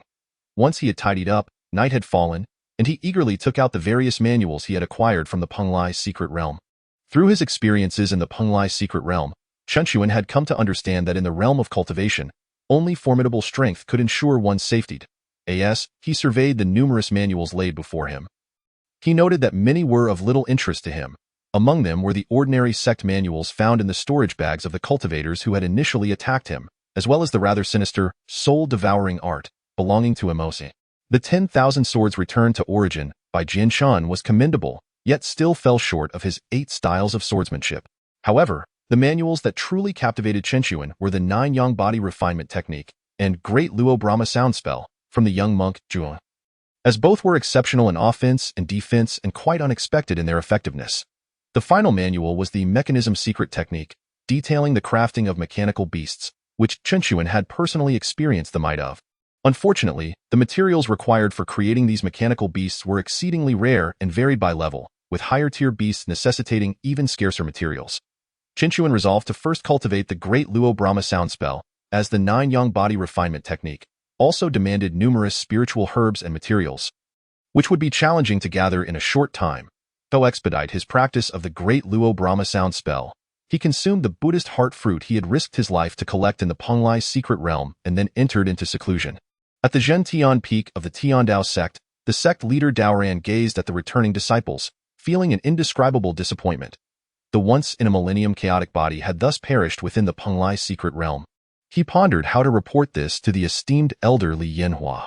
Sect leader, we have returned with the greatest number of surviving disciples in history. Truly a cause for celebration, remarked Elder Daosi. Sect leader Daoran replied, indeed, a cause for celebration. Let us reward the top 3 according to our previous agreement. Yet, there was no hint of joy on sect leader Daoran's face, and only the great elder Daoyuan and the 6th elder Daotian could fathom his true feelings at that moment. Thus, under Elder Daosi's announcement, rewards were given to the 3 disciples who had obtained the most items from the Punglai secret realm. As expected, sect leader Daoran's disciple Feng Qinli claimed first place for acquiring the most spiritual items. However, the identities of the 2nd and 3rd places astonished all the Tiandao sect cultivators. They did not belong to Xiao Qian or any of the formidable Foundation Establishment experts, but rather to a Foundation Establishment early-stage cultivator named Zhang Shanshan and a Foundation Establishment late-stage cultivator named Lin Xia. This outcome was so astonishing that even sect leader Daoran found it hard to believe. Nevertheless, the rewards were distributed to them as promised. Zhang Shanshan and Lin Xia looked at their rewards. An indescribable feeling welled up within them, and the image of a masked figure involuntarily surfaced in their minds. Chapter 53. The Crisis in the Han Dynasty in the Timeless Realm of Cultivation. A year passed in the blink of an eye. Chen Qun's cultivation reached the pinnacle of Foundation Establishment, yet he remained but a step away from the Golden Core stage. During his period of seclusion, he consumed a Golden Core pill in hopes of breaking through, only to find himself unsuccessful. It seemed that his state of mind had not kept pace with his cultivation. Nevertheless, Chen Qun had successfully cultivated the Great Luo Brahma Sound Spell to its 2nd level, reaching the same realm as the young monk Zhuo Yuan. Through his comprehension of this Great Luo Brahma Sound Spell, Chen Qun felt its power rivaled that of his 8 styles of swordsmanship, perhaps even surpassing it. Such a Buddhist manual capable of exceeding the offensive capabilities of ancient sword cultivators could only be regarded as a treasure. However, the 9 Yang Body Refinement Technique could not be mastered solely through practice, as it required numerous spiritual items to refine the body. Chen Qun planned to stabilize his cultivation of the Great Luo Brahma Sound Spell before visiting Wanbao Pavilion to seek out Wang Fu for a stroke of luck, hoping to gather the necessary spiritual items while also disposing of those he had acquired in the Punglai secret realm. During Chen Qun's year of seclusion, the Chun family in the distant western Han Dynasty faced yet another monumental crisis. Within the Changguagong residence in Yinjing City, a middle-aged man clad in a dragon robe occupied the main seat. He was none other than Emperor Long Ao of the Han Dynasty. Chen Huawu, Xiao Tianhe, and 2 other elder statesmen sat on either side. The Changguagong residence was heavily guarded, as if not even a fly could enter. Your Majesty, the great kindness shown to my family by your Majesty is beyond my ability to repay. I implore you to prioritize the nation and not let my family's plight plunge the Han Dynasty into despair, Chen Huawu pleaded, tears streaming down his face as he addressed Emperor Long Ao. The emperor furrowed his brow and replied, "You need not say more, my loyal minister. My mind is made up. If I cannot protect my own subjects, then I have no right to be called an emperor." It turned out that the brother of the Dao saint Chen Qun had come seeking revenge. The slain Dao saint, named Li Ji, and his brother Li Chun had been inseparable since childhood. By chance, they had once saved a dying old Taoist, who, before passing, passed on his teachings to the two brothers. Both brothers possessed remarkable talents, eventually reaching the foundation establishment stage, with Li Chun achieving the mid-foundation establishment level. However, upon returning from the central region of Shenzhou, Li Chun learned of his brother's death in the Han Dynasty, and in a fit of rage, he demanded retribution from the Great Chu Kingdom. Together with the only martial saint of the Great Chu, he led a million-strong army to threaten the Han Dynasty's emperor, demanding the extermination of the entire Qin family. Yet, perhaps due to Chen Quan's influence or other reasons, Emperor Long Ao unexpectedly displayed resolve, declaring that he would rather see everything perish than surrender the Qin family. Even the sole martial saint of the Han Dynasty was dispatched to guard the Chun family. However, a mere early-stage martial saint was insufficient to turn the tide. Upon hearing that Dao Saint Li Chun and the martial saint of Chu, along with several peak innate martial artists, had abandoned their army and were heading directly towards Beijing, Emperor Long Ao himself made his way to the Chun family, bringing with him the national treasure of the Han Dynasty. Hoping that his royal uncle, the martial saint, could rely on this artifact to withstand the assault of a Dao saint and a martial saint, the taciturn Xiao Tianhe glanced at Emperor Long Ao before addressing Chen Huawu, saying, "Brother Chen, have any of our men succeeded in locating the young Dao Shengchen? Perhaps only by retrieving the young Dao Sheng can we unravel this peril. Moreover, the northern Great Xiongnu is amassing a formidable army, poised to seize a share of our Han Dynasty." Chen Huawu, his expression filled with helplessness, replied, "I have dispatched several waves of servants to search for my grandson, yet we remain without news." Contemplating the situation, Chen Huawu reflected that, with the two nations embroiled in conflict creating such a stir, even the neighboring countries were beginning to stir restlessly. Surely, Chen Qun must have caught wind of the developments. Why had he not returned? Unbeknownst to him, Chen Qun was currently in a secluded retreat in the distant central Shenzhou region. Emperor Long Ao waved his hand, signaling for the discussion to cease, then remarked, "Even without the matter concerning Chen Chong, the Great Chu will undoubtedly devise ways to annex our Han Dynasty. It is merely a question of whether it occurs sooner or later. Additionally, with my royal uncle holding the national treasure, the outcome of this struggle is still uncertain." Though Emperor Long Ao spoke with bravado, his heart was heavy with despair. Was it truly the fate of the Han Dynasty, which had endured for so many years, to be destroyed by his own hands? As for the four cunning old foxes present, each could perceive the gravity of the situation. How could a mid-level Dao Sheng be dealt with by an ordinary martial saint and a national artifact, especially with a martial saint from Chu accompanying him? At that moment, the four old foxes harbored their own thoughts. Chen Huawu felt a deep sense of gratitude, while Xiao Tianhe prepared for a scorched earth policy. Having become family with Chen Huawu, they had already discreetly sent away Chen Chong, Xiao Linger, and Xiao Yin to preserve their lineage. Meanwhile, the other two families' old foxes began to scheme their surrender. Just as these lords and ministers deliberated in the Chen family hall, the captain of the guards rushed in, breathless, to report to Long Ao, "Your Majesty, a large contingent has arrived outside the Qin Duke's residence, seeking an audience with Your Majesty and Duke Chun." The guard captain knelt as he spoke. Emperor Long Ao furrowed his brow and inquired, "Are they not from the Great Chu, and how many do they bring? Remember, do not act rashly. I shall come shortly." Just as he was about to summon his royal uncle, the kneeling guard added, "Your Majesty, they do not appear to be from Chu. I noticed their banner bears the words Da Hong. I suspect they may be envoys from the Great Hong." Upon hearing the guard captain's report, both Emperor Long Ao and the five old foxes below were perplexed. What business could the distant Great Hong have at this time? Chapter 54. Shangan Wuji offers assistance though the intentions of the Great Hong were unclear. For the sake of safety, Emperor Long Ao summoned his royal uncle and sent for the envoys from the Great Hong. The atmosphere in the Chen family hall grew tense, for the Han and Great Hong had little rapport. No one could fathom the purpose of this visitation, and despite the distance, Emperor Long Ao had heard of the formidable emperor of the Great Hong. Led by the guard captain, two elderly men and a young man approached the front hall. They were none other than the third elder of the Great Hong, Shangan Wuji, along with the first elder, Shangan Wuji, and Shangan Lei, who had recently advanced to the Foundation Establishment stage. After receiving the Foundation Establishment pill from Chen Qun, Shangan had broken through on his journey home. As for Shangan Mo, his inferior aptitude had delayed his progress, but he had entered seclusion upon returning to the Great Hong. Upon returning to the Great Hong, Third Elder Shangan Wuji reported to First Elder Shangan Wuji regarding Chen Qun. After listening, Shangan Wuji decided to personally lead Shangan Wuji and Shangan to the Han, not only to return the items belonging to Chen Qun, but also to bring a substantial gift for a state visit. After all, forging a relationship with a cultivator of Xian status could yield countless benefits with no detriment.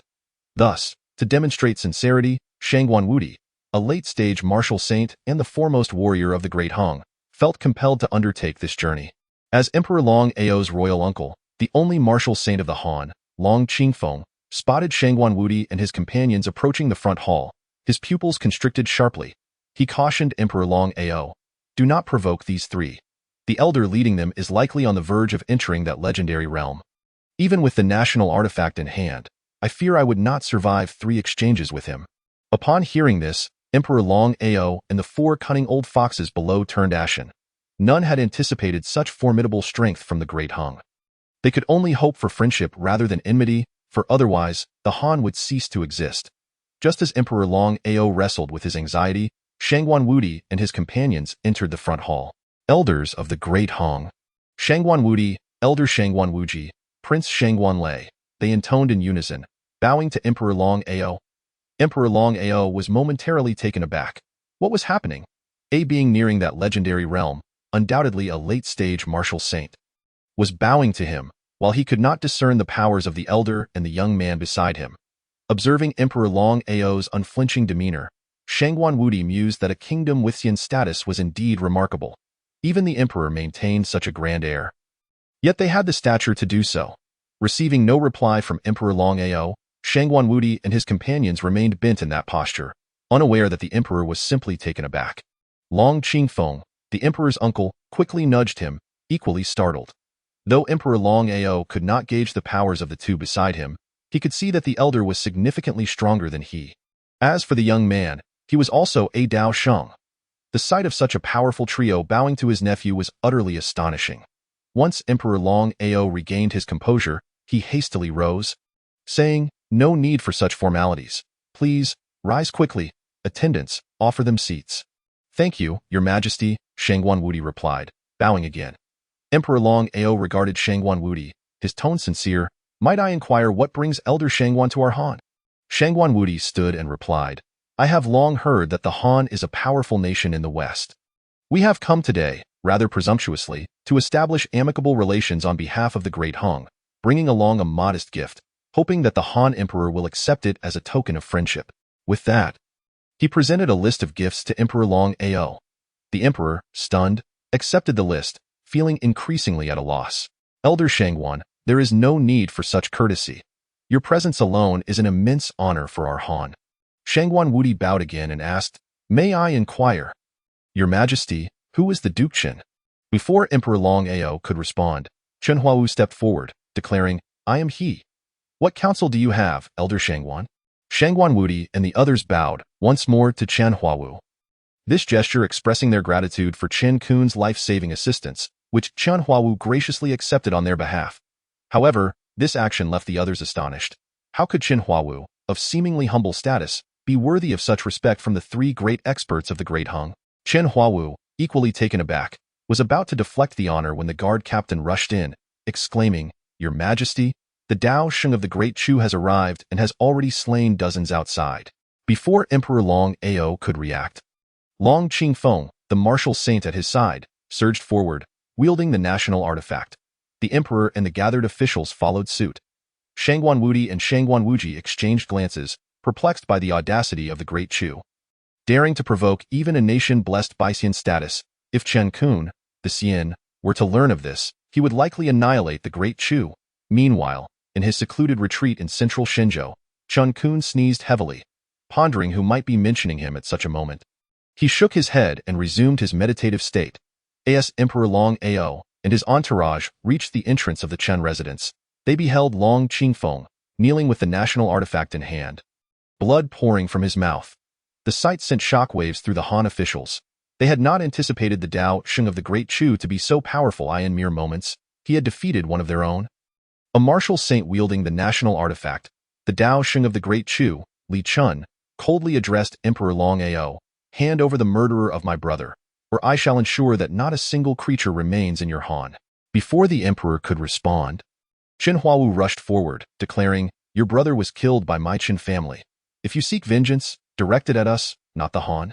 Li Chun replied icily, "Very well, then I shall first eradicate your Chen family before settling accounts with the Han." With that, he unleashed a flying sword aimed directly at Chen Huawu. Long Qingfeng, intending to leap to Chen Huawu's defense, found himself too injured to rise. However, this scene was witnessed by Shangan Wuji, who broke into a cold sweat. Should Chen Qun's grandfather perish before him, the repercussions for the great Hong would be dire. Time was of the essence, and without a moment's hesitation, Shangan Wuji swiftly advanced to strike down the flying sword. Sensing the formidable force emanating from the weapon, he dared not be complacent, for should he engage the individual before him, it would be a battle of equals, with the outcome uncertain and the risk of injury ever present.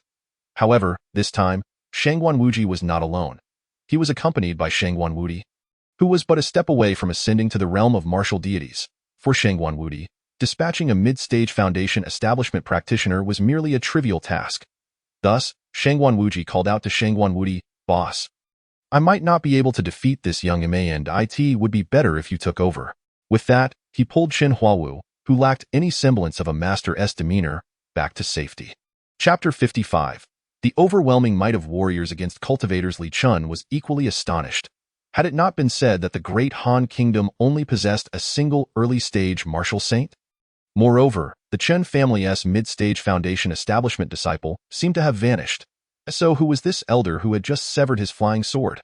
However, after witnessing the elder's display, Li Chun was left dumbfounded.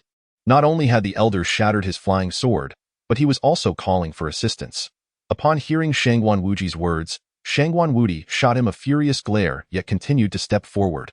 Addressing Li Chun, as a fellow cultivator, "Your wanton slaughter of the innocent in the secular realm is rather indefensible." It was then that Li Chun realized there were indeed formidable experts among the Chen family's entourage. The elder who approached exuded a presence even more powerful than that of the one who had just destroyed his sword. Furthermore, Li Chun discerned that behind this elder stood a mid-stage foundation establishment practitioner, whom he surmised to be Chen Qun from the Chen family. The two elders were likely his summoned allies. Consequently, Li Chun replied to Shangan Wuji, "This is a personal matter between me and the Chen family, as well as the great Han kingdom. Since you have achieved great prowess in martial arts, why meddle in such murky waters?" Shangan Wuji responded calmly, "It is not that I relish entangling myself in disputes, but rather that the Chun family has rendered great service to my great Han kingdom. It is merely unfortunate for you that your luck has run out." Chen Huawu, upon hearing Shangan Wuji's words, found himself increasingly perplexed. When had the Chun family ever benefited the great Han kingdom? Yet, now was not the time for inquiries. Upon hearing Shangan Wuji's statement, Li Chun retorted, "So you are of the great Han kingdom. If you insist on intervening, are you not afraid of provoking a military conflict between the Great Chu and Great Han kingdoms?" The martial saint of the Great Chu nearly choked at Li Chun's words. Although the Great Han kingdom was not adjacent to the Great Chu, he was well aware of its power and prestige. While the Great Chu could bully the Great Han kingdom, it held little sway in the eyes of the Great Han kingdom. It seemed that despite Li Chun's formidable strength, he was quite ignorant of the surrounding powers. Shangan Wuji remained unfazed, responding slowly, "If the Great Chu wishes to wage war with my Great Han kingdom, you might first inquire whether your emperor dares to take such a step. There is no need for further discussion. With me here today, I assure you that no one from the Chen family shall be harmed." Li Chun, incensed by Shangan Wuji's arrogance, thought, "Merely a martial artist. Does he believe I am easy prey?" He then summoned his flying sword, channeling a potent surge of spiritual energy directly toward Shangan Wuji, even causing the surrounding air to resonate with the force. Facing this strike capable of dimming the very heavens, Shangan Wuji made no move, as if the unfolding events were of no concern to him. As the flying sword approached ever closer, even those from the great Han kingdom held their breaths in anticipation. Shangan Lei, sensing the sword's might, turned to Shangan Wuji, anxiously inquiring, "Third uncle, surely uncle can withstand this strike?" Shangan Wuji shot him a stern look, retorting, "Do not underestimate your uncle. Even I could barely withstand such an attack. Your uncle's cultivation is leagues above mine." With that, he fell silent, intently observing how his elder brother, who had not engaged in battle for decades, would confront this flying sword. As the sword, imbued with immense spiritual power, drew within 3 inches of Shangan Wuji, it abruptly halted, unable to advance further. Chun exclaimed, "This is the protective vital energy." Legends spoke of this inner power, which emerged only when martial cultivation reached its zenith. The strength of the vital energy was contingent upon the practitioner's cultivation level. Xiao think that his full-force strike could not even breach the protective barrier of the elder before him suggested that the individual was on the cusp of attaining the pinnacle of martial prowess. The realm of martial deities, even if he had not yet reached that stage, he certainly belonged to the late-stage martial saint echelon, while cultivators of the same rank typically outmatched martial artists. Many exceptional martial practitioners could effortlessly overpower cultivators of equivalent strength. It seemed this elder was one of those anomalies. Moreover, as a mid-stage foundation establishment practitioner, Chun was vastly outclassed in terms of cultivation. He realized that should the elder decide to act, he might not withstand even a single strike. It appeared that revenge would have to wait. Preserving his life took precedence. With this thought in mind, Chun attempted to retract his flying sword using his divine sense, but it remained firmly ensnared by Shangan Wuji's protective vital energy. Gritting his teeth, he abandoned the sword, prioritizing survival over confrontation, and swiftly turned to flee. This turn of events caught Shangan Wuji off guard. He had not anticipated that a mid-stage foundation establishment practitioner would prove so cowardly, opting to abandon his magical artifact and retreat after merely testing the waters. Shangan Wuji was not one to be trifled with. He immediately charged after Chun like a cannonball enveloped in a golden aura. Startled by the sudden pursuit, Chun hastily defended against the rapid strikes emanating from Shangan Wuji. However, his spiritual energy was easily shattered by the elder's overwhelming inner power, sending him crashing to the ground. A sheer display of brute force. Once on the ground, Chun clenched his teeth and tore apart a talisman. Vanishing without a trace, Shangan Wuji reclaimed Chun's flying sword and returned to the group from the Great Han Kingdom, stating, "I underestimated the situation and allowed that individual to escape. My sincerest apologies. However, I have severely injured him. He will not recover in the near future." Emperor Long Ao, upon hearing this, quickly responded, "Such words are unnecessary. Had it not been for the Grand Elder's intervention today, our Great Han Kingdom would have surely been drenched in blood." He then addressed the martial saint of the Great Chu, "You should withdraw your forces. I do not wish to create further strife between our two nations." The martial saint of the Great Chu, having been thoroughly intimidated by Shangan Wuji's prowess, felt as though a great weight had been lifted upon hearing Long Ao's words. "Thank you, Emperor of the Great Han Kingdom, for your magnanimity. We shall return and immediately withdraw our forces. And I will ensure that our Emperor pays tribute to the Great Han Kingdom annually." With that, the martial saint hurriedly led several peak innate martial artists away. Shangan Wuji and his companions then explained their purpose for coming to the Great Han Kingdom, presenting the spiritual herbs they had brought for Chen Huawu to pass on to Chen Qun's parents. Additionally, Shangan Wuji updated Chen Huawu on Chen Qun's recent circumstances. After hearing Shangan Wuji's account, the individuals from the Great Han Kingdom were left in a state of shock, particularly Chen Huawu, whose emotions were a tumultuous mix. He could hardly fathom that the grandson he had never favored had grown to such formidable heights. Chapter 56. Wang Fu's astonishment in the heart of the central Shenzhou region. Within the Tianhe city, Chen Qun exhaled a long breath of turbid air. The great Luo Sanskrit mantra has finally stabilized. The techniques of the Buddhist sect are indeed profound, leaving one defenseless. I can now confidently say that I am truly the foremost individual beneath the golden core. Emerging from his secluded chamber, Chen Qun mounted his sword and soared toward the Wanbao Pavilion. En route, he donned a mask, concealing his cultivation to the mid-stage foundation establishment level. After a year of intensive seclusion, his spiritual sense had advanced to the early stage of the golden core, allowing him to maintain this fade unless he encountered practitioners of mid-stage golden core or higher. Upon arriving at the Wanbao Pavilion, he summoned the manager, Wang Fu, and conveyed his general needs for materials. To his surprise, the inventory of the Wanbao Pavilion was quite comprehensive. They had all the materials required for cultivating the first layer of the Umitba 9 Sun's body refining technique. However, the cold snow fruit needed for the second layer was currently unavailable, but could be shipped from the headquarters. As for the earth core spiritual liquid and the dragon slaying root for the third layer, Wang Fu had already confirmed their absence, stating that even the headquarters lacked them, leaving Chen Qun to rely on luck at auctions or within secret realms. With the number of spiritual stones Chen Qun possessed, he had more than enough to purchase the materials he needed from the Wanbao Pavilion. After acquiring all the necessary items, he informed Wang Fu, "I also intend to sell some spiritual items that I no longer require." Wang Fu, with a beaming smile, replied, "Then please, do present them, my friend.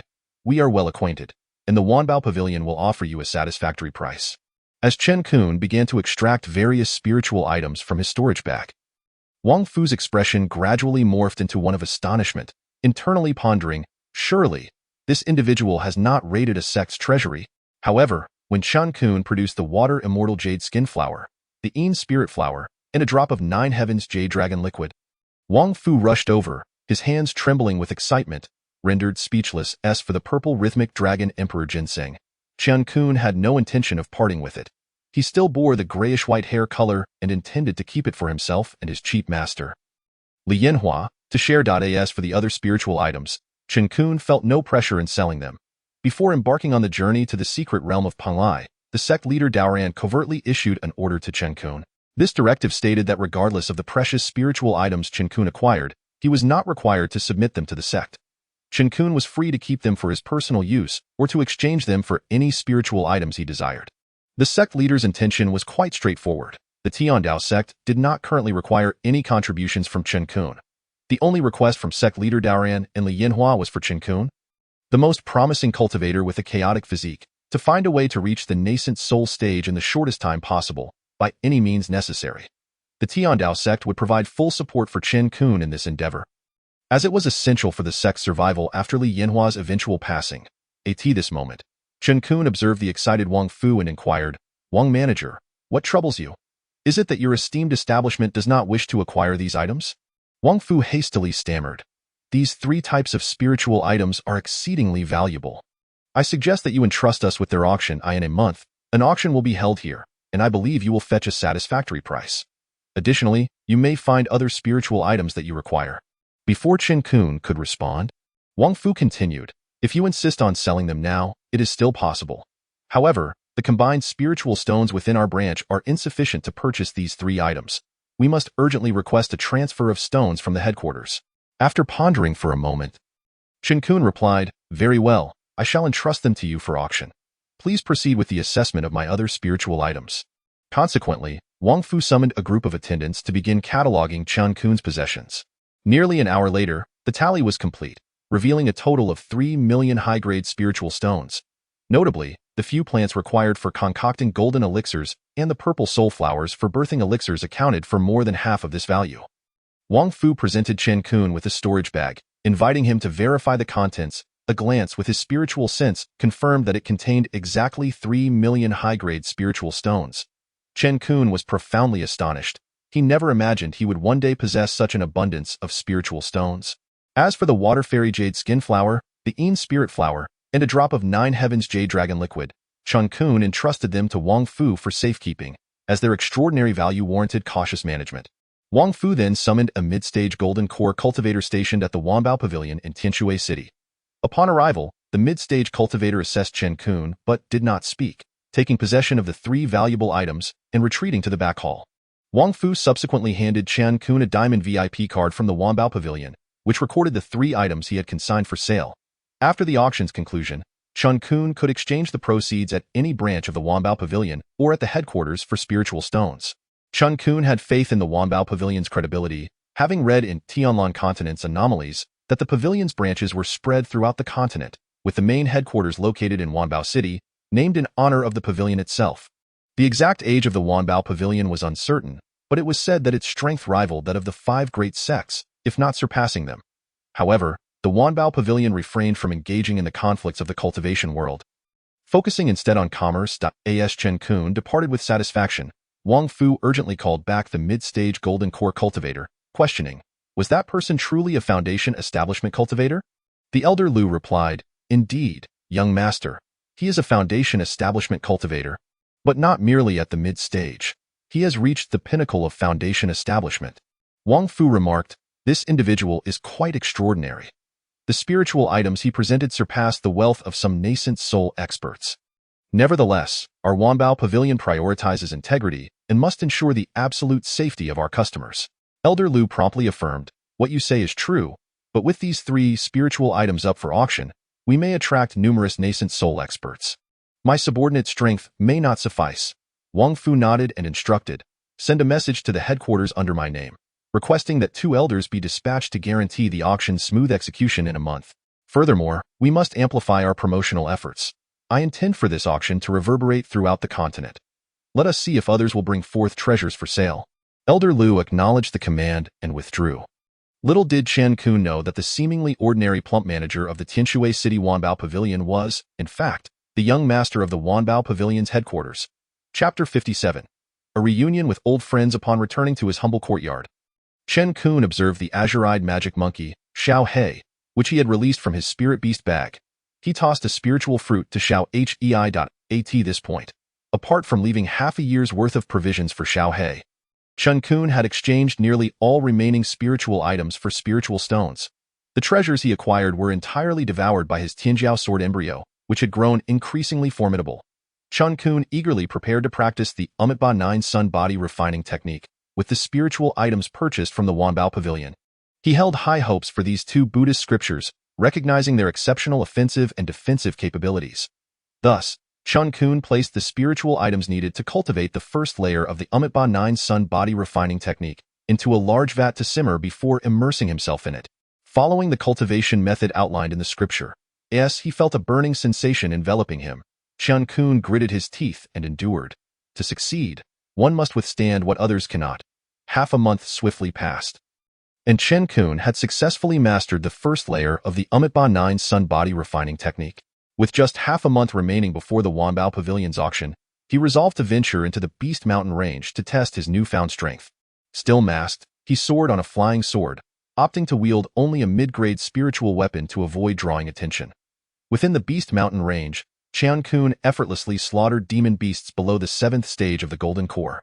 As if slicing through vegetables, the sword domain formed by Chen Qun's sword intent had strengthened alongside his spiritual sense and comprehension of the sword path, now capable of completely subduing late-stage Foundation establishment demon beasts. The Daluo Vanine spell had also become exceptionally powerful. Having completed the second layer of cultivation, Chen Qun could now emit a golden om and a golden ma. These 2 syllables served distinct purposes, one for suppression and the other for attack. Yet when unleashed simultaneously, their might multiplied several-fold. Although Chen Qun had only perfected the first layer of the Uminvited 9 Sun body refining technique, he already sensed that his physical strength and resilience were comparable to those of a 5th-tier demon beast. This enhancement was truly remarkable. Chen Qun tirelessly employed his newly acquired spells to slay Foundation establishment demon beasts, becoming increasingly adept and proficient. He even procured a storage bag specifically for storing the demon beast carcasses. While he now dispatched demon beasts below the Golden Core stage with ease, he still lacked the courage to confront Golden Core beasts. This was not a matter of bravery, but rather a clear understanding of his own capabilities. With his current strength, he could be deemed invincible beneath the Golden Core stage, yet he remained confined to that boundary. The pinnacle of Foundation establishment and the initial stage of Golden Core were merely a step apart. Yet it was a chasm of fundamental transformation. Even against the weakest Golden Core cultivator, Chen Qun knew he could not withstand more than 3 exchanges. Gradually acclimating to his newfound strength, Chen Qun grew weary of the hunt and decided to return to Tianhe City to consolidate his gains. The demon beast corpses held little value for him now, as he possessed over 3 million high-grade spiritual stones, equivalent to billions in low-grade stones. Therefore, he no longer relied on selling demon beast corpses for spiritual stones. Upon closely examining his Tianjiao sword embryo, Chen Qun noted a faint glow emanating from its surface. Although he had yet to encounter a true celestial-grade artifact, he suspected that his Tianjiao sword embryo had nearly reached that level, given that all the treasures he had obtained within the Penglai secret realm had been absorbed by it. After devouring such a multitude of artifacts, it would be an affront to Chen Qun if it had not ascended to celestial-grade status. Chen Qun stowed away the Tianjiao sword embryo and retrieved his mid-grade spiritual weapon. Setting off in the direction of Tianhe City. He approached the territory of 3rd-tier demon beasts. His spiritual sense detected some familiar figures, none other than Chun and the others from before. Although Renani was conspicuously absent, their situation appeared dire. The 4 were ensnared by a pack of 3rd-tier scavenger wolves. Chun and Qin Sheng had both achieved the pinnacle of qi refining, While Wei Qin and He Shuru were at 90% completion of their Qi cultivation. 8 scavenger wolves surrounded the four, who were back-to-back, struggling to fend them off. Despite being third-tier demon beasts in the late stage of Qi refining, the scavenger wolves possessed combat capabilities akin to those at the pinnacle of Qi refining. Observing their disordered attacks, Chen Qun discerned that Chun and Qin Shang, both at the pinnacle of Qi refining, had a chance to escape. However, Wei Chun and He Shuru had no such opportunity. Nonetheless, Chun and Qin Shang refused to abandon their companions, steadfastly defending against the onslaught. With a quivering voice, He Shuru urged Chun, "Brother Gua, you must go. Do not concern yourselves with us." Qin Shang interjected, "What are you saying? We vowed long ago to live and die together. Now that Ani has gone to Cold Wind Valley, we are all that remains, and no matter what, we will not leave you or Wei Chun behind." Chun remarked, "What just a death? If I can die alongside you, Sister Shuro, I, old Gua, would die content.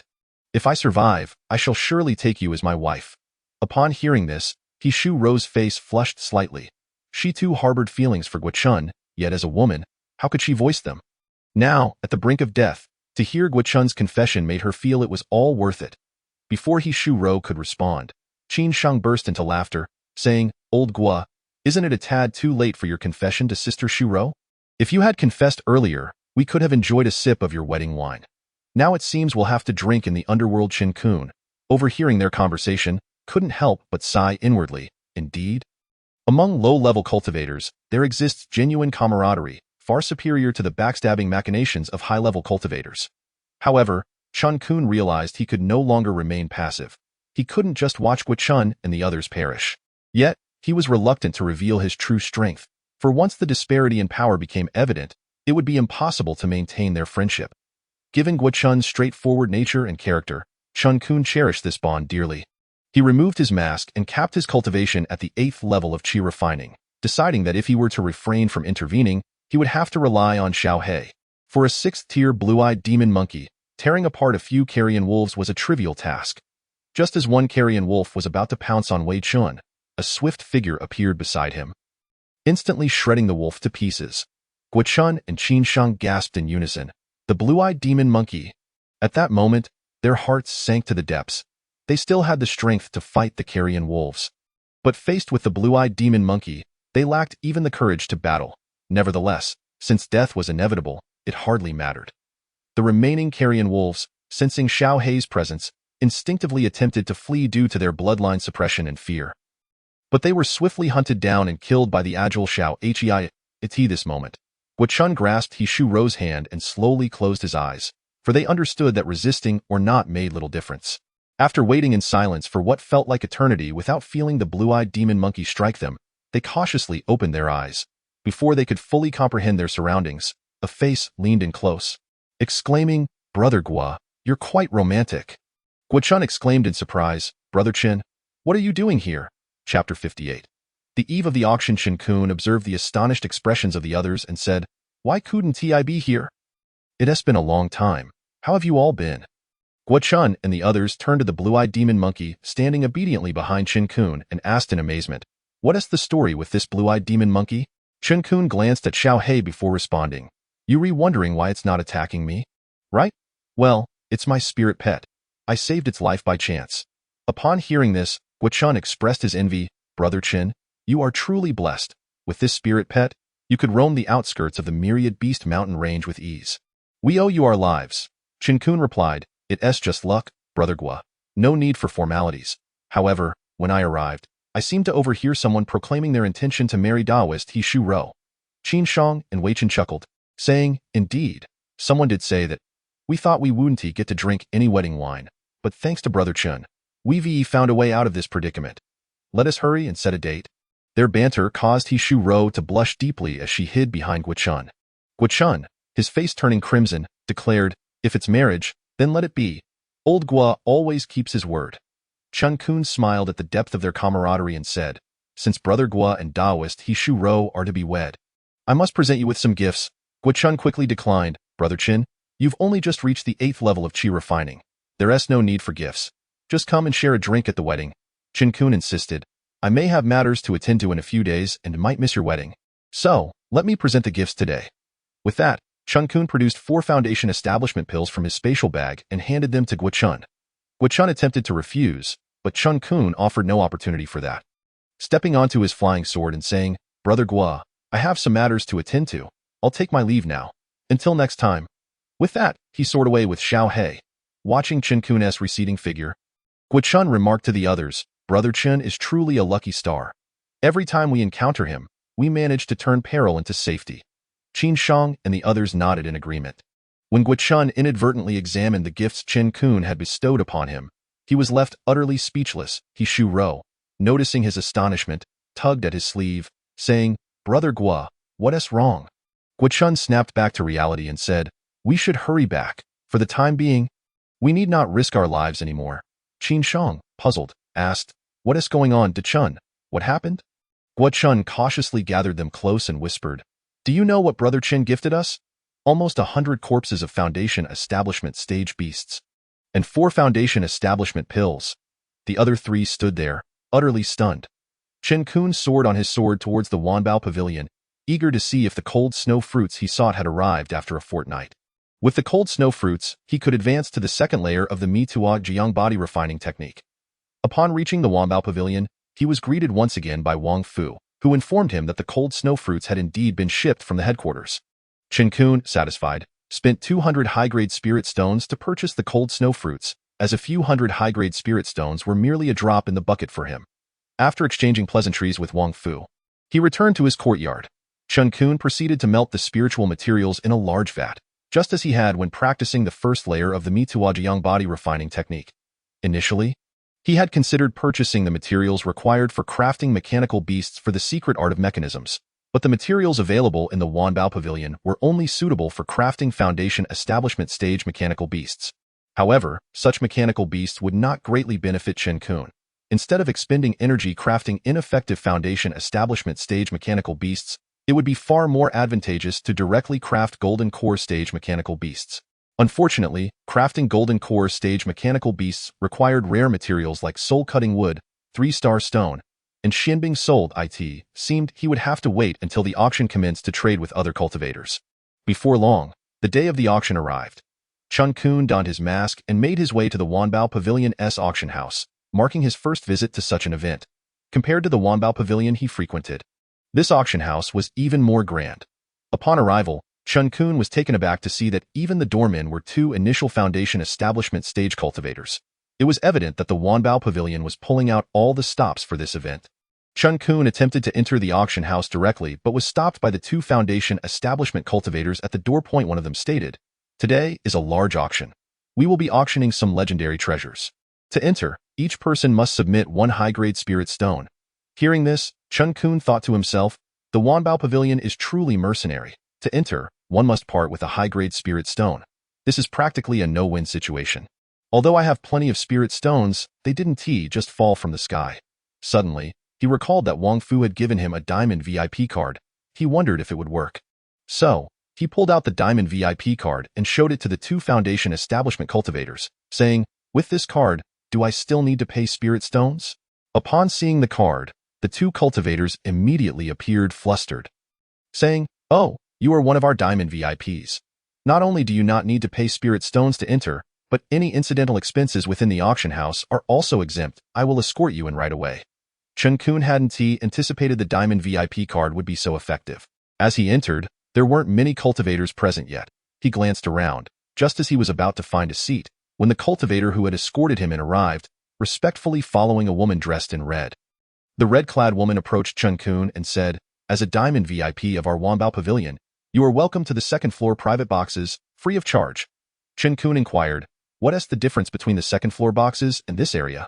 The woman explained, "The second-floor boxes are shielded from divine sense probing, thus better protecting your privacy. Moreover, the services provided are top-notch. If you did not possess a VIP card, entry to any box would require 100 high-grade spirit stones, but with your card, it's free." Upon hearing this, Chen Qun promptly requested the red-clad woman to lead him to the second floor, as such an opportunity was too good to pass up. Once on the second floor, he casually chose box 4 and settled in to await the commencement of the auction. Chapter 59. The auction. As time passed, The number of cultivators in the auction house steadily increased until the first floor was filled with nearly 10,000 seats, with many more standing. Gradually, the private boxes on the second floor began to fill as well, with the 5 major sects and the Tianda sect among the first-rate sects in attendance. Due to Chen Qun's early arrival, he was able to observe the surroundings before others entered the private box. However, those outside were unable to catch a glimpse of those within. This time, the Tianda sect was represented by the Grand Elder Dayuan and Xiao Chen. And surprisingly, Zhang Shanshan was also present. Chen Qun mused. It seems that Zhang Shanshan is indeed a woman who cannot remain idle. As more cultivators gathered, Chen Qun recognized several familiar faces, most of whom were talented disciples he had encountered in the Pung secret realm. Among them, one individual had actually broken through to the Golden Core stage. Lin Ying, the venerable elder of the Tianhe sect. As noon approached, the auction house was filled to capacity with arriving cultivators. And there was still over an hour until the auction commenced. Chen Qun sat quietly in the box, meditating as he awaited the beginning of the event. Major sects were already sharpening their claws, with most of their aims directed towards Chen Qun's Zhoutian Yulong liquid, Shui Xian Yujihua, and Yin Shanhua. Remarkably, this auction also featured a lower-grade immortal artifact. In summary, this auction was unprecedentedly grand.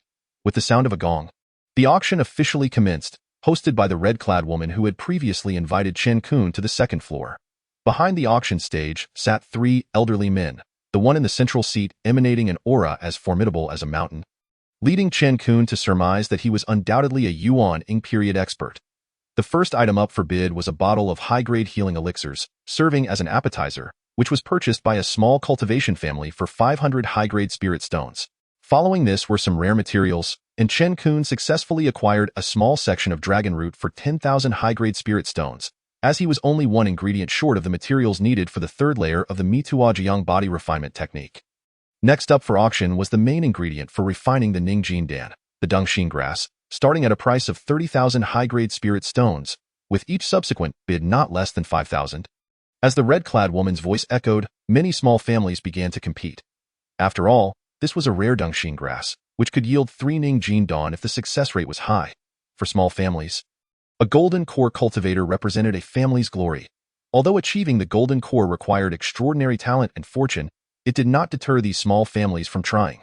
The Dongxin grass, originally valued at 80,000 high-grade spirit stones, astonishingly fetched a price of 200,000. As the red-clad woman presented a crescent-shaped weapon, the atmosphere erupted with excitement. She slowly announced, "This weapon is called Hanyu, a lower-grade immortal artifact, starting at 600,000 high-grade spirit stones, with each bid not less than 100,000. As her words fell, a voice resonated from the Wuji Palace's box, 800,000. Before the words faded, another voice from the Lingyun sect's box interjected, 900,000. 1,000,000. 120,000.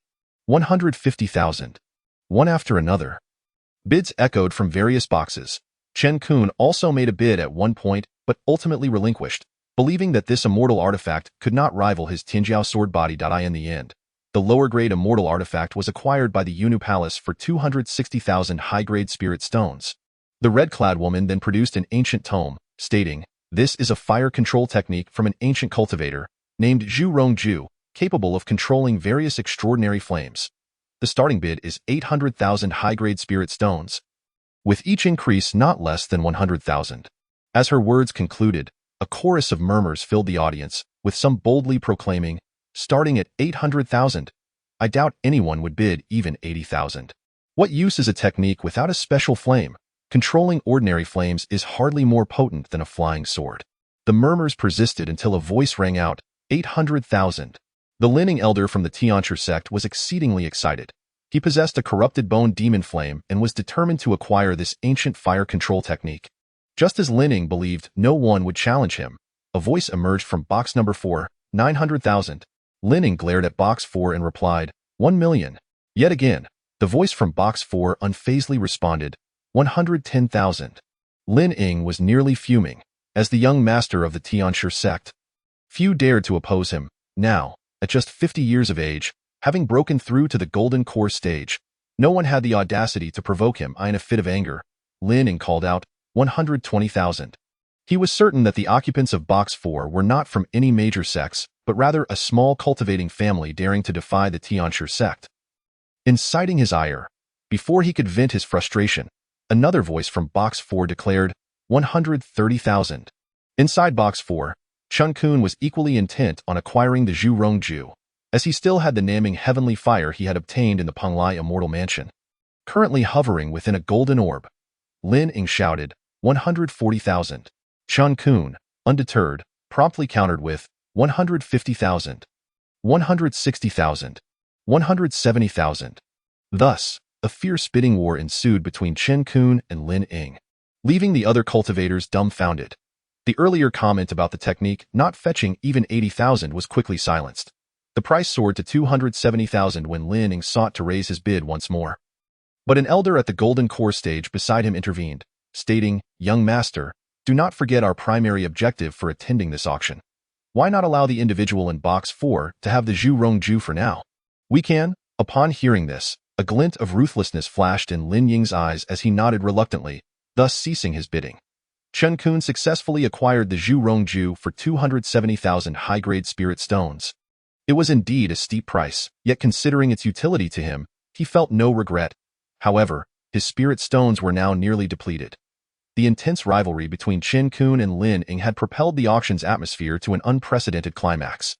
The red-clad woman, with a smile on her face, presented the next item. A purple soul flower capable of refining the Jiebing Dan. Chen Qun couldn't help but feel that this flower resembled the one he had sold to Wang Fu. The starting bid is 180,000 high-grade spirit stones, with each increase not less than 10,000. As her voice faded, major sects and first-rate sects quickly began to bid. 190,000, 200,000, 210,000. Eventually, the price settled at 380,000. Claimed by the top sect, Xinjian sect. Chen Qun stared at the auction price, somewhat dazed. He had sold numerous items, including the purple soul flower, for merely 300,000 high-grade spirit stones. Yet, this single flower commanded 380,000, leaving him feeling that the Wanbao Pavilion was indeed quite unscrupulous. However, it wasn't entirely the Wanbao Pavilion's fault. Although a product's price was marked, it was often out of stock. When items finally became available, they were fiercely contested, with only the highest bidder prevailing. Moreover, the purple soul flower was crucial for refining the Jiebing Dan, making it a treasure coveted by all sects, as golden core cultivators represented the pinnacle of power on this continent. Even a slight hope of promoting a golden core cultivator to the Yuan Ying stage would drive a sect to spare no expense. The red-clad woman signaled for silence and announced, "The next item is the rare Yin Shanhua, a spiritual item capable of restoring the soul, starting at 3 million high-grade spirit stones, with each increase of 10,000. As her words concluded, several sects began to engage in a subtle bidding war. Though the competition was not fierce, ultimately it was acquired by Lin Ying for 340,000 high-grade spirit stones. After the transaction, Chen Qun checked his diamond VIP card, and indeed, a figure of 310,000 appeared, indicating that the remaining 30,000 had been deducted by Wanbao Pavilion as a 10% service fee. The red-clad woman continued to auction various artifacts and techniques, with even Chen Qun's Shui Xian Yujihua being sold for 400,000 high-grade spirit stones. Seeing nearly 400,000 high-grade spirit stones added to his diamond VIP card, Chen Qun felt quite exhilarated. Soon, the auction reached its 3 grand finale items. The red-clad woman's voice once again filled the air. The atmosphere in the auction house reached an unprecedented crescendo. She presented a token and a ring, declaring, "This is an Immortal Mansion soul tablet, and the spatial ring contains a small-scale Immortal Mansion. Once one refines the Immortal Mansion soul tablet, they become the master of this ancient small Immortal Mansion. The starting bid is 8 million high-grade spirit stones, with each increase not less than 300,000. As her words concluded, major sects vied fiercely for the item, and in a matter of moments, the price of the Immortal Mansion soul tablet approached 20 million high-grade spirit stones, with no signs of the upward trend halting. Chen Qun glanced at the Celestial Mansion soul tablet held by the woman in red, then shook his head. He had no interest in it, given that he already possessed an enormous Pung Celestial Mansion. However, he had yet to find a suitable space to release ITAS for the Golden Orb. He could not enter it, but could only utilize his spiritual consciousness to retrieve a few items. Ultimately, the Celestial Mansion soul tablet was auctioned off by Lingyun's sect for a staggering 23 million high-grade spirit stones, a testament to the formidable power of these major sections, with only 2 more items remaining. The auction was nearing its conclusion. Judging by the current proceedings, Wanbao Pavilion had already reaped substantial profits, considering they charged a 10% handling fee.as. The woman in red produced a small white jade vial. The major sects and several high-ranking loose cultivators began to stir with anticipation. The woman steadied the atmosphere and declared, "Inside this vial is a drop of Jotian Yulong liquid, a sacred medicine for healing and recovery, equivalent to a second life for any cultivator. The starting bid is 9 million high-grade spirit stones, with increments of no less than 300,000. This time, the number of bidders clearly exceeded that for the previous Celestial Mansion Soul Tablet. For no treasure could compare to the value of one's life. Especially during battles among cultivators at the nascent soul stage, a drop of Jotian Yulong liquid could be the key to victory. Consuming it would restore 1/3 of their spiritual power and heal all injuries within a few hours, essentially guaranteeing triumph. The fiercer the competition outside, the more exhilarated Chen Qun felt in box number 4, for these were indeed precious spirit stones. The fierce contest for the Jotian Yulong liquid was primarily for the nascent soul ancestors within their sects.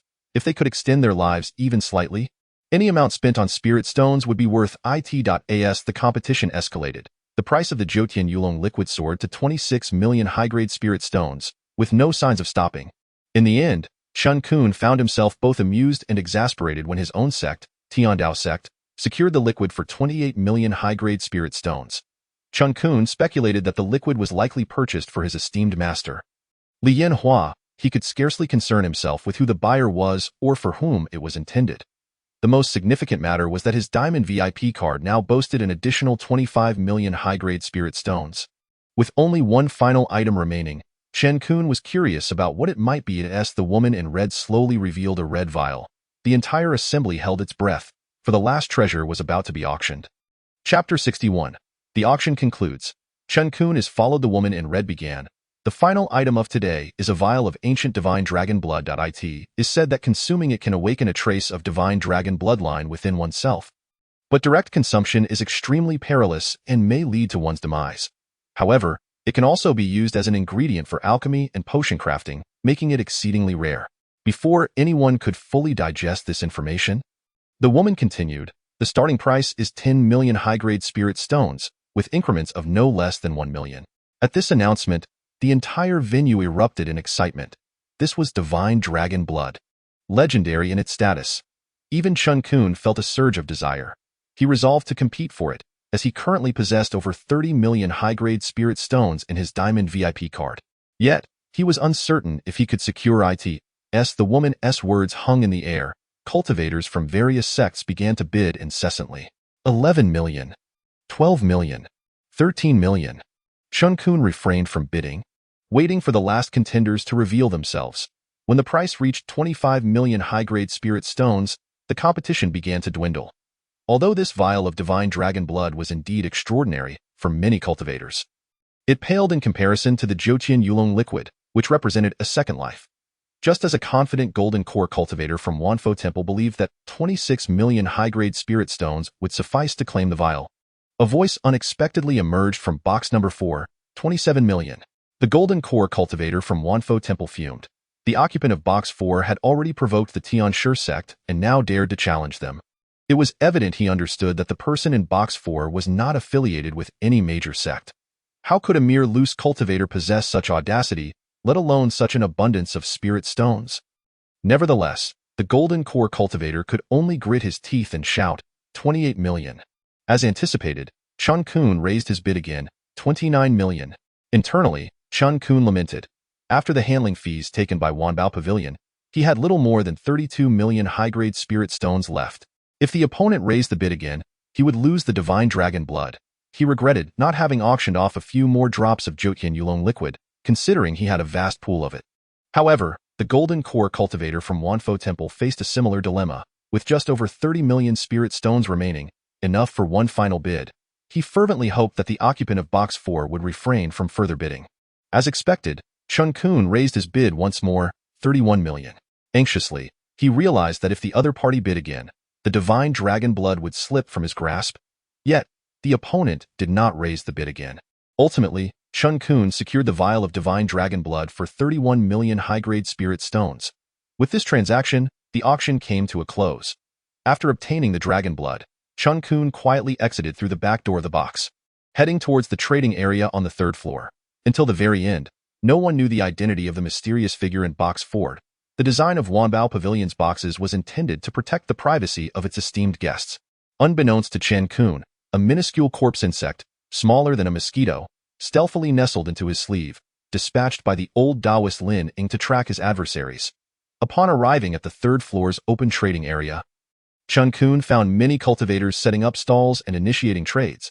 He intended to first seek Elder Daoyuan from Tianda sect to report his safety, but after the auction concluded, Elder Daoyuan had already escorted several members of Tianda sect back with the Jotian Yulong liquid. As Chen Qun surveyed the array of stalls, he patiently began to search for the spiritual items he required. The cultivators here had also attended the auction. Sometimes, if they failed to secure what they needed during the auction, they would come to trade on the third floor afterward. Over time, this developed into a new marketplace, with the scale of the trading area on the third floor rivaling that of the auction itself. Moreover, the areas under Wanbao Pavilion's jurisdiction were protected by its cultivators, ensuring fair transactions without fear of deceit. Eventually, Chen Qun spotted the Earth Core's spiritual essence at a stall run by a Golden Core cultivator. He approached politely, inquiring, "May I ask, Senior, how much is this vial of Earth Core's spiritual essence?" The Golden Core cultivator glanced at Chen Qun and coldly replied, 2,000 high-grade spirit stones. His tone reflected disbelief that a mere foundation establishment junior could afford such a price. Yet, in the end, Chen Qun managed to purchase it for 1,800 high-grade spirit stones, prompting the Golden Core cultivator to regard him with newfound respect. Finally gathered the materials for the third layer of Mitua Jiang body refining technique. Chen Qun sighed inwardly. He continued his search for useful spiritual items, and whether by luck or divine favor, he soon discovered a 3-star stone. Although it was somewhat pricey, he still acquired it. With this 3-star stone, he was only missing the soul-cutting wood and Xianbing soul for crafting a Golden Core mechanism beast. However, after browsing numerous stalls, he could not locate the remaining 2 items. Nonetheless, Chen Qun felt satisfied with his haul, as it had already proved significant. As he tirelessly sought more useful spiritual items, the old Taoist Lin Ying, observing from a distance, was nearly ablaze with fury. Gritting his teeth, Lin Ying muttered, "So it is this brat. Time to settle old scores along with new grievances." Chen Qun, having found no more needed spiritual items, decided not to linger and exited the Wanbao Pavilion auction house, swiftly heading home on his sword. Halfway through his flight, he sensed someone trailing him. Had his spiritual consciousness not broken through to the Golden Core stage, he would never have detected that faint, elusive aura. Based on this sensation, he deduced that his pursuer was undoubtedly a Golden Core cultivator. Thus, he considered turning back to Wanbao Pavilion, knowing that returning would grant him the protection of its cultivators. However, Lin Ying seemed to recognize that Chen Qun had discovered him and thus ceased to conceal himself, directly blocking Chen Qun's path back to Wanbao Pavilion. Upon seeing Lin Ying, Chen Qun inquired, "Might I ask what business you have in following me?" "Taoist Lin?" Lin Ying ground his teeth and replied, "Dao Yun, I have been searching for you. You nearly cost me my life within the Pung celestial mansion, and today you have shamed me in front of the Tianhe sect by competing for the secret manual. It's time to settle both old and new scores." Chen Qun observed the expression of the venerable Taoist Lin Ying and realized that today's situation was indeed precarious. Sensing the faint yet palpable pressure of the Golden Core stage emanating from Taoist Lin Ying, Chen Qun's sole thought was to flee. Suddenly, he shouted towards the back of Taoist Lin Ying, "Elder Dao Ci, what brings you here?" Instinctively turning around, Taoist Lin Ying found nothing but emptiness. By the time he turned back, Dao Yun, who had just been facing him, had already escaped over 10 paces. Realizing he had been tricked, Taoist Lin Ying's face darkened, and he charged after Chen Qun. Chapter 62. Trapped in desperation in a bid to elude Taoist Lin Ying, Chen Qun hastily fled into the distance. However, being merely at the foundation establishment stage, his speed was insignificant in the eyes of a Golden Core cultivator. Moreover, Taoist Lin Ying was a prodigious disciple of the Heavenly Master sect. Although he had just broken through to the Golden Core stage, his strength was already approaching that of a mid-Golden Core cultivator. He felt Taoist Lin Ying closing in behind him. Chen Qun hastily retrieved a mechanism beast from the Pung Immortal Manor, hoping to hinder Taoist Lin Ying's pursuit. Upon seeing the mechanism beast released by Chen Qun, Taoist Lin Ying's eyes blazed with fury, for he had nearly met his demise at the hands of such beasts in the Pung Immortal Manor. Yet, now that he had ascended to the Golden Core stage, He was no longer comparable to his former self at the Foundation establishment stage. The mechanism beast, which had once roamed freely among Foundation establishment cultivators, was swiftly reduced to mere fragments by the enraged Taoist Lin Ying. Chen Qun, however, continued to flee without a glance back. Despite his frantic acceleration, he could not shake off Taoist Lin Ying before long. The distance between Taoist Lin Ying and Chen Qun shrank significantly. During his escape, Chen Qun glanced back at Taoist Lin Ying and realized that the latter seemed to be toying with him like a cat plays with a mouse, deliberately allowing Chen Qun to experience the terror of impending death. Nonetheless, Chen Qun had no time for such thoughts. Survival was paramount, and in a panic, he flew towards the direction of the 10,000 Beasts mountain range. Taoist Lin Ying, still leisurely following behind, appeared quite unhurried. The outer disciples of the 10,000 Beasts mountain range, witnessing Chen Qun's rapid flight, expressed their envy, exclaiming, "The speed of a Foundation establishment cultivator is truly impressive." As Chen Qun entered the territory of the 5th-tier demon beasts, Taoist Lin Ying began to grow impatient. He accelerated and positioned himself directly in front of Chen Qun, stating, "You truly excel at digging your own grave. However, it is futile. I will refine your corpse into a zombie, ensuring that you find no peace even in death, as your body will serve me." At that moment, a 5th-tier Qi Yin beast charged forth, intent on devouring the intruder. Yet, before it could approach, it was rendered submissive. Cowering in fear under the golden core aura emanating from Taoist Lin Ying, Chen Qun, observing Taoist Lin Ying, remained silent, contemplating his escape. Suddenly, he uttered the golden syllables Omenma. These two golden characters, imbued with tremendous might, spiraled towards Taoist Lin Ying, representing Chen Qun's most formidable attack aside from the life-burning Shumi Palm. However, what transpired next caused Chen Qun's heart to plummet into despair. Taoist Lin Ying, with a nonchalant wave of his hand, shattered the two golden characters. Chen Qun had overestimated the strength of golden core cultivators, failing to grasp their formidable prowess. Given the current circumstances, even if Chen Qun were to burn his life force to unleash the Shumi Palm, he would still be unable to contend with Taoist Lin Ying. Even attempting to employ the evasive Skystride step would likely prove futile. If Taoist Lin Ying could discern Chen Qun's identity in the Wanbao Pavilion, he undoubtedly possessed methods to track Chen Qun. Chen Qun had contemplated using the long-distance sound transmission talisman gifted to him by his master, Li Yanhua. However, it was too late for Li Yanhua to arrive from the Tianda sect. And moreover, he had entered seclusion. If Chen Qun were to recklessly call for help, it would not only jeopardize his own safety but could also endanger Li Yanhua. Unbeknownst to him, Chen Qun seemed to have fallen into a genuine predicament. With a steely resolve, Chen Qun addressed Taoist Lin Ying, saying, "Taoist friend Lin, we harbor no deep-seated enmity. Why must you pursue me to the death? I am willing to share the Zhurong art with you. Might we not resolve this conflict peacefully?" Taoist Lin Ying let out a hearty laugh and replied, "When you were competing with me for the Zhurong art, did you ever consider this day? When you plotted against me in the Pung Immortal Manor, did you ever foresee this moment? If you have no further words to say, I shall send you on your way." Chen Qun's attempt at appeasement bore no fruit.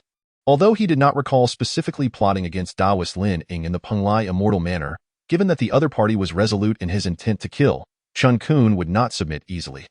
Thus, he launched a direct mental assault on Taoist Lin Ying, only to suffer a backlash that left him with a splitting headache before Taoist Lin Ying could even respond. A sinister smile crept across Taoist Lin Ying's face as he remarked, "Ah, Dao Yun, you possess quite a few secrets, but you need not explain. Once I have dispatched you, I shall take my time to unravel your mysteries." With that, Taoist Lin Ying hurled a pale yellow talisman at Chen Qun. Chen Qun attempted to evade swiftly, but he was still struck by the talisman. Following a violent explosion, Chen Qun's face, now smeared with blood, reflected his dire state. He hastily consumed a drop of the 9 Heavens Jade Dragon liquid. Had it not been for his Amiba 9 Yang body refinement technique reaching the second layer, that blow would have claimed his life. Even so, Chen Qun sustained significant injuries. Though the gap between the peak of Foundation establishment and the Golden Core stage was merely a step, that single step marked an insurmountable divide. Ignoring all else, Chen Qun unleashed another mechanism beast to impede Taoist Lin Ying's pursuit and fled at great speed into the depths of the 10,000 Beasts mountain range. Taoist Lin Ying swiftly dispatched the mechanism beast Chen Qun had thrown and resumed his pursuit, no longer toying with him. Accelerating to his utmost, he was on the verge of catching up to Chen Qun in no time. Feeling the proximity of Taoist Lin Ying's aura, Despair welled up within Chen Qun. He reflected on his past, questioning whether all of this was to come to an end. Yet, he resolved not to give up until the final moment. In a desperate bid, he conjured a sword domain infused with sword intent, enveloping Taoist Lin Ying.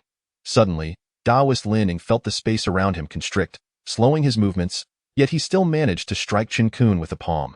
Struck, Chen Qun wasted no time assessing his injuries and swiftly swallowed another drop of the Nine Heavens Jade Dragon liquid, then resumed his flight. However, it wasn't long before Taoist Lin Ying caught up to him once more. Chen Qun urgently released the sword domain to obstruct Taoist Lin Ying, only to be struck again by another palm.as if pouring water. He continued to consume the Nine Heavens Jade Dragon liquid.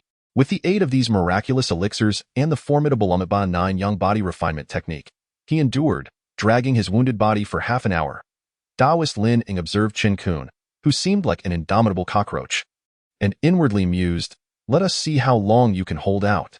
Chen Qun, however, was silently lamenting, for despite the assistance of the Nine Heavens Jade Dragon liquid, his body was nearing its limits. His bones felt as though they were on the verge of shattering under the relentless assault of Taoist Lin Ying. At this rate, with just 2 or 3 more hits, he would likely meet his demise in the 10,000 Beasts Mountain Range, Chapter 63, a brief refuge after fleeing for some time. Chen Qun was nearly at his breaking point as he beheld another strike from Taoist Lin Ying approaching. He felt utterly powerless to resist. Just as Taoist Lin Ying was about to deliver the fatal blow, a bolt of lightning suddenly struck towards him, startling Taoist Lin Ying into retracting his attack on Chen Qun.it. Turned out that in his frantic escape, Chen Qun had inadvertently ventured into the territory of the 7th-tier Golden Core Lightning Eagle. Upon sensing an intruder, the Lightning Eagle rushed forth, intent on tearing apart the humans who dared to trespass. Consequently, the formidable Taoist Lin Ying became the Lightning Eagle's primary target. After retracting his attack on Chen Qun, Taoist Lin Ying had no choice but to evade the Lightning Eagle's strike, abandoning his pursuit of Chen Qun. Observing Taoist Lin Ying entangled with the Lightning Eagle, a surge of hope ignited within Chen Qun, and he dashed deeper into the 10,000 Beasts Mountain Range, propelled by an instinct to survive. For over 3 hours, Chen Qun fled, utterly exhausted. Coupled with his injuries, had it not been for the continuous replenishment of the Nine Heavens Jade Dragon liquid, he would have collapsed long ago. Yet, during those 3 hours of flight, the 10,000 Beasts Mountain Range exhibited an unsettling aura. He had not encountered any more beasts since then, and the place he now found himself in appeared ominously desolate. At this moment, Chen Qun could hardly afford to ponder the peculiarities of his situation. His priority was to tend to his injuries. He estimated that Lin Ying, the old Taoist, would most likely be unable to locate him at this time. After approximately half an hour had passed, Chen Qun's wounds had healed by about 30%. The Jiuqian Yulong liquid truly lived up to its reputation as a miraculous healing elixir. Although he had only regained a fraction of his strength, he felt a glimmer of self-preservation returning. Just as Chen Qun was reveling in this small victory, a voice abruptly shattered his thoughts. "Dao Yun, you truly possess remarkable speed, but today is destined to be your sacrificial day." As the words fell, Lin Ying, the old Taoist, materialized before Chen Qun. Without a moment's hesitation, Chen Qun turned and fled. Lin Ying, furious, pursued him, and as expected, Chen Qun received another blow. However, in the midst of this strike, he inadvertently caught sight of a dark, foreboding cave, which seemed to be warded by some form of barrier. "Since I am doomed to die anyway, I might as well take a gamble," Chen Qun thought to himself, seizing the opportunity as he was propelled forward by the impact. He dashed towards the cave. Upon reaching its entrance, a powerful resistance began to impede his progress. Yet, the golden sphere within his consciousness seemed to sense something and emanated a radiant golden light that enveloped him. With this newfound protection, Chen Qun effortlessly slipped into the cave. Lin Ying's strike followed closely behind, but it struck the barrier at the cave's mouth instead of hitting Chen Qun. Fuming, Lin Ying attempted to enter the cave but found himself thwarted by the barrier. Left with no choice, he began to examine how to dismantle the obstacle, intending to enter and slay Chen Qun thereafter. Observing the old Taoist trapped outside, Chen Qun felt a flicker of hope. He surveyed the cave's interior, which was pitifully small. Even Lin Ying at the entrance could clearly see everything within. The cave had but a single exit, with walls surrounding it on all sides, save for a sinister 6-pointed star marking the ceiling. Lin Ying, exasperated, shouted, "Dao Yun, come out and face your demise. I might still grant you a complete corpse." Chen Qun turned to the entrance and replied, "Do you truly believe I am a fool? Lin Daoyu, if you wish to slay me, you must first break the barrier. If you cannot, then the fault lies with your own ineptitude."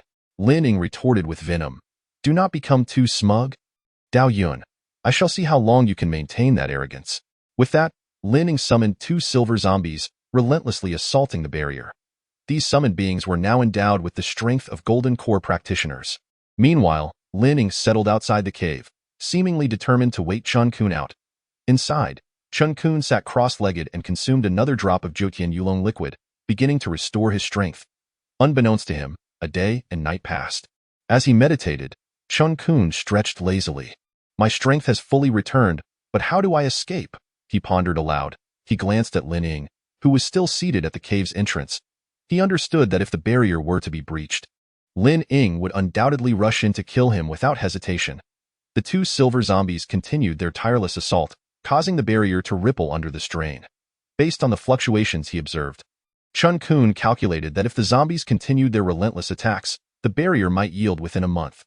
However, he had no means to halt their onslaught, so he resigned himself to meditating within the cave under Lin Ying's watchful gaze. He retrieved the Zhurong Ju he had acquired at the auction house and immersed himself in its cultivation. Outside, Lin Ying's eyes burned with fury as he watched Chen Qun, his glare fierce enough to slay.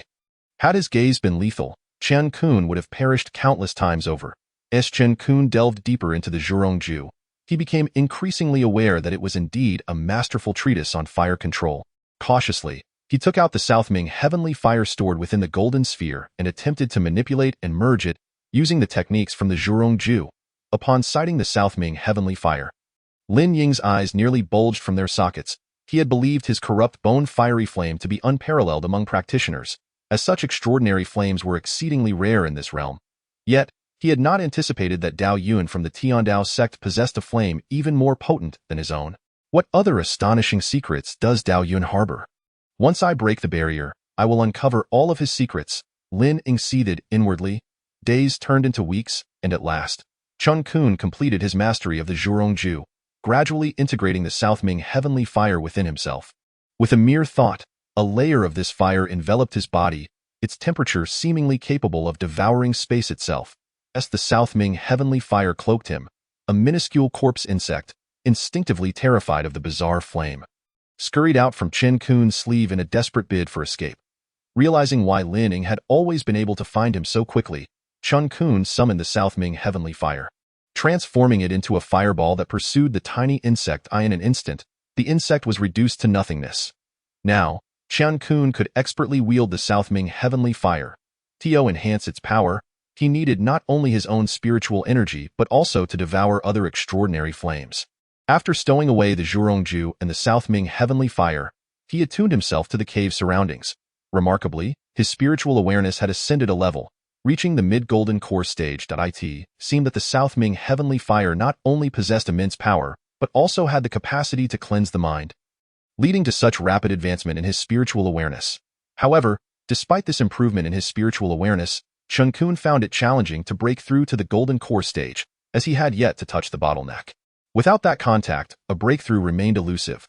Thus, Chen Qun continued to sit cross-legged, familiarizing himself with the mid-golden core level of spiritual awareness. Days melted away once more. Chen Qun observed the 2 silver zombies still relentlessly assailing the barrier at the cave's entrance.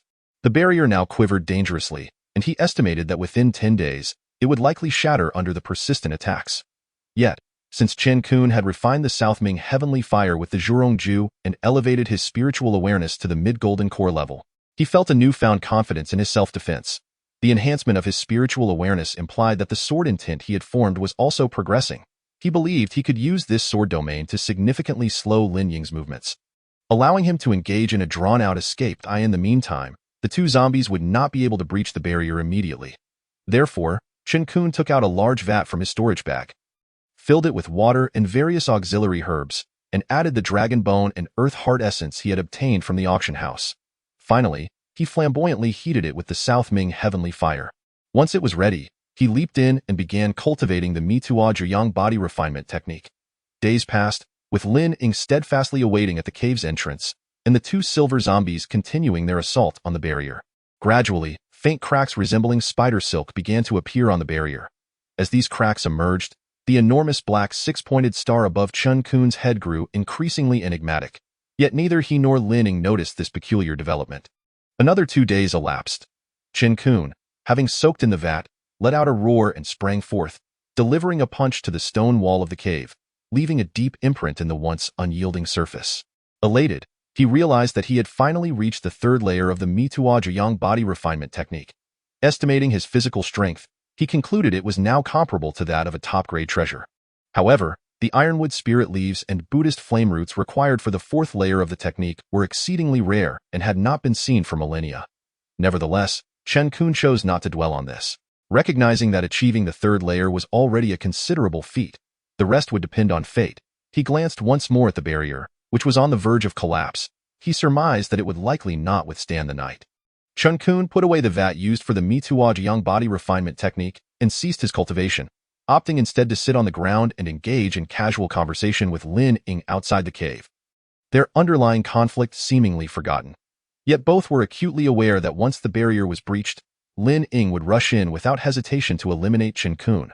Finally, as the sun rose the following day, a substantial crack appeared in the barrier at the cave's entrance. The old Taoist Lin Ying's lips curled into a cruel smile as he remarked, "I presume you have no last words to utter? For shortly, I shall enter and escort you on your final journey." Chen Qun, with arms crossed, retorted, "If you wish to send me on my way, you must first ascertain whether you possess the strength to do so." At present, Chen Qun brimmed with confidence. Although he could not yet match Lin Ying's prowess, the old Taoist's attempt to capture him would not prove to be a simple task, as a series of shattering sounds echoed. The cave's barrier was finally obliterated by 2 silver zombies. However, the black hexagram upon the mountain wall above Chen Qun began to spin rapidly as the barrier fell. Lin Ying stepped boldly into the cave, intent on slaying Chen Qun. Yet, he suddenly felt as though he were mired in in a moment of carelessness. He allowed Chen Qun to exploit his opening. Lin Ying was perplexed as to why Chen Qun's spatial manipulation abilities had grown so formidable in the past month. Nevertheless, he remained confident that he could easily dispatch Chen Qun. Just as Chen Qun prepared to dash toward freedom, a tremendous force suddenly drew him back. His expression shifted dramatically. Upon turning to investigate, he saw Lin Ying being pulled into the black hexagram on the mountain wall. Before Chen Qun could ponder further, he too vanished within the dark hexagram. Chapter 65. Mistakenly entering the demon realm. Time seemed to stretch endlessly until Chen Qun gradually opened his eyes. Greeted by the sight of a blood-red sun, surrounded by an atmosphere thick with savagery and the stench of blood, he scrutinized his surroundings. An ominous premonition crept into his mind, prompting him to murmur, "Surely, I have not stumbled into the fabled demon realm." While Chen Qun surveyed his vicinity, far away within a demonic castle, dozens of demon lords gathered around a black hexagram, each possessing cultivation equivalent to the nascent soul stage. This black hexagram resembled the one Chen Qun had encountered in the cave point. One of the leading demon lords proclaimed, "Send word to ensure that the 2 human cultivators who have entered the demon realm are slain. A reward of 1 million top-grade demon stones will be given for each kill, along with a month of training in the blood pool." Following this decree, the demon cultivators erupted into chaos. Resources in the demon realm were scarce, and slaying any human cultivator would provide a chance for promotion to demon general or even demon lord. After issuing the command, the leading demon lord continued, "Respected lords, what are your thoughts on these 2 human intruders?" One demon lord responded, "Once we ascend to the rank of demon lord, we are confined within this castle, with no possibility of leaving except by ascending to demon emperor and flying to the upper realms.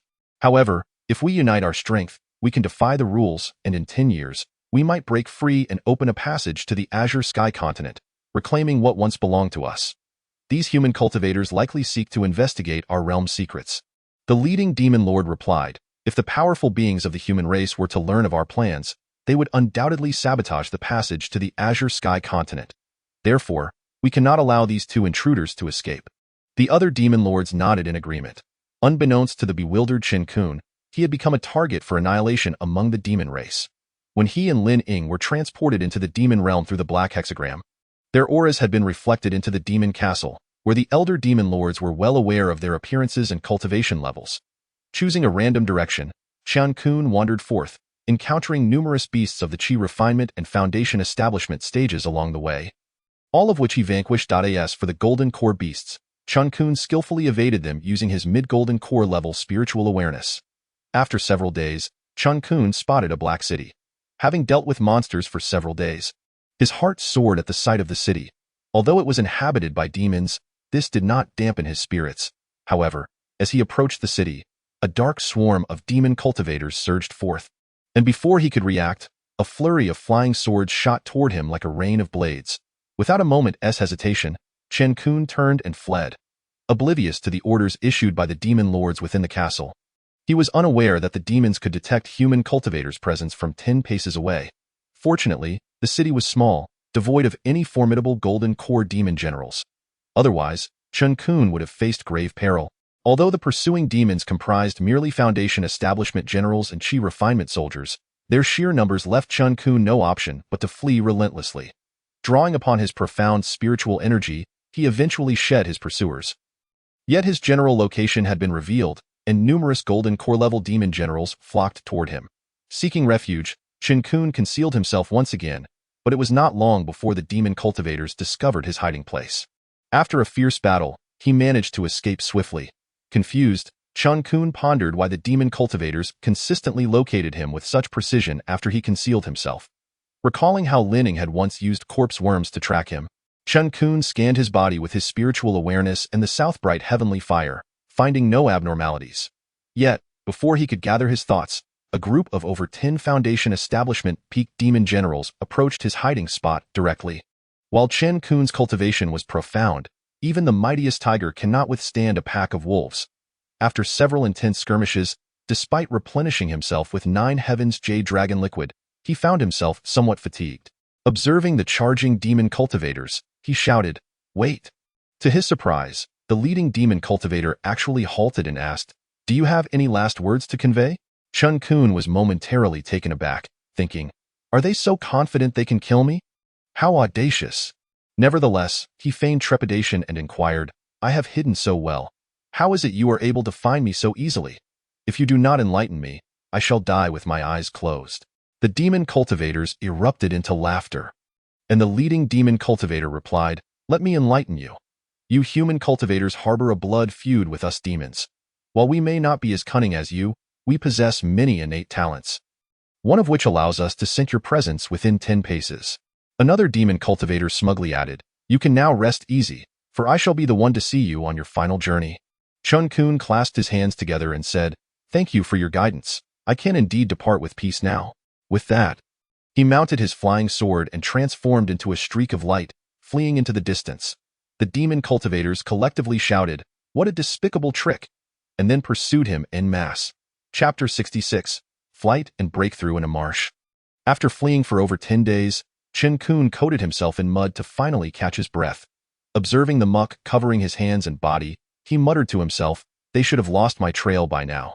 Though the stench of this marsh mud is unbearable, I cannot afford to be picky if it means preserving my life." Suddenly, Chen Qun sensed another group of demon cultivators approaching. He hurriedly concealed himself behind a massive rock, daring not to breathe, for he had encountered several golden core demon generals during his flight, and his survival had been a harrowing ordeal. His body bore numerous wounds, and had it not been for his cultivation of the Umitba 9 Yang body refining technique to the 3rd layer, he would have surely collapsed by now. Listening intently, he heard a demon cultivator declare that human cultivator cannot simply vanish into thin air. Search the vicinity thoroughly. We must locate this treacherous human. Chen Qun remained hidden behind the rock for what felt like an eternity. And only when silence reigned outside did he cautiously emerge, exclaiming, "It seems this method is indeed effective. I can finally rest assured." However, before he could finish his thought, a raspy voice echoed, "You may be celebrating too soon." Turning around, Chen Qun was horrified to see a golden core demon general standing behind him. His luck had truly run out. The demon general, seeing Chen Qun flee, transformed into a streak of light and pursued him relentlessly. Meanwhile, not too far from Chen Qun's location, another human cultivator, covered in blood and smeared with corpse oil, cursed vehemently, "Damn it! So many demon generals are after me, a mere initial golden core cultivator, and even those at the mid-golden core stage. One day, when I reach my full potential, I shall annihilate this wretched demon realm." The individual in question is none other than the venerable Taoist Lin Ying, who, alongside Chen Qun, was drawn into the demon realm. His plight is even more dire than that of Chen Qun, for the demon lords were already aware of their cultivation levels. As soon as their whereabouts were revealed, they swiftly devised a plan. For days on end, Lin Ying had been relentlessly pursued by a cadre of demon generals at the Golden Core stage, leaving him in a state of utter despair. Were it not for Lin Ying's formidable cultivation and his cunning methods, he would likely have perished long ago. Nevertheless, even in such dire straits, he had been left with barely half his life, surviving only through the use of blood escape techniques. Eventually, Lin Ying came to realize that the demons could track him by scent, prompting him to coat his body in the putrid oil of decaying corpses, granting him a fleeting respite. As he reflected on his predicament, he couldn't help but regret not having directly eliminated Chen Qun back in Tianhe City, instead indulging in a game of cat and mouse. Here he was now, ensnared in the demon realm, and even if he escaped with his life, he would certainly endure great suffering to see that moment. Lin Ying's heart brimmed with animosity towards Chen Qun, whom he regarded as the quintessential harbinger of misfortune. With no outlet for his rage, he could only mentally curse Chen Qun's ancestors. Meanwhile, the hastily fleeing Chen Qun inadvertently sneezed. Pondering why he had been sneezing so frequently of late, utilizing his sword domain to impede the speed of his pursuer, he nonetheless found it exceedingly challenging to shake off the demon general trailing behind him. After over 10 days of relentless flight, Chen Qun began to sense the bottleneck hindering his ascension to the Golden Core stage. However, the perilous environment deterred him from recklessly attempting a breakthrough. Noticing the mud on his body drying up, he rummaged through his storage bag to retrieve fresh mud to smear on himself, a feat that, in this world, was likely unparalleled. Days passed, and several waves of demon cultivators passed near Chen Qun, yet none managed to detect his presence, not even some of the demon generals. Despite this, Chen Qun remained uneasy, choosing to conceal himself in the inconspicuous cave. After a few more days, when the demon cultivators had mostly departed to seek prey elsewhere, Chen Qun cautiously opened his eyes. Just as he prepared to make a move, he overheard a voice. It appears that the human cultivator is truly not here. We have been observing in the shadows for so many days without a hint of activity. He has likely fled to another area, remarked one demon general to another. The second general, in agreement, swiftly transformed into a streak of light and sped away into the distance. Inside the cave, Chen Qun broke into a cold sweat, silently exclaiming, "That was close. I nearly got discovered." At this point, he dared not venture out again, waiting an additional 2 days until he was certain that the demon cultivators had entirely vacated the area. Only then did he stealthily emerge. Chen Qun gathered some hay and smeared the surrounding area of his hiding place with the swamp's foul mud. After ensuring there were no abnormalities, he returned to the cave to commence his meditative breakthrough. Once seated in meditation, Chen Qun could distinctly sense the barrier to breaking through to the Golden Core stage was within reach. Yet it remained elusive. He retrieved a condensing Golden Core pill and swallowed it. The pill dissolved upon contact, and as it melted, the obstruction to his breakthrough began to loosen. Suddenly, Chen Qun found himself in a transformed environment. No longer in the demon realm but back in his home in Nanjing City. His parents embraced him with overwhelming joy upon seeing him. To his astonishment, he realized he had reverted to his childhood form. Just then, a voice boomed, "You ungrateful wretch! For such a worthless being, you dare to defy me. I will make sure you perish here today." It was his grandfather, Chen Huawu, enraged by Chen Qun's perceived shortcomings. With a furious stride, Chen Huawu approached Chen Xiaolei and, without further ado, struck him with a cane, resulting in a fatal blow. Witnessing this, Chen Qun's eyes turned blood red and his hair whipped wildly in the wind. In that moment, he lost all rationality, consumed by hatred. He loathed the unfairness of fate and was driven to unleash a torrent of violence. However, at that critical juncture, a golden orb emitted a beam of golden light that entered Chen Qun's eyes, restoring clarity to his vision. When he realized he was still in the cave of the demon realm, beads of cold sweat began to form on his brow. He understood that he had just encountered his own inner demons. If not for the timely awakening by the golden orb, he would have succumbed to madness, becoming a mindless entity driven solely by the urge to kill until his demise. Chapter 67. The anomaly of the calamity clouds at this moment. Chen Qun's gratitude for the golden orb was beyond words. It had consistently saved him at pivotal moments. He vowed to seek out the true form of the golden orb he had once heard about in a daze. After overcoming his inner demons, Chen Qun's mental cultivation had firmly entered the golden core stage, though his own cultivation level had yet to catch up. Nevertheless, he persevered in seizing the opportunity to break through. As more and more spiritual energy flowed into his body, his dantian began to swell, the growing force nearly threatening to rupture him. Chen Qun gritted his teeth, compressing the spiritual energy within, transforming the newly absorbed energy into a liquid state. Just as he had done with the energy already present in his body. The increasing pressure weighed heavily upon him as he continued to condense the liquefied spiritual energy, painstakingly advancing through one of the most crucial steps on the path of cultivation. Eventually, the liquid spiritual energy began to solidify. A faint smile flickered across Chen Qun's pained face as he sensed that success was imminent, for he knew, the compression of gas yields liquid, the compression of liquid yields solid. Once the spiritual energy within me transforms entirely into solid form, the success of my golden core will be nearly assured. The compressive force would condense the previously abundant liquid spiritual energy into a solid the size of an egg, which, after undergoing the tribulation of lightning, would ultimately crystallize into a golden core.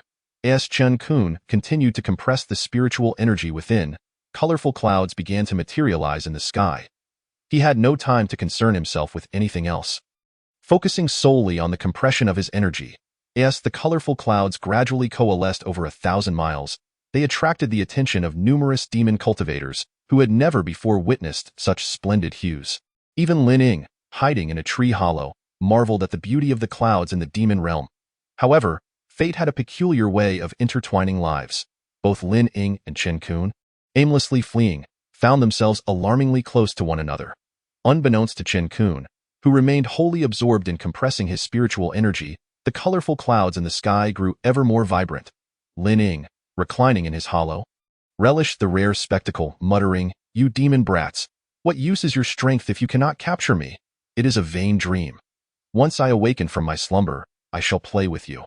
At this critical juncture, Chen Qun was facing a monumental challenge. His teeth rattled as he recognized the arduous nature of forming a golden core, far more difficult than he had anticipated. His resolve had to hold firm. To falter now would mean losing everything, and it would be nearly impossible to reach the golden core stage again in this lifetime. Yet, Chen Qun was not one to concede defeat. The scorn he had endured in his youth had forged the tenacity he possessed today. Meanwhile, the nearby demon cultivators remained oblivious to the impending danger.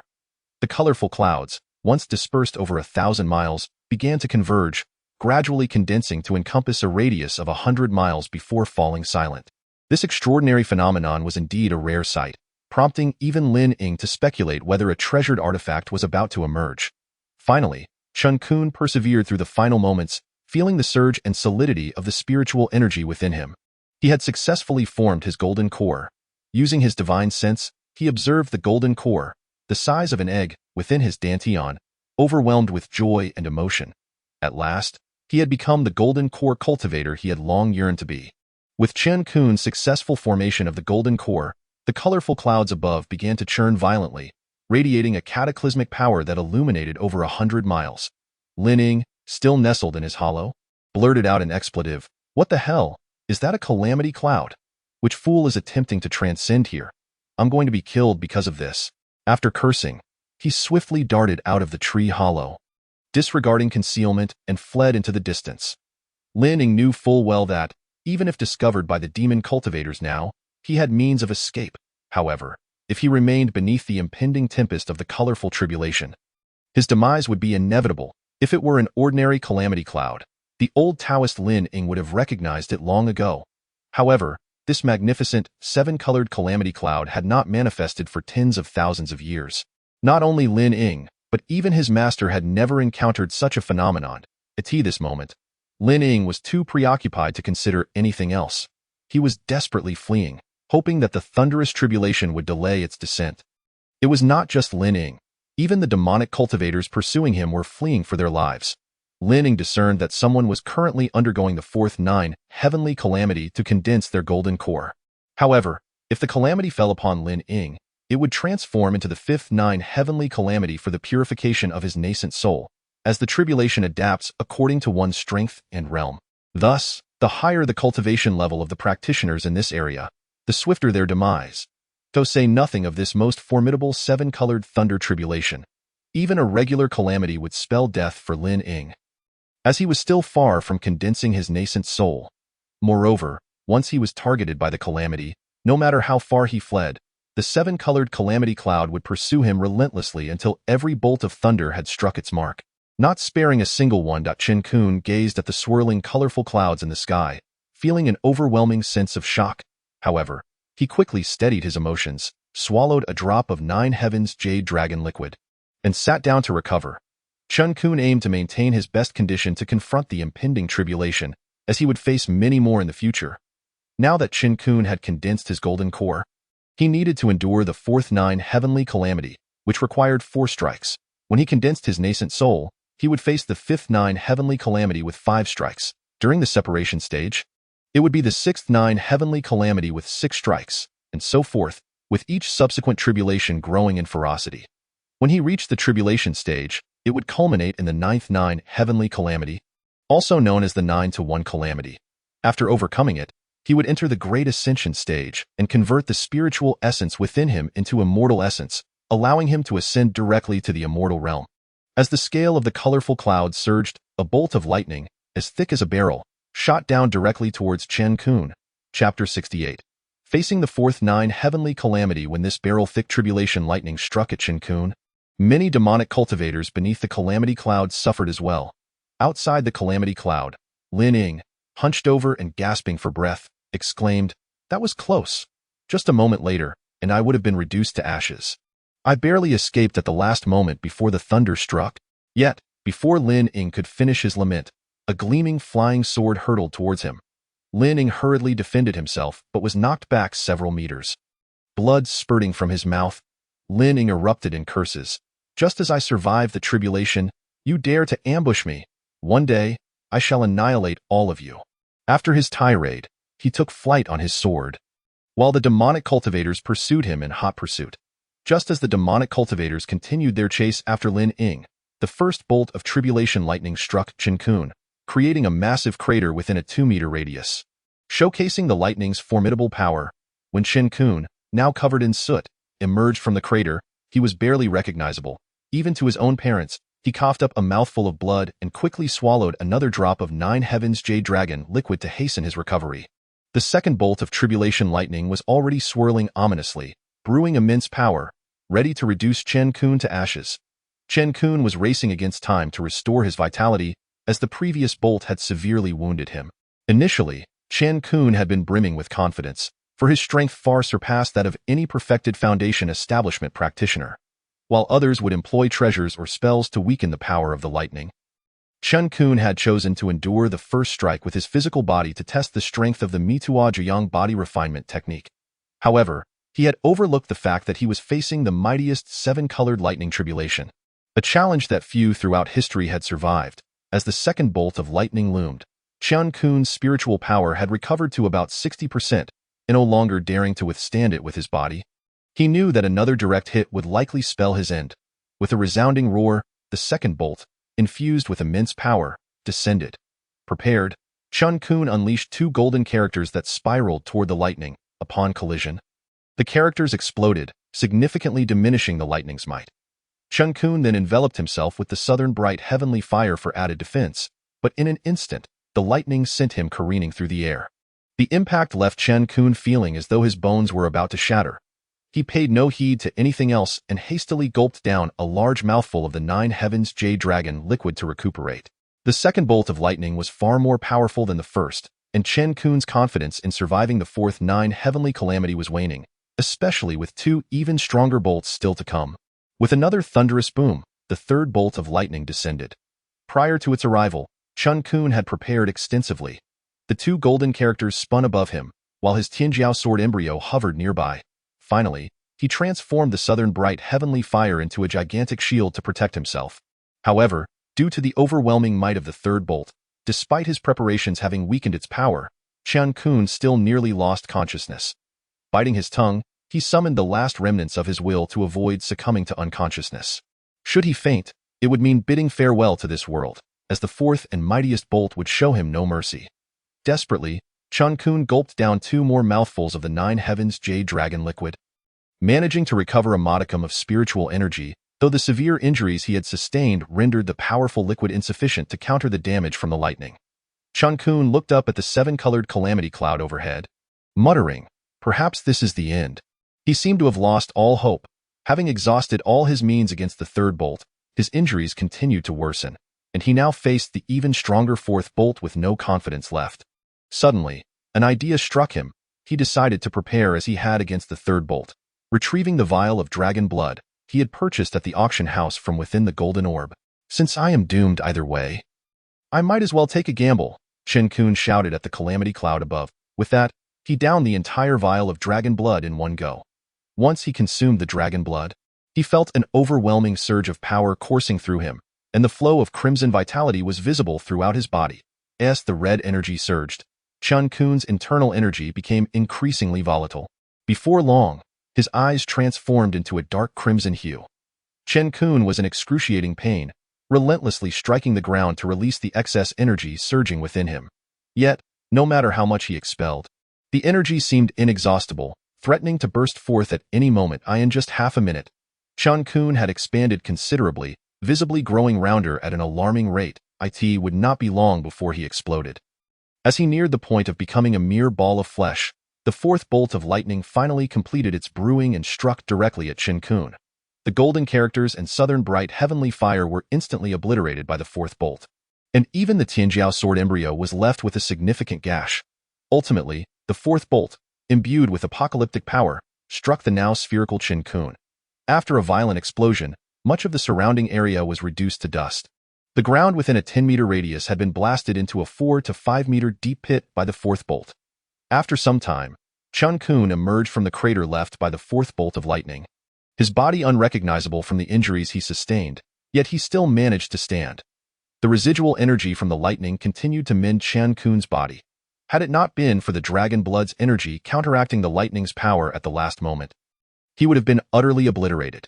Chen Qun stowed away the Tianhe sword embryo and southern bright heavenly fire, then chose a random direction to flee, knowing he must find a safe place to recuperate. Chapter 69. Battle. A month passed in the blink of an eye.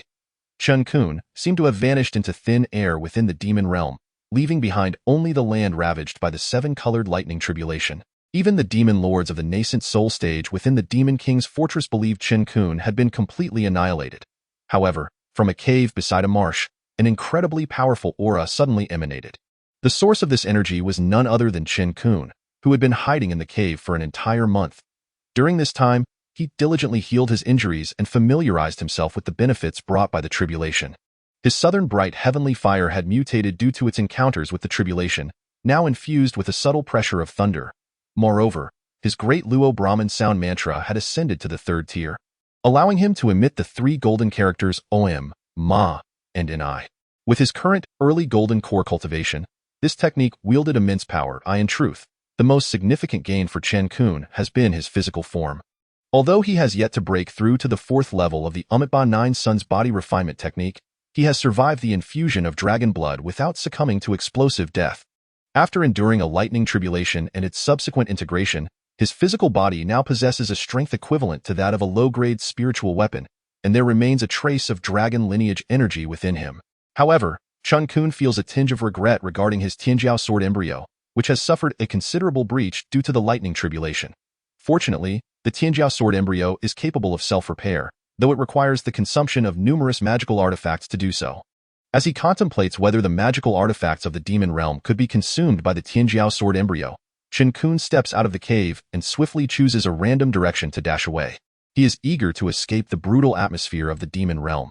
Yet, he finds himself troubled by how to return to the Tianlan continent. He is still a great distance from the integration stage, and with his current cultivation, he cannot tear through the spatial barriers. Chen Qun must seek a teleportation array within the demon realm that leads to the Tianlan continent. Now having broken through to the golden core stage, he feels confident in his ability to protect himself, provided he does not encounter any hidden Yuanying stage demon kings. While Chen Qun searches aimlessly for the teleportation array, he unexpectedly crosses paths with a mid-golden core demon commander. Upon seeing Chen Qun, the mid-golden core demon commander is filled with excitement and exclaims, "What a stroke of luck! I find you here without a hint of effort. Boy, let us see where you can run this time." However, instead of fleeing, Chen Qun surveys his surroundings. Once he confirms that only this mid-golden core demon commander is present, he feels at ease. Chen Qun wishes to test the extent of his strength since entering the golden core stage. Thus, he responds to the mid-golden core demon commander, who says, "I intend to flee. Just don't think of escaping yourself." The mid-golden core demon commander bursts into hearty laughter and retorts, "If I, a mid-golden core practitioner, were to be defeated by someone at the Foundation establishment stage, I would have no face left to continue my existence in this demon realm." At this moment, Chen Qun has deliberately concealed his true cultivation level, presenting himself as a perfect Foundation establishment practitioner. The mid-golden core demon commander fails to discern that Chen Qun has already advanced to the golden core stage. With a disdainful look, Chen Qun says to the mid-golden core demon commander, "Then come at me and see if this Foundation establishment practitioner can defeat you." A demon commander. The mid-golden core demon commander, now somewhat irritated, replies, "Boy, it seems your head is not quite right. I shall use your head as a stepping stone for my own cultivation." With that, the mid-golden core demon commander launches an attack at Chen Qun. In that moment, he envisions the rewards promised by the demon kings of the Demon King Fortress as already within his grasp. Moments later, the two engage in fierce combat. The mid-golden core demon commander wields a massive trident, channeling potent demonic energy through it to relentlessly assault Chen Qu and I. In response, Chen Qun summons his somewhat damaged Tianhe sword embryo, engaging in genuine combat with the demon commander. As the battle intensifies, the demon commander becomes increasingly alarmed. He cannot help but think, this is no mere Foundation establishment practitioner. The energy within him is clearly on par with that of a demon commander. On the other hand, Chen Qun is equally astonished, never expecting the mid-golden core demon commander to be such a formidable opponent. His sword domain and 8 forms of sword Dao have been pushed to their limits. Yet after battling for over half an hour, he still finds himself at a disadvantage. Indeed, only Chen Qun would dare entertain such thoughts. Had any other early golden core practitioner challenged a mid-golden core opponent, they would have been defeated in mere moments. Moreover, Chen Qun is merely a newly ascended golden core practitioner, still in the process of solidifying his newfound power. Yet, this extraordinary individual continues to ponder the reasons behind his disadvantage. The mid-golden core demon commander, growing increasingly impatient, begins to unleash the secret techniques of his demon kin, aiming to eliminate Chen Qun, this enigmatic human practitioner, in one fell swoop. Countless black threads emanate from the trident, swiftly ensnaring Chen Qun's limbs. Rendered immobile, Chen Qun finds himself under relentless attack from the trident, causing him to spew forth blood. Although his physical body has attained the strength of a low-grade spiritual weapon, he cannot withstand such ferocious assaults from a mid-golden core practitioner. Once Chen Qun regains his bearings, he refuses to remain passive any longer. He immediately summons the Southbright Heavenly Fire, incinerating the black threads that bind him. Although the black threads have been destroyed, the injuries he has sustained have hindered his speed, leading to several subsequent strikes from the mid-golden core demon commander. At this moment, the mid-golden core demon commander is engulfed by tumultuous waves of shock. For despite having attacked Chen Qun multiple times, he has only sustained minor injuries. He possesses a profound understanding of his own attack power. He knows that even if his strikes were to land upon a 100-meter-high mountain, it would be reduced to dust. Now, he is bewildered by the extraordinary resilience of the being before him. Chen Qun, meanwhile, is lamenting the overwhelming strength of the demon commander. His attack power is unparalleled. If this continues, it is likely that he will be slain by the demon commander. Realizing this, Chen Qun hastily retreats. The mid-golden core demon commander, perceiving Chen Qun's retreat as an attempt to escape, immediately pursues him. However, Chen Qun utters a golden "Om" from his mouth, enveloping the demon commander in an instant. Unfortunately, before Chen Qun can celebrate, he watches in dismay as the golden "Om" is shattered by a swing of the demon commander's trident. Chapter 70.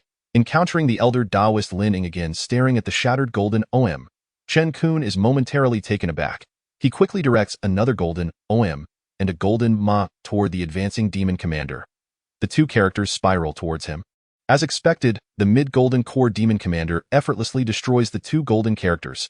However, after doing so, he appears somewhat disheveled.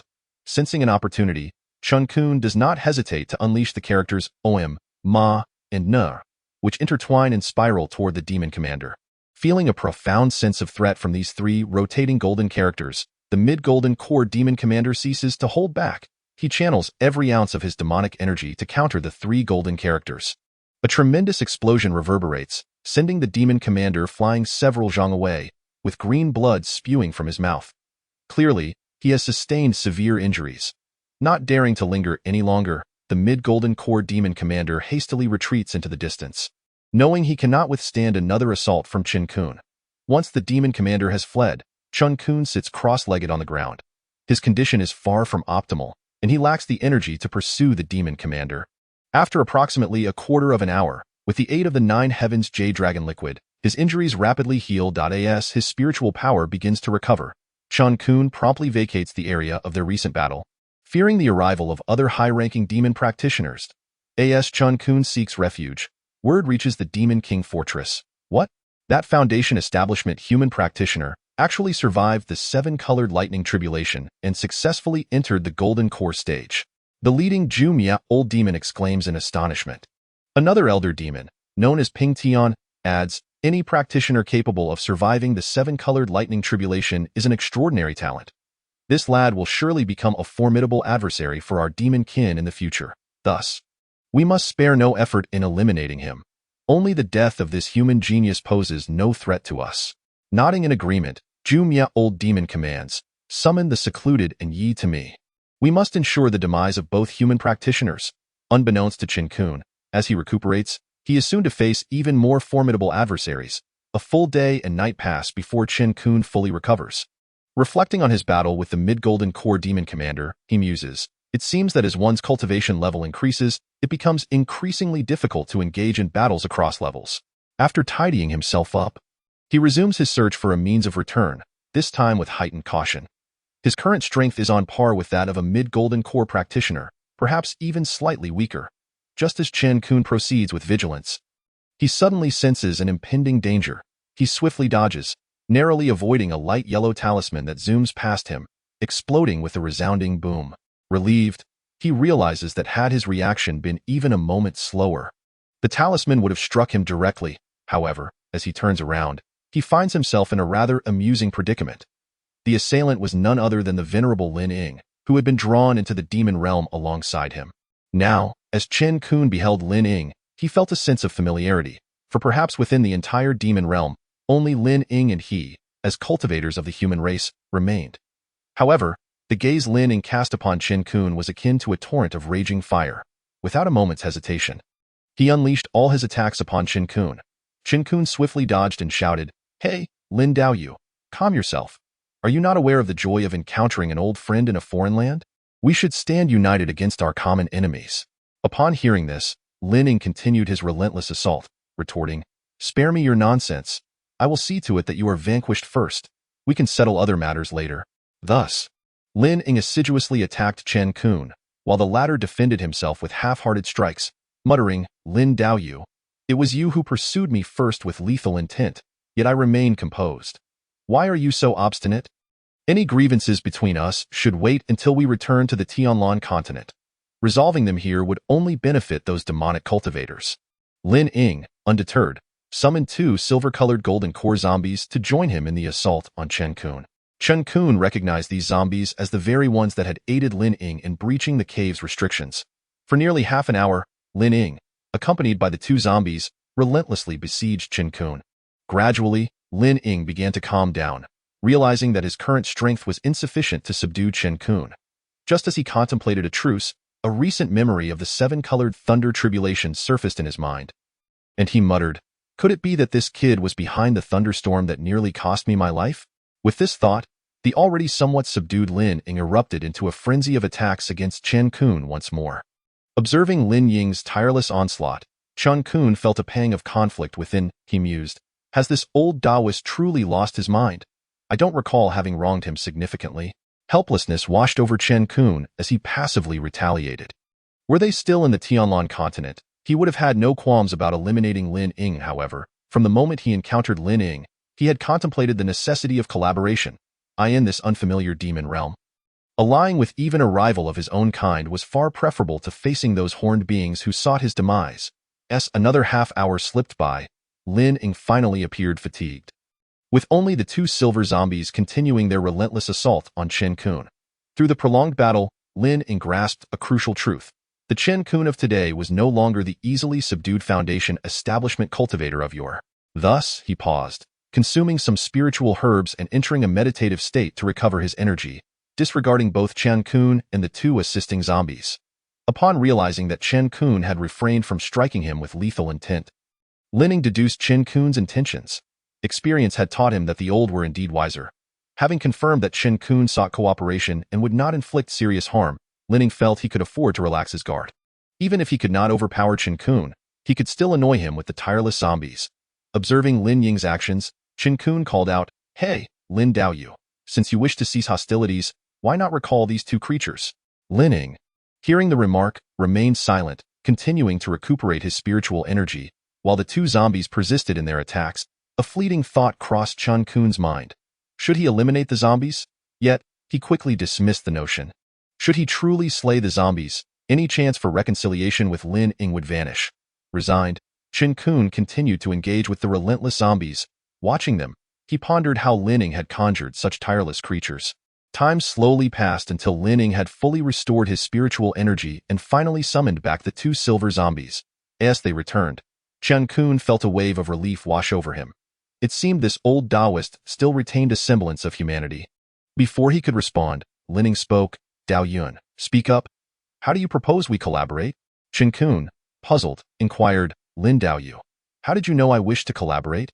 Lin Ying regarded Chen Qun with disdain, saying, "After our prolonged skirmish, you refused to strike me down.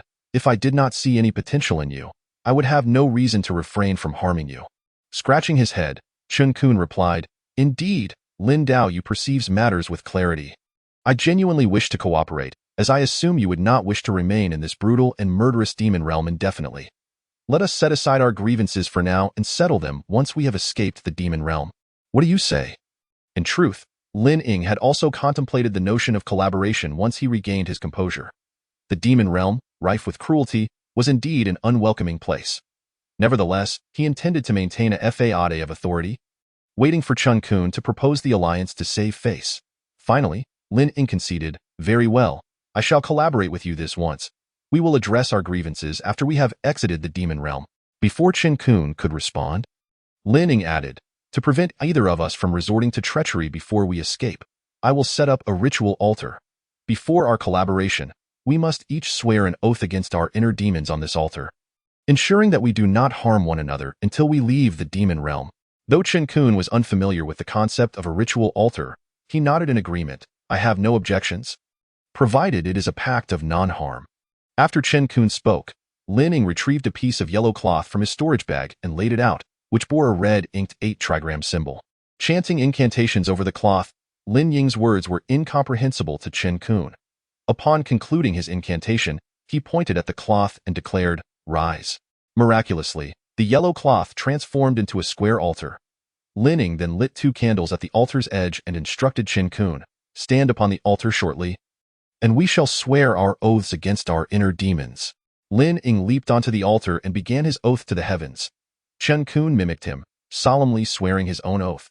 Once they completed their vows, Chen Qun sensed an ethereal connection binding them. Noticing Chen Qun's bewildered expression, Lin Ying explained, "This is a mutual binding oath, supervised by both our inner demons and the heavenly laws. Should I conspire against you in this demon realm, I would inevitably fall victim to my own inner demons and perish in this world. The same applies to you." Chen Qun was astonished to discover such a mystical phenomenon existed. He remarked, "You are indeed meticulous in your dealings. Lin Daoyu. So, shall we consider our collaboration commenced?" Lin Ying affirmed, "Caution is the mother of safety, especially in this perilous world." At long last, the two erstwhile adversaries, now bound by circumstance, resolved to join forces. Chen Qun regarded Lin Ying and inquired, "Have you discovered a way back to the Tianhe continent during these days?" With a sigh, Lin Ying replied, "To be candid, I have indeed uncovered a method to return, though it is fraught with difficulty." Elated, Chen Qun pressed, "What is this method? I implore you to share." Lin Ying recounted, "Not long ago, I managed to capture a demon lord of the initial Golden Core stage. By employing soul-searching techniques, I gleaned from his memories that within the Demon King's fortress lies a teleportation array leading to the Tianhe continent. However, The entrance to the Demon Emperor's tomb has been sealed by formidable restrictions for many years. Chen Qun was taken aback, exclaiming, "Near the Demon King's fortress? As I understand, demon lords possess strengths comparable to those of the nascent soul stage. Does that not render us hopeless?" Lin Ying rolled his eyes and reassured him, "Fear not, Dao Yun. I have also learned that, due to the rules governing this demon realm, the demon lords are confined within the fortress and cannot step beyond its bounds. Thus, as long as we avoid encounters with demon lords of the late Golden Core stage, or those at the peak of Golden Core, we should be quite safe." Chen Qun's spirit soared, realizing, as long as those ancient demon lords do not intervene, my chances of survival remain substantial. Chen Qun was about to say something further when he heard the old Taoist Lin Ying remark, "We have been discovered. A mid-stage Golden Core demon general approaches." Chen Qun scanned the area with his divine sense, but detected no abnormalities.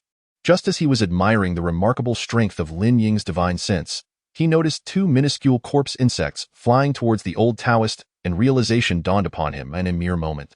The mid-stage Golden Core demon general appeared before the two. While Chen Qun was sizing up the demon general, he received a message from Lin Ying, "I will throw out two puppet corpses to obstruct this demon general, and then we shall flee together towards the southeast. I have my ways to escape." Upon hearing this, Chen Qun hastily transmitted back, "Lin Daoyu, hold on. Together, we may not be at a disadvantage against this demon general. Let us fight it out." Although Lin Ying did not respond verbally, Chen Qun could see from his expression that the old Taoist had tacitly accepted his proposal. Chen Qun surmised that Lin Ying had been relentlessly pursued by demon practitioners in recent days, and given the old Taoist's character, he would certainly seize this opportunity for retribution. The mid-stage Golden Core demon general, seeing that the two did not flee, felt a surge of delight and thought to swiftly subdue them before claiming his reward at the Demon King's fortress. However, just as the demon general was reveling in his anticipation, he suddenly sensed the surrounding space constrict violently, affecting his movements. Before he could react, a pale yellow talisman struck his body. With a resounding boom, the talisman detonated upon contact, leaving the mid-stage demon general in a state of disarray from the unexpected assault. This marked the first collaboration between Chen Qun and Lin Ying, and their initial partnership yielded an impeccable synergy. Just as the mid-stage demon general was about to retaliate, two gleaming silver corpses appeared before him, launching their assault. The demon general hastily attempted to evade, but was ensnared by a golden Om character hovering above him. He quickly summoned a magic treasure to shatter the golden character. Yet, as he did so, the attacks from the two corpses struck him, sending him flying several meters away. At this moment, the mid-stage demon general was filled with fury. He had yet to land a single blow but was already wounded. However, before he could counterattack, a petite black sword hurtled towards him.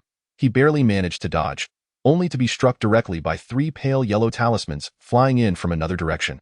Observing the now disheveled mid-stage demon general, Chen Qun and Lin Ying launched another fierce assault.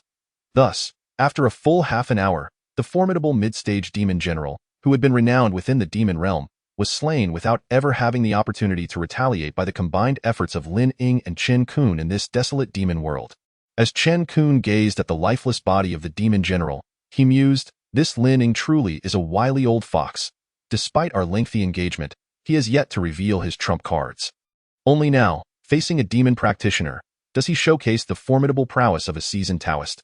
Meanwhile, Lin Ying was also reflecting on the unexpected strength of this fellow named Dao Yun, who had only recently broken through to the Golden Core stage and had exhibited such remarkable power. Far surpassing his own, Lin Ying felt a twinge of relief for having established his vow against inner demons beforehand. Had Dao Yun suddenly turned against him, he might have struggled to cope. Chen Qun and Lin Ying paused momentarily before approaching the slain demon general, with Lin Ying promptly retrieving the demon general's storage bag.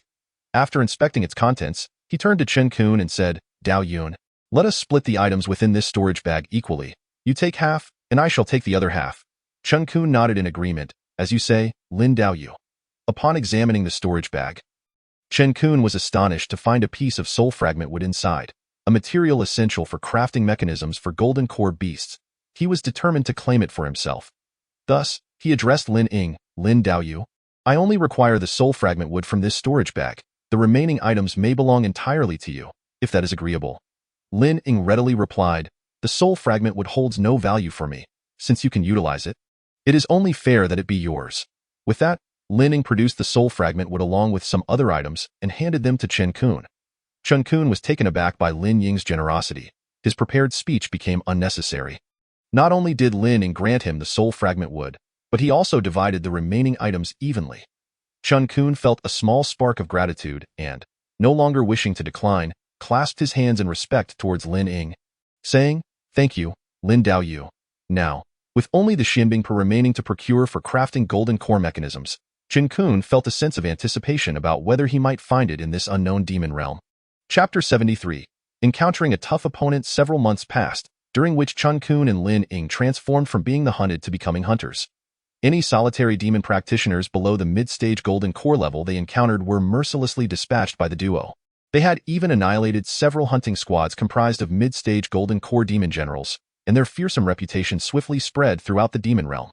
The pursuers had now shifted to a cadre of mid-stage demon generals, accompanied by a few early-stage ones, while foundation-level demon generals had entirely withdrawn from the hunt. Chen Qun and Lin Ying enthusiastically began another round of dividing their spoils. After months of hunting, their bounty was substantial. Among their treasures was a conception pill, which Chen Qun insisted be given to Lin Ying. This gesture deeply moved the old Taoist, who subsequently altered his address for Chen Qun from Dao Yun lad to Dao Yun brother. Chen Qun's reasoning for offering the conception pill to Lin Ying was grounded in his awareness of the presence of the Buddha flame root among the items. However, for Lin Ying, the value of the Buddha flame root paled in comparison to that of the conception pill.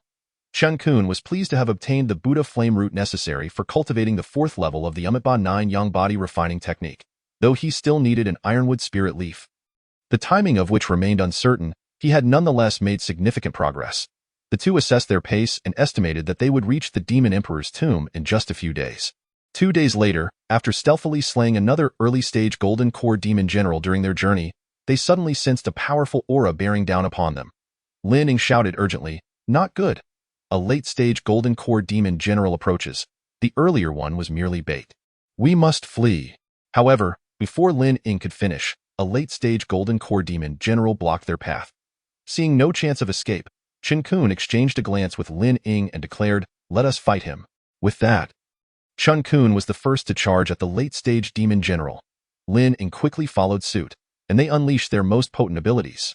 Yet, after half an hour of fierce combat, they found themselves unable to harm the opponent, who seemed to toy with them. Although their combined strength was sufficient to slay mid-stage demon generals, they were utterly impotent against a late-stage adversary. After all, they were both merely at the early-stage golden core level. A disparity far too great. The late-stage demon general cackled. "I was led to believe that the two renowned human practitioners were formidable. It appears your reputation is greatly exaggerated. I can no longer be bothered to play with you." With those words, the black mist in his hand rapidly coalesced, the surrounding air thickening with a palpable pressure, and both Chen Qun and Lin Ying sensed a grave threat. Realizing he had been targeted, Lin Ying swiftly attempted to retreat. But it was too late. A colossal shadow of a hand, infused with countless demonic energies, struck Lin Ying. He was sent flying over 10 meters, utterly bereft of any capacity to retaliate. The late-stage demon general, gazing at the helpless Lin Ying, unleashed another massive hand shadow brimming with demonic energy, clearly intent on eliminating Lin Ying before turning to Chen Qun. Facing this insurmountable force, Lin Ying, already gravely injured and unable to move, felt a sense of utter despair. Perhaps today would mark his demise in this blood-soaked demon realm. Chen Qun also beheld the enormous shadow of a palm descending once more upon the venerable Taoist Lin Ying. He yearned to summon his treasured artifact to aid Lin Ying in fending off the impending strike, yet time was no longer on his side. Gritting his teeth, Chen Qun propelled himself forward, using his own body to shield Lin Ying from the fatal blow. After being hurled near Lin Ying, Chen Qun, disregarding his own injuries, swiftly grasped the unconscious Taoist and made a hasty escape. The golden elixir-level demon lord, witnessing Chen Qun's unexpected resilience after being struck, felt a flicker of astonishment before resolutely pursuing the fleeing figure. In mere moments, he was on the verge of catching up to Chen Qun, who was carrying Lin Ying. Chen Qun hastily cast a barrier of sword energy, momentarily slowing the demon lord's pace, yet it was still insufficient to match Chen Qun's current speed. Just as the demon lord was about to close the distance once more, Lin Ying, seemingly revived, produced a massive orb and hurled it towards the pursuing adversary. A thunderous explosion ensued. After casting the enormous sphere, Lin Ying succumbed to unconsciousness once again. Chen Qun, undeterred by the situation behind him, remained singularly focused on escape. After a significant passage of time, a shadow emerged from the smoke of the explosion. It was none other than the golden elixir-level demon lord who had injured Lin Ying.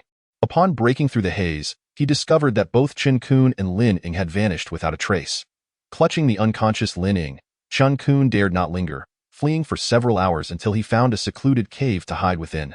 Gazing at the comatose Taoist, he murmured to himself, "This old Taoist possesses quite an array of life-saving techniques. Had he not unleashed that formidable orb at the last moment, we would surely have perished." Settling in the cave, Chen Qun consumed a drop of 9 Heavens Jade Dragon Essence before administering a drop to Lin Ying, then set about healing his own wounds. After a few hours, Lin Ying finally stirred, astonished to find that his injuries had nearly healed by 70 to 80%. Upon seeing Chen Qun, who was still meditating nearby, he exclaimed, "Dao Yun, my dear brother, if it were not for your selfless rescue today, I would have undoubtedly perished in this demon realm. I am truly indebted to you, and our past grievances are hereby resolved." Before Chen Qun could respond, Lin Ying continued, "However, the nature of my injuries strikes me as peculiar. Given their severity, it should take at least a year and a half for me to recover. How is it that, after only a few hours, I find myself nearly restored?" Chen Qun opened his eyes and replied, "I provided you with a drop of 9 Heavens Jade Dragon Essence." Upon hearing this, Lin Ying sprang to his feet in shock, exclaiming, "Dao Yun, you have bestowed such a rare elixir upon me for my recovery. I am deeply ashamed for my previous actions, and I apologize. From this day forth, we are bound as brothers in life and death." Chen Qun, feeling somewhat lethargic, replied, "There is no need for such formality, my friend. After all, we are now partners, and this is merely expected." Lin Ying's heart swelled with gratitude. Having completely cast aside any lingering resentment towards Chen Qun, he suddenly recalled something, rummaging through his storage pouch to produce a tattered tome, which he handed to Chen Qun, stating, "I noticed that your speed during our escape was rather lacking. Given the dangers that abound in the demon realm, I present you with this manual dedicated to enhancing speed." Taking the worn tome from Lin Ying, Chen Qun observed the title, "Ghostly Shadow's Elusive Path," indicating it was indeed a manual for improving speed. He accepted it without hesitation, for aside from the life-burning void step, he had no other spells suitable for escape. However, Chen Qun did not accept Lin Ying's gift without reciprocating. As he prepared to take the Ghostly Shadow's Elusive Path, he withdrew the Zhurong technique, which he had previously contended with Lin Ying over at the auction house, and offered it to him instead. After all, Chen Qun had already mastered the Zhurong technique, rendering it superfluous to keep, and he preferred to do Lin Ying a favor. Lin Ying, upon receiving the Zhurong technique, felt a wave of emotion wash over him. Lamenting why he had not encountered such a kindred spirit sooner, reminded of his past actions towards Chen Qun, he felt an overwhelming sense of shame. Thus, the bond of friendship between the two deepened, unspoken yet palpable. Eager to delve into the Ghostly Shadow's elusive path, Chen Qun could hardly contain his enthusiasm. Yet, Lin Ying, upon acquiring the Zhurong technique, did not rush to practice it. Instead, he ventured outside the cave to arrange a formation to conceal their spiritual energy fluctuations. He then released several corpse insects, which had previously tracked Chen Qun, to scout the surroundings. Subsequently, Lin Ying conjured a translucent energy entity that appeared to move independently outside the cave before returning to commence his training with the Zhurong technique, intending to refine the corrupted bone demon flame he had once obtained.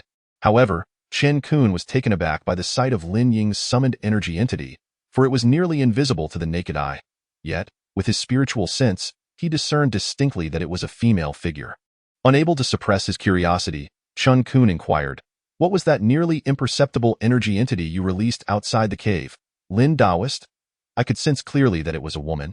Lin Ying burst into hearty laughter, replying, "Dao Yun, what I just released as a precaution was a spirit known colloquially as a ghost in the mortal realm." Chen Qun was astounded, recalling how his parents had frightened him with tales of ghosts during his childhood. He never imagined he would encounter one today, let alone in such a manner. Doubtfully, he asked, "Is it truly a ghost, Lin Taoist?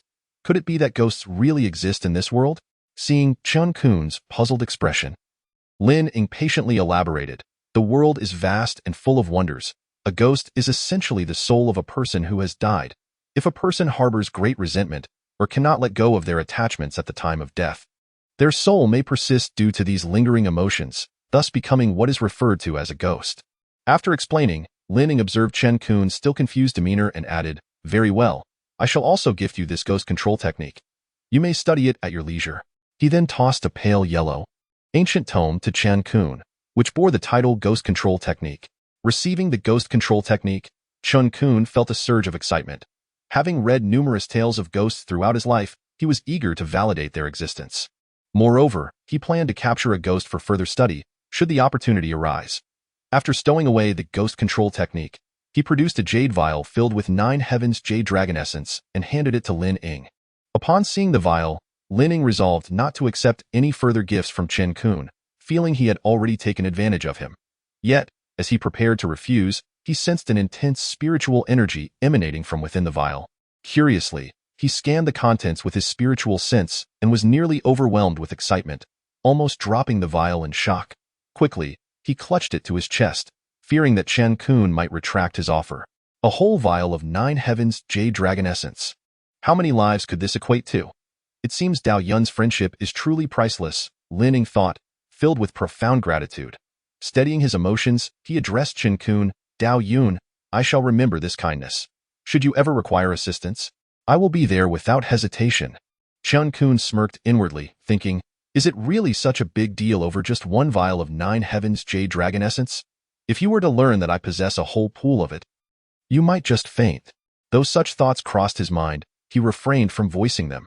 Instead, he humbly responded, "Lin Daoist, there is no need for such formality. Let us focus on cultivating the manuals we have. For the best strategy is to enhance our strength." Lin Ying nodded in agreement. Thus, both men immersed themselves in their training. Chapter 75. Setting off to the Demon Emperor's tomb, Chen Qun was engrossed in perusing the ghostly shadow's elusive path that Lin Ying had gifted him. Continually praising the spells recorded within, the tome Guiying Mizong is intricately structured into 3 tiers. The first tier grants Chen Qun a transient acceleration of 3-fold his usual speed. The second tier enhances it to a remarkable 6-fold. As for the third tier, it does not merely offer a 10-fold increase in speed. It also conjures 6 identical avatars of his essence that flee in divergent directions, rendering it nearly impossible for others to discern the truth from the illusion. This is indeed an unparalleled skill in the art of evasion. Although its effects last no longer than a brief quarter of an hour, that fleeting moment is more than sufficient for him to elude formidable adversaries. Chen Qun now comprehends why the early Golden Core practitioner, the venerable Lin Ying, could escape the relentless pursuit of numerous demon cultivators. It appears that the credit lies with the Guiying Mizong. As Chen Qun commenced his earnest practice of Guiying Mizong, he inadvertently beheld the elderly Lin Ying, who was engrossed in cultivating the Zhurong Ju. Before him floated a pitch-black flame, which, upon closer inspection, Chen Qun recognized as the legendary peculiar fire, Corrupted Bone Demon Flame. Although the Corrupted Bone Demon Flame is slightly inferior to his own southern bright heavenly fire, it still ranks highly among the unusual flames. No wonder this old Taoist was so desperate to seize the Zhurong Ju. It turns out he possesses a peculiar flame as well, Chen Qun mused. Before redirecting his focus entirely to the cultivation of Guiying Mizong in the blink of an eye, 5 days passed, and Chen Qun adeptly advanced to the first tier of Guiying Mizong. Should he now employ its powers, his speed would approach that of a late-stage Golden Core cultivator. However, he was acutely aware that after a mere 15 minutes, he would revert to his original state. With this thought in mind, Chen Qun immersed himself once more in the arduous practice of Guiying Mizong. Indeed, the path of cultivation knows no bounds. A month slipped by, and at last, Chen Qun reached the second tier of Guiying Mizong. Yet, he felt as though something essential eluded him, preventing him from touching the threshold of the third tier. Consequently, he engaged in conversation with the elderly Lin Ying, who was still experimenting with the Corrupted Bone Demon Flame. "Dao Yu Lin, why is it that after reaching the second tier of Guiying Mizong, I cannot grasp the threshold of the third tier?" "Ah, Dao Yun, you are truly a prodigy. In just a little over a month, you have attained the second tier, while I toiled for more than 3 months to reach the same. However, the third tier cannot be achieved merely through diligence.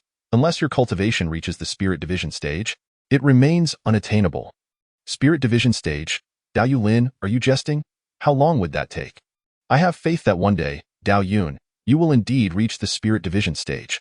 Though you may have only attained the second tier for now, even ordinary Golden Core cultivators will find it difficult to capture you, unless they are exceptionally gifted practitioners of the Golden Core stage. Otherwise, we are safe." After a brief exchange, The two agreed to embark on an exploration of the Demon Emperor's tomb at dawn the following day. Meanwhile, within the confines of the Demon King's fortress, in a secret chamber belonging to the ancient Demon King Ping, stood a late-stage Golden Core Demon Commander. This commander was none other than the illegitimate son of Ping. Ao Ping addressed Ao, saying, "My son, do you understand why the leader of our demon race is a mere early-stage Golden Core Princess Mayor?" Ao, puzzled, replied, "I do not know. Please enlighten me, father." With a sigh, Ping explained, "I am a peak late-stage Yuanying realm practitioner. A single step further would elevate me to the realm of the Demon Emperor. Yet, even upon entering that realm, I would not truly belong to the Demon Emperor lineage, unable to command the entire demon race. However, that Princess Mayor is the sole bloodline of the Demon Emperor lineage, with the blood of ancient demon dragons coursing through her veins." After listening for a while, Ao remained confused about his father's intentions. Observing Ao bewilderment, Ping continued, "What I desire is for you to seize Princess Mayor's primal yi and, by doing so, you would inherit the bloodline of the ancient demon dragon and, in time, become the true sovereign of the demon realm." Ao hastily replied, "But Princess Mayor is always surrounded by numerous late-stage Golden Core demon commanders, and the most formidable among them, the Annihilation Demon King, is committed to the revival of the demon realm and obeys Princess May's every command. If I were to act against her, I would surely find no place in the demon realm." Ping burst into laughter, saying, "My son, do you think I am unaware of your concerns? I have already made arrangements. Tomorrow, Princess Mayor will visit the tombs of past demon emperors to pay her respects, and her guards will be replaced by our own. Once within the vicinity of the demon emperor's tomb, not even that formidable annihilation old fool will detect what transpires inside." Ao, still feeling uneasy, questioned, "What if Princess Mayor resists with all her might? Wouldn't that lead to disaster?" Ping tossed Ao a vial of red powder, declaring, "This vial contains a concoction I fortuitously acquired, specifically designed to target the blood of dragon lineage. Even a mighty dragon would find itself disoriented upon inhaling it. Furthermore, should you acquire Princess May's primal and she is not willingly inclined towards you, you may eliminate her to prevent future complications." On the following day, as the blood-red sun began to rise, Chen Qun and the elderly Lin Ying stealthily made their way toward the legendary Demon Emperor's tomb. Lin Ying estimated that, given their cautious approach, they would reach the vicinity of the tomb within half a day's time. The Demon Emperor's tomb is a sacred site for the demon race, typically visited only during times of pilgrimage. Under ordinary circumstances, no demon would dare to disturb the resting place of past emperors without cause. Thus, once Chen Qun and Lin Ying entered the sphere surrounding the tomb, they need not fear encounters with powerful demons, only having to navigate the traps and restrictions within. As they approached the Demon Emperor's tomb, a group of 6 demon warriors escorted a young and beautiful demon princess toward the entrance. Just as they neared the threshold, the lead guard, Ao, instructed the other 5, "You 5, go on ahead and keep watch. I will remain here to protect the princess." The 5 late-stage Golden Core guards immediately dispersed. Princess Mayor sensed something amiss, for under normal circumstances, her guards would never stray from her side without her permission. Why, then, did they obey Ao? Assessing her predicament, she realized that her strength was insufficient to contend with Ao, so she pretended to remain oblivious and continued toward the entrance of the Demon Emperor's tomb.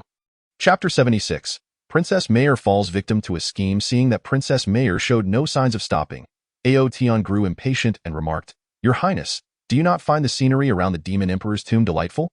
Princess Mayor replied, "If the scenery is so splendid, then Commander Ao should accompany me for a stroll." Without responding, Ao accelerated to block her path, displaying a wicked smile. Princess Mayor maintained her composure.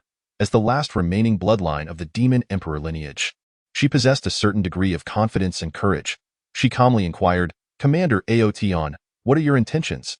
Is this how you show disrespect to a princess? Do you intend to betray the entire demon race?"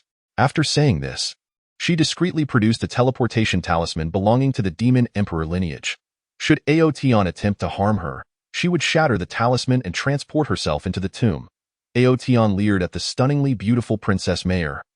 Unable to suppress his nefarious desires, he declared, "Your Highness, I have long coveted you. The scenery here is exquisite, and with no one to interrupt us, why not fulfill my wish?" Princess Mayor, infuriated, retorted, "Shameless! If you dare to offend me, Do you not fear the wrath of the entire demon race? Are you not afraid that the Annihilation Elder will eradicate you? Aotion erupted in laughter, replying, by the time they learn of this, you will already belong to me. Will you not then speak in my favor? The hour grows late, and I shall not waste time with idle chatter. I must attend to business. With that, Aotion produced a vial of red powder and scattered it upon Princess Mayor. Caught off guard, she was doused in the powder and inadvertently inhaled some, before she could comprehend the nature of what she had inhaled. She saw Aotion pounce upon her like a hungry tiger. In a moment of desperation, Princess Mayor crushed the teleportation talisman, instantly transporting herself into the Demon Emperor's tomb. Aotion gazed around at the empty surroundings and then at the distant entrance of the tomb. Feeling a pang of regret, he had surmised that Princess Mayor had been teleported inside by the talisman. He lamented not having seized her when he had the chance, allowing her the opportunity to use the talisman. Yet Aotion was patient. He had no doubt that Princess Mayor, with her ancient dragon bloodline, would not endure the effects of the dragon-inducing powder for long. Thus, he settled himself at the entrance of the tomb, awaiting the moment when Princess Mayor would emerge, willingly offering herself in truth. While Aotion was indeed patient, he secretly wished for her to appear sooner rather than later. If Aotion were able to breach the restrictions surrounding the entrance to the tomb of the Demon Emperor, he would have undoubtedly rushed in long ago. Alas, he lacks the requisite strength. Not far from the vicinity of the tomb of the Demon Emperor, Chen Qun and the old Taoist Lin Ying once again found themselves embroiled in a life-and-death struggle, which could more aptly be described as a desperate fight for survival. They were relentlessly pursued by an extraordinarily powerful demon commander, a practitioner at the pinnacle of the Golden Core stage. Even with the acceleration provided by ghostly shadows and elusive steps, they could not shake off the formidable demon commander. This very commander was none other than the Dark Knight, dispatched by the Obliteration Demon King from the Demon King's fortress. Renowned as the being closest to the Demon King level within the demon realm, Dark Knight was also the favored disciple of the Obliteration Demon King. The combined prowess of Chen Qun and Lin Ying was utterly insufficient against Dark Knight. After a brief attempt to gauge their opponent, they hurriedly unleashed ghostly shadows and elusive steps to flee in haste.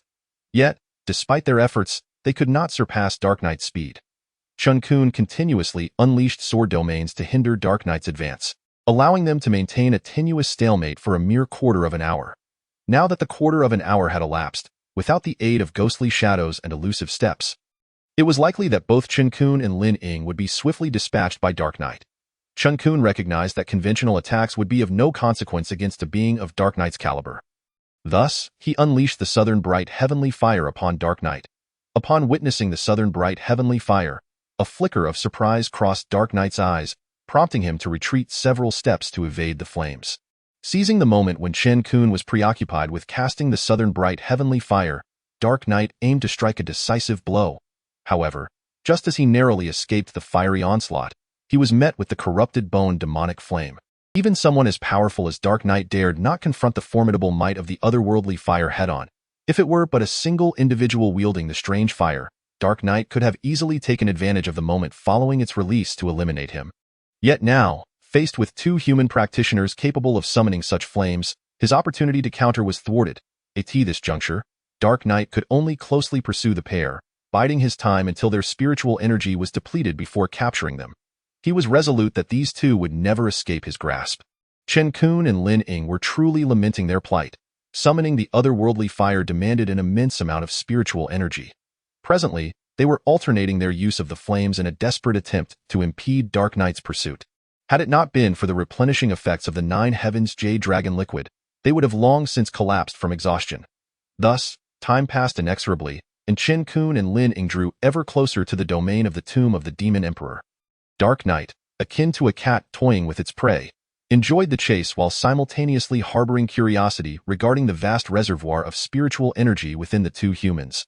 Upon entering the realm of the tomb of the Demon Emperor, Chen Qun and Lin Ying keenly sensed the presence of 5 demonic practitioners, all of whom were at least of the demon commander rank. This discovery not only filled Lin Ying with despair, but also cast a shadow of hopelessness over Chen Qun. Should Dark Knight ally with these 5 demon commanders, their demise would be all but certain. Nevertheless, they had no other recourse but to gradually retreat deeper into the tomb of the Demon Emperor. When the 5 demon commanders noticed the duo and Dark Knight, their reactions were markedly unnatural, and they trembled, displaying no inclination to assist Dark Knight. However, upon spotting these 5 practitioners, Dark Knight immediately shifted his focus from Chen Qun and Lin Ying to target them instead. Although Chen Qun and Lin Ying were oblivious to the reason behind this internal strife, they seized the opportunity to hastily cast ghostly shadows and elusive steps and fled deeper into the tomb of the Demon Emperor. This time, Dark Knight did not pursue, as his attention was entirely consumed by the 5 demon commanders. These 5 were the personal guards of Princess Mei Er, the sole bloodline of the Demon Emperor clan. Thus, they were bound by a sacred oath to remain by her side whenever she stepped beyond the confines of the Demon King's fortress, an edict that none in the demon realm dared defy. The absence of Princess Mei Er alongside her guards signified a troubling development. She must have encountered some form of calamity. Dark Knight coldly inquired of the 5 guards, "Where is Princess Mei Er? What have you done with her?" The 5 demon commanders dared not raise their heads. One, at the mid-golden core stage, appeared particularly shifty, as if concealing something. Dark Knight swiftly lunged forward, inflicting severe injury upon the mid-golden core guard. Emanating an overwhelming aura, he addressed the 5 demon commanders, "If you do not speak the truth, I shall flay you alive and extract your souls." Chapter 77. Entering the tomb of the Demon Emperor, the 5 guards remained resolutely silent. In a fit of exasperation, Dark Knight seized a mid-golden core demon commander, disregarding the potential damage to his own consciousness, and initiated a soul-searching technique. The guard subjected to the soul search collapsed to the ground. Rendered utterly mindless, however, having gleaned the necessary information, Dark Knight had no time to deal with the remaining 4 guards. Ignoring the damage to his own consciousness caused by the soul search, he sped away towards the depths of the tomb of the Demon Emperor. Chen Qun and Lin Ying were in a state of turmoil. Having just evaded Dark Knight, they found themselves confronted by Tianhe. Chen Qun turned to Lin Ying and said, "Lin, did you not mention that demonic practitioners rarely venture near the tomb of the Demon Emperor? Why are there so many here now, and why are they all so formidable?" Lin Ying, beads of sweat forming on his forehead, replied, "Dao Yun, I am equally perplexed. It seems that the masters of the demon realm have all converged upon the tomb of the Demon Emperor today. Our luck is decidedly unfavorable." Tianhe, already harboring a tempest of anger, was incensed to see 2 human practitioners daring to intrude upon the tomb of the Demon Emperor. Without further ado, he unleashed his wrath upon Chen Qun and Lin Ying. The 2, witnessing Tianhe's fierce aura, turned pale as death. Though they knew they could not prevail, they were resolute in not surrendering. They resorted to their previous strategy, continuously employing the might of the otherworldly fire to obstruct Tianhe's advance. Frustrated, Tianhe observed the alternating forces of the 2 flames and dared not engage directly. Thus, much like Dark Knight, he found himself temporarily stalled by the duo's tactics. At that moment, Tianhe was consumed with rage. He had inadvertently allowed Princess Mei Er to escape. And now these 2 insignificant human practitioners were provoking him. Before his fury could fully manifest, he sensed a far more potent presence racing towards him. Tianhe's expression changed, and he thought, "This is bad. It's Dark Knight." Chen Qun and Lin Ying also sensed Dark Knight's approach, and their spirits plummeted to new depths. However, just as they were engulfed in trepidation, they noted that upon Dark Knight's arrival, he did not lock onto them with his consciousness. Instead, he directed his focus towards Tianhe. Upon being targeted by Dark Knight's consciousness, Tianhe hastily retracted his attention from Chen Qun and Lin Ying to confront Dark Knight. Tianhe's cultivation was inherently inferior to Dark Knight's, compounded by his recent misdeed, leaving him in a state of unease as he struggled to comprehend why Dark Knight had come to the tomb of the Demon Emperor. Meanwhile, Chen Qun and Lin Ying, the architects of this predicament, began to strategize how to slip into the entrance of the tomb of the Demon Emperor while Dark Knight and Tianhe were distracted. Dark Knight directly confronted Tianhe, asking, "Where is Princess Mei Er? What have you done to her? How dare you betray the demon race?" Tianhe hastily replied, "How could I dare betray the demon race? Princess Mei Er merely entered the tomb of the Demon Emperor to pay her respects." Dark Knight's countenance darkened as he retorted, "You lie. The previous Demon Emperor issued a decree forbidding the descendants of the Demon Emperor clan from entering the tomb of the Demon Emperor unless it is a matter of life and death. If you wish to avoid death here, surrender Princess Mei Er at once." Tianhe attempted to formulate a response, but after much deliberation, he found himself at a loss for words. After all, Dark Knight was no fool. Observing Tianhe's flickering gaze, Dark Knight could no longer suppress his fury. Ignoring the fact that Tianhe was the son of the elder Demon King, he lunged forward, intending to subdue Tianhe first, and then extract the whereabouts of Princess May Air. Tian, seeing Dark Knight hurtling toward him, quickly summoned his treasure to defend himself. Although his cultivation was inferior to Dark Knight's, it would not be so easy for Dark Knight to capture him outright. Witnessing this scene, Chen Qun and Lin Ying were elated, with Lin Ying muttering, "Fight! Fight! Go all out! It would be best if you both perish together." It was not until Chen Qun gently tugged at him that he realized the danger had yet to pass. Thus, the two began to stealthily approach the entrance of the tomb of the Demon Emperor. In truth, their movements did not escape Dark Knight's awareness. However, his mind was wholly consumed by concerns for Princess May Air's safety, relegating all else to secondary importance. Moreover, the restrictions at the entrance to the tomb of the Demon Emperor were exceedingly formidable, unless one was a descendant of the Demon Emperor clan. Even a demon king of the nascent soul stage would find it impossible to breach. Thus, the Dark Knight is now intent on swiftly defeating Outyin, inquiring about the whereabouts of Princess Mayer, and subsequently eliminating Chen Qun and the old Taoist Lin Ying, until Chen Qun and the old Taoist Lin Ying stealthily approached the entrance of the Demon Emperor's tomb. The two powerful demons engaged in battle nearby did not come to obstruct them. Chen Qun exchanged a glance with the old Taoist Lin Ying, who then uttered, "Let's go." Without hesitation, Chen Qun dashed towards the entrance of the Demon Emperor's tomb, with Lin Ying closely following. As Chen Qun passed through the entrance, he felt a powerful resistance. However, that resistance was instantly countered by the golden light emitted by the small golden orb, allowing Chen Qun to smoothly enter the tomb. Unfortunately, Lin Ying, who was trailing behind, was not so fortunate. It was as if he had collided with an iron wall, causing him to be knocked senseless and fall to the ground. The speed of his approach had even distorted his features.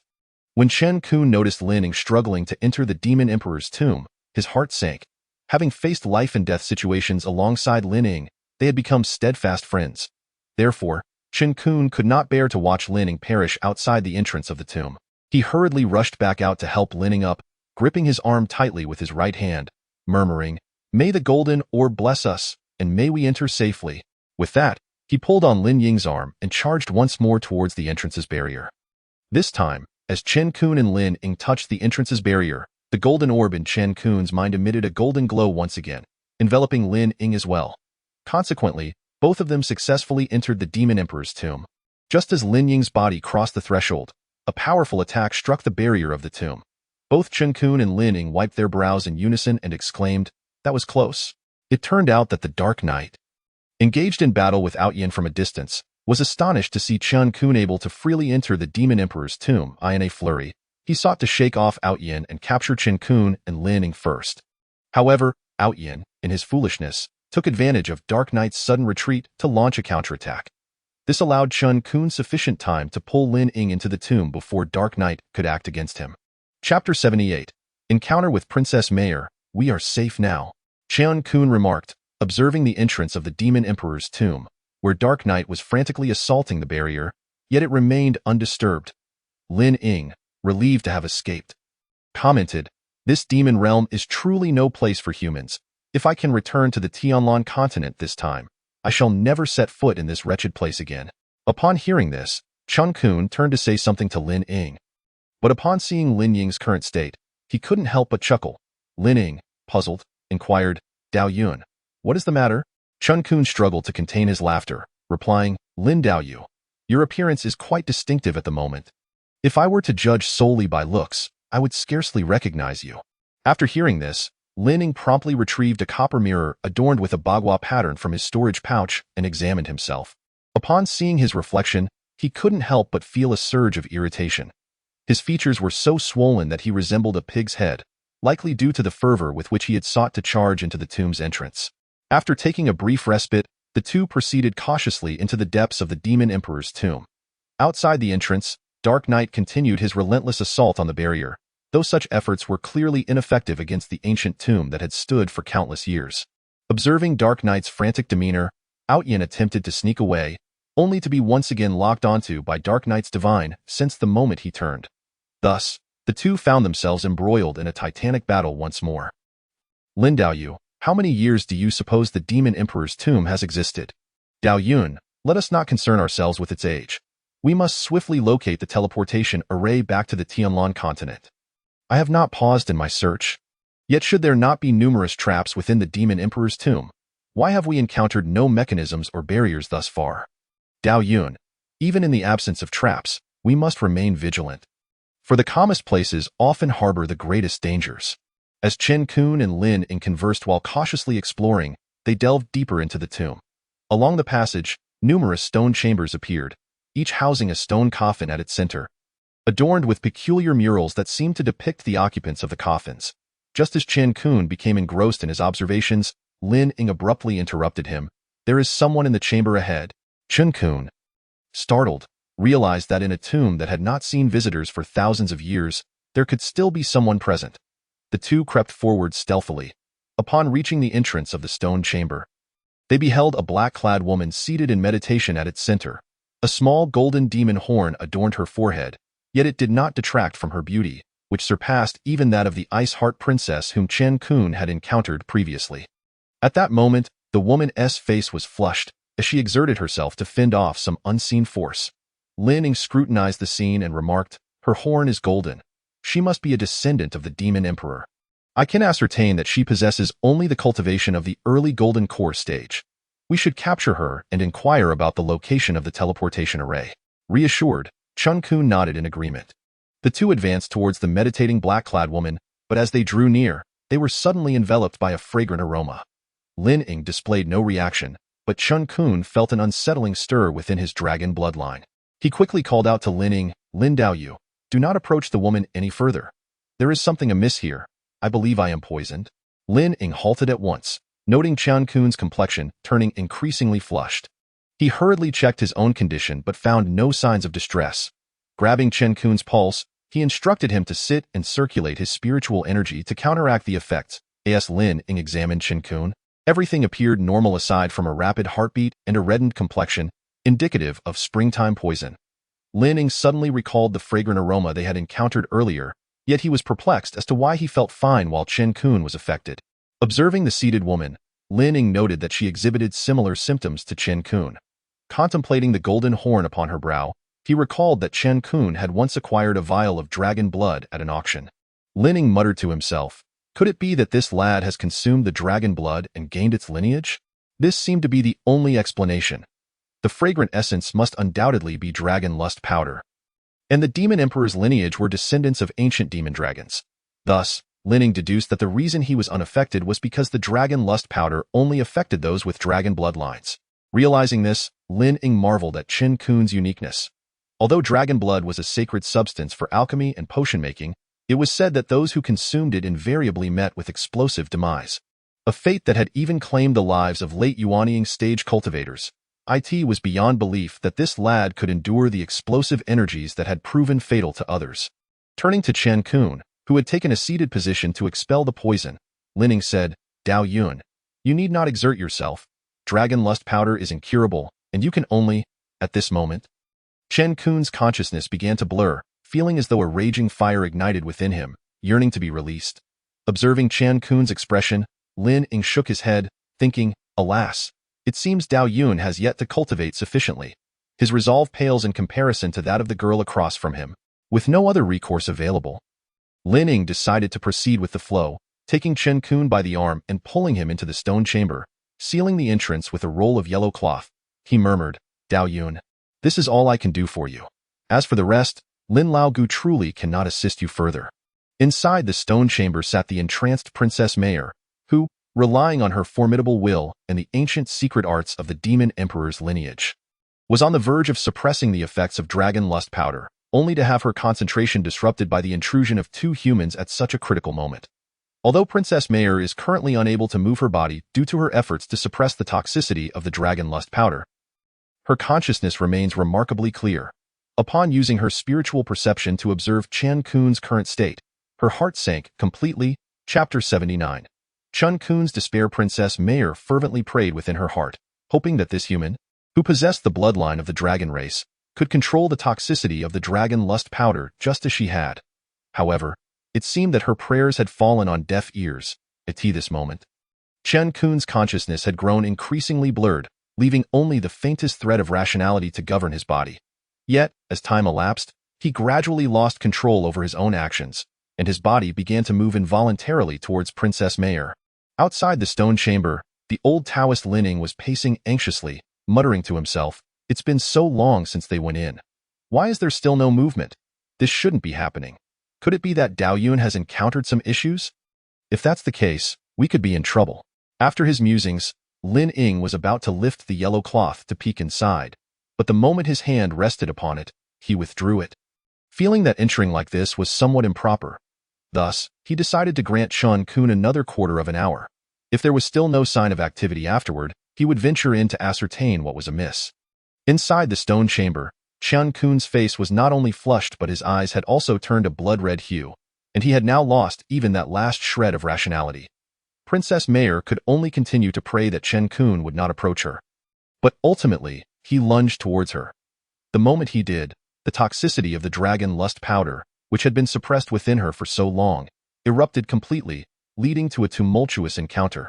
Upon hearing the frenzied commotion from within the stone chamber, Lin Ying clapped his thigh in delight, exclaiming, "I knew Daoyun wouldn't have any issues in that regard." An hour later, Chen Qun gazed remorsefully at Princess Mayor, whose face was streaked with tears, and said, "You should kill me. I will not retaliate. Whatever the reason may be, I am truly sorry for what has happened." Upon hearing this, Princess Mayor summoned a flying sword to stab at Chen Qun, determined to personally end the life of the man who had tarnished her purity. However, just as the sword was about to strike him, she found herself unable to bring herself to do it. Even though she was under the influence of the dragon lust powder, her consciousness remained clear, and she understood that Chen Qun was not acting of his own volition. Moreover, having already established a profound connection with him, despite her immense grievance, she could not bring herself to harm him. Thus, Princess Mayor hurled the flying sword to the ground and collapsed into a fit of tears. Chen Qun rushed forward to comfort her, but Princess Mayor picked up the sword again and said to him, "Leave. I never want to see you again. If we meet again, I will kill you." With that, she activated a mechanism hidden within the wall behind her and slipped through, disappearing without a trace. Chen Qun stood there, staring blankly at the restored stone wall, a profound sense of loss overwhelming him. In truth, after he and Lin Ying had entered, they had encountered no mechanisms at all, as all of them had been disabled by Princess Mayor prior to their arrival. Originally, she had intended to seal the mechanisms and safely arrive in this stone chamber, then use it to access the hidden passageway to suppress the dragon lust powder within her. However, she had not anticipated that the dragon lust powder released by Long Ao would be so potent that she would not have time to enter the hidden passage before its effects began to manifest. Thus, she was forced to utilize secret methods within the stone chamber to contain the toxicity, inadvertently granting Chen Qun an advantage. After wandering for quite a while, Princess Mayor remained oblivious to Chen Qun, who continued to stare blankly at the wall.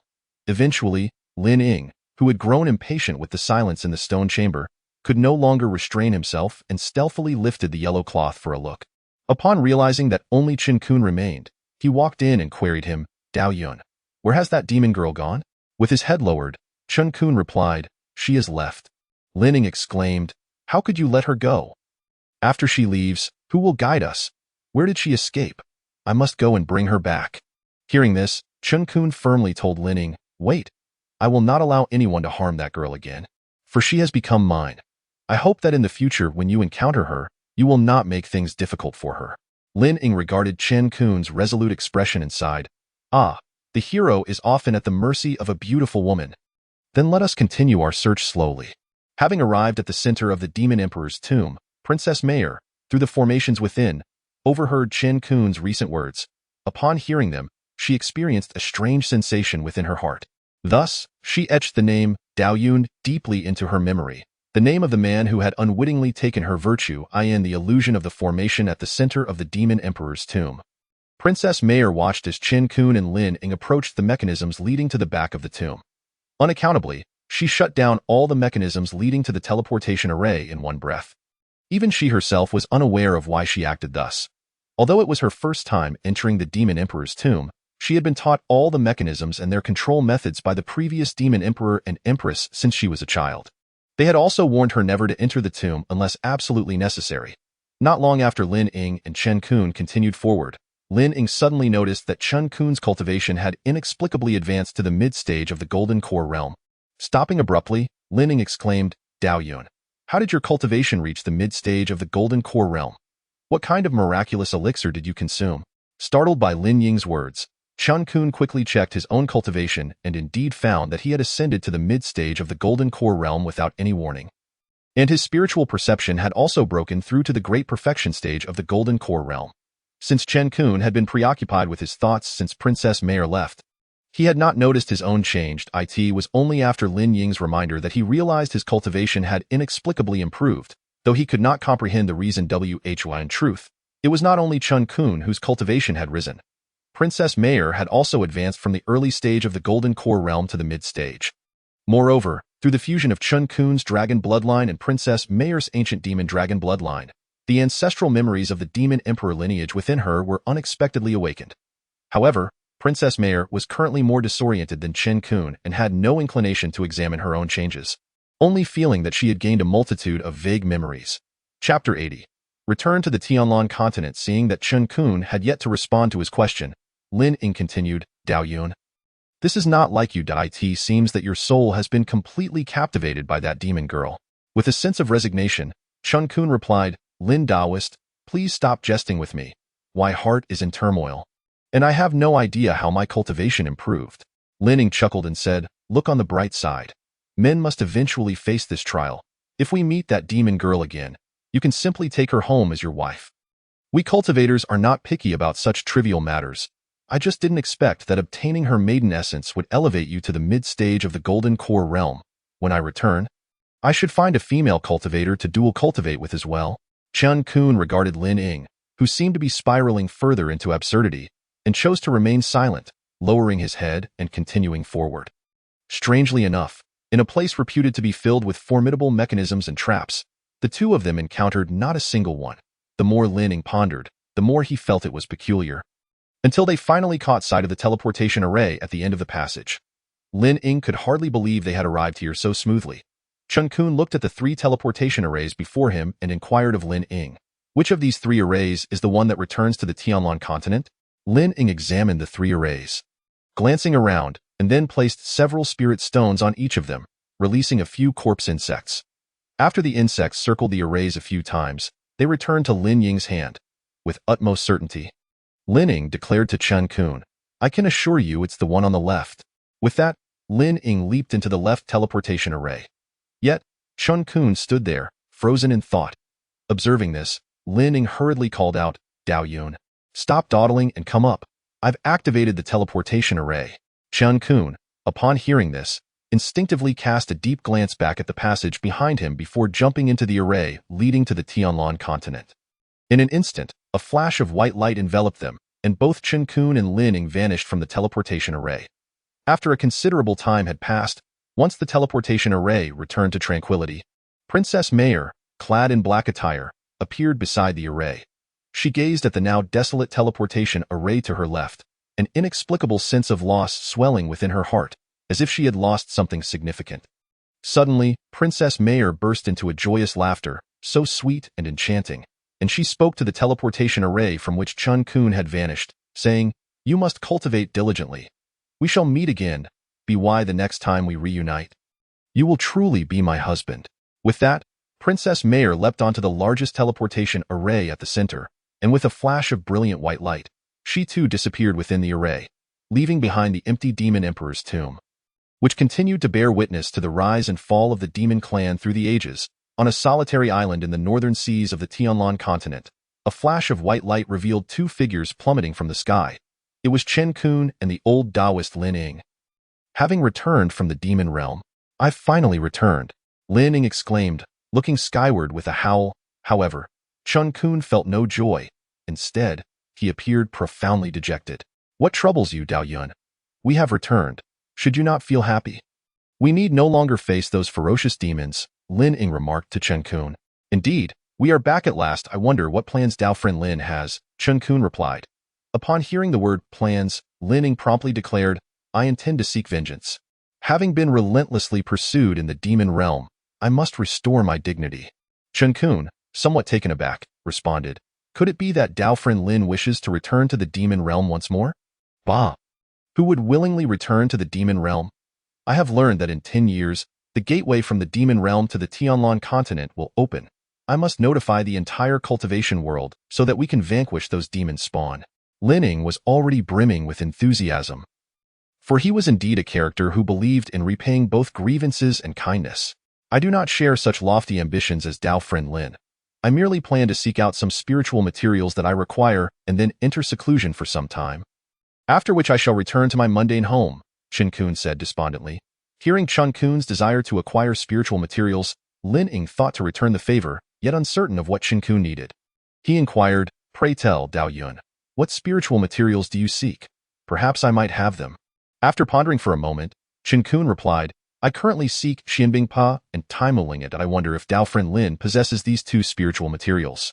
If so, I would be willing to offer items of equal value in exchange."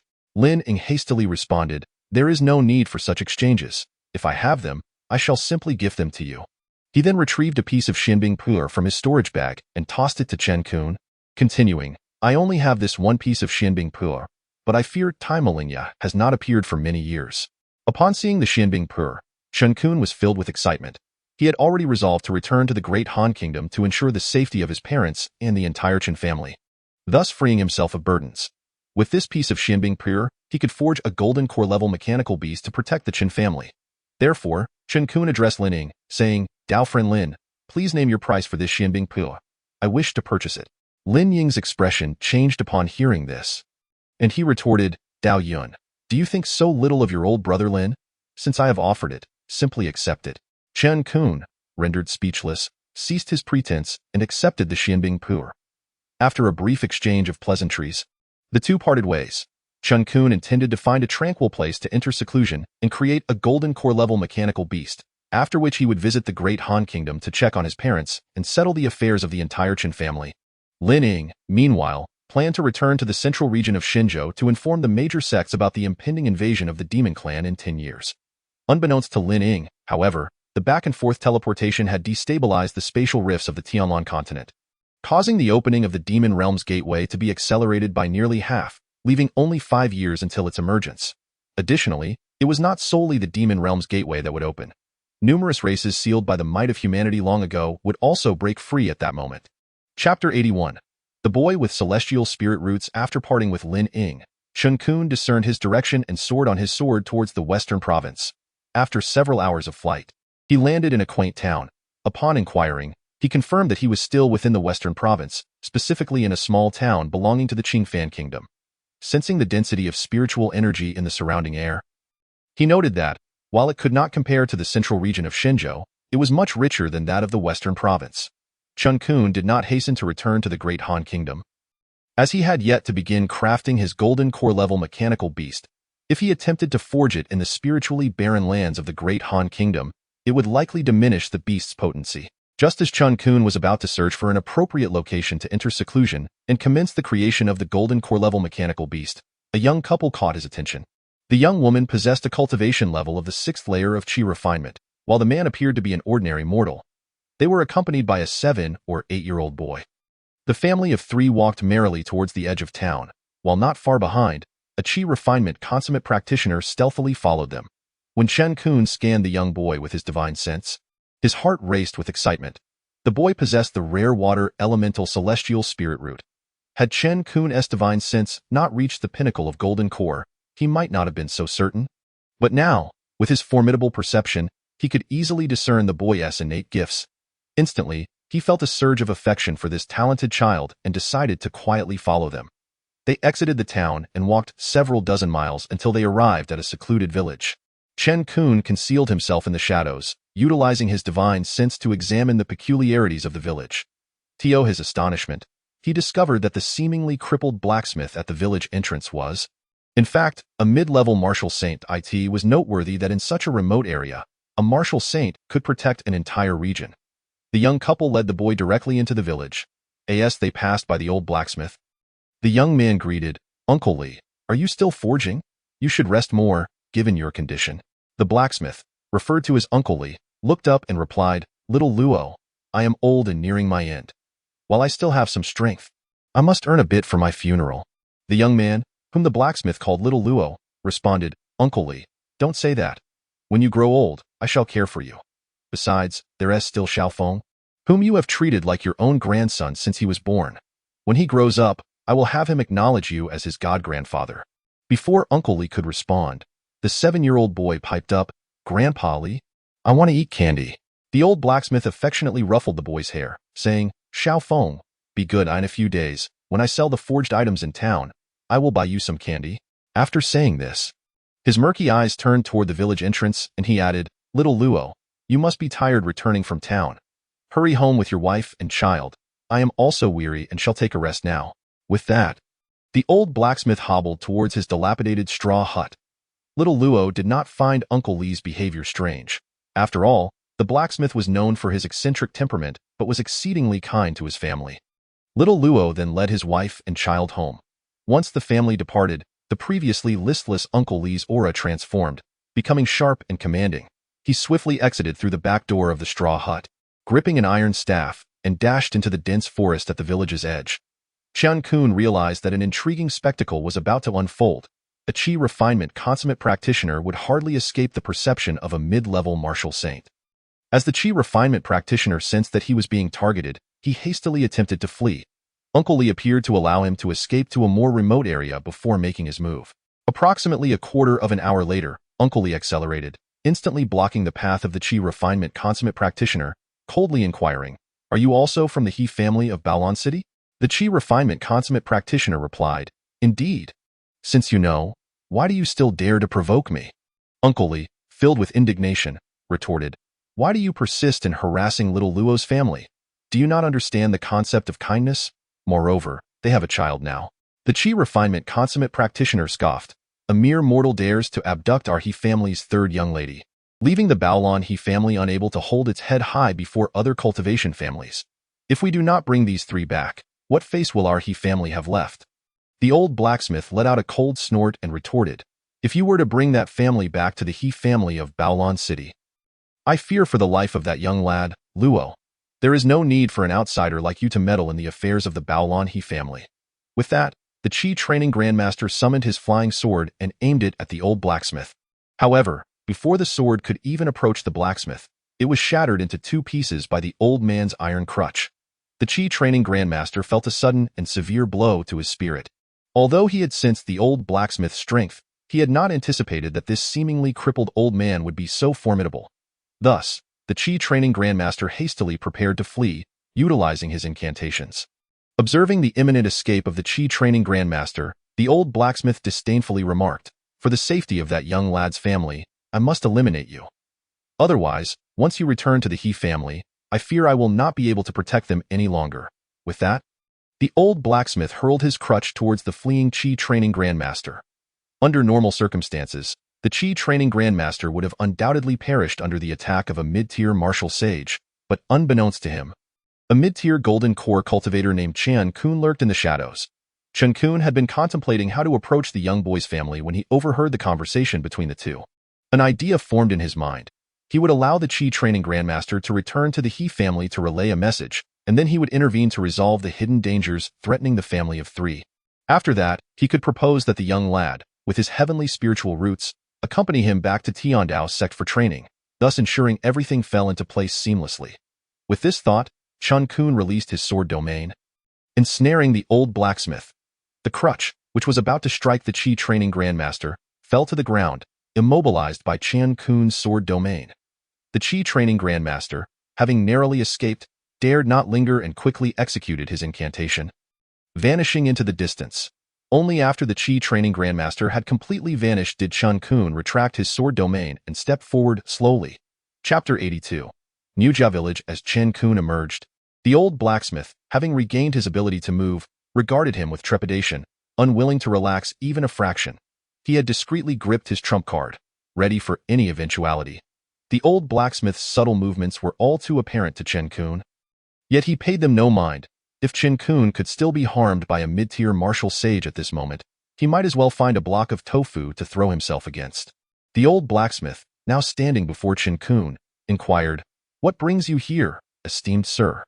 Chen Qun, wishing to be transparent, replied, "Do not be alarmed, old sir, I bear no ill intentions. I have come to seek the son of the young man you refer to as Luo, with the aim of bringing him back to my sect for cultivation." The old blacksmith's expression darkened as he retorted, "Do not attempt to deceive me, old man. Even if you are not from the He family, you are likely not a person of good intentions. If you wish to harm the Luo family, you must first get past me." With that, he prepared to strike at Chen Qun. Chen Qun, finding no choice but to resort to force when words failed, unleashed his mid-tier golden core aura upon the old blacksmith.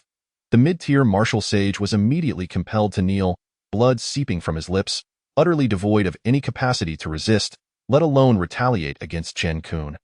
Observing the old blacksmith's utter lack of resistance, Chen Qun retracted his overwhelming aura and stated, "With my current strength, would I require cunning schemes to harm anyone?" At that moment, the old blacksmith's heart was tumultuous. The young man before him, with his graying hair, seemed a force even the legendary martial god might struggle to contend with. The old blacksmith hastily replied, "I misspoke. I beg your pardon, esteemed elder." Having concluded that this gray-haired young man was likely an old monster who had mastered the art of preserving youth through years of cultivation, the old blacksmith refrained from further inquiries. Chen Qun then simply inquired about the family of the young boy. The individual referred to as Luo by the old blacksmith was named Robin, originally hailing from the town of Luo, located outside Baolon City. After inadvertently rescuing the injured third miss of the He family, Tianhe, Robin's attentive care during her recovery led her to develop feelings for him. Having grown up as an orphan, Robin also found himself enamored with the beautiful Tianhe. However, when Tianhe's father, Qin, learned of their relationship, he was enraged. How dare a mere mortal dare to covet his beloved daughter? He promptly dispatched assassins to eliminate Robin, but Tianhe intervened on his behalf. Eventually, Tianhe made the decision to elope with Robin, and they fled Baolon City, eventually hiding in Yuja village, the very village where the old blacksmith resided. However, the He family's influence was formidable, and locating the couple had proven to be no insurmountable task. Over the past few years, several waves of spies had attempted to track them down, but the old blacksmith had discreetly dealt with them. Allowing him to learn the couple's backstory in detail, Chen Qun then casually inquired about the strength of the He family of Baolon City. The He family was merely a small-scale cultivation clan, with the current patriarch, Qin, possessing mid-stage foundation establishment strength. After the old blacksmith had finished his explanations, Chen Qun followed him back to Yuja village openly.as for the old blacksmith's background. Chen Qun refrained from probing. Understanding that everyone harbors their own secrets, on the way back to Yuja village, many villagers greeted the old blacksmith. Though his demeanor was somewhat peculiar, he was fundamentally a good person. The villagers familiar with the old blacksmith incessantly inquired about Chen Qun's identity. Thus, on the day Chen Qun arrived in Yuja village, the old blacksmith gained a nephew from afar, none other than Chen Qun himself.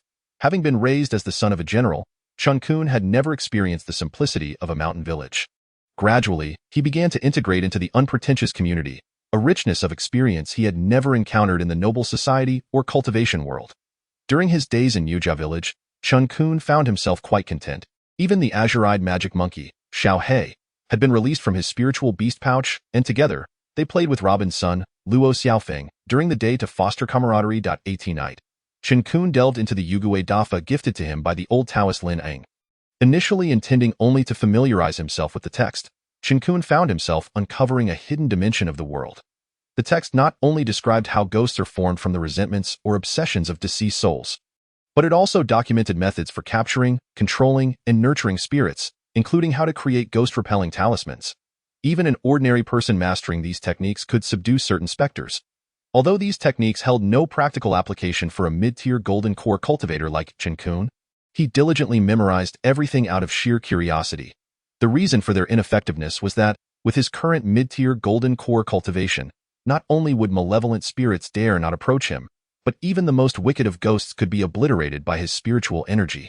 5 days slipped by swiftly, and Chen Qun surmised that the He family from Baolon City would likely arrive today. 5 days was ample time for high-level cultivators to make a round trip to Baolon City. Yet, to his surprise, another day passed and still, no one from the He family appeared. 3 more days elapsed, and finally, a group of uninvited guests arrived in Yuja village. Leading the group was a stern-faced elder, and Chen Qun had little doubt that these were indeed members of the He family from Baolon City. After inquiring about Robin's whereabouts, they proceeded directly to his home. Chen Qun trailed behind them with Luo Xiaofeng, eager to witness how this father-daughter reunion would unfold. While preparing a meal, Tianhe dropped her ladle upon spotting the elder leading the group, exclaiming, "Father!" The elder retorted, "You still remember that you have a father?" I thought you had completely forgotten that you are a member of the He family." At that moment, Robin emerged from the house and froze upon seeing the elder, unsure how to react. The elder, upon spotting Robin, was consumed by rage and commanded, "Kill him." Immediately, a Foundation establishment early-stage cultivator sprang forth from behind the elder, summoning a flying sword aimed directly at Robin. The onlookers among the villagers gasped in shock. Some of the more timid ones already hiding in fear.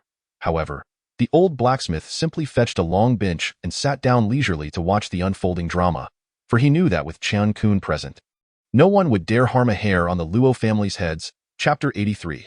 The crisis of the Robin family. He Tianhe, witnessing the flying sword launched by the early-stage Foundation establishment cultivator aimed at Robin, realized that her Qi training 6th layer cultivation was utterly insufficient to deflect the blade. Resolutely, she stepped in front of him, having made up her mind to die alongside her husband.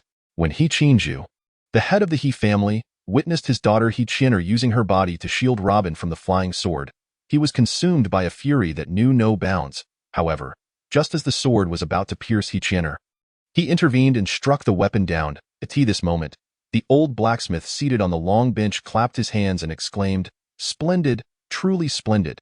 It has been ages since I have witnessed such a captivating performance. Fear not, young couple. After you depart, I shall look after Fenger for you, ensuring he pays his respects to you every year." Ha ha ha. The old blacksmith reveled in the spectacle, emboldened by his association with the formidable Chen Qun. He believed that no one in the Qingfan kingdom could contend with such a powerful figure. Upon hearing the blacksmith's words, He Qinju's expression turned icy, and he contemplated sending someone to apprehend the old man. Yet, when he turned to face the blacksmith, he was taken aback. This disheveled old blacksmith was actually a mid-stage martial saint. Although He Qinju dismissed a mid-stage martial saint as inconsequential, he preferred to avoid further conflict. Thus, he merely let out a cold snort in the blacksmith's direction. At that moment, Luo Xiaofeng, frightened, burst into tears, shaking off Chen Qun's hand and rushing into his mother's embrace. Chen Qun did not intervene, wishing to impart a vital lesson to the young Luo Xiaofeng. Only with formidable strength can one ensure the safety of oneself and one's loved ones. Through his divine sense, Chen Qun discerned that the guests who had arrived at Niu family village were far more numerous than just the He family. Hidden within the dense forest at the village entrance were 3 groups of individuals, each led by figures whose cultivation levels were comparable to He Qinju's. Seeing his daughter willing to sacrifice her life for Robin ignited an uncontrollable rage within He Qinju. Yet he found no outlet for his fury. He realized that if he were to forcefully kill Robin today, his daughter would undoubtedly follow him to the grave. Thus, He Qinju addressed He Tianhe, saying, "If you agree to return to Baolan City with your father and never meet this pair of father and son again, I shall spare their lives." Upon hearing her father's words, He Tianhe was instantly moved to tears. Glancing between Robin and the still-crying Luo Xiaofeng before biting her lip and responding, "I agree." Hearing her response, Robin exclaimed, "Wife, do not agree. Even if I must die, I will not let them take you." He Tianhe wiped her tears and said, "Husband, I have never regretted being your wife. After I am gone, please take good care of Fenger, and do not act foolishly." With that, she gently pushed Luo Xiaofeng into Robin's arms. Robin wished to stop her, but upon seeing their weeping son, his heart was pierced with agony. At that moment, a nauseating voice interrupted, as the old blacksmith feigned tears, saying, "Oh, how touching. Even this old man is moved to tears. How can there be such cold-hearted beasts in this world willing to tear them apart?" He Qinju, infuriated, retorted, "You old fool. You have overstepped your bounds. If you dare to cause trouble again, I won't hesitate to kill you first." The old blacksmith shot back defiantly, "You think it will be so easy to kill me? Have you forgotten that I recently gained a nephew? If you wish to take my life, you must first contend with him." The old blacksmith was wise enough to recognize his own limitations. He could never match He Qinju's strength. So he readily threw Chen Qun under the bus. He Qinju sized Chen Qun up, dismissing him as merely an inexperienced youth without any cultivation. Just as he was about to chastise the old blacksmith again, a somewhat delicate voice interjected, "Head of the He family, did you not say that once you found your daughter and that eloping scoundrel, you would hand them over to the Song family for judgment? Why do you now agree to let that fellow named Luo go free?" As the words fell, a group of 5 slowly approached them. Upon spotting the hawk-nosed elder leading the group, the old blacksmith's amusement only grew, exclaiming, "Why, even Song Xinggu, the head of the Song family, has arrived." This drama is becoming increasingly riveting. However, no one paid heed to the old blacksmith's incessant provocations. Song family head, let us show mercy where possible. Especially since nearly a decade has passed since these events, He Qinju stated to Song Shingu, head of the He family, your daughter had a betrothal with my son, yet chose to elope with an ordinary person. If my Song family does not execute this pair of adulterers, what face will we have left? Song Shingu countered. He Qinju recognized that there was no resolution to be found today. Thus, he replied, if that is the case, Song family head, then do what you must, I will not intervene in your judgment. Hearing this, Song Shingu laughed heartily. Head of the He family, I anticipated you would be so unyielding. But do not forget, the Qingfan kingdom is jointly governed by our 4 great cultivation families. Hence, I have specially invited the heads of the Yu and Su families to join us. Before He Qinju could react, Song Shingu called out towards the village entrance, heads Yu and Su, please step forward and adjudicate this matter. The nation has its laws, and families have their rules. I implore you to handle this fairly. As soon as his words concluded, another group of 8 emerged at the village entrance, slowly making their way forward. The 2 leading elders were none other than Yu Hua, head of the Yu family, and Su Ting, head of the Su family. Upon seeing Yu Hua and Su Ting approach, He Qinju's heart plummeted. He feared his daughter was doomed. After all, the Qingfan kingdom was jointly managed by their 4 families, and fairness must prevail. Once Yu Hua and Su Ting stood before them, Yu Hua spoke first, head of the He family, you are in the wrong here. Our 4 families had previously agreed to govern the Qingfan kingdom fairly and justly. Moreover, your family indeed brought shame upon the Song family, and you promised to hand over the elopers for their punishment to restore their honor. Why then do you now go back on your word? He Qinju felt a wave of bitterness wash over him. He understood that he could not protect his daughter today. With a sigh, he said, very well, the path she chose is hers alone. Do not blame this father for being ruthless. Song family head, you may proceed as you wish, and I shall not interfere. Upon hearing this, Song Shingu ceased his banter with He Qinju and directly commanded the 4 cultivators behind him. Seize that pair of adulterers and the little bastard, and take them back for public execution. Just as the 4 cultivators were about to act, the old blacksmith's voice interrupted once more. I, this old man, kindly advise you. If you wish to touch Robin's family, you had best first consult my nephew. Author's note, to those who have read this chapter, I sincerely thank you. Please leave a comment or show your support, as it lets me know that you are accompanying me on this journey. Since injuring my arm earlier this year, I have temporarily lost my livelihood and thus pinned my first book. My path may not be lonely. As I progress, I have both you and myself. Please leave a footprint so I may know you have silently supported me. Chapter 84. Mutated Spiritual Roots. Song Shingu glanced at the unremarkable Chen Qun and then at the old blacksmith seated on the bench, saying, I care not who you are. Do you think that a mere mid-stage martial saint can halt my advance? Just as Song Shingu prepared to command his men again, Chen Qun slowly walked towards Robin's family of 3. To the tearful Luo Xiaofeng still in Robin's arms, Chen Qun said, Uncle Chun intends to find you a powerful master, so you too can become formidable. In that case, no one will dare to bully your parents again. Will you come with me? Luo Xiaofeng glanced at his weeping mother and then at his father holding him, crying out, Uncle Chun, please save my father and mother. I do not want them to be separated. Help me save them, and I will go with you. I want to become strong and protect them. Upon hearing this, Chen Qun patted Luo Xiaofeng on the head, saying, Xiaofeng, do not be afraid. Uncle Chun will chase away the bad people for you. But when you grow up, you must rely on yourself. Now, watch how I send these villains fleeing in terror.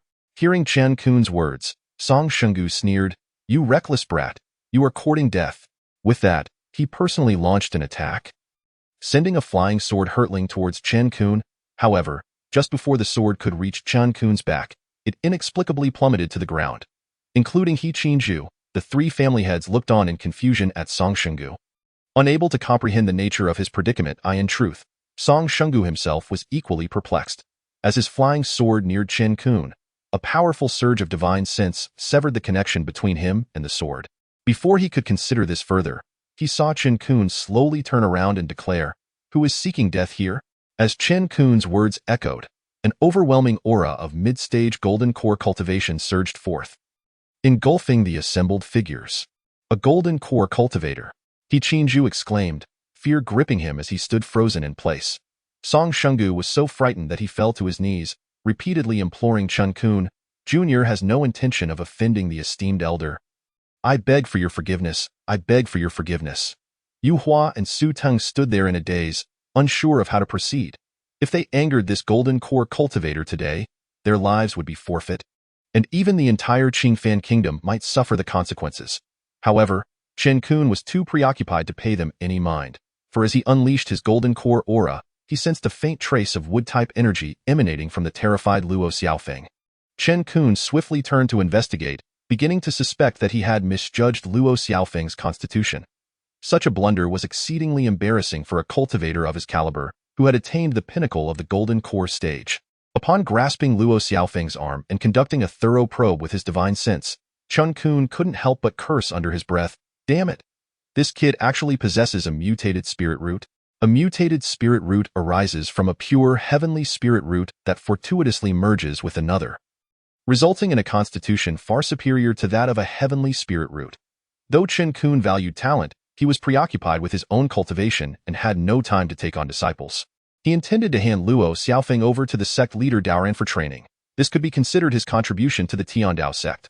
Observing Chen Qun deep in thought, Song Shenggu dared not interrupt their rise. The other three clan heads were similarly anxious, uncertain of whether this golden core cultivator would exact punishment upon them. Yu Hua and Su Teng felt immense regret for having sought to curry favor with Song Shenggu at the expense of the He family. Now, having failed to suppress the He family, they feared for their very lives. The old blacksmith, reveling in their plight, exclaimed, "What's wrong with all of you? Where did that bravado go? Ha ha ha." In light of the situation, no one dared to confront the old blacksmith. They would have welcomed a few whacks from his cane, hoping to alleviate the golden core cultivator's wrath. Song Shenggu hastily addressed the old blacksmith. Yes, you are absolutely right. It is entirely our fault. We have failed to recognize your greatness. Please, do not take it to heart." Chen Qun ignored them and turned to Luo Xiaofeng, saying, "Do you see? Even the bad guys are afraid. If you follow Uncle, one day you will be just as formidable." Wiping away his tears, Luo Xiaofeng looked at the very people who had just bullied his parents, now reduced to timid shadows, not daring to make a sound. With resolve, he declared to Chen Qun, "I want to follow Uncle Chen Qun. When I grow up, I will be powerful like you, so that no one can bully my father and mother." Chen Qun smiled with satisfaction at this response. He then turned to the four clan heads, stating, "Today, on behalf of my sect leader, I accept Luo Xiaofeng as my disciple. From this moment on, he will be an inner disciple of the Tianda sect. If any of you dare to harm the Luo family, I will not hesitate to annihilate you on the spot." The four clan heads felt as if they had been granted a reprieve. Chen Qun's words indicated they would not be killed today. They quickly replied, "We wouldn't dare. We absolutely will not." Chen Qun continued, "I have matters to attend to in the western state for a while. Within 2 years, I will return to take Xiaofeng to the Tianda sect. If by then, any harm has come to the Luo family, your clans will no longer have a reason to exist."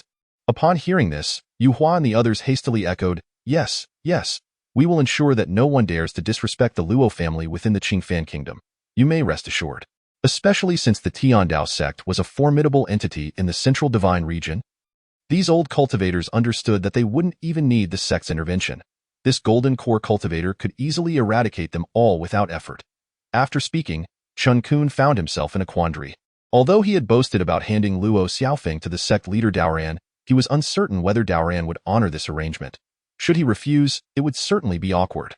Unbeknownst to Chen Qun, in the future, when sect leader Daoran and the elders of Daoyuan saw that he had returned with a child possessing a mutated spirit root, they almost came to blows over who would take the disciple. If at that moment, Daoran learned that Chen Qun had left a child with a mutated spirit root behind for a year just to visit home, he would undoubtedly come to confront Chen Qun. Then, he would take Luo Xiaofeng back to the Tianda sect for proper training, for in the eyes of Daoran, nothing was more important than the future of the Tianda sect. Chapter 85. Passing through Yongan City again, Chen Qun had merely entertained a fleeting thought when he snapped back to reality. If Daoran truly refused to accept Luo Xiaofeng as a disciple, Chen Qun would have to take matters into his own hands. He glanced at the 4 cowering old men, briefed the old blacksmith, and made arrangements with the Luo family, promising to return within 2 years to bring Luo Xiaofeng to the Tianda sect. Though reluctant to part ways, the Luo couple ultimately agreed for the sake of their son's future. After a simple farewell to the old blacksmith and the Luo family, and issuing one last warning to the 4 old men, Chen Qun soared away on his sword toward the distance. Rather than heading directly to the western state, Chen Qun sought a valley rich in spiritual energy nearby, where he made some arrangements and summoned Xiao to stand guard outside before entering seclusion. His primary objective was to forge a mechanical beast of the golden core stage. Following the instructions in the mechanism secret art, he fused Duanhuan wood with Sanqing stone, then added some auxiliary materials. He also divided the Xianbing Puo into 7 parts to create a self-replenishing spiritual energy formation, allowing the mechanical beast to automatically gather spiritual energy. With everything in place, Chen Qun began his careful and focused cultivation. Time slipped by unnoticed in the realm of cultivation. Half a month passed in the blink of an eye before Chen Qun wiped the sweat from his brow, exclaiming, "Finally, success." Before him stood a mechanical beast resembling a black bear. In his hand, he held a spherical core. Whoever refined this core would become the master of this golden core mechanical beast. When Chen Qun called Xiao back, the creature was startled, its fur standing on end as it sensed an instinctive threat from the mechanical beast. However, this black bear-like mechanical beast was not as formidable as Chen Qun had anticipated, perhaps due to his own cultivation limitations. The beast he had forged was only equivalent to the mid-golden core stage, rather than the great perfection he initially envisioned. Nonetheless, Chen Qun was satisfied. A mechanical beast of mid-golden core strength would be more than adequate to protect the Chun family in the spiritually barren western state. After tidying up, he stored the mid-golden core mechanical beast and Xiao, then set off toward Nujia village. He intended to discreetly observe whether the 4 old men had remained true to their word. As Chen Qun stealthily approached the vicinity of Nujia village, he sensed a number of hidden cultivators lurking in the dense forest. Avoiding them, he surveyed the situation in the village from just outside its entrance. To his surprise, he found the old blacksmith no longer at his forge. Instead, he was inside his smithy, merrily drinking with Song Shenggu, the head of the Song family. Through their conversation, Chen Qun learned that the 4 cultivation families had reached an agreement to take turns guarding Nujia village, rotating every month to ensure the absolute safety of the Luo family. Thus, the old blacksmith had gained new friends to share his drink with. Pleased with this development, Chen Qun chose not to reveal himself, slipping away unnoticed as he soared toward the western state. Given Chen Qun's current mid-golden core cultivation, he could fly on his sword for extended periods without needing to rest. The spiritual energy consumed during flight was replenished faster than he could expend it. In just 3 days, he found himself within the boundaries of the western state. During his journey, he sensed the presence of golden core beasts lurking in some desolate valleys, but perhaps sensing the danger he posed, they did not emerge to trouble him. Another day passed, and as Chen Qun gazed down at the flourishing kingdom below, he decided to land and inquire about his surroundings. To his astonishment, he discovered he had entered the territory of the Daheng kingdom. Currently, he was in Yongan City, just 100 or so miles away from the Daheng kingdom's capital. Yongan City. Yongan City was a necessary stop on Chen Qun's journey back to the Daheng kingdom, and he was eager to see how much it had changed since his last visit years ago. Thus, he took to the skies once more, flying toward Yongan City. Shortly thereafter, in the Mingyu Pavilion of Yongan City, Chen Qun once again occupied the very room where he had broken through to the mid-foundation establishment stage. Years had passed, and through diligent effort, he had ascended from mid-foundation establishment to mid-golden core cultivation. Of course, his rapid rise from early to mid-golden core was not solely due to his own efforts. It had been unexpectedly accelerated by the influence of Princess Mayor's primordial Yin. The following day, Chen Qun ordered a jug of wine and a few small dishes in the Mingyu Pavilion, intending to savor the earthly delicacies before continuing on his journey back to the Daheng kingdom. In the past, Chen Qun had assisted Gu Chongfeng and others here in assaulting the Prince of Yu, Shangguan Yao, of the Great Han Kingdom, and had subsequently made the acquaintance of the Third Elder. Shangguan Ws. Chen Qun sipped his drink, reminiscing about bygone days. An untimely voice pierced the air. "Your Highness, the Prince of Yu, I implore you, spare my granddaughter. I beseech you, for she is my only lifeline." At that moment, Chen Qun beheld 2 soldiers dragging a young maiden away, while an elderly man knelt on the ground, desperately pleading with Shangguan Yao. Without a second thought, Chen Qun surmised that this Shangguan Yao was once again indulging in his notorious predilection for abducting women. Thus, he addressed the newly arrived Shangguan Yao, saying, "Tell me, Prince of Yu, was my previous beating insufficient to rid you of your despicable habits?" The patrons dining in the vicinity were rendered speechless upon hearing Chen Qun's words. Who was this audacious young man, daring enough to publicly insult the Prince of Yu? It seemed he was truly courting danger. Shangguan Yao, taken aback by the remark, soon approached, seething with anger. Today, he had committed no wrongdoing. Yet everyone presumed him guilty of seizing a maiden. He had merely come for a drink, inadvertently stumbling upon that scoundrel Shangguan Hong engaging in his nefarious act, and now all blame was thrust upon him. In the past, he might have dared to confront Shangguan Hong, but ever since Shangguan Hong's brother, Shangguan Imo, had recently broken through to the Foundation establishment stage, Shangguan Hong had begun to assert his dominance in Yongan City. Even the esteemed elder Shangan Wuji had chosen to turn a blind eye to Shangguan Hong's actions. Now, Shangguan Yao was brimming with pent-up frustration, only to find someone audacious enough to publicly insult him within the Mingyu Pavilion. Consequently, he stormed toward Chen Qun, flanked by his guards, radiating fury. However, upon catching sight of Chen Qun's visage, the enraged Shangguan Yao was rendered paralyzed with fear, unable to advance any further.